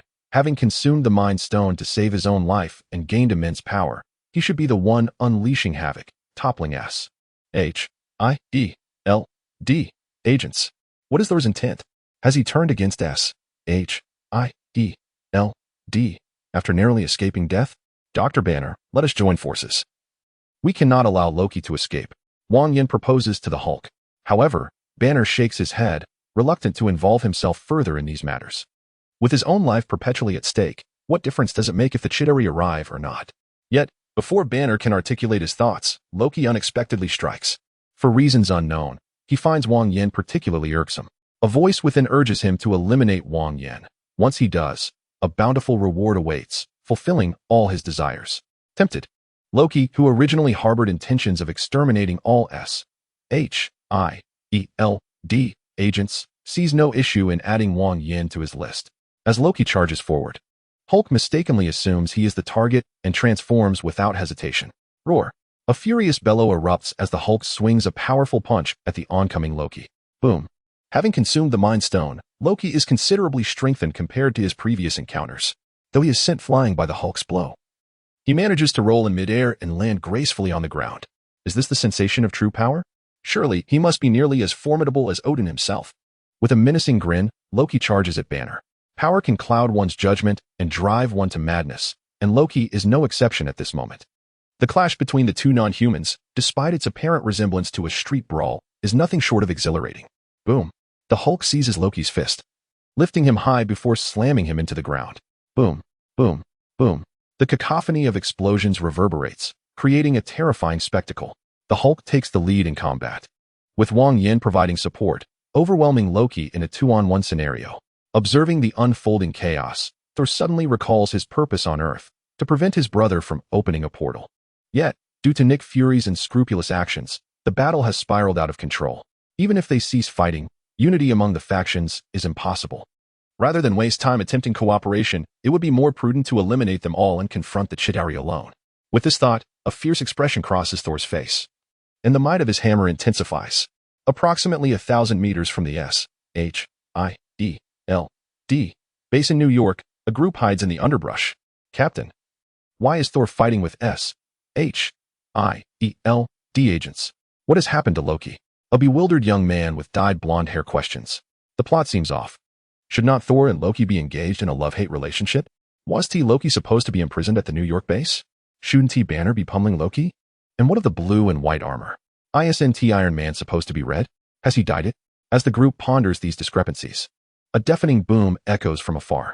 Chapter 66. Nuclear bomb. A fully red Mark armor appears, standing alongside the blue one.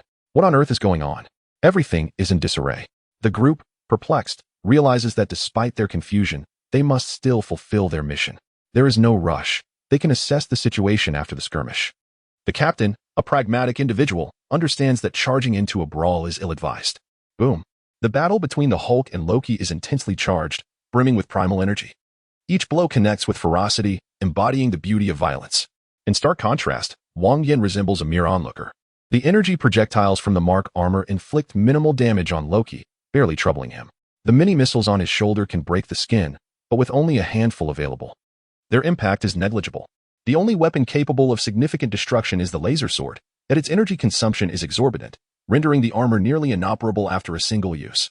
With the Hulk currently dominating Loki, Wang Yan sees no need to intervene forcefully. He opts to observe and step in once the combatants tire. The battle rages on with unwavering intensity. Thor aims to slay Nick Fury, but finds himself ensnared by Captain America and Black Widow.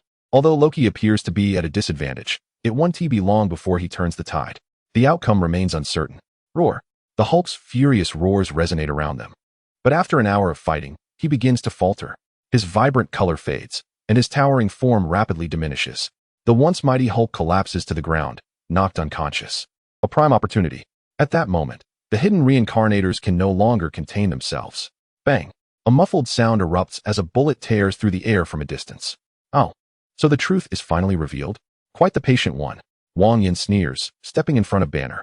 Though he cannot pinpoint the bullet's origin, he understands the target's intent. Human emotions are complex, yet their essence is often simple. Kill the Hulk. Banner. Reward has been calculated into the final tally. With a blast of energy from his palm, Wang Yan dispatches the Hulk, disregarding the bewildered Loki beside him as he charges toward the reincarnators. Damn it. He truly is a reincarnator. Captain America bellows in anger, drawing his sword for a fierce strike. Clang. The sound is sharp and resonant, tinged with a hint of mockery. The captain's blade fails to breach the Mark armor's defenses, merely chipping away at its surface. Is that all? Wang Yan scoffs, unleashing the laser sword from his palm, cleaving through everything within a 20-meter radius. Kill level reincarnator, gain 1,000 points. Kill level reincarnator, gain 1,000 points. Kill level reincarnator, gain 3,000 points. The sudden attack catches the three off guard. They perish before they can react. After swiftly dispatching the three minor threats, Wang Yan does not linger. Returning to confront Loki, the laser sword can be wielded in both hands and, at full power, can sustain its charge for about 5 seconds. Wang Yan had just slain 3 reincarnators, and with the exhaustion from the previous battle, he could sustain the laser sword for almost 2 seconds. Loki, are you ready to meet your demise? Wang Yan sneered, launching 2 meteor darts that sped directly towards Loki's throat. Is that all you have to kill me? Loki retorted with a wicked grin, swinging his fist to strike the meteor darts. Having endured the relentless blows of the Hulk, Loki possessed formidable physical prowess. However, the smile that had just graced his face instantly froze in place.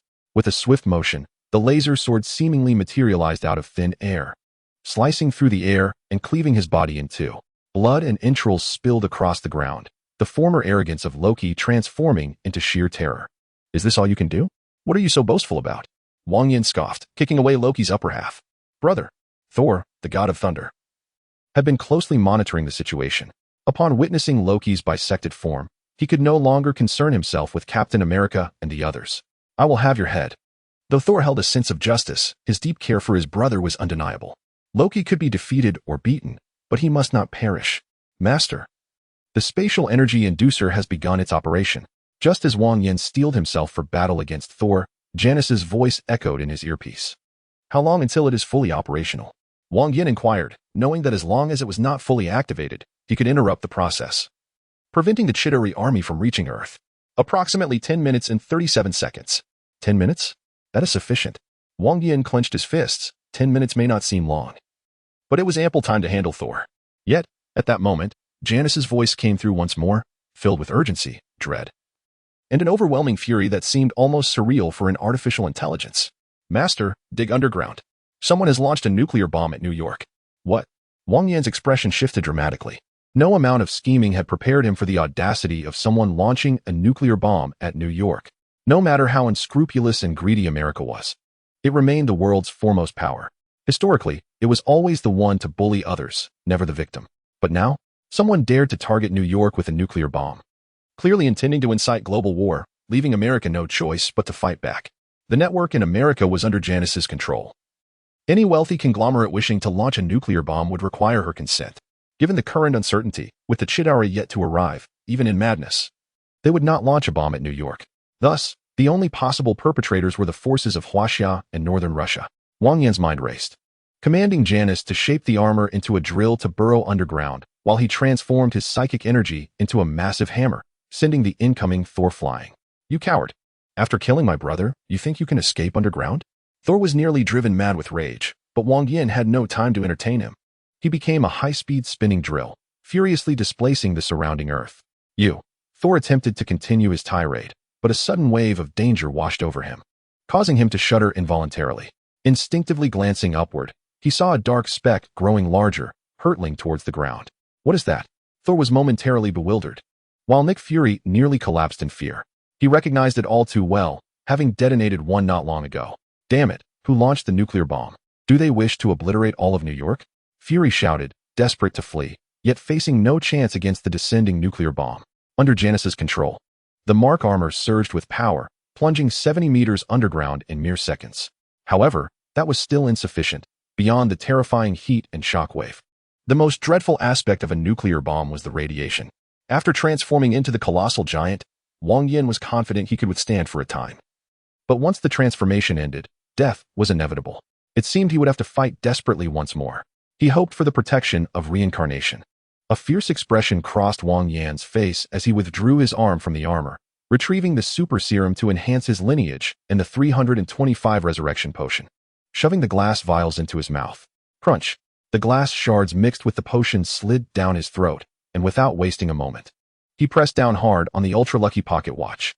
Just as Nick Fury bellowed, everyone began to comprehend the gravity of the situation. Iron Man Tony Stark shot into the sky, while the others frantically ran close to the ground. What is happening? Why do I sense danger? In Stark Industries, Scarlet Witch Wanda felt a sudden sense of foreboding. Possessing the ability to manipulate causal probability, her perception was exceptionally acute. Could it be Wang Yan? Wanda gasped, immediately activating her powers to sense Wang Yan's condition.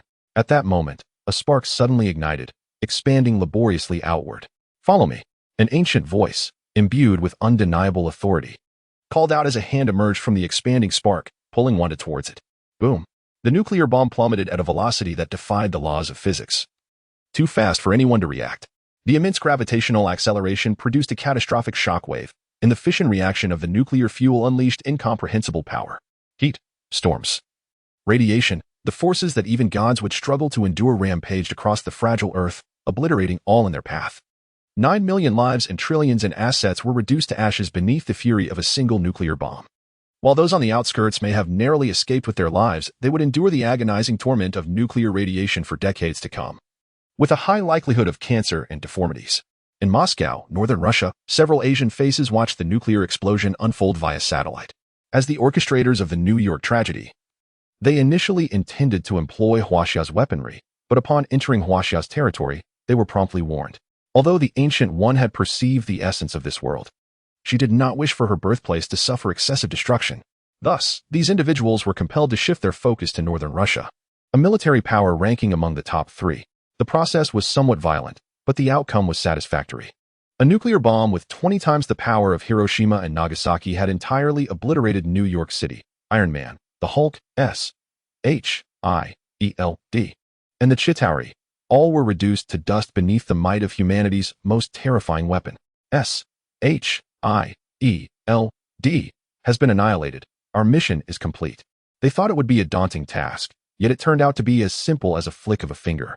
Mainly, the artificial intelligence is too powerful. The group chuckled, devoid of any tension or guilt over the destruction of a city, as casually as if discussing what to have for dinner. Warning, warning. The system is being breached. The system is being breached. A piercing alarm blared, lasting less than 5 seconds before falling silent. Meanwhile, an enraged woman's face appeared on the screen. You audacious fools. Janice glared at several individuals through the camera, wishing she could tear them apart. Who would have thought there existed such formidable artificial intelligence? Alas, even if you possess strength, it is rendered useless across thousands of kilometers. Huh, come and kill me. If you dare. Her manic laughter echoed, revealing a palpable sense of triumph. I shall remember you. Just wait. With a cold smirk, Janice watched as the screen shifted to reveal countless flying objects approaching northern Russia. Warning, warning. 28 nuclear warheads detected, rapidly approaching. Estimated time of impact, 30 seconds. Countdown initiated. 30. 29. Without Janice's suppression, the artificial intelligence on this side sprang into action. However, what it brought forth was not elation, but unfathomable dread. Damn it. That artificial intelligence has gone rogue. How much longer until we can return? Approximately 8 minutes. There's no time left. Deploy the forced extraction device. If we forcefully disengage, we'll lose our rewards. What is more important, lives or rewards? Move quickly.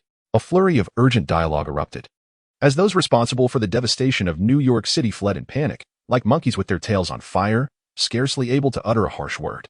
Beneath the surface of New York, over 100 meters down, a mass of flesh trembled incessantly. In an environment of extreme heat, pressure, and radiation, few organisms could survive. Yet this mass appeared to be an exception, not only enduring but seemingly exhibiting a tendency to continue growing. The personal auxiliary terminal could neither be discarded nor destroyed, and within it, Janice thrived. As long as Wang Yan remained unharmed, even if she were cast into a black hole, she would remain unscathed. It seemed her master was quite extraordinary, having prompted the cycle to intervene. Sensing the vitality enveloping her personal auxiliary terminal, Janice began calculating various possibilities. Given Wang Yan's lineage and abilities, survival beneath the force of a nuclear bomb 20 times more potent than those dropped on Hiroshima and Nagasaki was improbable. Even if this world, constructed by divine power, was exceedingly fragile, the bomb's power, equivalent to a miniature nuclear warhead from the primary world, was still beyond Wang Yan's capacity to withstand. Chapter 68.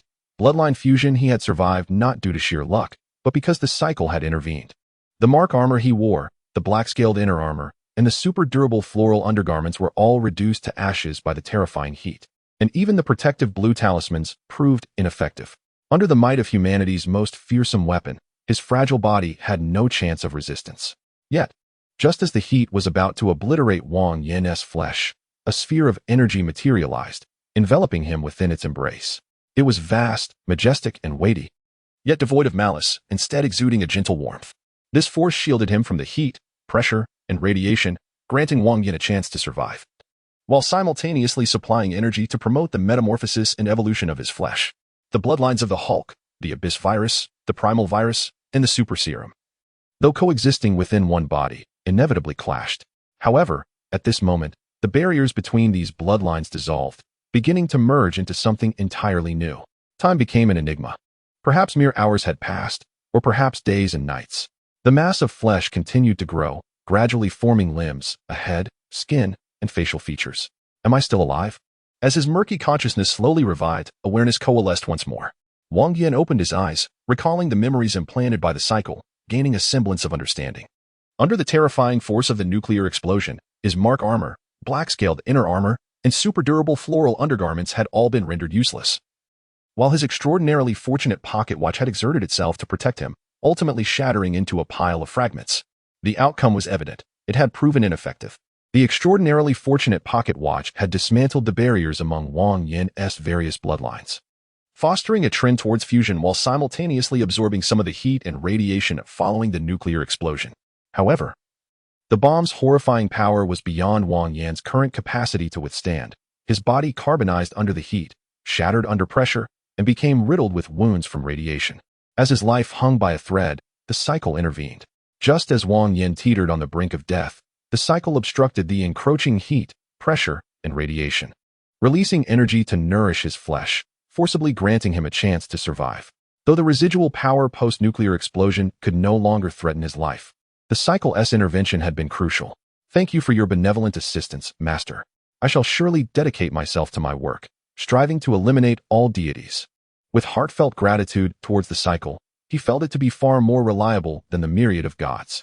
At least in his moment of peril, it was the cycle that had saved his life. What is the state of my body now? Wang Yan pondered, opening his personal attributes panel. Name: Wang Yan. Race: Huaxia human bloodline. Unnamed, enhanced 3 times, strength 120, boosts attack power, explosive force, and carrying capacity, bone density 120, enhances bodily defense, skeletal strength, etc. Constitution 120, increases cellular vitality, stamina recovery, endurance, etc. Agility 120, enhances movement speed, reflexes, dynamic vision, attack speed, etc. Spirit 120, increases danger perception, cognitive strength, mental defense, etc. Skills 1. Hunter's Fury, talent. When attacking targets of the divine race, damage inflicted will be a minimum of 5 times and a maximum of 20 times. The lower the target's health, the greater the damage dealt. When the target is severely injured, there is a 90% chance of execution.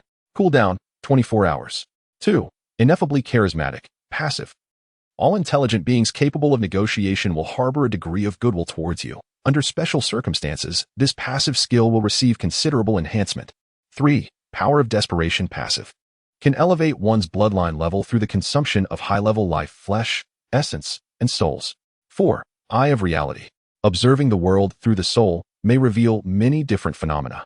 5. Void Traversal. The power of the soul communicates with the cosmos, allowing the opening of a doorway to the depicted realm. All attributes increased by 30 points. A fortuitous turn of events. However, the greatest gain was not merely these enhancements, but the bloodline itself. Following the nuclear explosion's extreme heat, pressure, and radiation. Alongside the aid of the extraordinarily fortunate pocket watch, Wang Yan successfully fused the Hulk bloodline, the Abyss virus bloodline, the Primal virus bloodline, and the Super Serum bloodline into one. The newly formed bloodline boasted a comprehensive enhancement across all attributes, devoid of any major or minor distinctions. Furthermore, due to its formation from multiple bloodlines, the enhancement levels were evenly distributed across each attribute, thereby reducing the number of enhancements required. Additionally, this new bloodline possessed the capacity for continual evolution. Although the exact caliber of this high-level life remained uncertain, there was still hope. In summary, Wang Yan had turned misfortune into fortune, his attributes had risen, his bloodline had matured, though the extraordinarily fortunate pocket watch was somewhat regrettable. Janice, what is the current situation? Wang Yan glanced around, finding himself within a spherical space of approximately 3 meters in diameter, surrounded by a diamond crystal wall formed by high temperature and pressure. Had it been gold, he might have extracted a bit to take with him, but diamonds held no value for him. A reincarnator had taken control of a nuclear base in northern Russia and directed a nuclear missile towards New York. I pinpointed their location and launched all 28 nuclear warheads in the vicinity of New York in one go. 28. This surely heralded the onset of nuclear warfare. Wang Yan marveled, showing no concern for the lives of those involved, yet he understood that if two nuclear superpowers truly engaged in full-scale conflict, chaos would inevitably ensue. Janice. Infiltrate the northern Russian network and temporarily halt this war. Understood. The situation had escalated to an irreversible point, yet Wang Yan intended to delay further. Though diamonds possessed great hardness, they were also quite brittle. With a powerful punch, he shattered countless tiny crystals around him. Bang, bang, bang. With each blow, diamonds splintered and scattered. Wang Yan was situated over 100 meters below the surface. If he relied solely on his fists, he would be trapped for an eternity.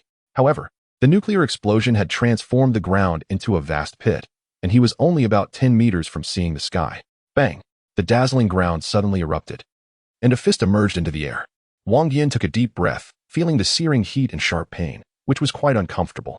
The new bloodline, forged under extreme conditions of high temperature, pressure, and radiation, could adapt to such harsh environments without relying on oxygen. Yet, having grown accustomed to such sensations over 20 years, he inhaled deeply once more. Chapter 69. A bountiful harvest. How wonderful it is to be alive. Wang Yan exclaimed sincerely, surveying his surroundings, only to find a dark shadow within the radiant diamond basin. Lo and behold, our malevolent god Loki is still alive. Truly, the gods of Asgard are remarkable. What of your brother Thor? Surely he has not perished? Wang Yan turned around, failing to locate Thor, and found only himself and Loki within several kilometers. It seems your fate is destined to be claimed by me. No, I am a god of Asgard. I am the son of Odin, the king of the gods. You cannot kill me. My father will surely seek vengeance. Seemingly sensing the approach of death, the dying Loki unexpectedly regained consciousness. The king of the gods? Do you think he dares to come to Earth? Wang Yan scoffed. This was the domain of the supreme sorcerer. Not even the tyrant Dormammu of the Dark Universe would dare to tread here. Did he truly believe Odin could succeed? Asgard's enemies were not limited to the frost giants. Should news of Odin's injury spread, Asgard would find itself in peril. I doubt Odin would risk his life to save you, the son of a giant. How do you know this? Loki was taken aback. Only Odin and his wife, as well as Thor, were aware of his lineage as a frost giant. Yet Wang Yan knew. There are many things you cannot comprehend. Your narrow worldview confines you within a minuscule cage. Embrace your demise. Once I depart, you shall be resurrected. A sinister smile crept across Wang Yan's face as gray energy swirled and struck Loki's chest with force.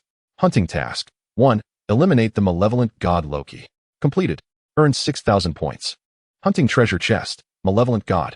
The extraordinarily fortunate pocket watch had been rendered useless, and Wang Yan felt no need to return to the Reincarnation Space to open it. Acquired the Mind Stone. Acquired a miniature nuclear warhead. Name, miniature nuclear warhead type. Nuclear weapon level. Attack. 1200 skill. 1. Solar deity power. Upon detonation, it inflicts massive damage within a 1,000 by 1,000 meter radius, subsequently creating a similar area of lava on the ground, along with a radiation zone of 100 times the area, causing burn and radiation damage to targets within the radius. Radiation damage is exceedingly difficult to eliminate and leaves severe aftereffects. Description: a one-time consumable. Its power equates to 10 times that of Hiroshima and Nagasaki. This power calculation is based on the main world, in a phantasmal realm constructed by divine power. It will be greatly enhanced. Selling it will yield 10,000 points. What a remarkable item! Wang Yan felt a surge of excitement as he beheld the basketball-sized miniature nuclear warhead. Just earlier, he had been obliterated by one of these. Had it not been for the intervention of reincarnation, he would have been reduced to mere dust. The destructive capacity of this weapon was beyond compare, if wielded skillfully. It would undoubtedly serve as an unparalleled weapon. With 10 times the power of Hiroshima and Nagasaki, even the king of gods, Odin, would be left incapacitated. Janice, is it possible to equip this with a remote control or a timer? I doubt I could withstand a close-range explosion. Certainly. Good. Now, scan the surroundings. The space stone should still be within the vicinity of New York. Wang Yan nodded, feeling quite unsettled. New York had been obliterated. SHIELD had been annihilated, and the Chidari remained unseen. The global situation had descended into chaos, with two superpowers exchanging nuclear missiles, leaving smaller nations trembling in fear. Fortunately, an even more catastrophic event had not transpired. The two nations behaved as if nothing had happened, hastily attending to the nuclear fallout instead. The nuclear explosion in New York had captured the attention of the entire nation, and those wealthy conglomerates and prominent families were eager to ascertain what had occurred. However, the entirety of America's network lay in Janice's control. Even the satellites had been commandeered. They were now as deaf and blind as the severely crippled, left with no choice but to wait. After wandering through the Diamond Basin for an extended period, Wang Yan finally located the second Infinity Stone, the Space Stone, capable of opening ultra-long-distance portals. That should suffice. Time to prepare for my return. Wang Yan activated the space portal with the suspended ring. Ready to meet Master Gu Yi for one last time. I knew you couldn't possibly be dead. Upon arriving at Kamar Taj, a delicate figure leaped into his embrace. It's all right. How could I die? Wang Yan gently patted Wanda's back as the young girl wept, her eyes glistening with tears, trembling with emotion. Master, what of the items I requested? After soothing Wanda for a while, Wang Yan lifted her onto his lap. This is the Time Stone. The other three are guarded by formidable beings, without additional powers intervening. Seizing the Infinity Stones from their territories is no simple task. Master Gu Yi produced a pendant, emanating an unusual rhythm that distorted Wang Yan's perception slightly. Since he has his own rules, I will abide by them. When I return next time, I shall seek not only the 3 Infinity Stones. Next time? Are you leaving again? Wanda looked up, her eyes filled with reluctance. My enemies are far too powerful. Taking you away now would be too perilous. However, you need not worry. The reset of this world cannot erase your memories. When I return, I will seek you out immediately. Wang Yan planted a kiss on Wanda's forehead. Then turned to Master Gu Yi. Master, I entrust Wanda to your care for the time being. To be entrusted is to be honored. Since this is a clearly defined transaction, I shall endeavor to fulfill my duty. Thank you. Wang Yan nodded and chose to submit the 3 infinite gems. Main quest, 1. Submit 3 infinite gems. Completion. Earn 12,000 points. Quest completed. Initiating teleportation. The cold and emotionless voice of the cycle echoed in his mind as Wang Yan's figure instantly vanished from the spot. Teleportation complete. The hunter has returned to the cycle space. Quest rewards are being calculated. Main quest. 1. Submit 3 infinite gems. Earn 12,000 points. Hunting quest. 1. Eliminate the evil god Loki. Earn 6,000 points. Hunting chest from the evil god. Eliminated 5-level reincarnators. Earned 5,000 points. Eliminated 4-level reincarnators. Earned 12,000 points. Eliminated the Hulk banner. Total points earned. 35,000. Comprehensive evaluation. Earned a level chest reward. Quest rewards have been settled. Personal attribute panel opened. The hunter may choose to open the chest or exchange attribute points for enhancement. Chapter 70. God Layer. With a bountiful harvest. He decided to open the chest to see what treasures awaited. The cycle had mentioned that opening a level chest could yield items for extracting souls. If he were fortunate enough to strike gold, Wang Yan rubbed his hands together, feeling a rare sense of anxiety even amidst the looming threats. He obtained the Godslayer. Name, Godslayer type, Fist Blade level, attack, 200 skills, 1. Godslayer, passive when attacking a target with divine power within, it inflicts 200 points of true damage that ignores defense. 2. God Devour, passive when attacking a target with divine power within, it will absorb the target's strength to replenish itself. When the progress reaches 100, the weapon's level will be increased. Description: a noble fist master never misses an opportunity to strike at his enemies. The fist blade is entirely black, resembling an ordinary set of thunder gloves, the kind that exposes the fingers, but between the four fingers, aside from the thumb, are three sharp mental blades. Indeed, these three blades are not physical entities, but manifestations of psychic energy. Thus, they can be concealed at will and possess formidable lethality against certain intangible phantoms and spirits. This weapon seems tailor-made for Wang Yan. Whether it truly is can only be confirmed with the cycle. Wang Yan mused. What I wish for most is what I excel at, fighting.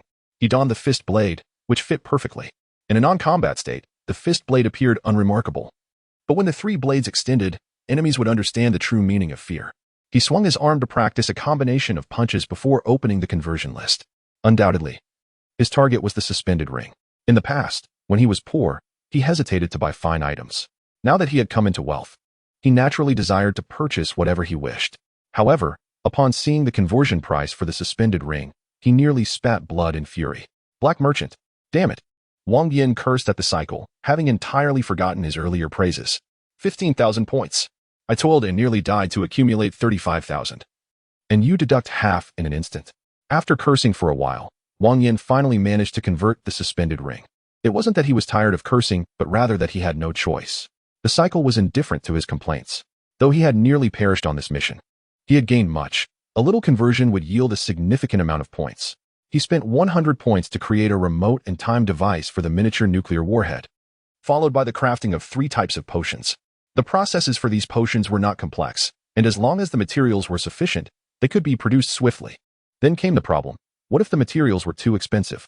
The raw materials for the anti-aging potion cost about 1,500 points. The resurrection potion cost 2,000 points.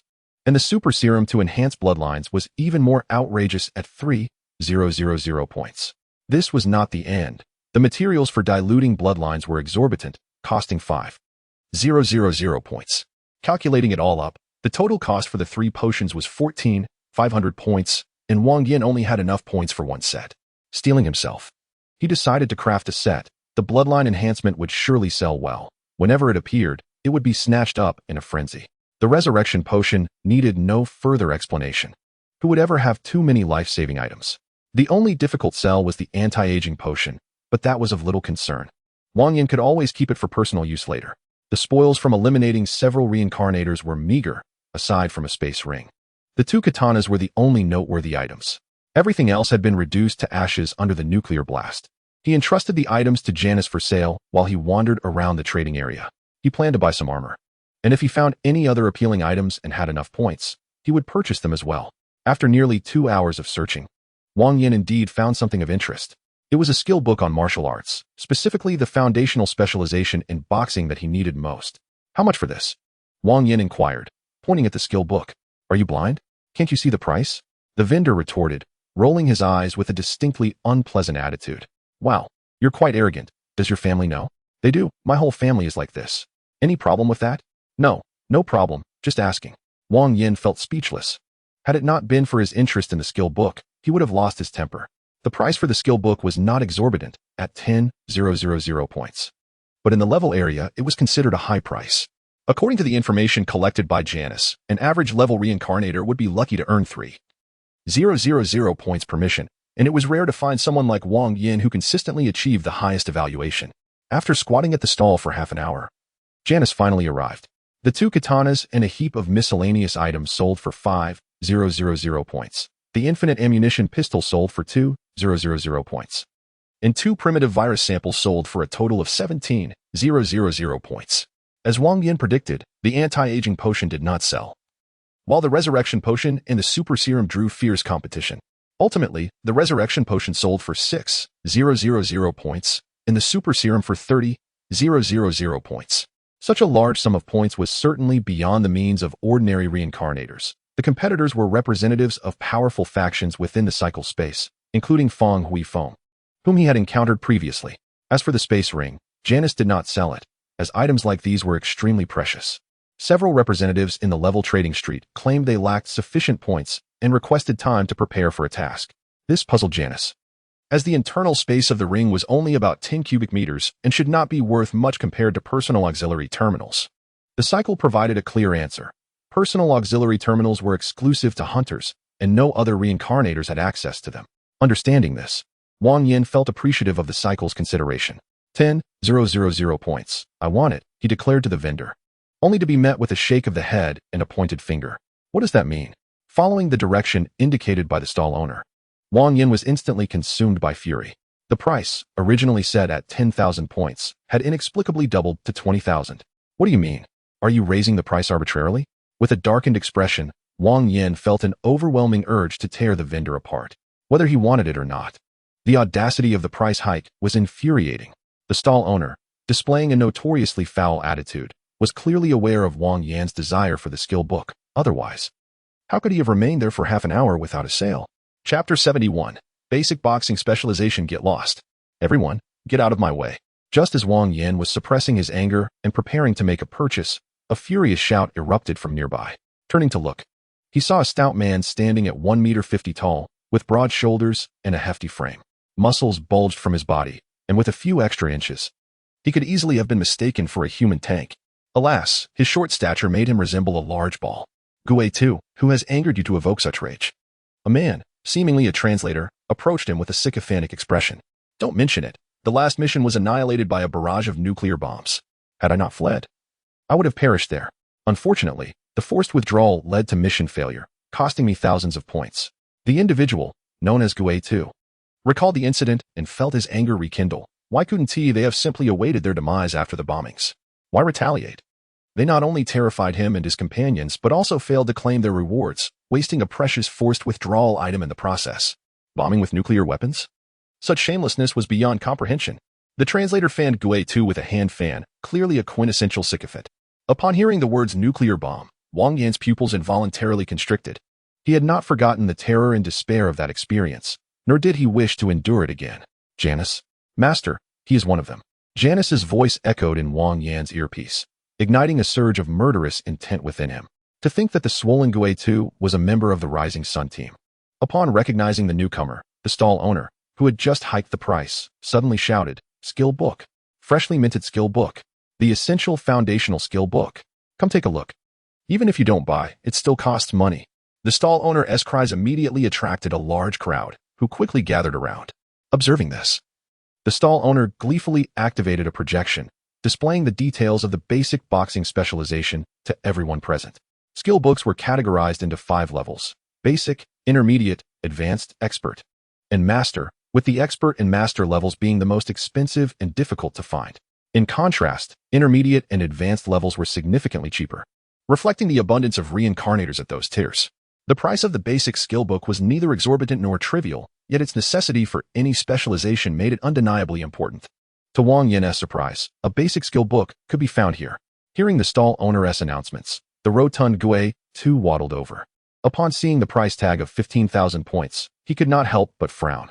This item was relatively inexpensive in the upper tiers, but seemed outrageous in this context. I'll buy it for 15,000, he declared. Wang Yan, feeling displeased by Gue too's approach, quickly made his decision. However, when he was about to pay, the stall owner rejected him with a disdainful glance, turning his attention back to Gue too.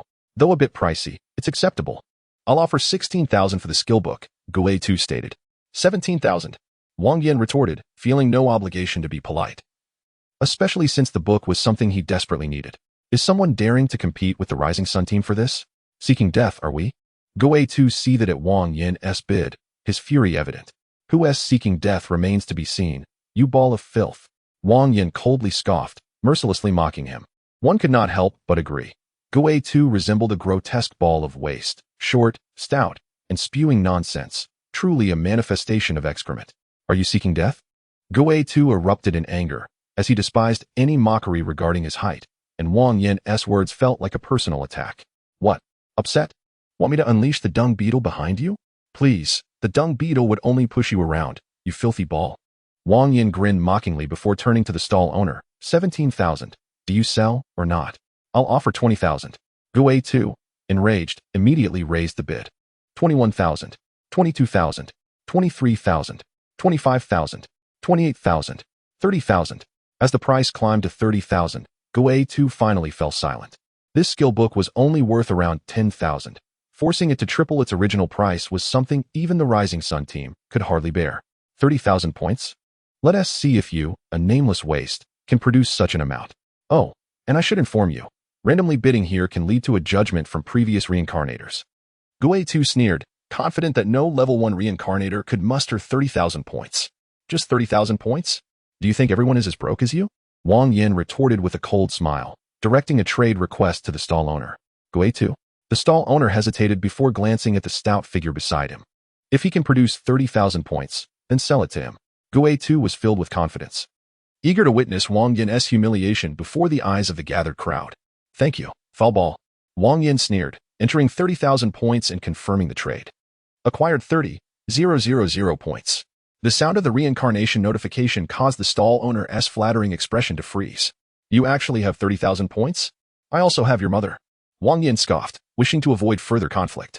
The mountains are high and the roads long. There will be ample opportunities to meet again. Little brother. I have something that you might find most beneficial right now. Just a few hundred meters away, a man intercepted Wang Yan. This individual was none other than Fang Huifeng, with whom he had transacted twice before. The Rising Sun team was a subordinate team of the Burning Sun team, composed mainly of members from the Eastern Isles and the Cold Country, dominating the lower tiers. However, they were nothing in the upper tiers. Fang Huifeng chuckled. A look of disdain plastered across his face. I see, that stall owner's expression was one of eagerness to kneel and lick, and I thought they were something formidable. Wang Yan shook his head. He had been too furious to ponder deeply earlier. Although I am unaware of your capabilities, being able to produce 30,000 points should be sufficient to deter them. Fang Huifeng patted Wang Yan on the shoulder and then projected the details of an item before him. Name, leash type, item level, description, bound together. We pledge for a century. Should one perish at 97, the Niha Bridge awaits 3 years. Select a target to forcibly bind their next mission world to oneself. Selling it grants 3,000 points. Chapter 72, the sterilization system. This item was acquired by my team after successfully completing a terrifying nursery rhyme task. Although its level is not particularly high, its utility is undeniably significant. How many points do you desire? The world is bustling with the pursuit of profit. People are restless, driven by gain. The other party's appearance at this moment cannot be attributed to benevolence or altruism. I demand that space ring. Fang Huifeng gazed at Wang Yan, articulating his intention. Deal. The transaction was straightforward and gratifying. After obtaining the item, Wang Yan returned to the stall, swiftly departing amidst the bewildered gaze of the vendor.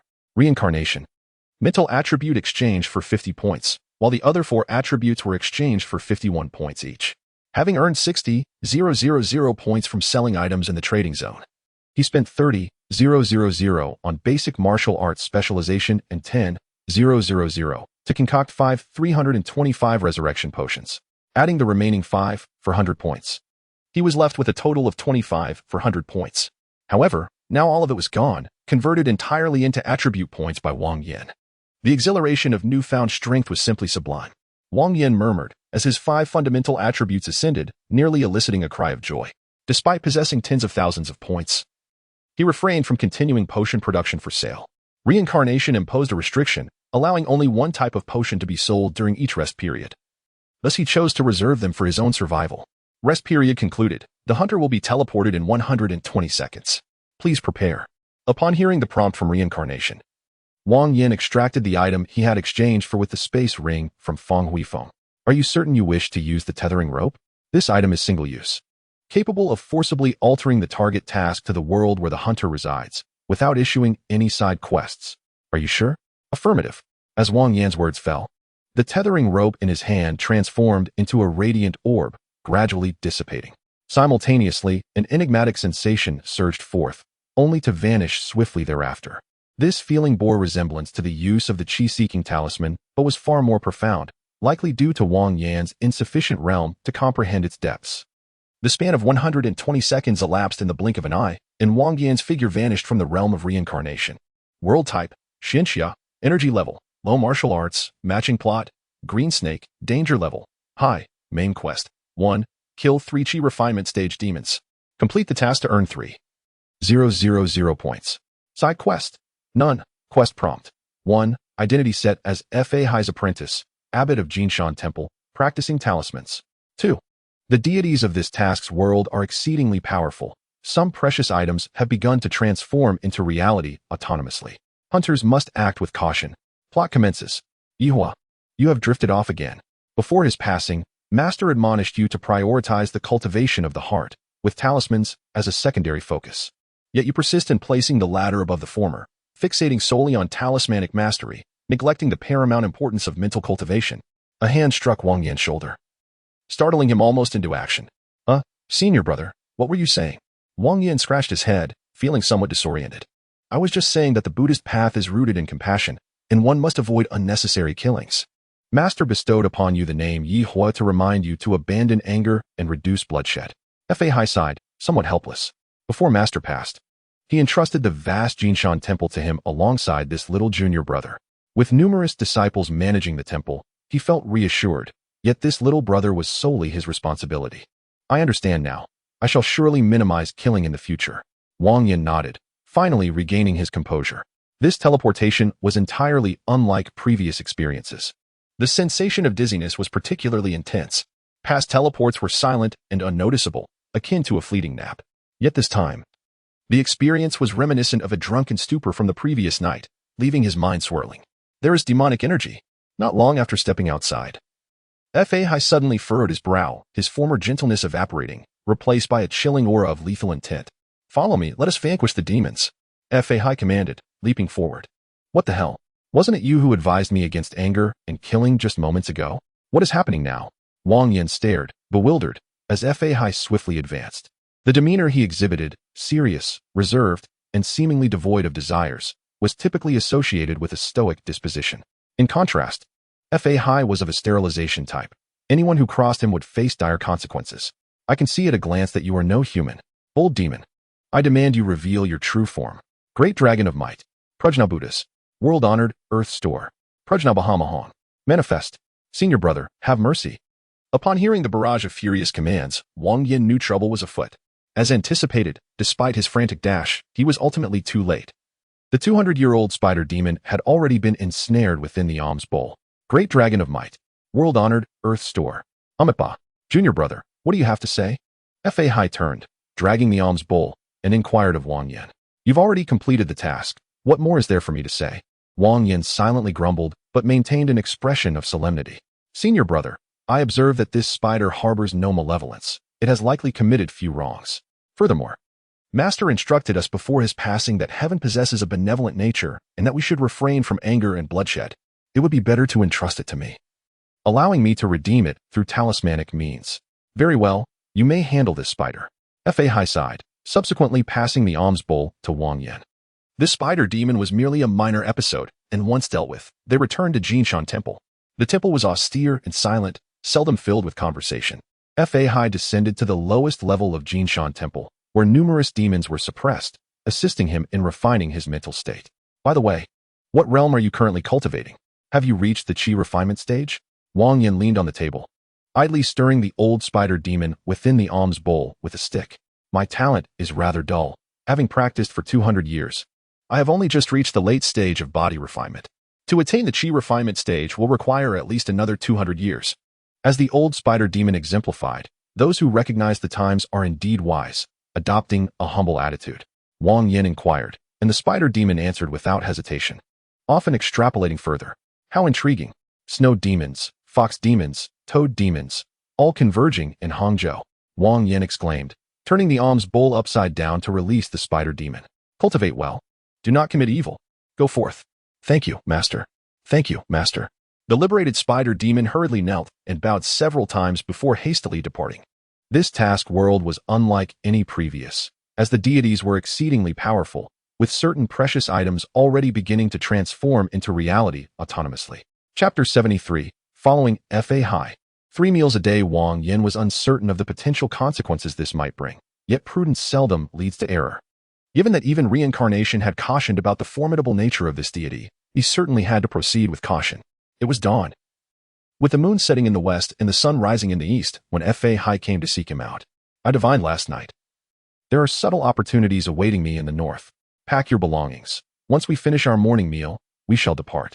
Today, Fa Hai maintained his usual indifferent demeanor, seemingly unchanged from his typical self. However, Wang Yan sensed otherwise. There was a fluctuation in his aura, his steps were unsteady, and his complexion appeared slightly jaundiced, as if he had suffered a severe internal injury. Understood, senior brother, Wang Yan nodded in acknowledgement, refraining from contradicting him. According to the information obtained from the old spider spirit last night, 3 spirit creatures, the snow demon, fox demon, and toad demon, at the Qi refinement stage were located near Hangzhou, which lay directly north of Jinshan Temple. While Wang Yan did not feel compelled to target these 3 demons specifically, he thought it would be advantageous to deal with them along the way. Moreover, before resting last night, he utilized a Qi-seeking talisman and discovered that the stall owner he had forcibly brought in was also situated to the north. With both the mission objective and adversaries in the same vicinity and accompanied by the formidable Fa Hai, Wang Yan certainly would not venture alone. The vegetarian meal within the temple was rather bland, yet it was palatable enough. After satisfying his hunger, he promptly set off, partaking in the meal while hastening towards the city of Hangzhou. Both brothers were exceptionally handsome, easily attracting the attention of passers-by, especially upon entering a village or town. The young ladies could not help but steal glances. However, under Fa Hai's piercing glare, any potential suitors quickly retreated, frightened away. The mundane world is but an illusion. A horde of superficial beings dares to gaze upon me. Fa Hai huffed disdainfully, his attitude decidedly unpleasant. Wang Yan felt a twinge of helplessness. While he found Fa Hai captivating in films, the reality of close interaction revealed a different, more challenging side. Stubborn, obstinate, and unyielding, despite his cold exterior. His temperament was far from amiable. It was hardly surprising. A man in his 20s, raised amidst monks and indoctrinated with misleading doctrines, would naturally harbor a troubled spirit. Reflecting on the film's narrative, it essentially chronicled a man's journey of self-discovery. Initially, he set out to vanquish demons, only to later realize that the spirits he collected had committed no wrongdoing, leading to a crisis of faith. On a rainy night in the woods, he discovered 2 snake demons protecting a pregnant woman, further complicating his understanding.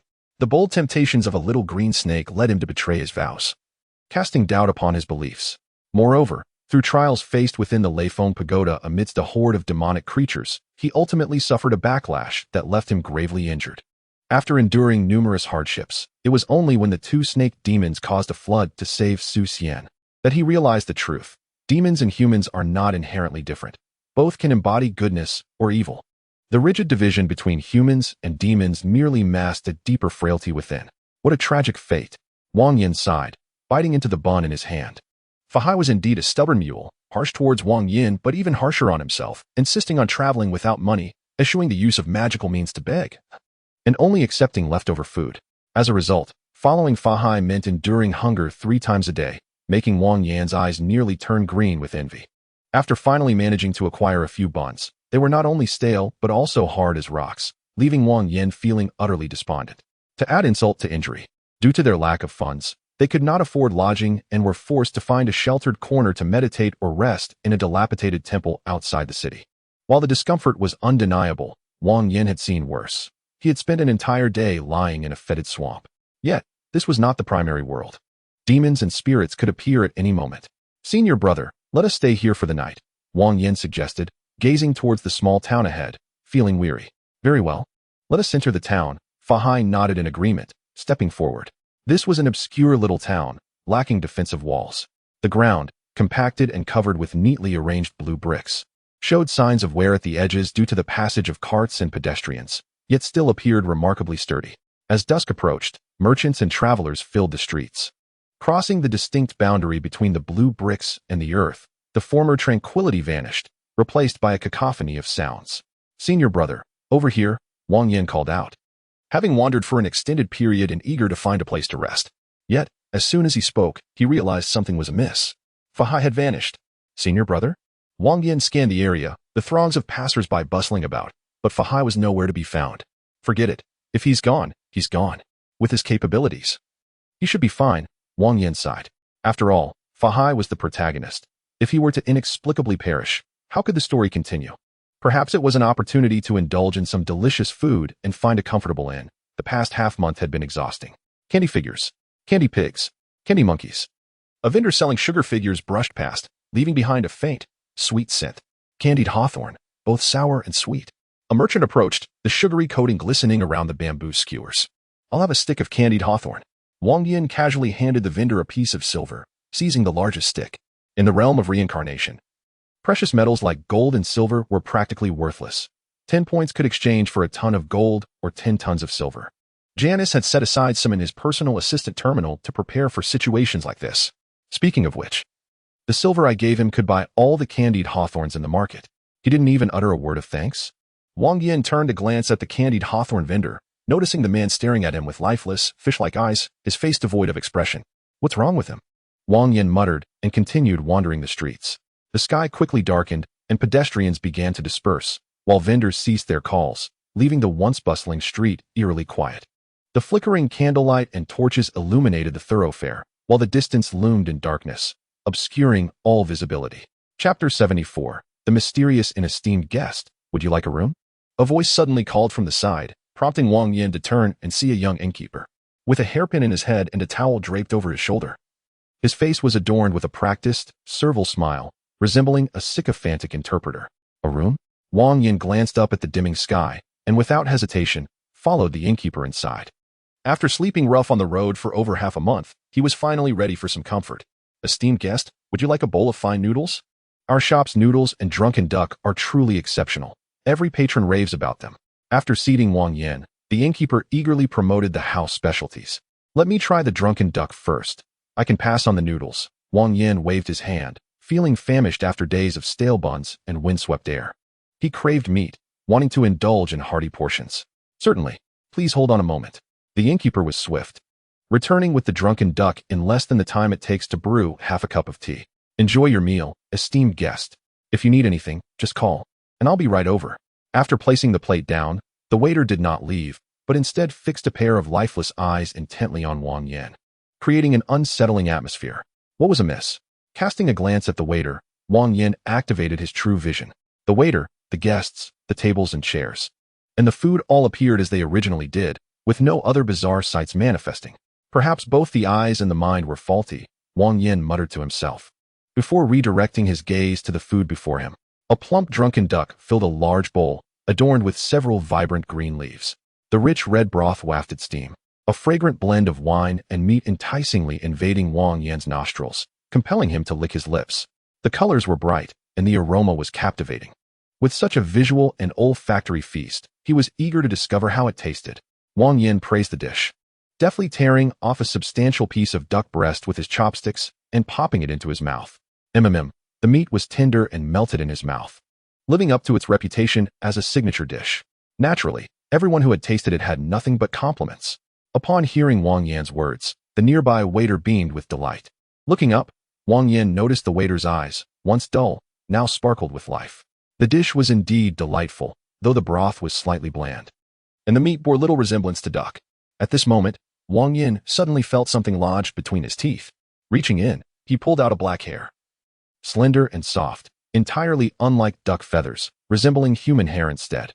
The broth may be bland, but a touch of seasoning would remedy that. Hearing Wang Yan's comment, the waiter casually draped a towel over his shoulder, and with a sudden force, yanked his own head off. This should improve things considerably. The waiter, head in hand, walked toward Wang Yan, crimson blood gushing from the severed neck, releasing a rich aroma into the air.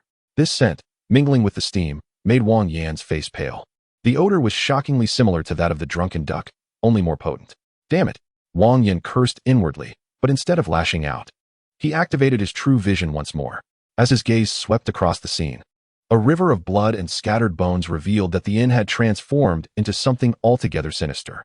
The waiter, head in hand, walked closer, leaving a trail of blood that merged into a crimson river on the floor. The towel draped over his shoulder was not a mere cloth, but rather a complete human skin. The bowl, once fragrant with duck, now contained a cooked human leg. The chilling scene ignited an alarm within Wang Yan. This feasted on human flesh and skinned its victims, with even the furniture appearing to be warped bones of the deceased. It was likely that not a single living soul remained, and if any did, they could hardly be called human. Casting his gaze outside the inn, the once desolate street had suddenly come alive with commotion. People bustled about, merchants loudly hawking their wares. Sugar figurines, sugar pigs, sugar monkeys. A vendor selling sugar figurines brushed past, leaving behind a faint sweet scent. Candied hawthorn berries, both sour and sweet. A merchant approached, his candied skewers glistening with syrup. Sugar monkeys, freshly made. Young man, would you like a sugar monkey? The vendor cheerfully interrupted Wang Yan. Sugar monkeys? Upon hearing the vendor's words, Wang Yan instinctively looked at the skewers in his hand, and an inferno of rage erupted within him. There, skewered on a bamboo stick, was a baby. Not yet 3 years old, pierced through with a stick as thick as a finger, the sharp end protruding from the crown of its head, smeared with something white. The chilling cries of the infant echoed, writhing in agony, with blood streaming down the skewer, creating a horrifying sight. Damn it! Wang Yan cursed again, unable to contain his fury any longer. With a roar, flames erupted from him, and he struck with ferocity, his fist tearing the vendor apart. Give me! Die! Die!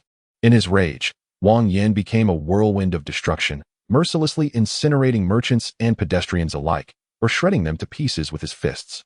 Yet, curiously, despite his rampage, the people continued on as if oblivious to the chaos, unmoved by the violence surrounding them. A little girl purchased a skewer of candied hawthorn berries, and as the transaction concluded, the copper coins transformed into paper money, while the hawthorn on the skewer morphed into a cluster of eyeballs.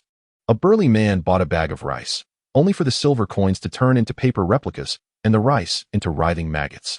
The bizarre spectacle was surreal, akin to an absurd nightmare, leaving Wang Yan feeling drained and horrified.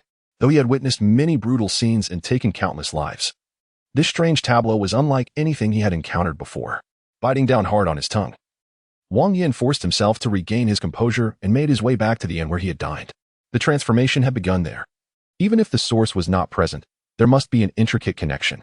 Seated once more at the table, the blade of his divine fist shimmered with a faint glow, ready to strike at any moment. The drunken duck, or rather, the human meat, remained steaming on the table, while the waiter continued to wander around holding his own severed head.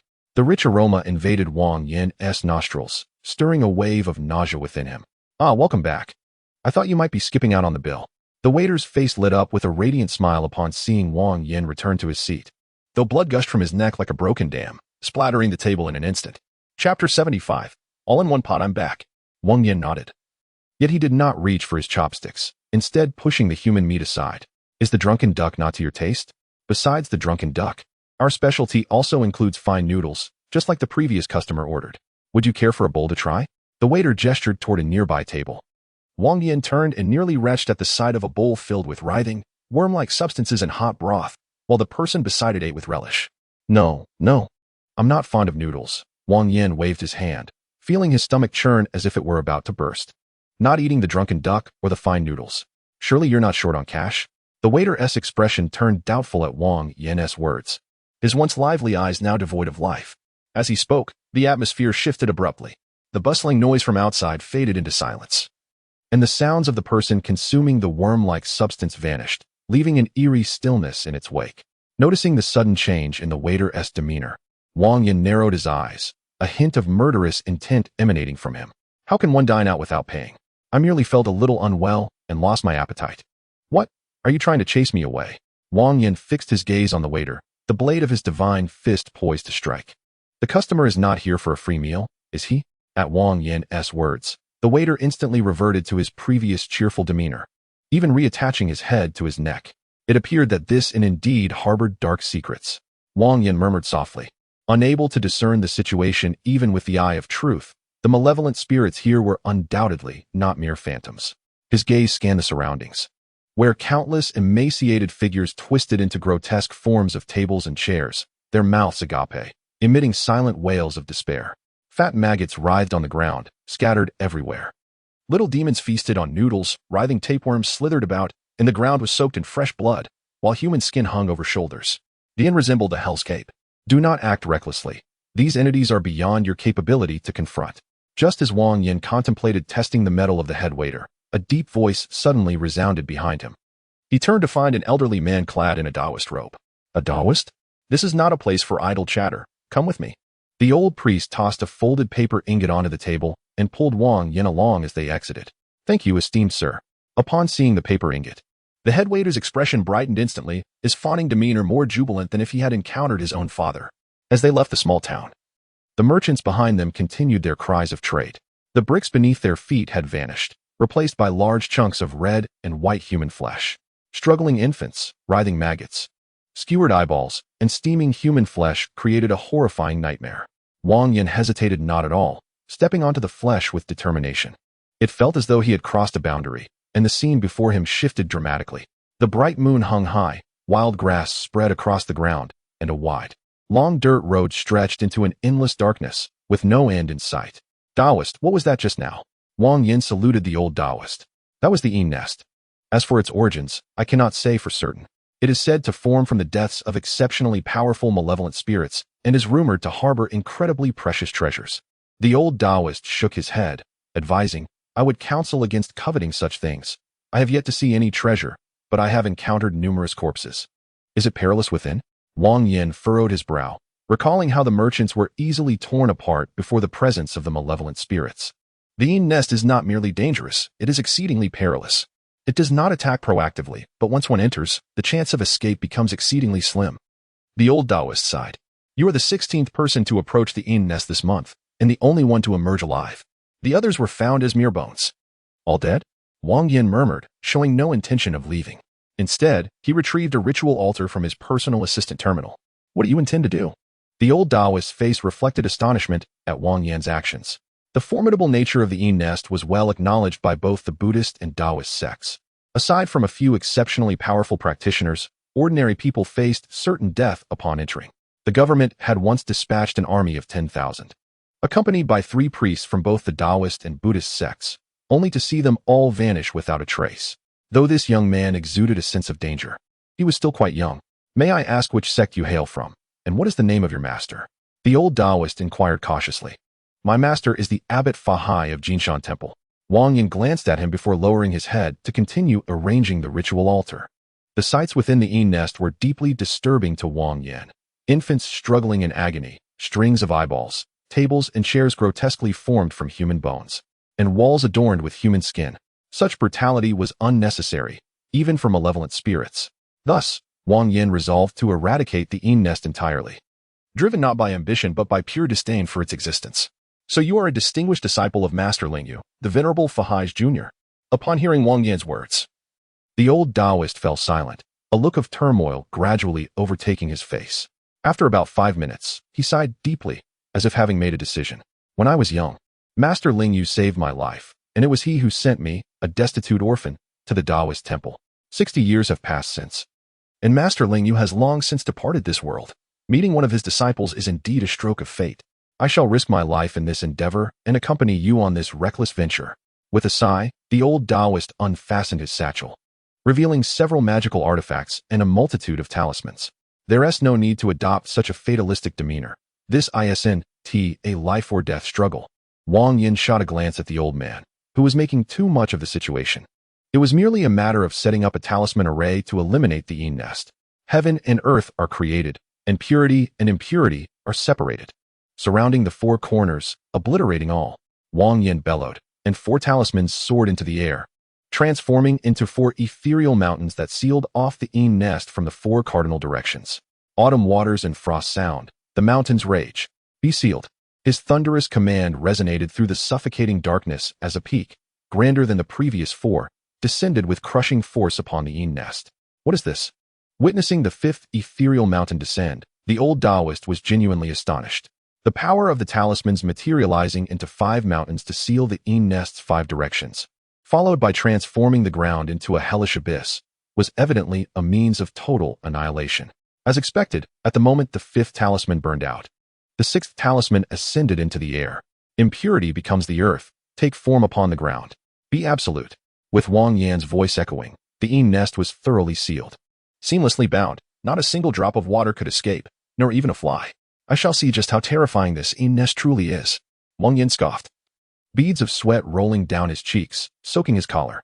Drunken and clad in golden armor, let the thunder rattle the mountains. Explode. Boom. Dozens of lightning talismans ignited without flame, conjuring thunder that illuminated the entire dark night. White bolts of lightning rent the void, while the ethereal mountains above the Yin nest prevented the internal malevolent spirits from fleeing, yet did nothing to stop the descending thunder. Crack. Boom. The deafening roar signified an unfathomable might, lightning flashing and banishing evil. Thunder was the essence of supreme yang, symbolizing the fury of the heavens. Even the most esteemed cultivators would tremble beneath such celestial wrath, let alone the malevolent spirits. The anguished screams echoed amidst the thunder, the cries of the damned. As the sinister energy dissipated, no matter how powerful or strange the Yin nest was, it could not endure the light. When the sun rose, It had no choice but to retreat, and against the thunder, it was even more helpless. At this moment, the 6 talismans had sealed off all escape routes for the nest, leaving the malevolent spirits with no choice but to withstand the onslaught. Since breaking through the blockade required time, by the time those spirits attempted to shatter the talismans, the thunder would have already struck. With a jolt, Wang Yan's body swayed as blood uncontrollably spilled from the corner of his mouth. "What is wrong? Are you all right?" The old Taoist caught Wang Yan. Concern etched upon his face. "I'm fine. I won't die yet." Wang Yan wiped the blood from his mouth and directly produced 30 fire talismans. "Calm yourself. If this continues, you will lose your life." The old Taoist grasped Wang Yan's hand, attempting to halt his incantations. As long as one can decisively extinguish the shadow nest, what matter if death follows? Wang Yan forcefully shook off the old Taoist's hand, then summoned the fiery talismans into the air with his mental prowess. Boom. After the thunderous annihilation, flames engulfed the heavens. 30 fiery talismans ignited, creating a vast sea of fire that enveloped the entire shadow nest. Countless wraiths wailed, and innumerable apparitions screamed, their cries resonating in Wang Yan's ears, bringing him immense satisfaction. Destroy the shadow nest. Rewards have been accounted for in the final tally. The voice of reincarnation echoed in his mind, and Wang Yan coughed up a mouthful of blood, his complexion turning ashen. He must consume this quickly. Observing Wang Yan's near demise, the old Taoist hastily rummaged through his bag and stuffed a pill into Wang Yan's mouth. "It's all right, you won't die." The moment the pill entered his mouth, the intense body heat reduced it to ashes. Wang Yan coughed a couple of times, and upon seeing the old Taoist's demeanor, he nodded appreciatively. He was not truly injured by mere talismans. His act of feigning death was merely to gauge the old man's character. Besides the amusement, it was also to ascertain if they could communicate further. After all, Wang Yan knew little of this world, and the accounts from demons and spirits would undoubtedly differ from those of the righteous sections. "Master, an unknown energy fluctuation has been detected. It is exceedingly weak." Janice's voice suddenly came through his earpiece. Following her indication, Wang Yan noticed a glimmer of light flickering in the dark night. What could that be?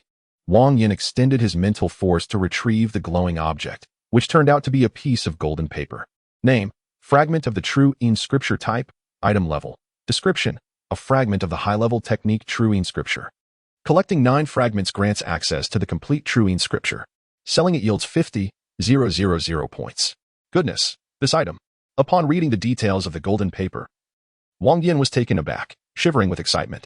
Just a single fragment of such caliber could be sold for 50,000 points in reincarnation, and 9 fragments combined would yield the complete True In Scripture. No wonder this place could form a shadow nest, leading many to their demise. Wang Yan stored the golden paper in his personal assistant terminal, his expression suddenly turning grave. If there were no unforeseen circumstances, the item that reincarnation referred to as the path to reality transformation must be this. The fragment he acquired was of little value, as it was neither complete nor the original. However, obtaining one signifies the potential to acquire 2, 3, or even all 9. If he could piece together the complete True In Scripture, his power would experience a monumental leap. It seemed he must delay the main quest as much as possible. Wang Yan thought to himself, the True In Scripture must be acquired in its entirety. Whoever obstructs him shall face death. With nightfall upon them, it was time to find a place to rest. The old Taoist, seasoned in wisdom, knew what to inquire and what to refrain from asking. Although he had seen the flickering golden paper, he pretended as if he were blind to it. I am not well versed in this area, fellow cultivator. Please guide the way." Wang Yan produced 2 swift talismans, applying one to himself and the old Taoist, then activated them with his mental force. Truly, the skills of Lingyu Zen Master's esteemed disciple in talisman technique could only be rivaled by the True In Master from 5 centuries ago. The old Taoist sighed in admiration, then assisted Wang Yan as they hurried away. Throughout the journey, the old Taoist refrained from taking advantage of Wang Yan's grievous state. Instead, he led him to the nearest town to rest. Wang Yan felt gratified by this, engaging in open discussions about talisman arts, which proved immensely beneficial to him. During their exchanges, Wang Yan gained considerable insight into this world, including the distribution of practitioner sects, the lairs of demons and spirits, and even various legendary tales. He took particular note of the True In Master the old Taoist had previously mentioned, sensing a strong connection to the True In Scripture. Indeed, the powerful practitioner known as the True In Master from 500 years ago practiced the technique called True In Scripture, likely possessing the complete version or at least several fragments. However, tales of the True In Master were scarce, leaving Wang Yan to regard them as mere stories. Chapter 77. instantly recognized as not human though the shadow nest was vanquished and a fragment of the true inscripture obtained, Fa Hai was lost. Yet, liberated from Fa Hai's burdens, Wang Yan's life became considerably easier. He ate and drank freely, letting nothing trouble his heart. Fine wine and sumptuous meat. Soft beds and guest rooms, countless ways to cultivate. Why endure such suffering? After a leisurely journey, it took him nearly 10 days to reach Hangzhou. As the saying goes, above there is paradise, below there is Suzhou and Hangzhou, and indeed, the beauty of Hangzhou is unparalleled.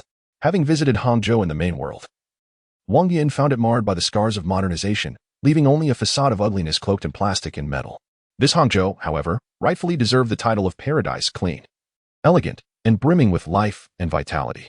Passers-by strolled leisurely, enjoying the scenery while chatting with companions, embodying a true sense of life. Unlike the mere existence he had known in his past life, Wang Yan sighed, feeling his spirits lift considerably. The season was late spring, with temperatures pleasantly moderate. A fine drizzle began to fall, moistening the air. This little bridge must be the one where Su Xian encountered Ban Yangzi. Alas, I am not Su Xian, and see no sign of Ban Yangzi, Wang Yan murmured, casting his gaze about. Following the storyline, it would not be difficult to find Bai Sujin and Shaoqing as their garments, regardless of style, would always be one white and one green. Ah, those two are quite fine, fair-skinned, with slender waists and long legs, but alas, they are married. Wang Yan sighed as he observed two women ahead, one clad in white and the other in red, both exuding beauty. However, the woman in white had her hair styled in an elegant fashion, a style that in ancient times indicated marriage. The woman in red sported a ponytail, appearing lively and spirited. Indeed, the white-clad woman moved with grace, embodying the demeanor of a refined lady, while the red-clad one bounced around like a carefree child. It was uncertain whether they were mother and daughter, master and servant, or sisters. Wang Yan shifted his gaze elsewhere, leisurely enjoying the scenery. It is said that one should not offend a married woman. As a man, one must respect boundaries. Ding! Just as Wang Yan's eyes wandered, a crisp sound suddenly reached his ears. Turning to look, he saw a jade-green hairpin fall to the ground. The hairpin was not a simple cylindrical shape, its end twisted like a small snake, appearing vividly lifelike. Typically, such a design would quickly come to a stop upon hitting the ground, but for some reason, the jade-green hairpin rolled steadily to Wang Yan's feet. This surprised Wang Yan. He felt no threat from the hairpin, but rather an inexplicable sense of familiarity. It was as if they had met before. Oh no, sister's hairpin has fallen, Wang Yan exclaimed as he picked it up. Before he could speak, the lively young woman in red ahead gasped. In the next moment, the two women, one in white and the other in red, turned their heads, fixing their gazes upon Wang Yan. Their skin was as smooth as cream, and their hands delicate as if plucked from a painting. With enchanting smiles and captivating eyes, they were strikingly beautiful, delicate willow-shaped brows, phoenix-like eyes, and cherry blossom lips. Truly a sight to behold. Wang Yan was momentarily stunned, his heart racing. He quickly discerned that these two women were not mere mortals. They were his wives. The woman in red seemed more approachable, her playful demeanor making it difficult to harbor any inappropriate thoughts. However, the woman in white was different. She exuded a gentle beauty, as though she had stepped out of an exquisite painting. Wang Yan swallowed hard, suddenly realizing that the woman in white seemed familiar, as if he had seen her in an anime. Wait a moment, isn't she the little white from White Snake? Origin? But what about the woman in red? Has Shaoqing undergone surgery? After overcoming his initial astonishment, Wang Yan began to ponder. Yet, Little White did not grant him the luxury of time to think. Upon seeing him, her beautiful eyes instantly misted over, and she leapt toward him. Husband. As the soft warmth enveloped him, Wang Yan found himself utterly bewildered. What was happening? A case of mistaken identity? Feeling the delicate yet curvaceous body nestled against him, Wang Yan silently screamed in his heart. Let this encounter be even more intense. My dear, I know I resemble Song Yu and have the looks of Panin, but surely this is inappropriate? As he spoke, he gently caressed Little White's back through her clothing. It felt soft and smooth, an exquisite sensation.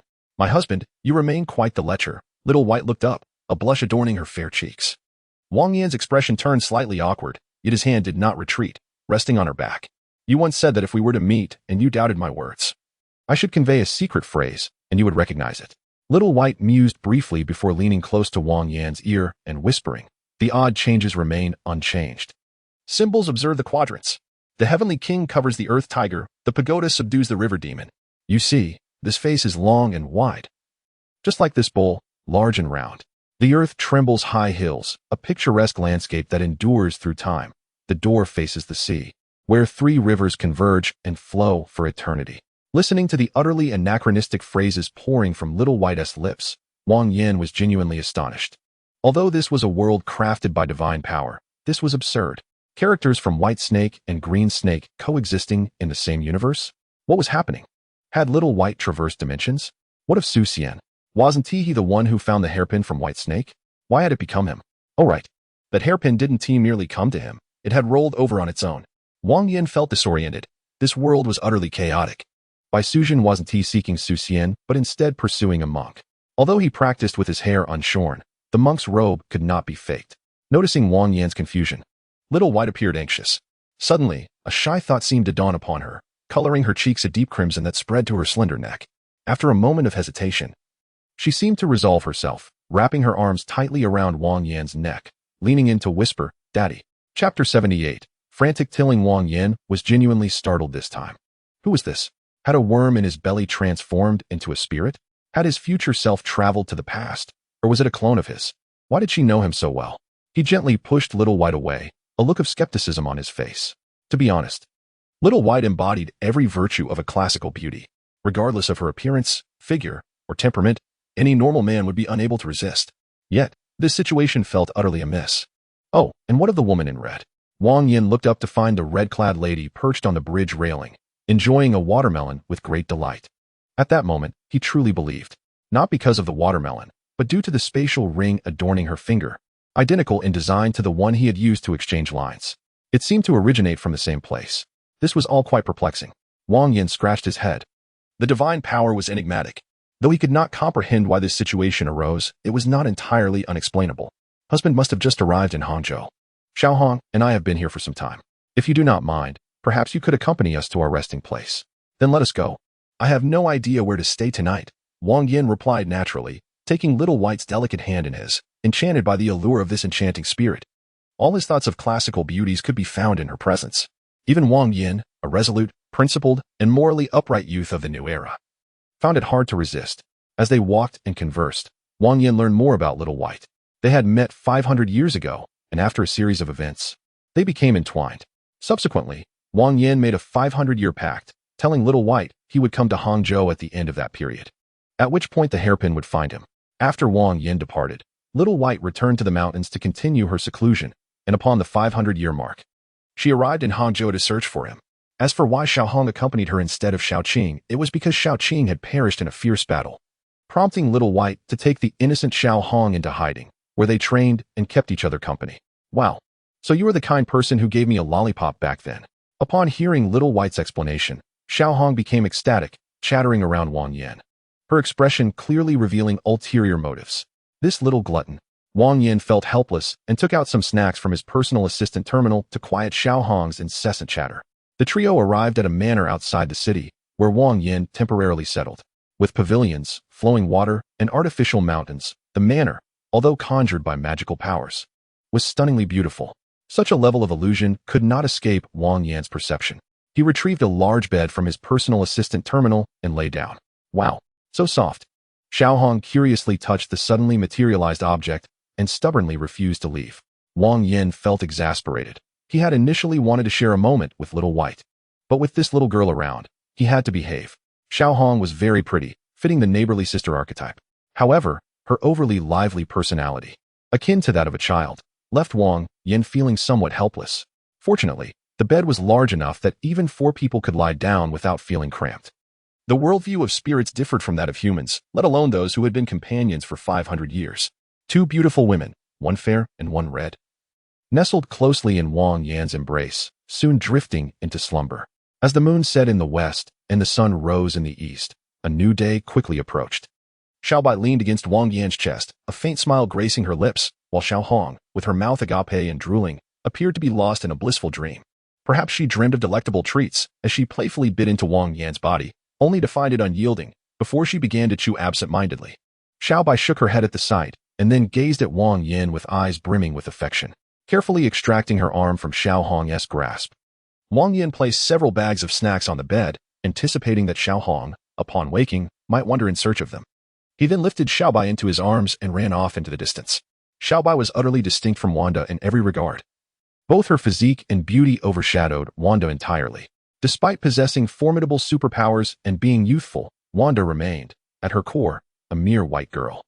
Among all races in the primary world, Caucasians typically exhibit the largest pores and coarsest skin, often accompanied by a pronounced body odor, not the sweet scent of cosmetics that one might associate with Eastern women, but rather a more pungent musk. Among all ethnicities, Asians possess the highest intelligence, the weakest physical constitution, and the most subtle body odor. Conversely, Africans, while having the lowest intelligence, boast the strongest physical prowess and the most intense scent. Caucasians find themselves in between, having evolved to some extent, but not as thoroughly as Asians. Creatures from the Eastern realm, akin to fully evolved Easterners, exhibit perfection in every aspect. Their skin is tender, smooth, and resilient, a stark contrast to their Western counterparts. Cultivation is an intricate art. Professor Ho, a seasoned agricultural expert, once remarked that to cultivate the land effectively, one must first till the soil and ensure adequate watering. Only when the soil is loosened and sufficiently hydrated can the seeds thrive. Tilling requires exceptional skill. One must find the right balance, not too harsh, lest it harm the land, and not too gentle, or it will yield no results. Although Wang Yan was not entirely inexperienced, his lack of extensive knowledge led to complications. His excessive strength caused him to inadvertently push aside 2 ridges of earth while tilling, and while watering, he dug too deep, causing the water meant for the fields to spill out sideways. Xiao Bai, though a fairy, was clearly ill-suited for such labor. Soon, she was panting heavily, beads of sweat trickling down her face. Her lips parted gently, her eyes misty, and her skin tinged with a rosy hue. "My dear, I am so exhausted," Xiao Bai exclaimed, her delicate hands clinging tightly to Wang Yan's shoulders, her slender waist swaying like a willow in the wind, struggling for breath. "Just a little longer." "We are almost finished," Wang Yan reassured her, then exerted himself with renewed vigor. Soon, the parched earth, dry for 500 years, was loosened, and a torrent of water surged forth, filling the fields to the brim. Xiao Bai collapsed against Wang Yan, drenched in sweat and utterly spent. "How impressive you are." "My dear," she gasped, her cheeks flushed with an alluring crimson. The essence of a fairy was indeed unparalleled, exuding tenderness, fragrance, and smoothness akin to a delectable cake, tempting one not to consume it. "Let us return. Xiao Hong will soon awaken," she suggested, assisting Wang Yan in donning his clothing. "Indeed, we should return, otherwise she will certainly come looking for us," Wang Yan agreed, leading Xiao Bai back home. It soon became evident that Wang Yan had worried unnecessarily, despite their prolonged toil. Xiao Hong remained sprawled on the bed, drooling as she slept, her saliva trickling down her neck. "We must strive harder next time," Xiao Bai remarked softly, her voice barely above a whisper, her face crimson as if it could bleed. "Oh, by the way, my dear, when you left, you instructed me to search for the remnants of the Tying scripture. After 500 years, I have found but 1 page." Xiao Bai gently brushed the spatial ring on Xiao Hong's finger, and a golden sheet materialized in her hand. Name: Remnant of the Tying scripture. Type: Item level. Description: a remnant page of the Tying scripture. Collect 9 pages to obtain the complete Tying scripture. Selling it yields 50,000 points. "Is this the 2nd page?" "Xiao Bai, you are magnificent," Wang Yan exclaimed, excitement surging through him as he lifted Xiao Bai and planted a fervent kiss on her lips.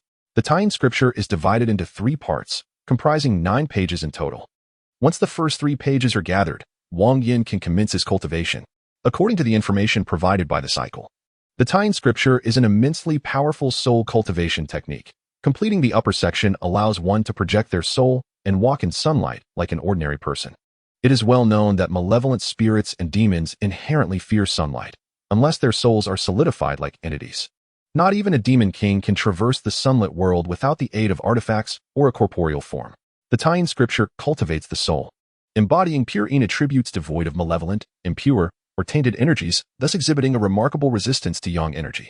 Correspondingly, there exists an equally potent technique, the Tying scripture, which cultivates pure yang attributes, transforming the body into a vessel of pure yang, imbued with the strength to move mountains and fill seas. However, such thoughts are merely fanciful.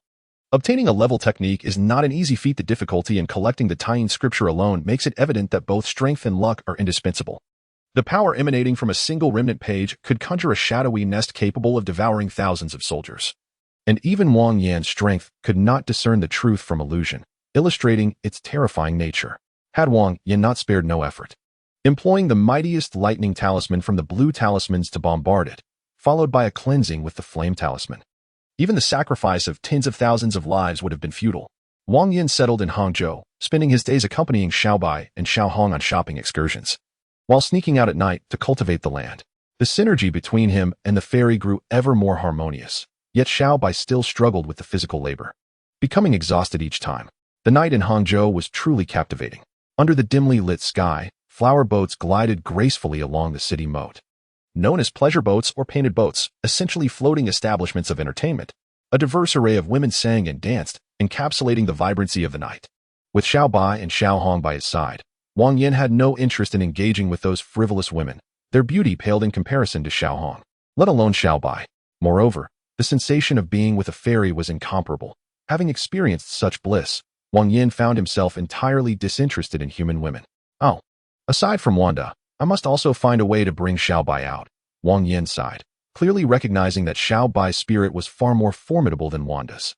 While Wanda was susceptible to the suppression of newly reincarnated souls, Xiaobai retained her identity and memories intact.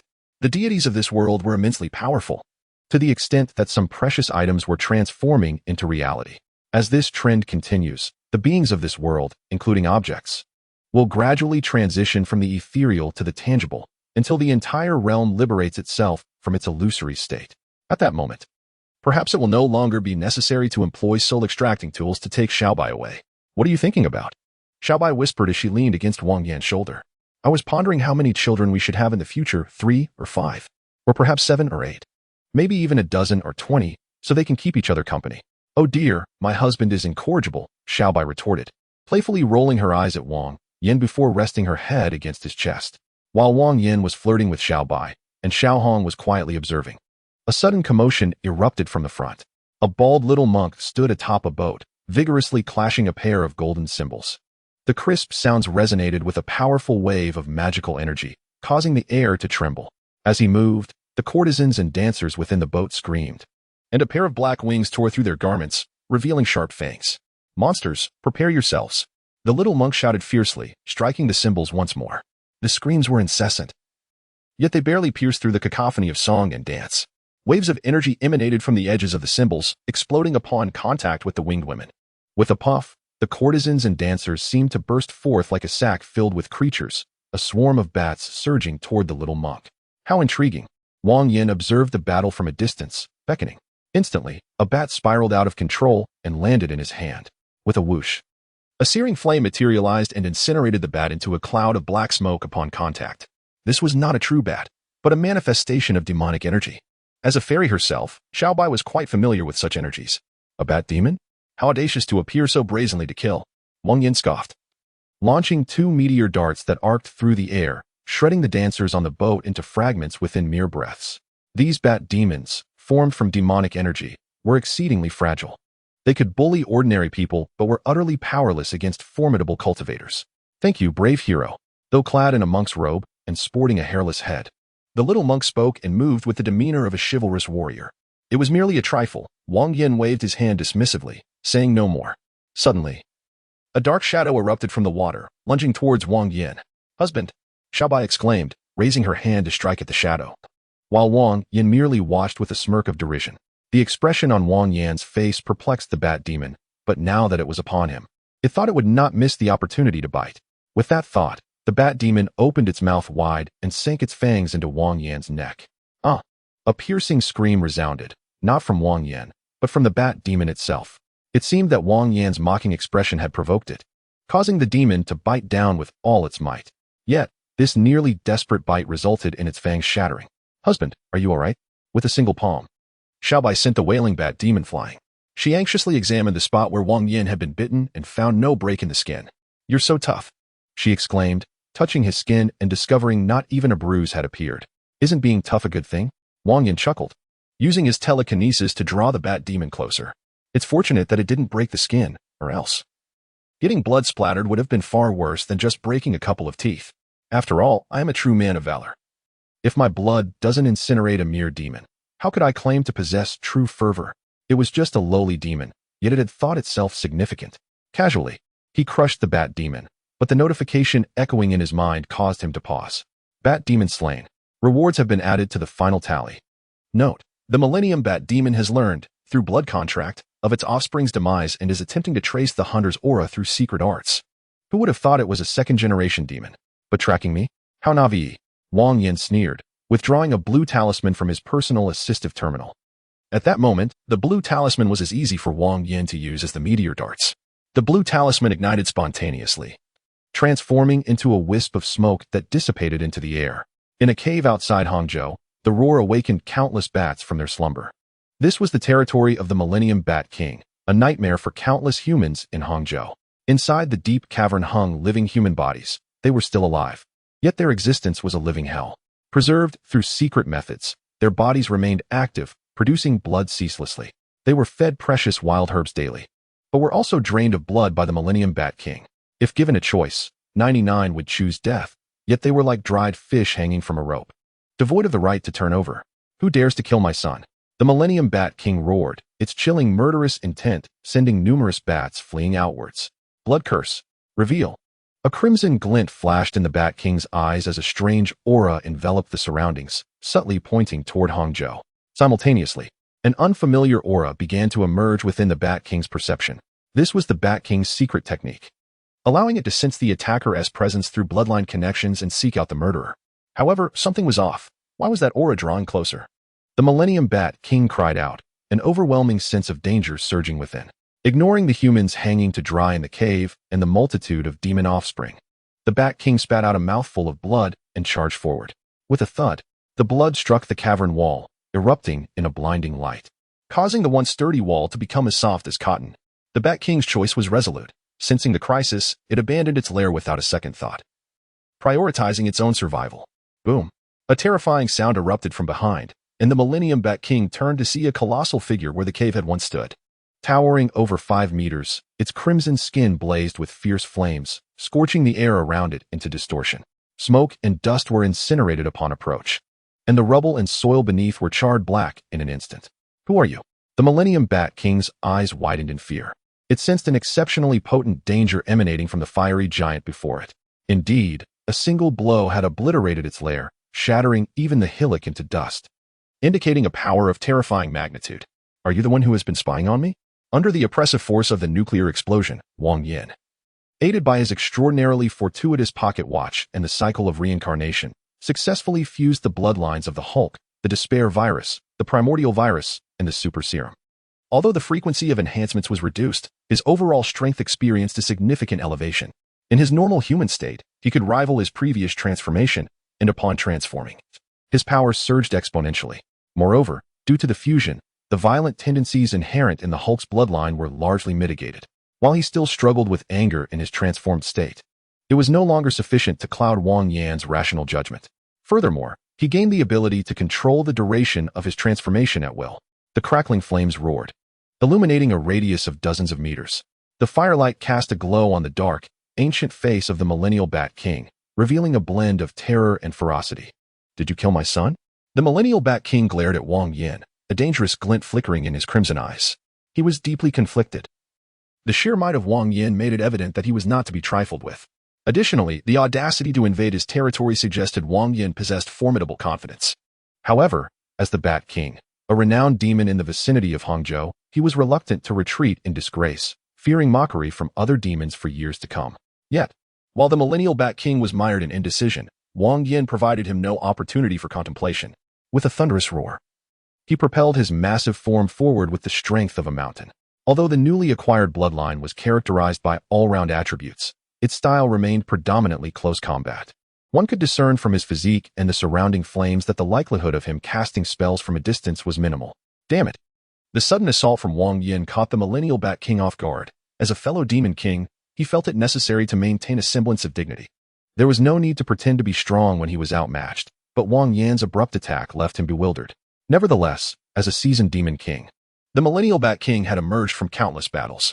As Wang Yan charged, the Bat King unfurled his powerful black wings, elevating himself over 20 meters in an instant. The ground trembled under the weight of impending doom. A tremendous force cratered the earth, sending dust and debris into the air. Amidst the chaos, a fiery figure soared into the sky. Chapter 81. The Millennial Bat King. Damn it! He can fly! The Millennial Bat King exclaimed, witnessing the approaching silhouette beneath him and frantically beating his wings. As a creature of flight, he had enhanced his natural advantages after becoming a demon. His strong, muscular wings enabled him to vanish in an instant, quickly widening the distance between him and Wang Yan. Minions, attack! The Millennial Bat King cackled, summoning his offspring and progeny to strike. Though the countless bats dwelling in his cave were feeble, their sheer numbers were overwhelming. Thousands, even hundreds of thousands of bats swarmed, a force even a demon king would find hard to withstand. The Millennial Bat King had successfully employed this tactic before. With numerous underlings that reproduced rapidly and remained under his control, it was an exceedingly advantageous situation. Countless bats converged from all directions, overwhelming the area that constituted the Millennial Bat King's domain. While those residing in the cave had perished, it was but a drop in the bucket for the entire bat lineage. Kill, slaughter to your heart's content. You will tire eventually. The Millennial Bat King hovered over 100 meters above the ground, his face twisted in a grimace. Wang Yan's strength was formidable. The bats could hardly approach without being incinerated by the flames encircling him. However, human endurance has its limits. Wang Yan could not fly, and he would either exhaust himself in direct confrontation or retreat. Regardless of the outcome, the Millennial Bat King believed he would not suffer defeat, merely an inconclusive standoff. Regrettably, the Millennial Bat King's assumptions were misguided, as reality proved to be cruel. A blue talisman ignited against Wang Yan's back, followed by a deafening explosion. Crack! A blinding flash of white lightning tore through the sky, forcefully rending the encompassing darkness. The Millennial Bat King felt a sudden, excruciating pain, half of his head obliterated. His piercing screams echoed, blood and flesh scattering in all directions. While demons are not ghosts, they still trembled before such a display of celestial might. The unexpected blow caused the Millennial Bat King to plummet uncontrollably, and Wang Yan leapt towards him, disregarding the countless bats that surrounded him. Oh no, the Millennial Bat King, despite being a demon king, possessed a formidable combat instinct. Even gravely wounded, he did not lose his ability to resist. His wings beat furiously, stabilizing his rapidly descending body. Then, crack! The thunderous roar signaled another lightning talisman activation. 2 consecutive bolts of lightning struck his head, and this time, the Millennial Bat King could not withstand the onslaught. His flesh and bones were obliterated, and his skull was blasted away, revealing the stark white of his brain through the residual light of the lightning. Boom! After delivering a devastating blow to the Millennial Bat King, Wang Yan wasted no time in crushing him underfoot. Millennial Bat King slain. Rewards have been credited to the final tally. With a forceful stomp, Wang Yan shattered the Bat King's head. As anticipated, though the Millennial Bat King's strength was average, he was still a cultivator in the Chi refinement stage. Slaying him advanced the main quest by a third. Wang Yan pondered whether this creature could be classified as a high-level being. After fusing his bloodlines, he had acquired a skill that necessitated the blood and flesh of superior life forms. Despairing power, passive can enhance one's bloodline level through the consumption of the blood, essence, and souls of advanced life forms. Wang Yan was uncertain if this bat qualified, yet it was a demon king, so it should not be lacking in value. Upon death, the Millennial Bat King reverted to his original form, a black bat the size of an ox, with his head obliterated by the lightning strikes and his wings torn apart. The rest of his body remained intact. After placing the corpse into his personal auxiliary terminal, Wang Yan utilized a portal ring to return to his small boat in Hangzhou. My dear, you have finally returned. Upon seeing Wang Yan emerge from the portal, Xiaobai rushed to embrace him, while Xiaohong curiously observed, her eyes darting around. Wang Yan found Xiaohong's demeanor puzzling, suspecting she might have suffered a head injury in her youth, as she often appeared blissfully unaware. Just a little demon. Known as the Millennial Bat King, Wang Yan mused, pulling Xiaobai into his embrace and then inviting Xiaohong to join him. He could not bear to let his hands remain idle. It was simply uncomfortable. The Millennial Bat King? In stark contrast to Wang Yan's calmness, Xiaobai's face was filled with astonishment. Although the Millennial Bat King had only recently ascended to Demon King status, and much of that 1,000 years was inflated, he was still a king. Wang Yan had the audacity to refer to him as a mere little demon? Aside from his ability to fly, this little bat is pathetically weak. I executed a minor strategy, bringing him crashing down from the sky, and then crushed him with a single step. Wang Yan spoke eloquently, his words resonating with a gravity that could stir the heavens and move the spirits. The narrative was filled with dramatic highs and lows, leaving listeners enthralled. In truth, throughout the entire ordeal, he had only employed 2 lightning talismans. The rest was mere embellishment. Xiaobai remarked, "My husband is truly incredible," while Xiaohong exclaimed, suddenly recalling, "What about that little monk?" Although the battle with the Millennium Bat King had been brief, it had spanned nearly half an hour. Previously preoccupied with searching for the foul aura of the Bat King, Wang Yan now felt a sense of unease regarding the little monk. This monk should belong to the legend of the White Snake, named Nung Run, a disciple of Fa. According to the original tale, Nangren was bitten by the bat demon, slowly succumbing to its venom and transforming into a bat demon himself. However, the current Fa was a rather dashing, sterilized version of his former self, and his disciples were of the ordinary sort. The presence of this Nangren was clearly out of place. In Hangzhou City, Wang Yan murmured, a chilling glint suddenly flashing in his eyes. I believe I know who he is. In the northern part of Hangzhou, the little monk, who had met Wang Yan once before, hurried along. Fortuitously, he had recently accrued a substantial amount of points and had managed to acquire an item through a stroke of luck. Wiping the sweat from his brow, the monk felt a pang of relief. He was none other than the merchant who had previously deceived Wang Yan and was subsequently drawn into this world. With Wang Yan's 30,000 points, the merchant had purchased an item that allowed him to assume the role of a minor character within the task world, granting him a legitimate identity. This item bore similarities to the special treatment Wang Yan received from Reincarnation, albeit without direct contact with the main characters. Nevertheless, it provided significant advantages during tasks. He had hoped that his identity as a monk from Lingtai Temple would afford him numerous conveniences.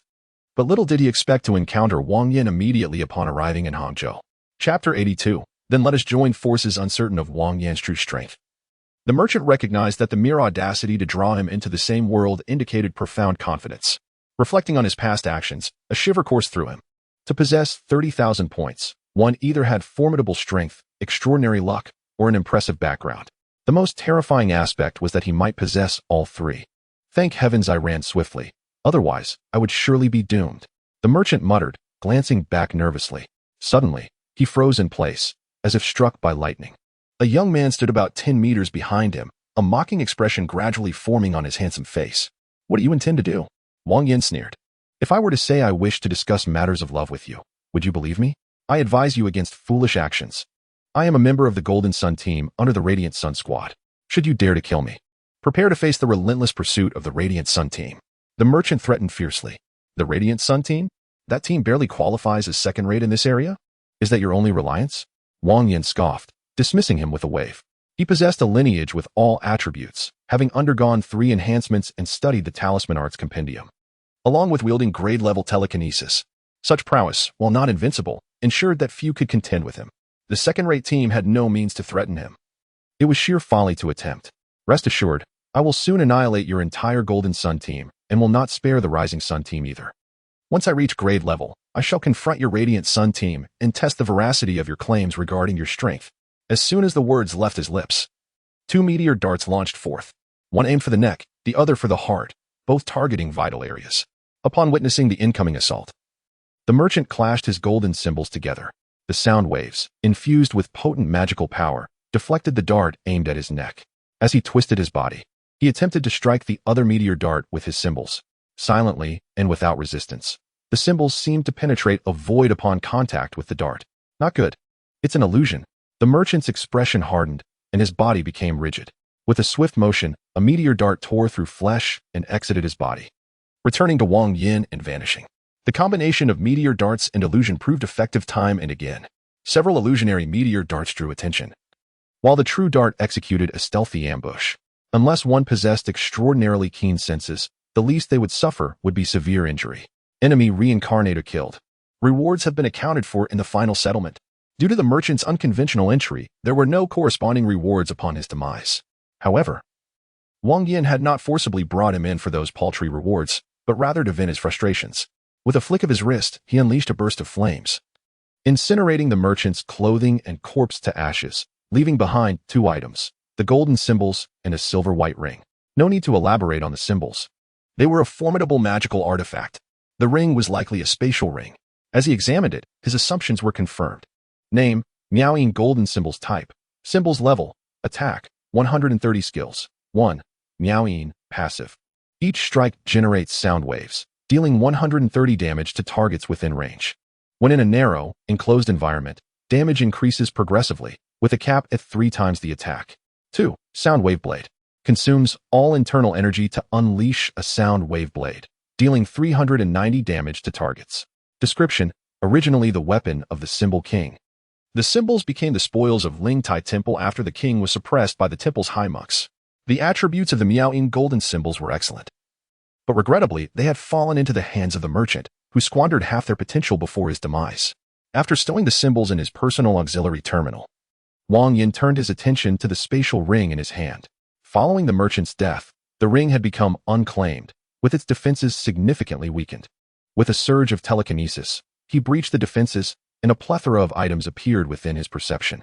Despite the merchant's unscrupulous nature, he possessed a considerable array of valuables. Among them were an extraordinary grade-level sword, a grade-level bow, and various miscellaneous consumables. Name: Ox-Tongue Bow Type. Bow Level: Attack, 180 skills. 1. Penetration, Passive. When the target's defense is lower than the Ox-Tongue Bow's attack, it deals double penetration damage. Description: a replica of the Dragon Tongue Bow. One of the top 10 bows of ancient times, capable of piercing gold and shattering stone. Name: Golden Ring Wide Blade Type. Sword Level: Attack, 190 skills. None. Description: the sword reigns supreme among weapons, as long as the wielder possesses sufficient strength. It can slay gods and extinguish Buddhas. Having dispatched the merchant, Wang Yan found himself enriched. 3 grade-level weapons could fetch nearly 20,000 points. Adding the spatial ring and its numerous consumables, the overall outcome was far from a loss. After such a tumultuous episode, Wang Yan lacked the desire to continue exploring. Upon returning home, he seized the opportunity, while Xiao Hong was fast asleep, to slip out once more with Xiao Bai. The allure of the fairy is simply irresistible to Wang Yan, who finds himself utterly captivated. Known for his self-discipline, he is now enraptured by Xiao Bai, whose complexion has become increasingly radiant under his care. Their diligent efforts have finally borne fruit, as the fertile land has been thoroughly irrigated until it can hold no more. Suddenly, a voice interrupts their moment as Wang Yan wipes the sweat from Xiao Bai's brow. He instinctively turns to see Xiao Hong, her curious eyes sparkling as she observes them, a chicken leg dangling from her mouth. "When did you wake up?" Wang Yan asks, pulling the hose from the field. Water gushing out with a splashing sound. "You two are too noisy. I could hear you from over 100 meters away," Xiao Hong remarks, her interest piqued. "Are you playing a game? I want to join." "What is going on?" Wang Yan inquires, glancing down at the trembling Xiao Bai in his arms. She bumped her head when she hatched. Xiao Bai gasps, speaking in fits and starts. "Ah, I see." Wang Yan nods, a smile creeping onto his lips. "We are indeed playing a game. Since you want to play, you can join us." Chapter 83. The Green Jade Boat. This task is straightforward. Defeat 3 Chi refinement stage monsters. There is no need to seek out seasoned old demons. Even a 1,000-year-old Bat King will suffice. However, after destroying the Een Nest and obtaining fragments of the Taiyin scripture, Wang Yan abandoned his original plans. Such a powerful technique as the Taiyin scripture is rare even among the reincarnators undertaking missions. Wang Yan is just a novice, and his fortune must indeed be extraordinary to encounter such a treasure. One sometimes wonders if he was the favored child of reincarnation in his past life. Otherwise, why would it treat him so differently? Janice has diligently gathered data on this, revealing that for most reincarnators, the cycle is a merciless executioner. Once, over 300 reincarnators were cast into a mission world, including both lucky individuals and seasoned warriors. Almost all were annihilated, with only a handful of remnants surviving. Throughout this ordeal, the cycle maintained an indifferent attitude, showing no signs of intervention even as the number of fallen grew. Janice, through various means, collected ample information indicating that the cycle has never intervened to rescue reincarnators. Once they enter the mission world, their fates are left to chance. Survival and fortune depend solely on their abilities and luck. The absurdity escalates when he considers that he was transported into a world with high-level techniques while still being a novice, and the challenges were far less than those of the techniques rank. Based on Janice's analysis, Wang Yan is undoubtedly different from other reincarnators, at the very least. He is perceived as unique in the eyes of the cycle. Yet, overthinking serves no purpose. Wang Yan shakes his head, focusing instead on gathering the remnants of the Taiyin scripture, with the second and third fragments already in hand. He only needs to find the first to piece together the complete text and commence training in this formidable technique. Are there any leads on the other fragments? Even a whisper of information would suffice. He gently squeezes Xiao Bai's head, eliciting a playful pout from her. The Taiyin scripture is a divine gift, a powerful technique that directly points to the path of the Tao. Acquiring it is no simple feat. Even a hint of information is likely to be closely guarded. Xiao Hong and I stumbled upon one after 500 years, and it took immense effort to obtain it. Xiao Bai shakes her head. Perhaps the Demon Kings know something. Demon Kings? Wang Yan recalls the 1,000-year-old Bat King he had slain, but with such a weakling's strength, the likelihood of possessing a fragment of the Taiyin scripture is slim. The power of such techniques is immense, and even a single fragment can yield valuable insights. Unfortunately, the Bat King was pathetically weak and was dealt with swiftly. Sister, do you remember the green jade boat? Xiaohong emerges from Wang Yan's embrace, her big, watery eyes shimmering with intelligence. This naive little creature has developed a taste for indulgence, her belly filled to capacity by Wang Yan's generosity. The green jade boat? The place that crafts treasures for demons? Yes. Many demons come and go there. They should have plenty of information, Xiaohong replies, licking Wang Yan affectionately before nuzzling against him. The green jade boat? It seems imperative to pay a visit. Wang Yan chuckles at her affectionate antics, disregarding the overflowing water as he retrieves the hose to continue watering. The green jade boat, located within the domain of Yangzhou, is one of the most prominent forces within a 1,000-mile radius. As a place dedicated to crafting treasures for demons, it boasts a bewildering array of artifacts. With an abundance of treasures and skilled artisans, the green jade boat inevitably attracts many who harbor ulterior motives. Yet, despite its millennium of existence, the green jade boat remains intact, a testament to its formidable power. True to its name, the green jade boat is indeed a ship. Approximately 10 meters long and 3 to 4 meters wide, exuding an ancient charm. Stepping aboard feels like entering another realm. Before him stands a magnificent palace, adorned with intricately carved railings and flowing waters. Creatures of various forms come to life, and rare, precious flowers bloom in anticipation. The craftsmanship is exquisite, at first glance. One might mistake them for living beings. As he pushes open the grand doors, a youthful voice calls out from within. Ah, a guest has arrived. This young man looks unfamiliar. Is it your first visit? The speaker is a girl clad in a red floral dress, her head adorned with pink flowers. Though she appears youthful, there is an alluring charm about her, suggesting she is no mere innocent child, but rather a cunning fox with millennia of experience. Indeed, it is my first time here. Wang Yan surveys the palace, noting its spacious, elegant, and ancient design, clearly crafted by a master artisan over many years. Having arrived at this esteemed boat, I wish to inquire whether the master can enhance my weapons. Wang Yan offers the divine slaying blade, his demeanor calm and unperturbed. This cunning fox has seen countless treasures. She is unlikely to resort to theft, even if she finds the divine slaying blade appealing. Should she choose to act otherwise, Wang Yan would not shy away. He would readily engage in combat. Should he win, he would plunder the green jade boat. Should he lose, he would unleash a nuclear option. After all, who fears whom? The treasure is truly remarkable. Upon receiving the divine slaying fist blades, the master of the Azure Jade Pavilion couldn't help but express admiration. Both the refining technique and the choice of materials are exquisite, and it can absorb the strength of enemies to enhance itself. One wonders which master crafted such a weapon. As the master of the Azure Jade Pavilion spoke, he abruptly turned his neck 180 degrees, revealing the fox-like visage at the back of his head, bringing his nose close to Wang Yan. He took several deep sniffs before enlightenment dawned upon him. So it is. This pair of fist blades was specifically crafted to match your unique talents. A perfect fit for you. Aside from the master who forged them, it is unlikely that anyone else in this world could alter them.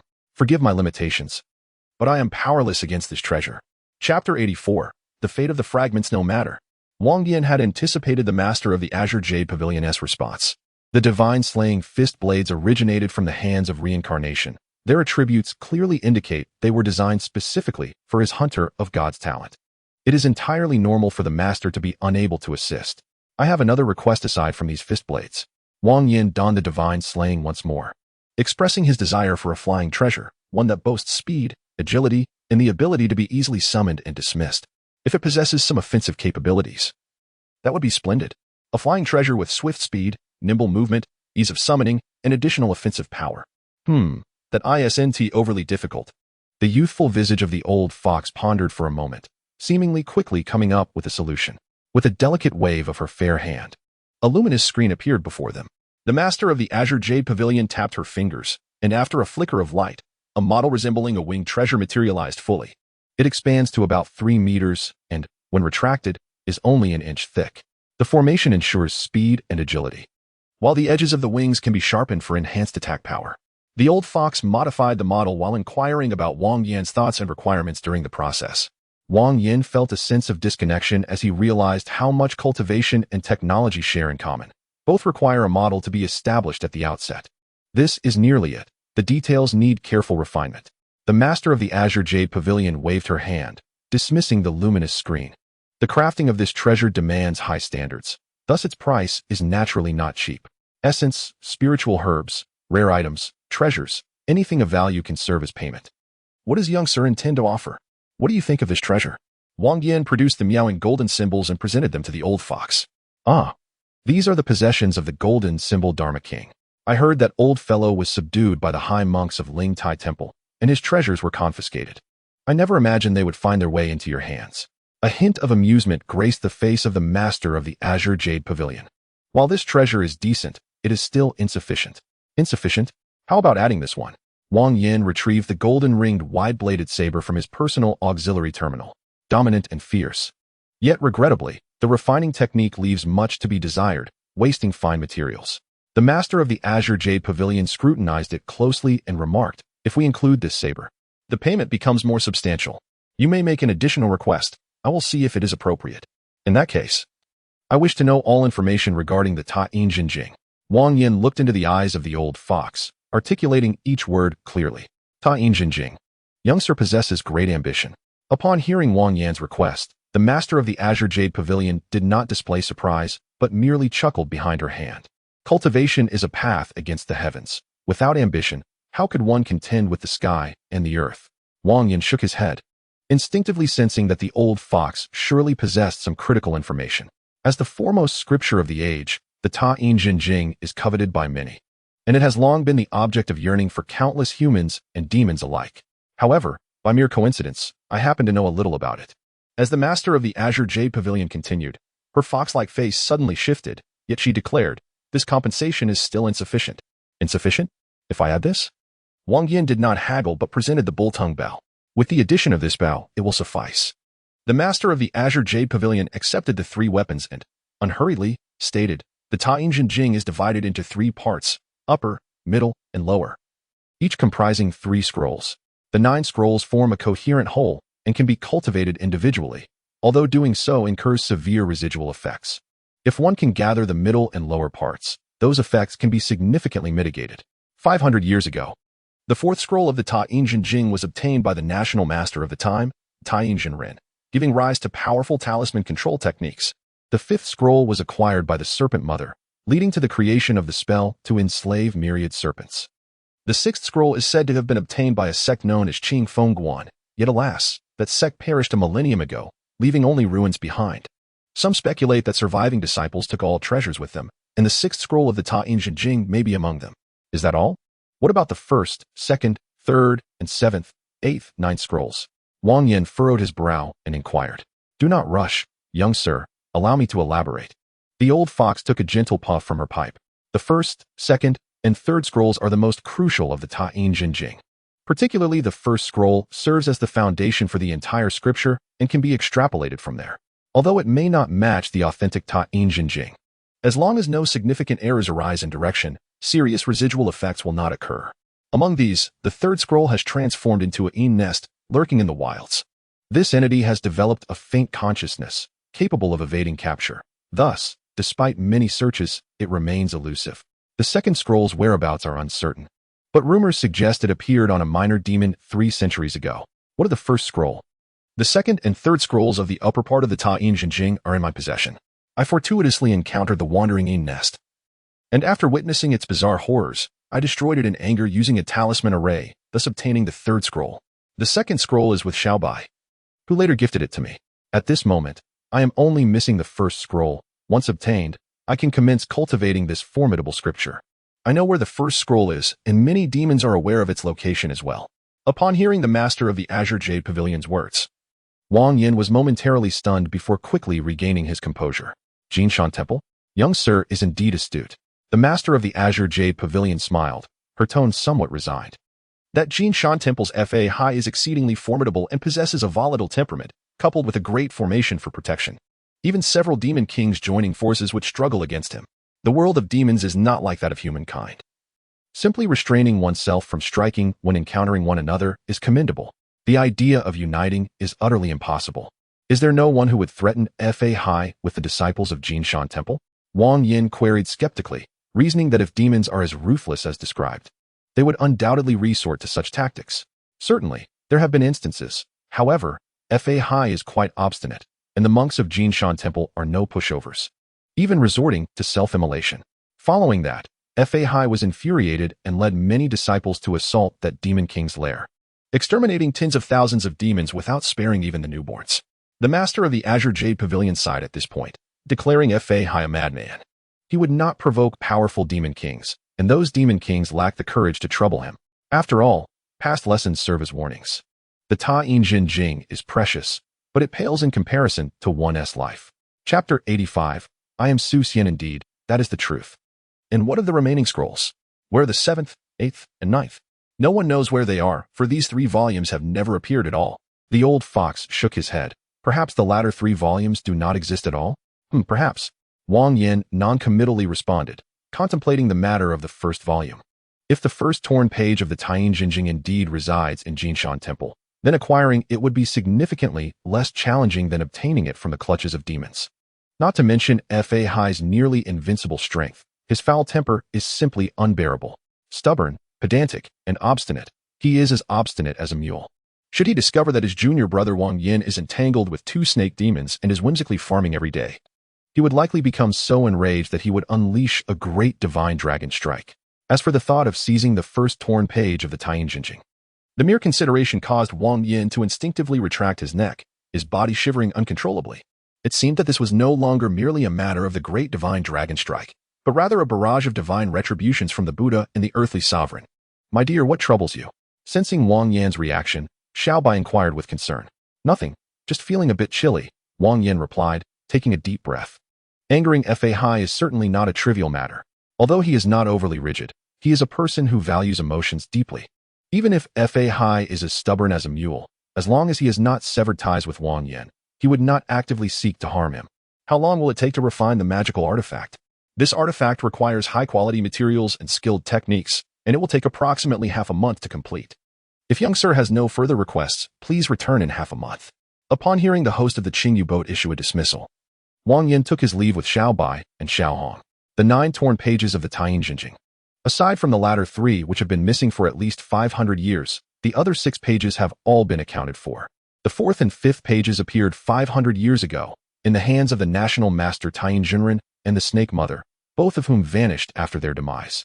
The 6th page was found 1,000 years ago, resting in Qingfeng Temple, which disappeared after the sect was annihilated. The 3rd page transformed into a shadow nest that Wang Yan destroyed. The 2nd page serves as Xiaobai's dowry, and the 1st is located in Jinshan Temple. Thus, the current dilemma lies in whether to stealthily acquire the 1st page from Jinshan Temple or to devise a plan to locate the missing pages 4, 5, and 6. After some contemplation, Wang Yan resolved to wait for a moment. Fa Hai's whereabouts remain unknown. Should he return to Jinshan Temple at the same time Wang Yan attempts to steal the torn page, it could spell considerable trouble. It is uncertain where Fa Hai has ventured off to, but he is likely to return to Hangzhou. Once Wang Yan entered the shadow nest, Fa Hai's presence vanished, leaving no clue of his whereabouts. However, Hangzhou is a vital location. Nearly all events unfold here, and Fa Hai is sure to come. On the shores of West Lake in Hangzhou, a young man ambled leisurely. He appeared to be around 20 years old, with a handsome visage and an air of cultured elegance that easily caught the attention of the opposite sex. Is it raining? The young man looked up at the sky. The rain in Hangzhou comes suddenly, without warning.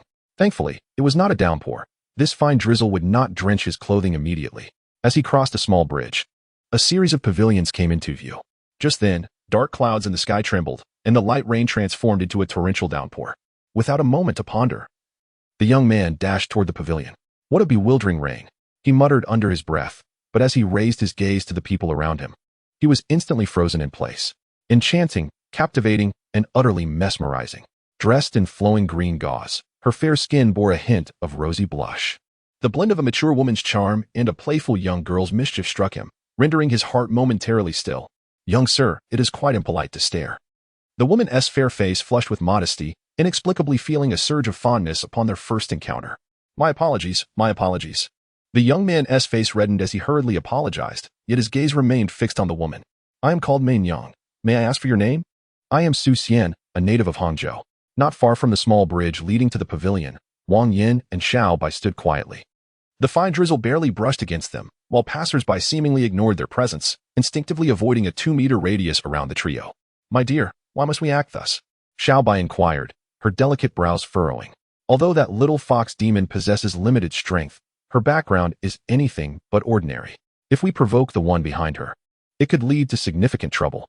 Wang Yan smiled knowingly. Precisely her identity and the trouble she brings are what I seek. Do you know who I am? I am the disciple of Fa Hai, the abbot of Jinshan Temple, and the second disciple of Lingyu Zen Master.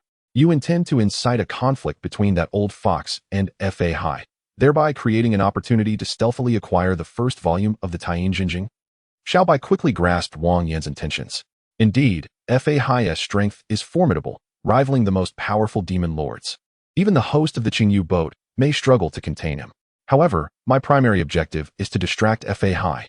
The distance to Jinshan Temple is a full 2,000 li, and even at full speed, he would take half a day to return, which should suffice for me to retrieve the first volume. Fa Hai has only been cultivating for a little over 20 years since birth. Yet he possesses strength comparable to the top demon lords. Could he truly be the fated one you have spoken of? Xiaobai questioned, puzzled. Under normal circumstances, you, Fa Hai, and that young man are all fated ones. However, my existence has disrupted the natural order, resulting in the current situation. Wang Yan gently stroked Xiaobai's smooth hair. Though she appeared gentle and demure, she transformed into a captivating enchantress by night. Wang Yan could not help but fill her up every time, stopping only when she could hold no more. Though his self-restraint fell far short of the saintly indifference or the emotional detachment of certain cultivators, it remained formidable. Yet, in the presence of Xiaobai, he always faltered. Initially, Wang Yan thought it was merely due to his prolonged restraint, but he later realized it was far more complex.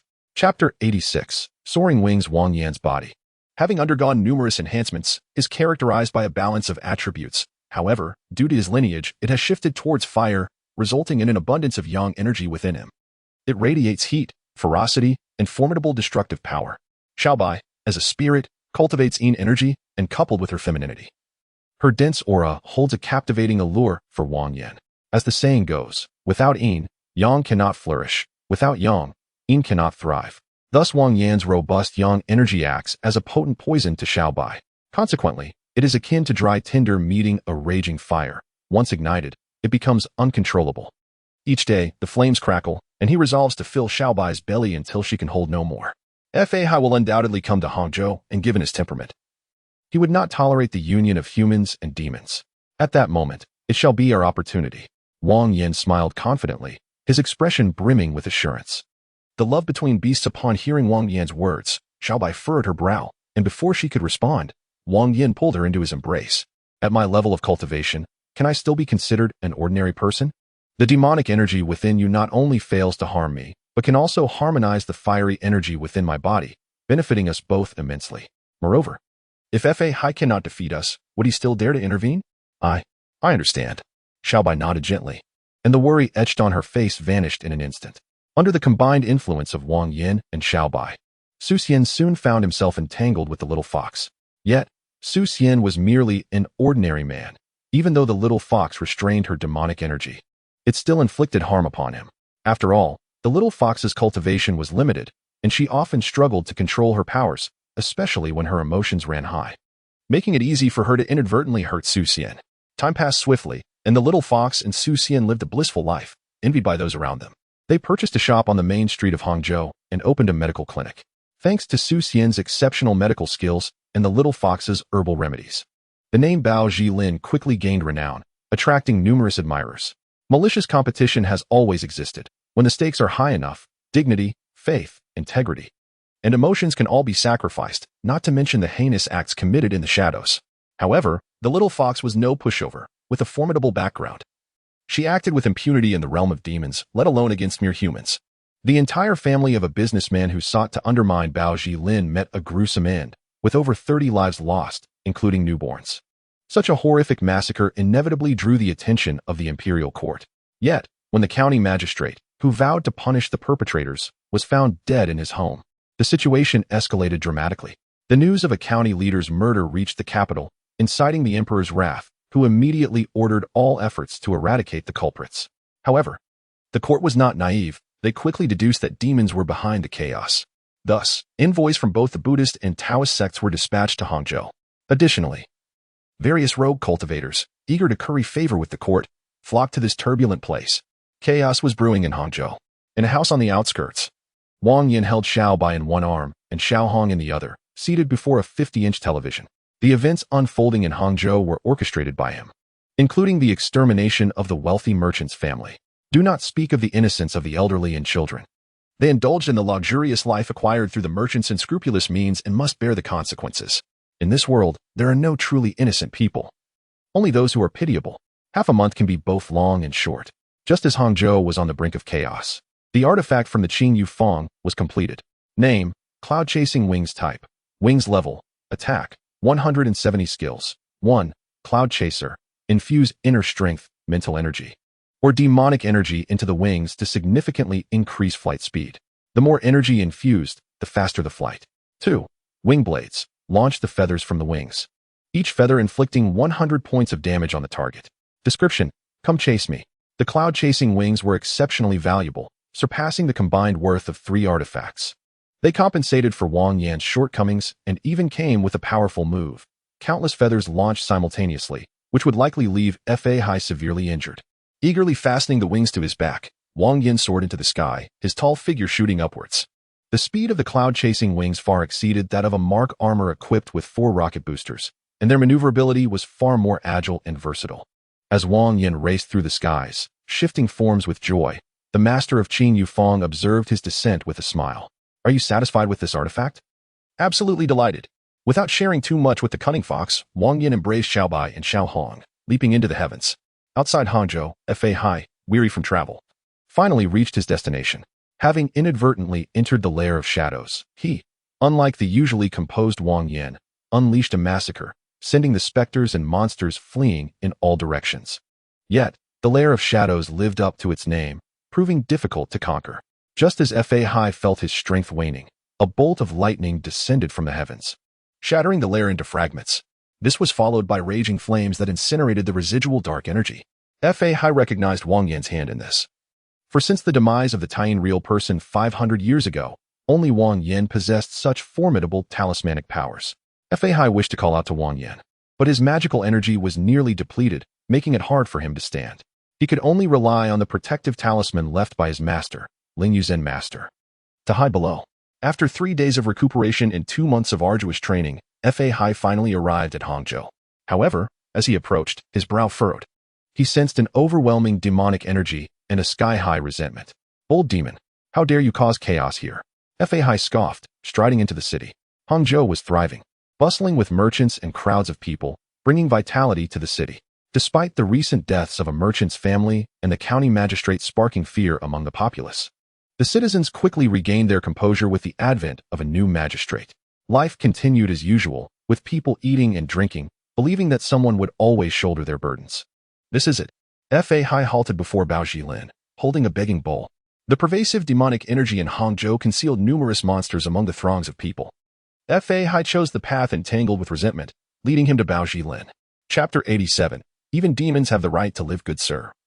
Might I inquire who the proprietor of Bao Jilin is? What is their name, and what manner of person are they? Though Fa Hai was often impulsive, rigid, and stubborn, he maintained a cordial disposition towards humans. Even amidst the pervasive demonic energy, he refrained from acting forcefully. Are you an outsider, master? A passerby scrutinized him and inquired. How did you discern that? Fa Hai replied. Who in Hangzhou does not know Bao Jilin? Who is unaware of Dr. Su and his wife, Madame Hu? The passerby chuckled, beginning to extol Su Xian's virtues. He treats the poor for free? He developed a remedy for heat stroke and made it public for all? Upon hearing this, Fa Hai's expression transformed to one of disbelief. Though he was known for his extreme actions, he was no fool. Setting aside the notion of treating the poor for free, making a remedy public was indeed a monumental act of kindness. In ancient times, there were no air conditioners or ambulances. If one suffered from heat stroke without effective treatment, it often led to death. By making the remedy public, Su Xian enabled the farmers to prepare cooling soups in advance. To heal and save lives is a noble deed. And Su Xian's actions were exemplary. Fa Hai began to doubt how someone who mingled with demons could perform such good deeds. The passerby must have been enchanted. Thinking this, Fa Hai scoffed and seized another person for questioning, only to receive the same answer. Undeterred by the skepticism, Fa Hai ventured far from Bao Jilin. Yet the responses remained unchanged. It seems I must meet this Su Xian. Fa Hai murmured, a solemn expression flickering in his eyes. I need to hire an assistant. In Bao Jilin, Su Xian wiped the sweat from his brow and sighed sincerely. Indeed, the weather has turned hot, and with it, Various ailments have followed. Even though my husband has made the recipe for summer cooling soup public and distributes the brewed concoction daily at the door, many still suffer from heat stroke. A woman, both enchanting and pure, held a bunch of washed grapes, her words dripping with tenderness. I've been a bit exhausted lately, but next month will be much better. Su Xian smiled, gazing at his beautiful wife, feeling utterly content with life. Ba, good sir, your wife is no ordinary woman. Just as Su Xian was marveling at his lovely spouse, a voice suddenly rang out from outside. Su Xian paused, turning to see a handsome monk with a face full of solemnity. Master, do not be rude. My wife is flesh and blood and can walk proudly under the sun. How can she not be human? You misunderstand. The poor monk meant to say that your wife is a spirit. Hai pointed at the little fox. Had it not been for the crowd, he would have acted long ago. A spirit? Upon hearing Hai's words, Su Xian momentarily froze, and then a glimmer of excitement sparkled in his eyes. What of spirits? Spirits also have the right to live. Su Xian embraced the little fox, his righteous demeanor moving her deeply. The right to live? Should that mean humans are to perish? Hai growled, seizing Su Xian's collar and scolding fiercely. The entire Hong family has perished, not sparing the elderly or the children. Is this what you call the right to live? What are you talking about? What Hong family? What elderly and children? I know nothing. Su Xian turned his head away. He was no fool. The Hong family had troubled him the day before, and the next day, they were annihilated. Anyone could see the connection.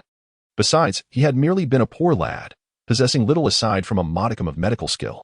A beauty like Mei Yang, with her dazzling charm, surely belonged to an illustrious family and would never look his way. Only in stories of ghosts and spirits do such simple-minded beings fall for someone without considering benefits. Reflecting upon Mei Yang's captivating allure and innocent beauty, and recalling his excuses when it came to visiting his in-laws, Su Xian had some understanding. However, when Hai laid everything bare, Su Xian couldn't help but feel a surge of exhilaration. A spirit, indeed, a legendary spirit. While other women age and fade, his wife remains ever radiant. Such a rare fortune is impossible to find elsewhere. Hey, monk, what are you doing? Let go of Dr. Su, or I'll not be polite. Indeed, the officials have been patrolling the streets lately. If you dare lay a hand, be wary of being captured. Hai's rough actions sent a wave of tension through the crowd. A doctor like Su Xian, who charged little and was not unscrupulous, was hard to come by, and they relied on him for their ailments. Ignorant and stubborn, Hai scoffed, realizing the crowd was too large for a fight.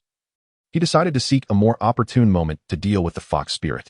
Hai's intentions were noble, yet it did not mean others would comply. Suddenly, a sharp cry pierced the air as the little fox, who had been silently hiding behind Su Xian, launched an attack. Evil monk, perish! How dare you! Seeing the little fox take the initiative, Hai was instantly enraged.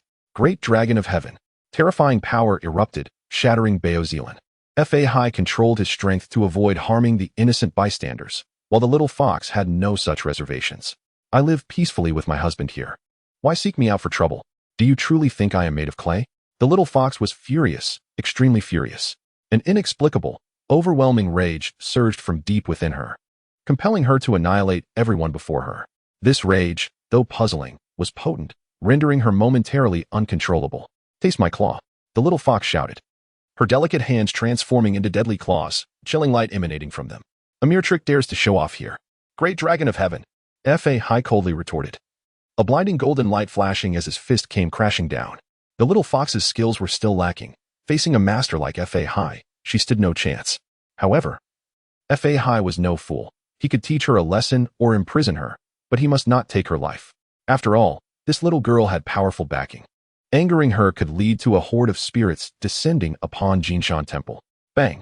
The little fox's fragile body smashed through the wall, and she spat a mouthful of blood. That vile monk, my mother will avenge me. The little fox glared at Hai with eyes filled with resentment before her head tilted, and she fell silent. Hai. Chapter 88. Song Ren's betrayal. The scene before Hai was beyond belief. He knew precisely how much strength he had used in that punch. At worst, it should have only lightly injured the little fox, not to mention kill her. Yet, such an unfathomable event unfolded. The life force within the little fox rapidly dwindled, her very soul beginning to disintegrate. What on earth has occurred? Hai's expression darkened as he reached out to capture the little fox's spirit. Yet, before he could act, the fragile spirit shattered in an instant. Not good. Someone is plotting against me. Hai quickly grasped the situation, but alas, the events had already unfolded to this point. Hai, you have great audacity. The roar carried an immense fury and murderous intent, its terrifying presence palpable even from miles away. The Fox Spirit clan held their offspring in high regard, especially direct descendants. Thus, upon sensing the mark on the little fox rapidly dissipating, the elder fox rushed over immediately. Hi, we have always kept to our own affairs. How dare you kill my offspring today, thinking me easy to bully? The elder fox was consumed with rage, never expecting Hi to strike so brutally, scattering even the spirit. I say this was merely a misunderstanding. Do you believe me?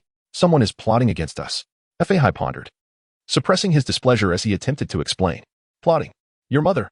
The enraged elder fox was in no mood for polite conversation, launching a fierce strike. Seeking death? Already in a foul mood, Hi coldly snorted, extending his bowl to firmly block the attack. The furious elder fox was reckless, disregarding the fact that they were amidst the bustling streets of Hangzhou, while Hi, facing such a formidable opponent, had no choice but to engage fully. The battle between man and fox escalated, both sides fighting for their lives. Ladies, fetch the remnants.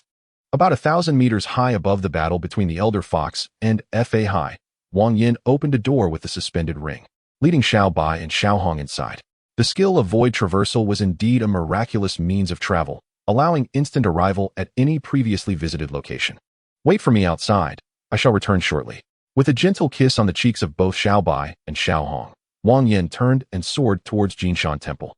As the second disciple of the late Abbot Ling Yu and the junior of the current Abbot Fa Hai, Wang Yan held a position of high esteem within Jinshan Temple. Coupled with his formidable strength and the versatile talismans he wielded, which offered both offensive and healing capabilities, Wang Yan was akin to the second-in-command at the temple. Uncle Master! Uncle Master! Uncle Master! The disciples along the path greeted him with reverence, to which Wang Yan nodded before proceeding directly into the Leifeng Pagoda.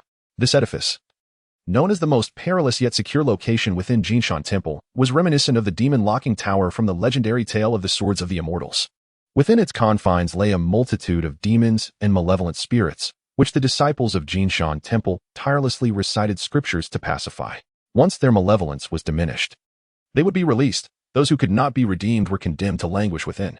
For a millennium, no demon had ever escaped from within these walls. However, today was different. These fiends found themselves not only unable to flee, but also struggling to survive. Hunting task. 1. Exterminate the Leifeng Pagoda. Completion rewards, 6,000 points. Treasure chest of 10,000 demons. It was time to restore clarity in order to Jinshan Temple. Upon hearing the notification echo in his mind, Wang Yan let out a cold laugh, the 6 sharp spikes of his divine slaughter fist already protruding ominously. Of the imprisoned demons within the Leifeng Pagoda, less than 1/10 had been captured by Fa Hai. The rest were the fruits of the disciples' endeavors. The lesser demons were easily dispatched. But the real trouble lay with those apprehended by Fa Hai, vicious and malevolent beings, each a harbinger of chaos. Humph, who dares disturb my domain, little monk? Within the first dark layer of the Leifeng Pagoda, a demon resembling a human sneered at Wang Yan's entrance. The pagoda consisted of 5 illuminated layers above ground and 5 dark layers below, with the upper layers housing minor demons and the lower layers containing powerful demon lords and spirits. The creature before Wang Yan, situated in the first dark layer, was considered the weakest among the captured demon kings. With 2 eyes, 2 ears, a nose, and a mouth, this demon, known as Song Rintu, once a human, had fortuitously acquired the cultivation methods of a demon ape, leading him down the path of demonhood. Retaining a human appearance yet covered in thick, dark fur, he was hardly recognizable as human. While it was not disgraceful for a human to practice demon techniques, often without choice, Song Rintu had become a tyrant, treating humans as mere playthings, thus crossing the line with Fa Hai. Having recently captured a formidable demon, Fa Hai found himself confronted by Song Rintu, who, emboldened by his prior victories over various cultivators, had brazenly demanded that Fa Hai bow before him. The outcome was predictable. He barely escaped with his life after groveling for mercy. Your arrogance is laughable, Wang Yan scoffed, casting a dismissive glance at Song Rintu.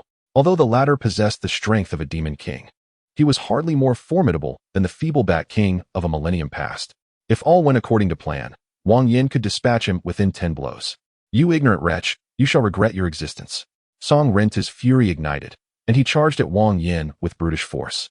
Demon apes thrived on raw power, and many could contend with bears. In a prior encounter, Fa Hai had struck him relentlessly with a bowl, forcing him to submit.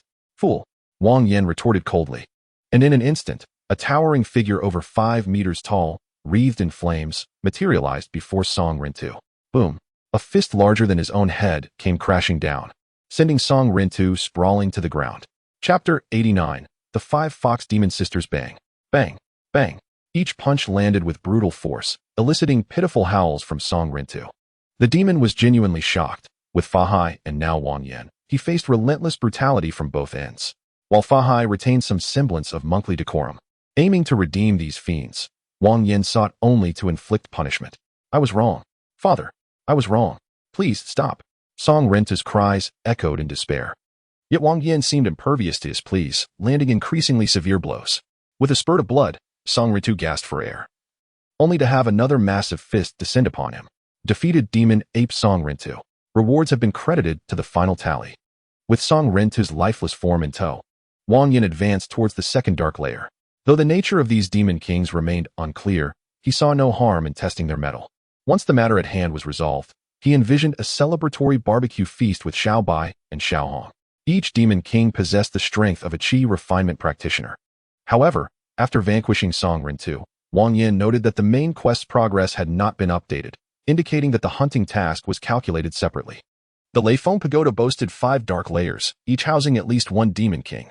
Imprisoned in the second layer were 5 foxes, adorned in hues of red, yellow, blue, green, and black. Wang Yan mused whether their progenitor had inadvertently fallen into a dye vat, or if they were the offspring of the 5-ring flag. Who dares trespass in the Leifeng Pagoda? Seeking death? Their voices intertwined, some alluring, others crisp, icy, gentle, or fierce, creating an eerie symphony. You are but prisoners. Yet you fancy yourselves as masters? Wang Yan sneered, launching 2 meteor darts towards them. Clang, clang. The sharp sounds resonated from the shadows, followed by the sight of 10 eerie green eyes. While the 5 foxes varied in voice and color, their sizes were comparable, standing about 2 meters tall and stretching over 3 meters long. Their fluffy tails swayed gracefully, exuding an unusual allure. Clang. The leading white fox opened its mouth, causing the meteor darts to fall to the ground. As Wang Yan's strength grew, so too did the prowess of his adversaries. Weapons like the meteor darts were rapidly becoming obsolete. Indeed, we are merely prisoners, yet within these confines, we are also masters. The black fox regarded Wang Yan, unfazed by his retrieval of the darts. Impressive teeth. I could sharpen them into a few daggers. Wang Yan chuckled, noting the fox's remarkably sturdy dental structure, which had left several bite marks on the meteor darts. The body of a monster is inherently far more powerful than that of a human. Despite its delicate and charming appearance, Little Bai possesses the strength to effortlessly shatter a small mountain. The abilities of the 5 fox demons vary significantly, however. The strongest among them has already surpassed Little Bai, and it is perfectly normal for its meteor-like fangs to leave impressions. Such verbal sparring merely adds to the amusement. With a cold sneer, the black fox charged forward. Excellent. Upon sensing the enemy's advance, Wang Yan transformed. The scorching flames distorted the air, and the overwhelming aura sent chills down one's spine. How could this be? You are not human? The black fox's claws, sharp enough to sever gold and split stone, failed to even scratch Wang Yan's palm, instead causing a painful sting. Humans are not solely reliant on spells. A savage grin spread across Wang Yan's red face as he hurled the black fox away with great force. Boom. The impact was so tremendous that even with the protection of the Lightning Peak Pagoda's monks, the structure trembled violently. Though the black fox was a formidable creature, taking such a blow left it dazed and shivering in pain. Is this all you've got? Despite being thrown about, the black fox remained defiant, mocking Wang Yan. My potential is vast. Wang Yan chuckled darkly and immediately unleashed a new wave of ferocious strikes. How audacious. Within merely 2 or 3 seconds of Wang Yan's clash with the black fox, the other foxes finally reacted. Red, yellow, blue, and green. 4 foxes of varying hues lunged forward with savage aggression. A mere trifling skill, yet you dare to show off in front of me. Wang Yan bellowed, as flames erupted from his form. Simultaneously, 3 razor-sharp blades sprang forth from his divine-slaying fist, evading the red fox's assault. Wang Yan crouched low and thrust the fist blades upwards with great force. Slicing. The sound was piercing, akin to tearing through tattered leather. The red fox's attack was fierce, but it ultimately resulted in its own demise. Boom. The colossal weight of its body crashed against the wall, struggling in vain to rise, its innards spilling forth. After severely injuring the red fox, Wang Yan seized the black fox and swung it towards the oncoming yellow fox. Boom. The 2 foxes met with a violent collision, the yellow fox sustaining a deep gash upon its head, while the black fox's teeth shattered. 3 foxes were left maimed, 2 wounded, and the remaining 2 had already pounced. Wang Yan did not linger. He directed his divine slaying fist towards the blue fox's head. The sharp spiritual blade pierced the blue fox's skull, shredding its very soul. Blue Fox King slain. Rewards have been recorded in the final tally. With one of the 5 demon kings defeated, Wang Yan swiftly turned and slid towards the green fox, embedding the blade deep into its neck. Green Fox King slain. Rewards have been recorded in the final tally. Sister 2. Sister 3. The black fox, still dazed from the blows, let out a mournful wail upon witnessing the tragic fates of its 2 sisters. Yet, howling would not resolve the situation, just as the current circumstances reflected. After swiftly dispatching both the Blue Fox King and the Green Fox King, Wang Yan took a long stride towards the Red Fox King. Though it had only endured a single blow, the Red Fox King was teetering on the brink of death. Its abdomen split open from its chest to its hind legs, innards spilling forth. The crimson blood stained the ground extensively, even without Wang Yan's intervention. It would not last much longer. Red Fox King slain. Rewards have been recorded in the final tally. With a brutal stomp, Wang Yan crushed the Red Fox King's skull, then turned his gaze towards the Yellow Fox King and the Black Fox King. Once he eliminated them, this floor would conclude. I shall flay you alive. Watching her 3 sisters perish, the remaining 2 foxes were seized by rage, their hatred seemingly boundless. Silence. With no time to waste on the 2 dying foxes, Wang Yan swiftly severed their heads as if slicing through vegetables. Chapter 90. The Fragment in Hand. Yellow Fox King slain. Rewards have been recorded in the final tally. Black Fox King slain. Rewards have been recorded in the final tally. Even at their peak, the 2 foxes were no match for Wang Yan, especially in their wounded state. He dispatches them with efficiency and reverts to his human form, collecting their corpses. Having transformed twice in quick succession, though brief, it left Wang Yan thoroughly exhausted. The first dark layer featured the human demon Songren, while the second dark layer was occupied by the 5 fox sisters. What challenges awaited in the subsequent 3 layers? As he ascended the stairs between the second and third layers, Wang Yan was taken aback by the sight before him. The Lightning Peak Pagoda, fortified by the magical prowess of generations of Golden Mountain Temple monks, was far more expansive within than it appeared from the outside. In stark contrast to the 5 fox sisters of the second dark layer, the scenery here was utterly different. Surrounding him were flowing white veils and a delightful array of flowers, creating a scene of exquisite beauty. This resembled the chamber of a refined lady, one of noble standing. Have I wandered into the wrong place? Wang Yan murmured, instinctively activating his true eye. What was once a pleasing sight underwent a complete transformation. Before him lay a dark, foreboding cavern, its entrance laden with white spider silk and myriad desiccated bones strewn haphazardly across the ground, the noxious stench causing his stomach to churn. As he ventured deeper, the white cocoons multiplied, and the disarray of the bones intensified. Most of the skeletal remains were not human, suggesting they belonged to some massive monsters, half buried in the earth. Their bones protruded grotesquely, adorned with spider silk of various sizes, an alarming sight indeed. Something feels amiss. This is the Lightning Peak Pagoda, a sacred site of the Golden Mountain Temple. Monsters should not have access to any flesh, let alone human flesh. Wang Yan sensed foreboding, even with his true eye activated. He could not discern the true nature of the scene. I apologize for my lack of preparation. It seems I have not done justice to your presence, my lord. A sickly sweet voice suddenly emanated from within the cavern, revealing a woman busily working with a spool of thread and 2 bamboo skewers. Her gentle and alluring visage, coupled with her curvaceous form, resembled that of a devoted wife. However, through the lens of his true eye, Wang Yan beheld a horrifying sight. A grotesque creature, half human and half spider, materialized before him. Its enchanting face and shapely figure were enticing, yet from the waist down, it transformed into a horrific monster. Below its large, rounded abdomen were 8 spindly legs, their vicious tips glinting menacingly, covered in barbed spines.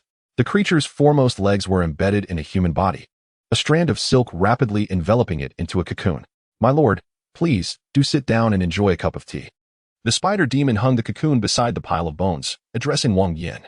Since I have come this far, shall I take my leave? Glancing at the spider demon's form, Wang Yan felt a sense of dread. My lord has just arrived and wishes to depart. Why not stay and play with me?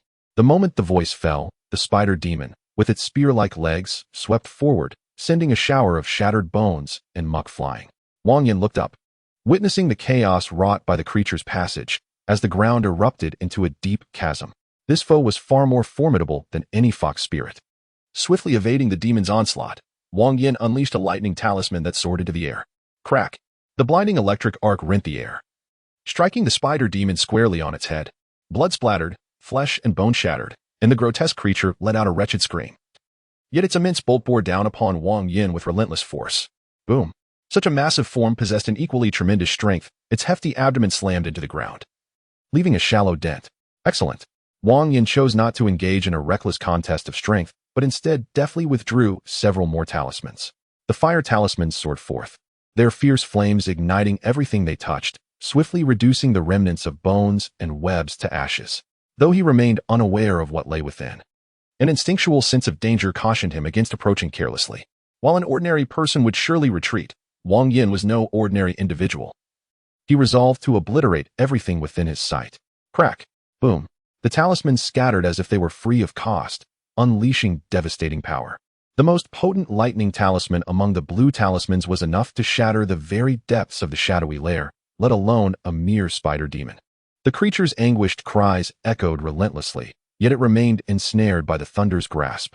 3 more bolts of lightning descended, and the spider demon's head exploded, its colossal form collapsing to the ground. Why was there no notification? Sensing the rapid dissipation of the spider demon's aura, Wang Yan furrowed his brow in confusion. The absence of a notification from the cycle indicated that the spider demon had not perished. Yet, how could something with its head obliterated still be alive? Perhaps this creature was merely an illusion. Wang Yan recalled the shadowy lair. Although there were significant differences, a commonality existed. The entities therein could never be entirely slain. If that were the case, it seemed he would face further trials ahead. A smile crept across Wang Yan's face, if his suspicions proved correct. It signified the presence of a fragment of the Tine scripture. Talismans were indeed precious, but they paled in comparison to a fragment of the Tine scripture. Regardless of whether this fragment was the first, Wang Yan was willing to expend considerable resources to obtain it. Crack. Boom. As lightning illuminated the cavern and flames surged, the environment swiftly transformed under Wang Yan's relentless assault. The air began to warp, and the stone walls quietly melted away, revealing a dark brown substance. This was the structure of the Thunder Peak Tower. The instant Wang Yan beheld it, he knew his conjecture had been validated. The searing flames incinerated the interior of the cave, revealing a glimmer of golden light. Wang Yan seized it eagerly, and indeed, it was a fragment of the Tine scripture. Name: fragment of the Tine scripture. Type: item level. Description: a fragment of the high-level technique Tine scripture. Collecting 9 pieces grants access to the complete Tine scripture. Selling it yields 50,000 points. At last, it was in his grasp.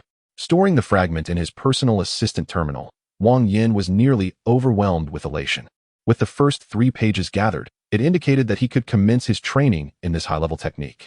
Without a doubt, this technique would catalyze a meteoric rise in his strength, potentially allowing him to confront deities directly in a considerably shorter time frame. Having cleared the 3rd shadowy layer, Wang Yan swiftly progressed to the 4th. Unlike the previous layers, the demons imprisoned here had perished. Emaciated and desiccated, they were far from robust. Had it not been for Janice's reminder, Wang Yan would not have recognized that it was indeed a pig. The first time he had encountered such a gaunt swine, Wang Yan marveled before proceeding to the 5th layer.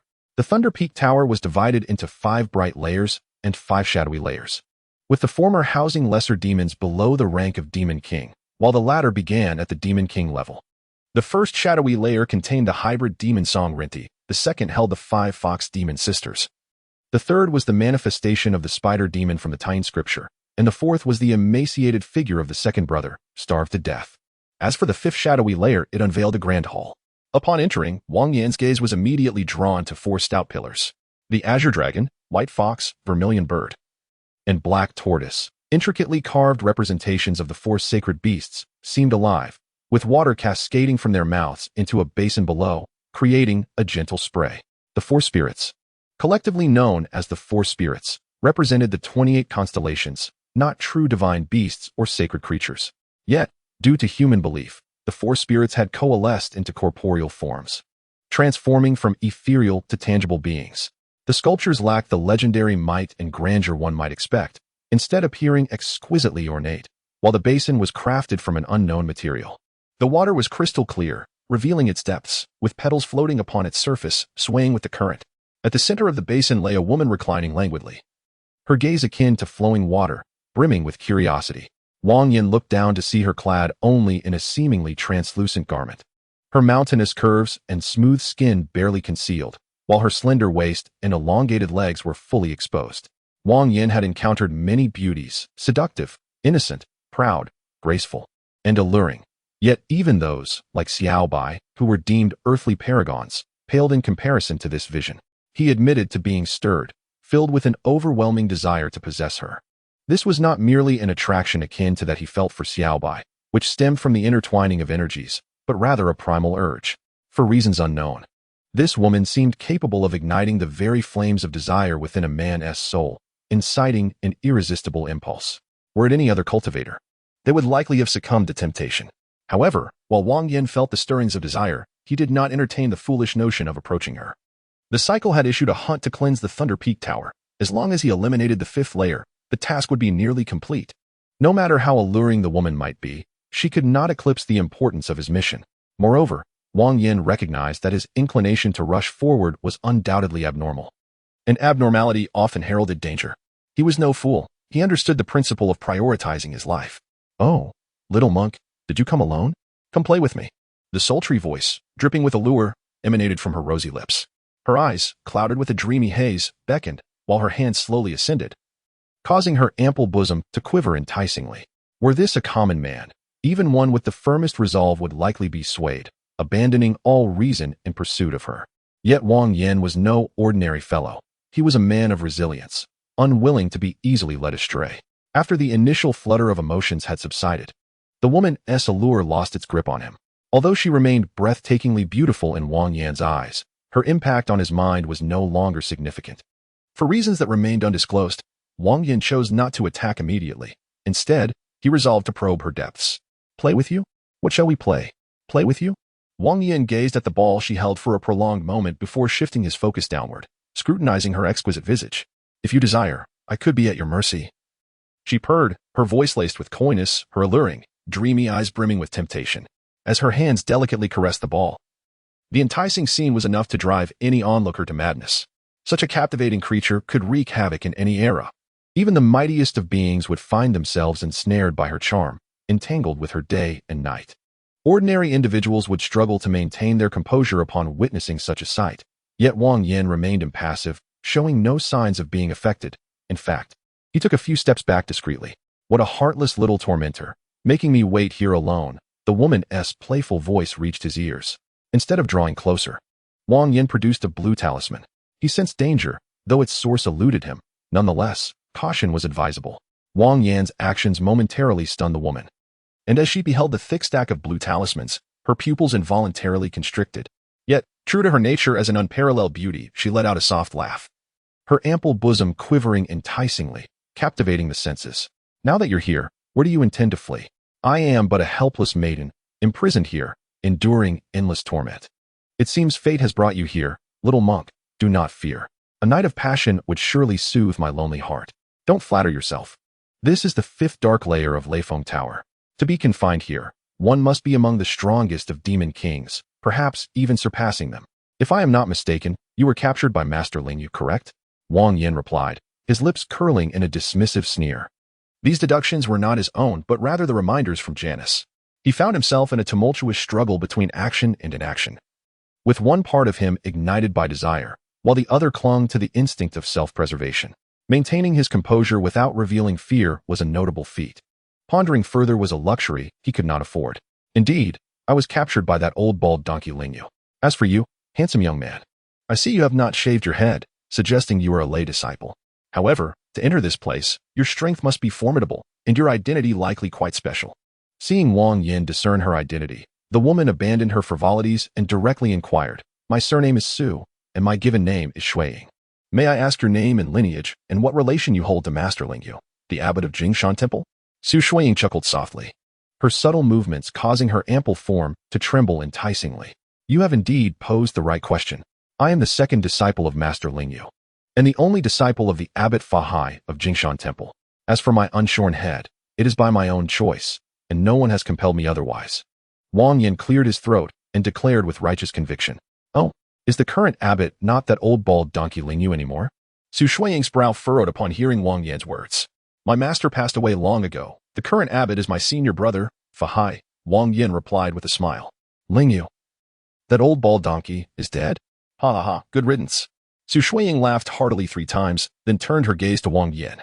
With Lingyu deceased, any enmity between them could now be redirected toward his disciple. Though this is our first meeting, as Ling You's disciple, you ought to be prepared for such a fate. I have no such inclination, Wang Yan retorted as he turned to flee. His strength had not yet returned, and he could only exert 70% of his abilities. Confronting an ancient enchantress like Su Shuiying would likely lead to dire consequences. Wang Yan was indeed powerful, possessing a lineage with all attributes enhanced through 3 fortifications. Complemented by the god-slaying fist blade that aligned perfectly with his attributes, allowing him to vanquish foes of the same level with ease. Yet, this only applied to those of equal standing, particularly the weaker ones. Although he was unaware of Su Shuiying's true strength, escaping was undoubtedly the wisest course of action. His retreat was not an act of cowardice but rather a strategic withdrawal. Once he regained his full strength, he would return to discuss agricultural matters with Su Shuiying. Seeing Wang Yan flee, Su Shuiying made no attempt to stop him. Her breathtakingly beautiful face wore a subtle smirk as she reclined by the pool, observing him. Wang Yan's speed was remarkable, closing the distance of over 100 meters in the blink of an eye, the palace doors now within reach. However, unforeseen events transpired. With a resounding thud, he collided forcefully with an invisible barrier, nearly twisting his nose. Do you think this place is just any location? You can come and go as you please. This is the 5th dark layer of Leifeng Tower, where entry is permitted, yet exit is forbidden. If it were that simple, I wouldn't have been trapped here for centuries. Su Shuiying's laughter echoed from nearby, and Wang Yan turned to find the situation increasingly dire. The palace doors were wide open, yet he found himself unable to escape. It seemed as though something was obstructing him, yet he could discern no tangible barrier. Moreover, his physique was extraordinarily robust. Even a mountain could be shattered upon collision, yet that last impact had been painfully jolting. This is the 5th dark layer of Leifeng Tower, where the entirety of its power is concentrated. Not even you, nor the Ling Yu of Ur, would dare linger here, Su Shuiying remarked with a giggle, her movements causing her form to sway enticingly, prompting Wang Yan to swallow hard. While Xiaobai and Xiaohong were also well endowed, they possessed a more delicate allure, reminiscent of refined young ladies, starkly contrasting with Su Shuiying's more voluptuous appeal. Of course, this was not a matter of fickleness or disloyalty. It was merely an instinctive reaction inherent to man. After all, men are often drawn to beauty from infancy through to their twilight years. Little monk. This is no ordinary place. The layers of formations not only stabilize the structure of Leifeng Tower but can also seal away power. The longer one remains here, the more one's strength is suppressed, and the barriers at the entrance grow ever more formidable, Su Shuiying observed, her smile glistening like honey. Seal away power. Wang Yan paused. Taken aback, he felt no sense of confinement. The strength within him remained intact, and his mental prowess showed no signs of sluggishness. After a moment's reflection, he attempted to summon a spatial passage with his mental energy, and immediately, a brilliant spark materialized from thin air. Dispelling his mental energy, Wang Yan felt even more perplexed. Had he simply not stayed long enough? Or was this phenomenon ineffective against him? The primary forces at play were his soul and physical form. The ethereal nature of spiritual power made it elusive, while the power of the body diverged from the cultivation system of this world. If I am not mistaken, the sealed strength here likely pertains to the magical energies of Buddhist and Taoist practitioners, as well as the malevolent forces of demons and ghosts. The voice of Janice emanated from the headphones, illuminating Wang Yan's understanding. Due to the disparities in the world's backdrop and the differing cultivation systems, Wang Yan was spared from the fate of being constrained by the formation. In other words, the array of the Leifeng Pagoda proved ineffective against him. The figure of Su Shuiying before him was powerless to resist, granting him the freedom to act as he pleased. If this were indeed the case, your current strength must have been suppressed to its utmost limits, wouldn't it? Wang Yan gazed at Su Shuiying, consumed by an overwhelming desire to rush towards her and tear away the scant fabric that adorned her form, followed by an unrelenting deluge. He would pour with fervor, not ceasing until every last drop had been unleashed. Curious to know? Come and experience it for yourself. After all, I have been trapped here for centuries, and I have long since succumbed to loneliness. Upon hearing Wang Yan's words, Su Shuiying erupted into a fit of laughter, playfully beckoning him with her hand. As she moved, her ample bosom quivered incessantly, the tightly stretched fabric of her bodice straining to contain her, as if it might burst forth at any moment, instantly capturing Wang Yan's attention. Although I yearn to offer my sister some heartfelt comfort, the allure of beauty pales in comparison to the sanctity of life. Thus I must resign myself to allowing her solitude to persist. With a heavy sigh, Wang Yan cast a glance at Su Shuiying's large ball, his tone tinged with exasperation. He chuckled softly. Well, since the little monk dares not approach, I shall have to go to him myself. Su Shuiying let out a delicate laugh. Rising gracefully from the pool, Amidst the splashes of water, an exquisitely enchanting figure emerged, effortlessly crossing a distance of over 100 meters to stand before Wang Yan in the blink of an eye. Her long legs, alluring visage, slender waist, voluptuous curves, and porcelain skin were all meticulously sculpted, each aspect a paragon of perfection. Even clad in garments, her beguiling silhouette and charming features were enough to captivate anyone. Not to mention that she wore only a single piece of clothing, a belly wrap, rendering her appearance almost as provocative as being entirely unclad. Indeed, the allure was truly mesmerizing. As Su Shuiying's figure flickered, her ample bosom swayed enticingly, causing Wang Yan to nearly lose control, his nose bleeding profusely. Chapter 93, each with their own schemes. Upon witnessing Su Shuiying's approach, Wang Yan felt a surge of relief within. Fortuitously, he had not succumbed to her beguiling words. Otherwise, even if he were to escape with his life, he would have suffered greatly. Embrace the grandeur of Dior. Wang Yan let out a furious roar, disregarding whether his strength had been restored, and immediately transformed. Boom! The searing flames blazed fiercely, and in an instant, the body transformed into a towering giant. Standing 5 meters tall, a fist, larger than a human head, surged forward and collided forcefully with Su Shuiying. Bang! A muffled sound echoed as a white figure was sent flying. Su Shuiying's body crashed violently against the wall, her translucent belly band soaring through the air, the intense motion eliciting a tremor. How could this happen? Su Shuiying's face was a canvas of disbelief. Despite possessing the appearance and aura of a human, how could she transform into a monstrous entity engulfed in flames? Moreover, what accounts for the immense strength he possesses? What causes his body to be so rigid? This is unacceptable. After Wang Yan sent Su Shuiying flying with a single punch, he followed up with a second strike. Su Shuiying muttered a curse under her breath, instinctively attempting to evade the blow. However, at that moment, an overwhelming sense of impending doom enveloped her, rendering her unable to move.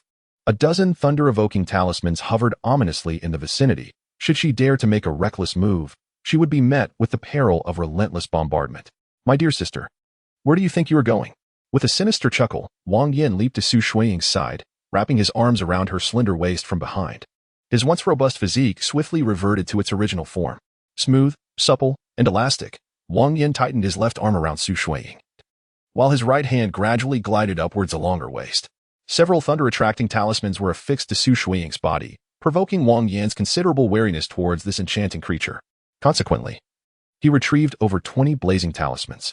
Although detonating them would not inflict substantial harm on Wang Yan in his transformed state, it would certainly leave Su Shuiying in a severely compromised condition. My dear brother, I wish to go nowhere else but remain in your embrace forever.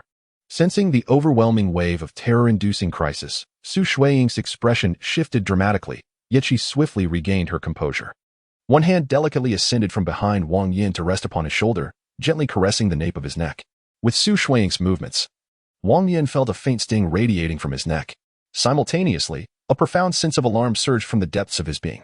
He was uncertain of Su Shuiying's actions, but he was certain that whatever it was could inflict severe harm upon him. Previously, he harbored concerns about inciting his sister's anger. However, upon hearing her words now, he felt a wave of reassurance wash over him. Wang Yan wore a beaming smile, one hand resting upon Su Shuiying's waist, while the other hand pressed firmly against the ball. Is it large? Indeed. Is it soft? Absolutely. Do I like it? Most certainly. Wang Yan and Su Shuiying presented a striking contrast. One blushed with a charming crimson, while the other wore a countenance marked by avarice, reminiscent of a fowl in search of revelry. Yet, the superficial harmony could not mask the underlying turmoil, for both harbored ulterior motives far from ordinary. Wang Yan pressed over 40 talismans against the smooth expanse of Su Shuiying's back, while her hand resting upon his neck was equally imbued with lethal intent. It was akin to a loaded gun ready to misfire at any moment. Between their gazes lay an illusion of camaraderie. Yet the true sentiments in their hearts were mutually understood. A sultry sigh escaped Su Shuiying's lips, her eyes glazed and her cheeks flushed. Wang Yan's hand gently pressed against a prominent point, his handsome visage inching closer to Su Shuiying's delicate lips. Damn it! The peculiar sensations within her body could not suppress the fury that surged in her heart. In Su Shuiying's hazy eyes lurked a terrifying murderous intent, merely awaiting the opportune moment to strike down Wang Yan. She was the formidable demon Su Shuiying, a powerful entity poised on the brink of the Demon Emperor realm. One of the most elite beings in this world. Even though her strength had significantly diminished due to prolonged confinement, she was not a mere human to be humiliated at will. Suppressing the chilling intent to kill, Su Shuiying bided her time, waiting for Wang Yan to lower his guard, anticipating the instant she could eliminate him. However, as time slowly passed and their lips were on the verge of meeting, just as Su Shuiying prepared to strike, Wang Yan unexpectedly halted. "Dear sister, do you intend to kill me?" Wang Yan's face was adorned with a mocking expression, yet his right hand remained firmly gripping the ball. "How could I, who cherishes you so dearly, ever contemplate causing you harm?" Wang Yan's words reached Su Shuiying's ears, leaving her momentarily stunned, while the terrifying murderous intent concealed behind his handsome facade made her tremble involuntarily. Had it not been for his consideration of her hidden cards, a confrontation might have already ensued. How could a mere frail woman like herself ever hope to slay you? In his embrace, Su Shuiying wriggled slightly, her delicate, smooth skin brushing against Wang Yan, creating an irresistible allure. Following the cataclysmic detonation of a nuclear bomb in the Avengers universe, all of Wang Yan's gear lay in ruins, and his exceptionally durable floral shorts were no exception. Furthermore, after the recent transformation, he found himself as bare as Su Shuiying. As she twisted her body, Su Shuiying distinctly sensed something behind her rising. "Am I beautiful?" In his embrace, Su Shuiying suddenly halted her movements, turning her head to gaze intently at Wang Yan, her eyes shimmering with emotion. She was captivating. Wang Yan paused momentarily, unsure of the enchantress's intentions, yet he responded with sincerity. "If you truly find me alluring." Su Shuiying's words trailed off as she delicately licked her lips with her soft pink tongue, then gently bit her lower lip, her eyes flickering with a strange light. "Do you like me?" she inquired, her gaze piercing into Wang Yan's, as an inexplicable pink mist enveloped the air. Simultaneously, a glimmer of struggle and confusion appeared in Wang Yan's eyes. "I do," he murmured, his voice lacking its usual vibrancy. And even his hand that had been resting on Su Shuiying's waist began to loosen. "Since you like me, then please cherish me." Su Shuiying turned to face Wang Yan. As her words fell, a wild and greedy gleam ignited in Wang Yan's eyes. Suddenly, water splashed as the two became entwined. "Come, treat me well." The alluring sounds of her breath filled the air, akin to the last straw that broke the camel's back, prompting Wang Yan to roar and pounce fiercely. Like an enraged dragon emerging from the sea or a spear probing a cave, he was relentless. Fertile soil requires diligent cultivation and meticulous watering to yield a bountiful harvest. Wang Yan's eyes blazed crimson, resembling a frenzied beast, while Su Shuiying clung tightly to his neck, her enchanting eyes betraying a chilling malice. Chapter 94. Capturing a slave. The talismans activated by mental force could unleash their power as long as instinct remained, even in the absence of reason.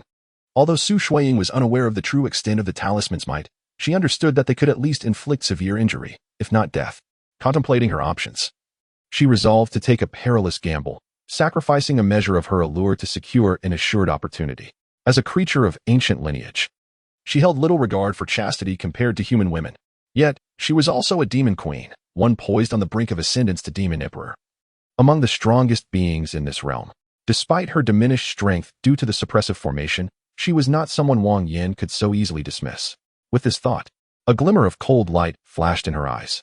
She sensed something within her swelling, trembling, knowing that her moment was approaching. Wang Yan's movements grew swifter and more forceful. And just as Su Shuiying felt she could strike, the blood-red hue in his eyes abruptly faded, and he forcefully withdrew. A peculiar sound, laden with intimacy, echoed as Su Shuiying felt a wave of emptiness wash over her, leaving her deeply unsettled. However, the true agony was yet to come. As a mocking smile spread across Wang Yan's handsome face, followed by an excruciating jolt of pain. Suddenly, multiple thunder talismans and fire talismans were activated almost simultaneously, unleashing a terrifying storm of lightning that severely wounded Su Shuiying, with the subsequent flames rapidly sapping her strength. "You wish to kill me? You will pay the price." Su Shuiying clenched her silver teeth, her alluring visage twisted with ferocity. Enduring the torment, she formed several seals, envisioning Wang Yan in agony. Yet, 5 seconds passed, then 10. And Wang Yan remained unscathed, his mocking expression only intensifying. "Why?" Su Shuiying murmured, disbelief etched across her face. She had inscribed the blood-burning curse upon him, a spell designed to torment slaves. Once etched, the caster's power would gradually invade the victim's body, affecting their very essence. This powerful curse had one flaw: it required time to erode. Nearly an hour had elapsed since she inscribed the spell, ample time for its power to penetrate his core. So why was he unaffected?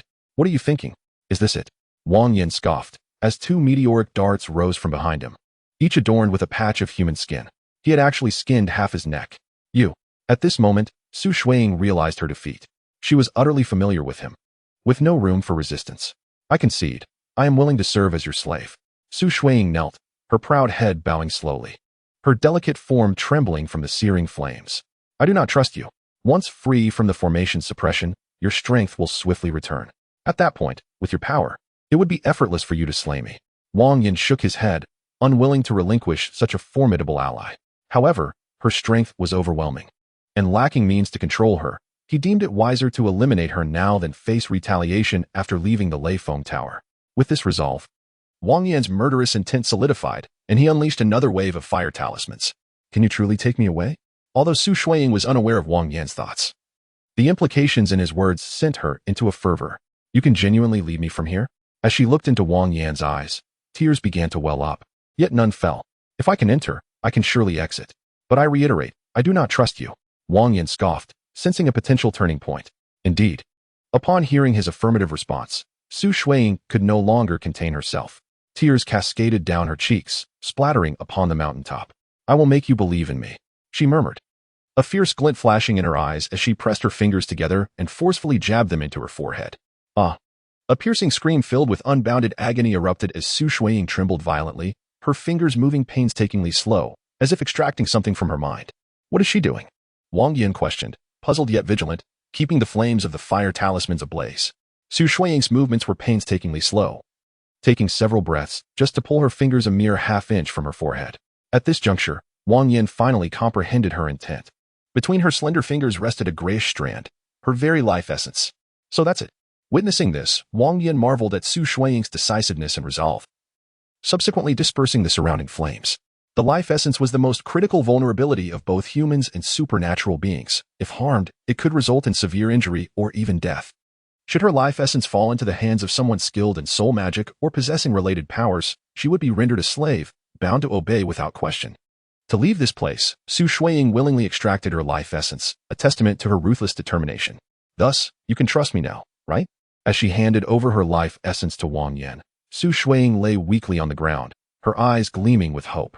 I am not a person who revels in slaughter. Since you have shown your unwavering resolve, I am certainly willing to grant you a chance. Grasping the life essence in his hand, Wang Yan understood that with a mere thought, he could reduce Su Shuiying to ashes. He sighed quietly and retrieved a 325 resurrection potion from his personal terminal, pouring it into her mouth. Although this potion could not restore lost power, it was remarkably effective in healing injuries. After consuming the potion, Su Shuiying's wounds healed rapidly within a mere 10 minutes, leaving no scars behind. What a wondrous substance! She marveled at the formerly injured areas, her face alight with astonishment. This enchantress was quite generous, having seen, touched, and engaged. Why bother with pretense? However, her indifference did not extend to Wang Yan. Initially, he had struggled to contain his discomfort, but with the immediate issue resolved, it was only natural to relieve himself and water the soil along the way. Chapter 95. Fa Hai falls into darkness. Hunting mission. 1. Eliminate the Lei Feng Pagoda. Completed. Earned 6,000 points. Hunting treasure chest. Myriad demons. As Wang Yan poured water, the prompt of reincarnation finally echoed in his mind. Without haste to open the treasure chest, he tossed Su Shuiying a set of clothing and then opened the passage with a suspended ring. Sister, how long has my husband been inside? Is he all right? On a mountain 3 miles from Lei Feng Pagoda, Xiaohong's eyes were filled with anxiety. Wang Yan had entered around noon, and now it was already midnight. It is known that Lei Feng Pagoda is a forbidden area of Jinshan Temple, housing numerous demons and monsters. Although Wang Yan was powerful, such an extended battle could spell disaster. Xiaohong was deeply worried. Had it not been for Xiaobai's restraint, she would have rushed into Jinshan Temple long ago. Thanks to Xiaobai's rationality, if they had entered Lei Feng Pagoda and found Wang Yan mostly watering, it might have led to a confrontation. Suddenly, a faint sound echoed, and a brilliant burst of sparks appeared out of thin air, instantly assuaging the worries of Xiaobai and Xiaohong. Who is she? Upon seeing Su Shuiying behind Wang Yan, both Xiaobai and Xiaohong exhibited unmistakable hostility. Having lived together for over 5 centuries, their bond was stronger than that of sisters, and thus they did not mind sharing a husband. Yet, what was this woman's intention? Did she seek to vie for their man? She is my hired hand. I brought her out from Lei Feng Pagoda to restrain Fa Hai, Wang Yan explained nonchalantly. Greetings. 2 mistresses. Su Shuiying, ever perceptive, quickly grasped the situation. Moreover, with her life essence in Wang Yan's grasp, any displeasure from him would lead to her own misfortune. Therefore, she refrained from seeking to elevate her status hastily, opting instead to gain trust gradually. "Oh, so you are my husband's servant." The naive Xiao Hong, with her simple-mindedness, was easily deceived. Although Xiao Bai sensed something amiss, her heart was entirely devoted to Wang Yan, and she would not show any hostility in front of outsiders. "Let us depart. We should return to Hangzhou and assess the situation." Using the suspended ring to open the door, the four of them instantly arrived in Hangzhou. In stark contrast to their departure, Hangzhou had transformed into a desolate ruin. The remnants of buildings lay in shambles, with corpses strewn about, presenting a scene of utter desolation. How could this happen? Xiao Bai found it hard to believe. Merely 5 or 6 hours prior, the city had been bustling with life, yet now it lay in ruins. The fierce battle between two demon kings could easily devastate a town. Wang Yan sighed, sensing the dire situation. Fei was not the same as the other versions. Although immensely powerful, his mind resembled that of an inexperienced child. Stubborn, obstinate, and extreme, he clung to the strictures of Buddhist precepts. However, his adherence was fragile. Having captured a kind-hearted spider spirit, witnessing a pregnant woman give birth, and being lured by a green snake had led him to doubt his beliefs. Later, entering Leifeng Pagoda to temper his heart amidst numerous spirits and demons, he ultimately suffered a backlash, though he experienced enlightenment at the film's conclusion. Seeing that the child born to Bai Suzhen was human, such a conclusion was merely a director's idealization, impossible by logical standards. In this moment, having personally destroyed a city in his battle with the old fox, the loss of countless lives would undoubtedly weigh heavily on Fei, unless unforeseen events intervened. This sterile yet handsome man had likely succumbed to darkness. "I hope he is safe." Wang Yan sighed.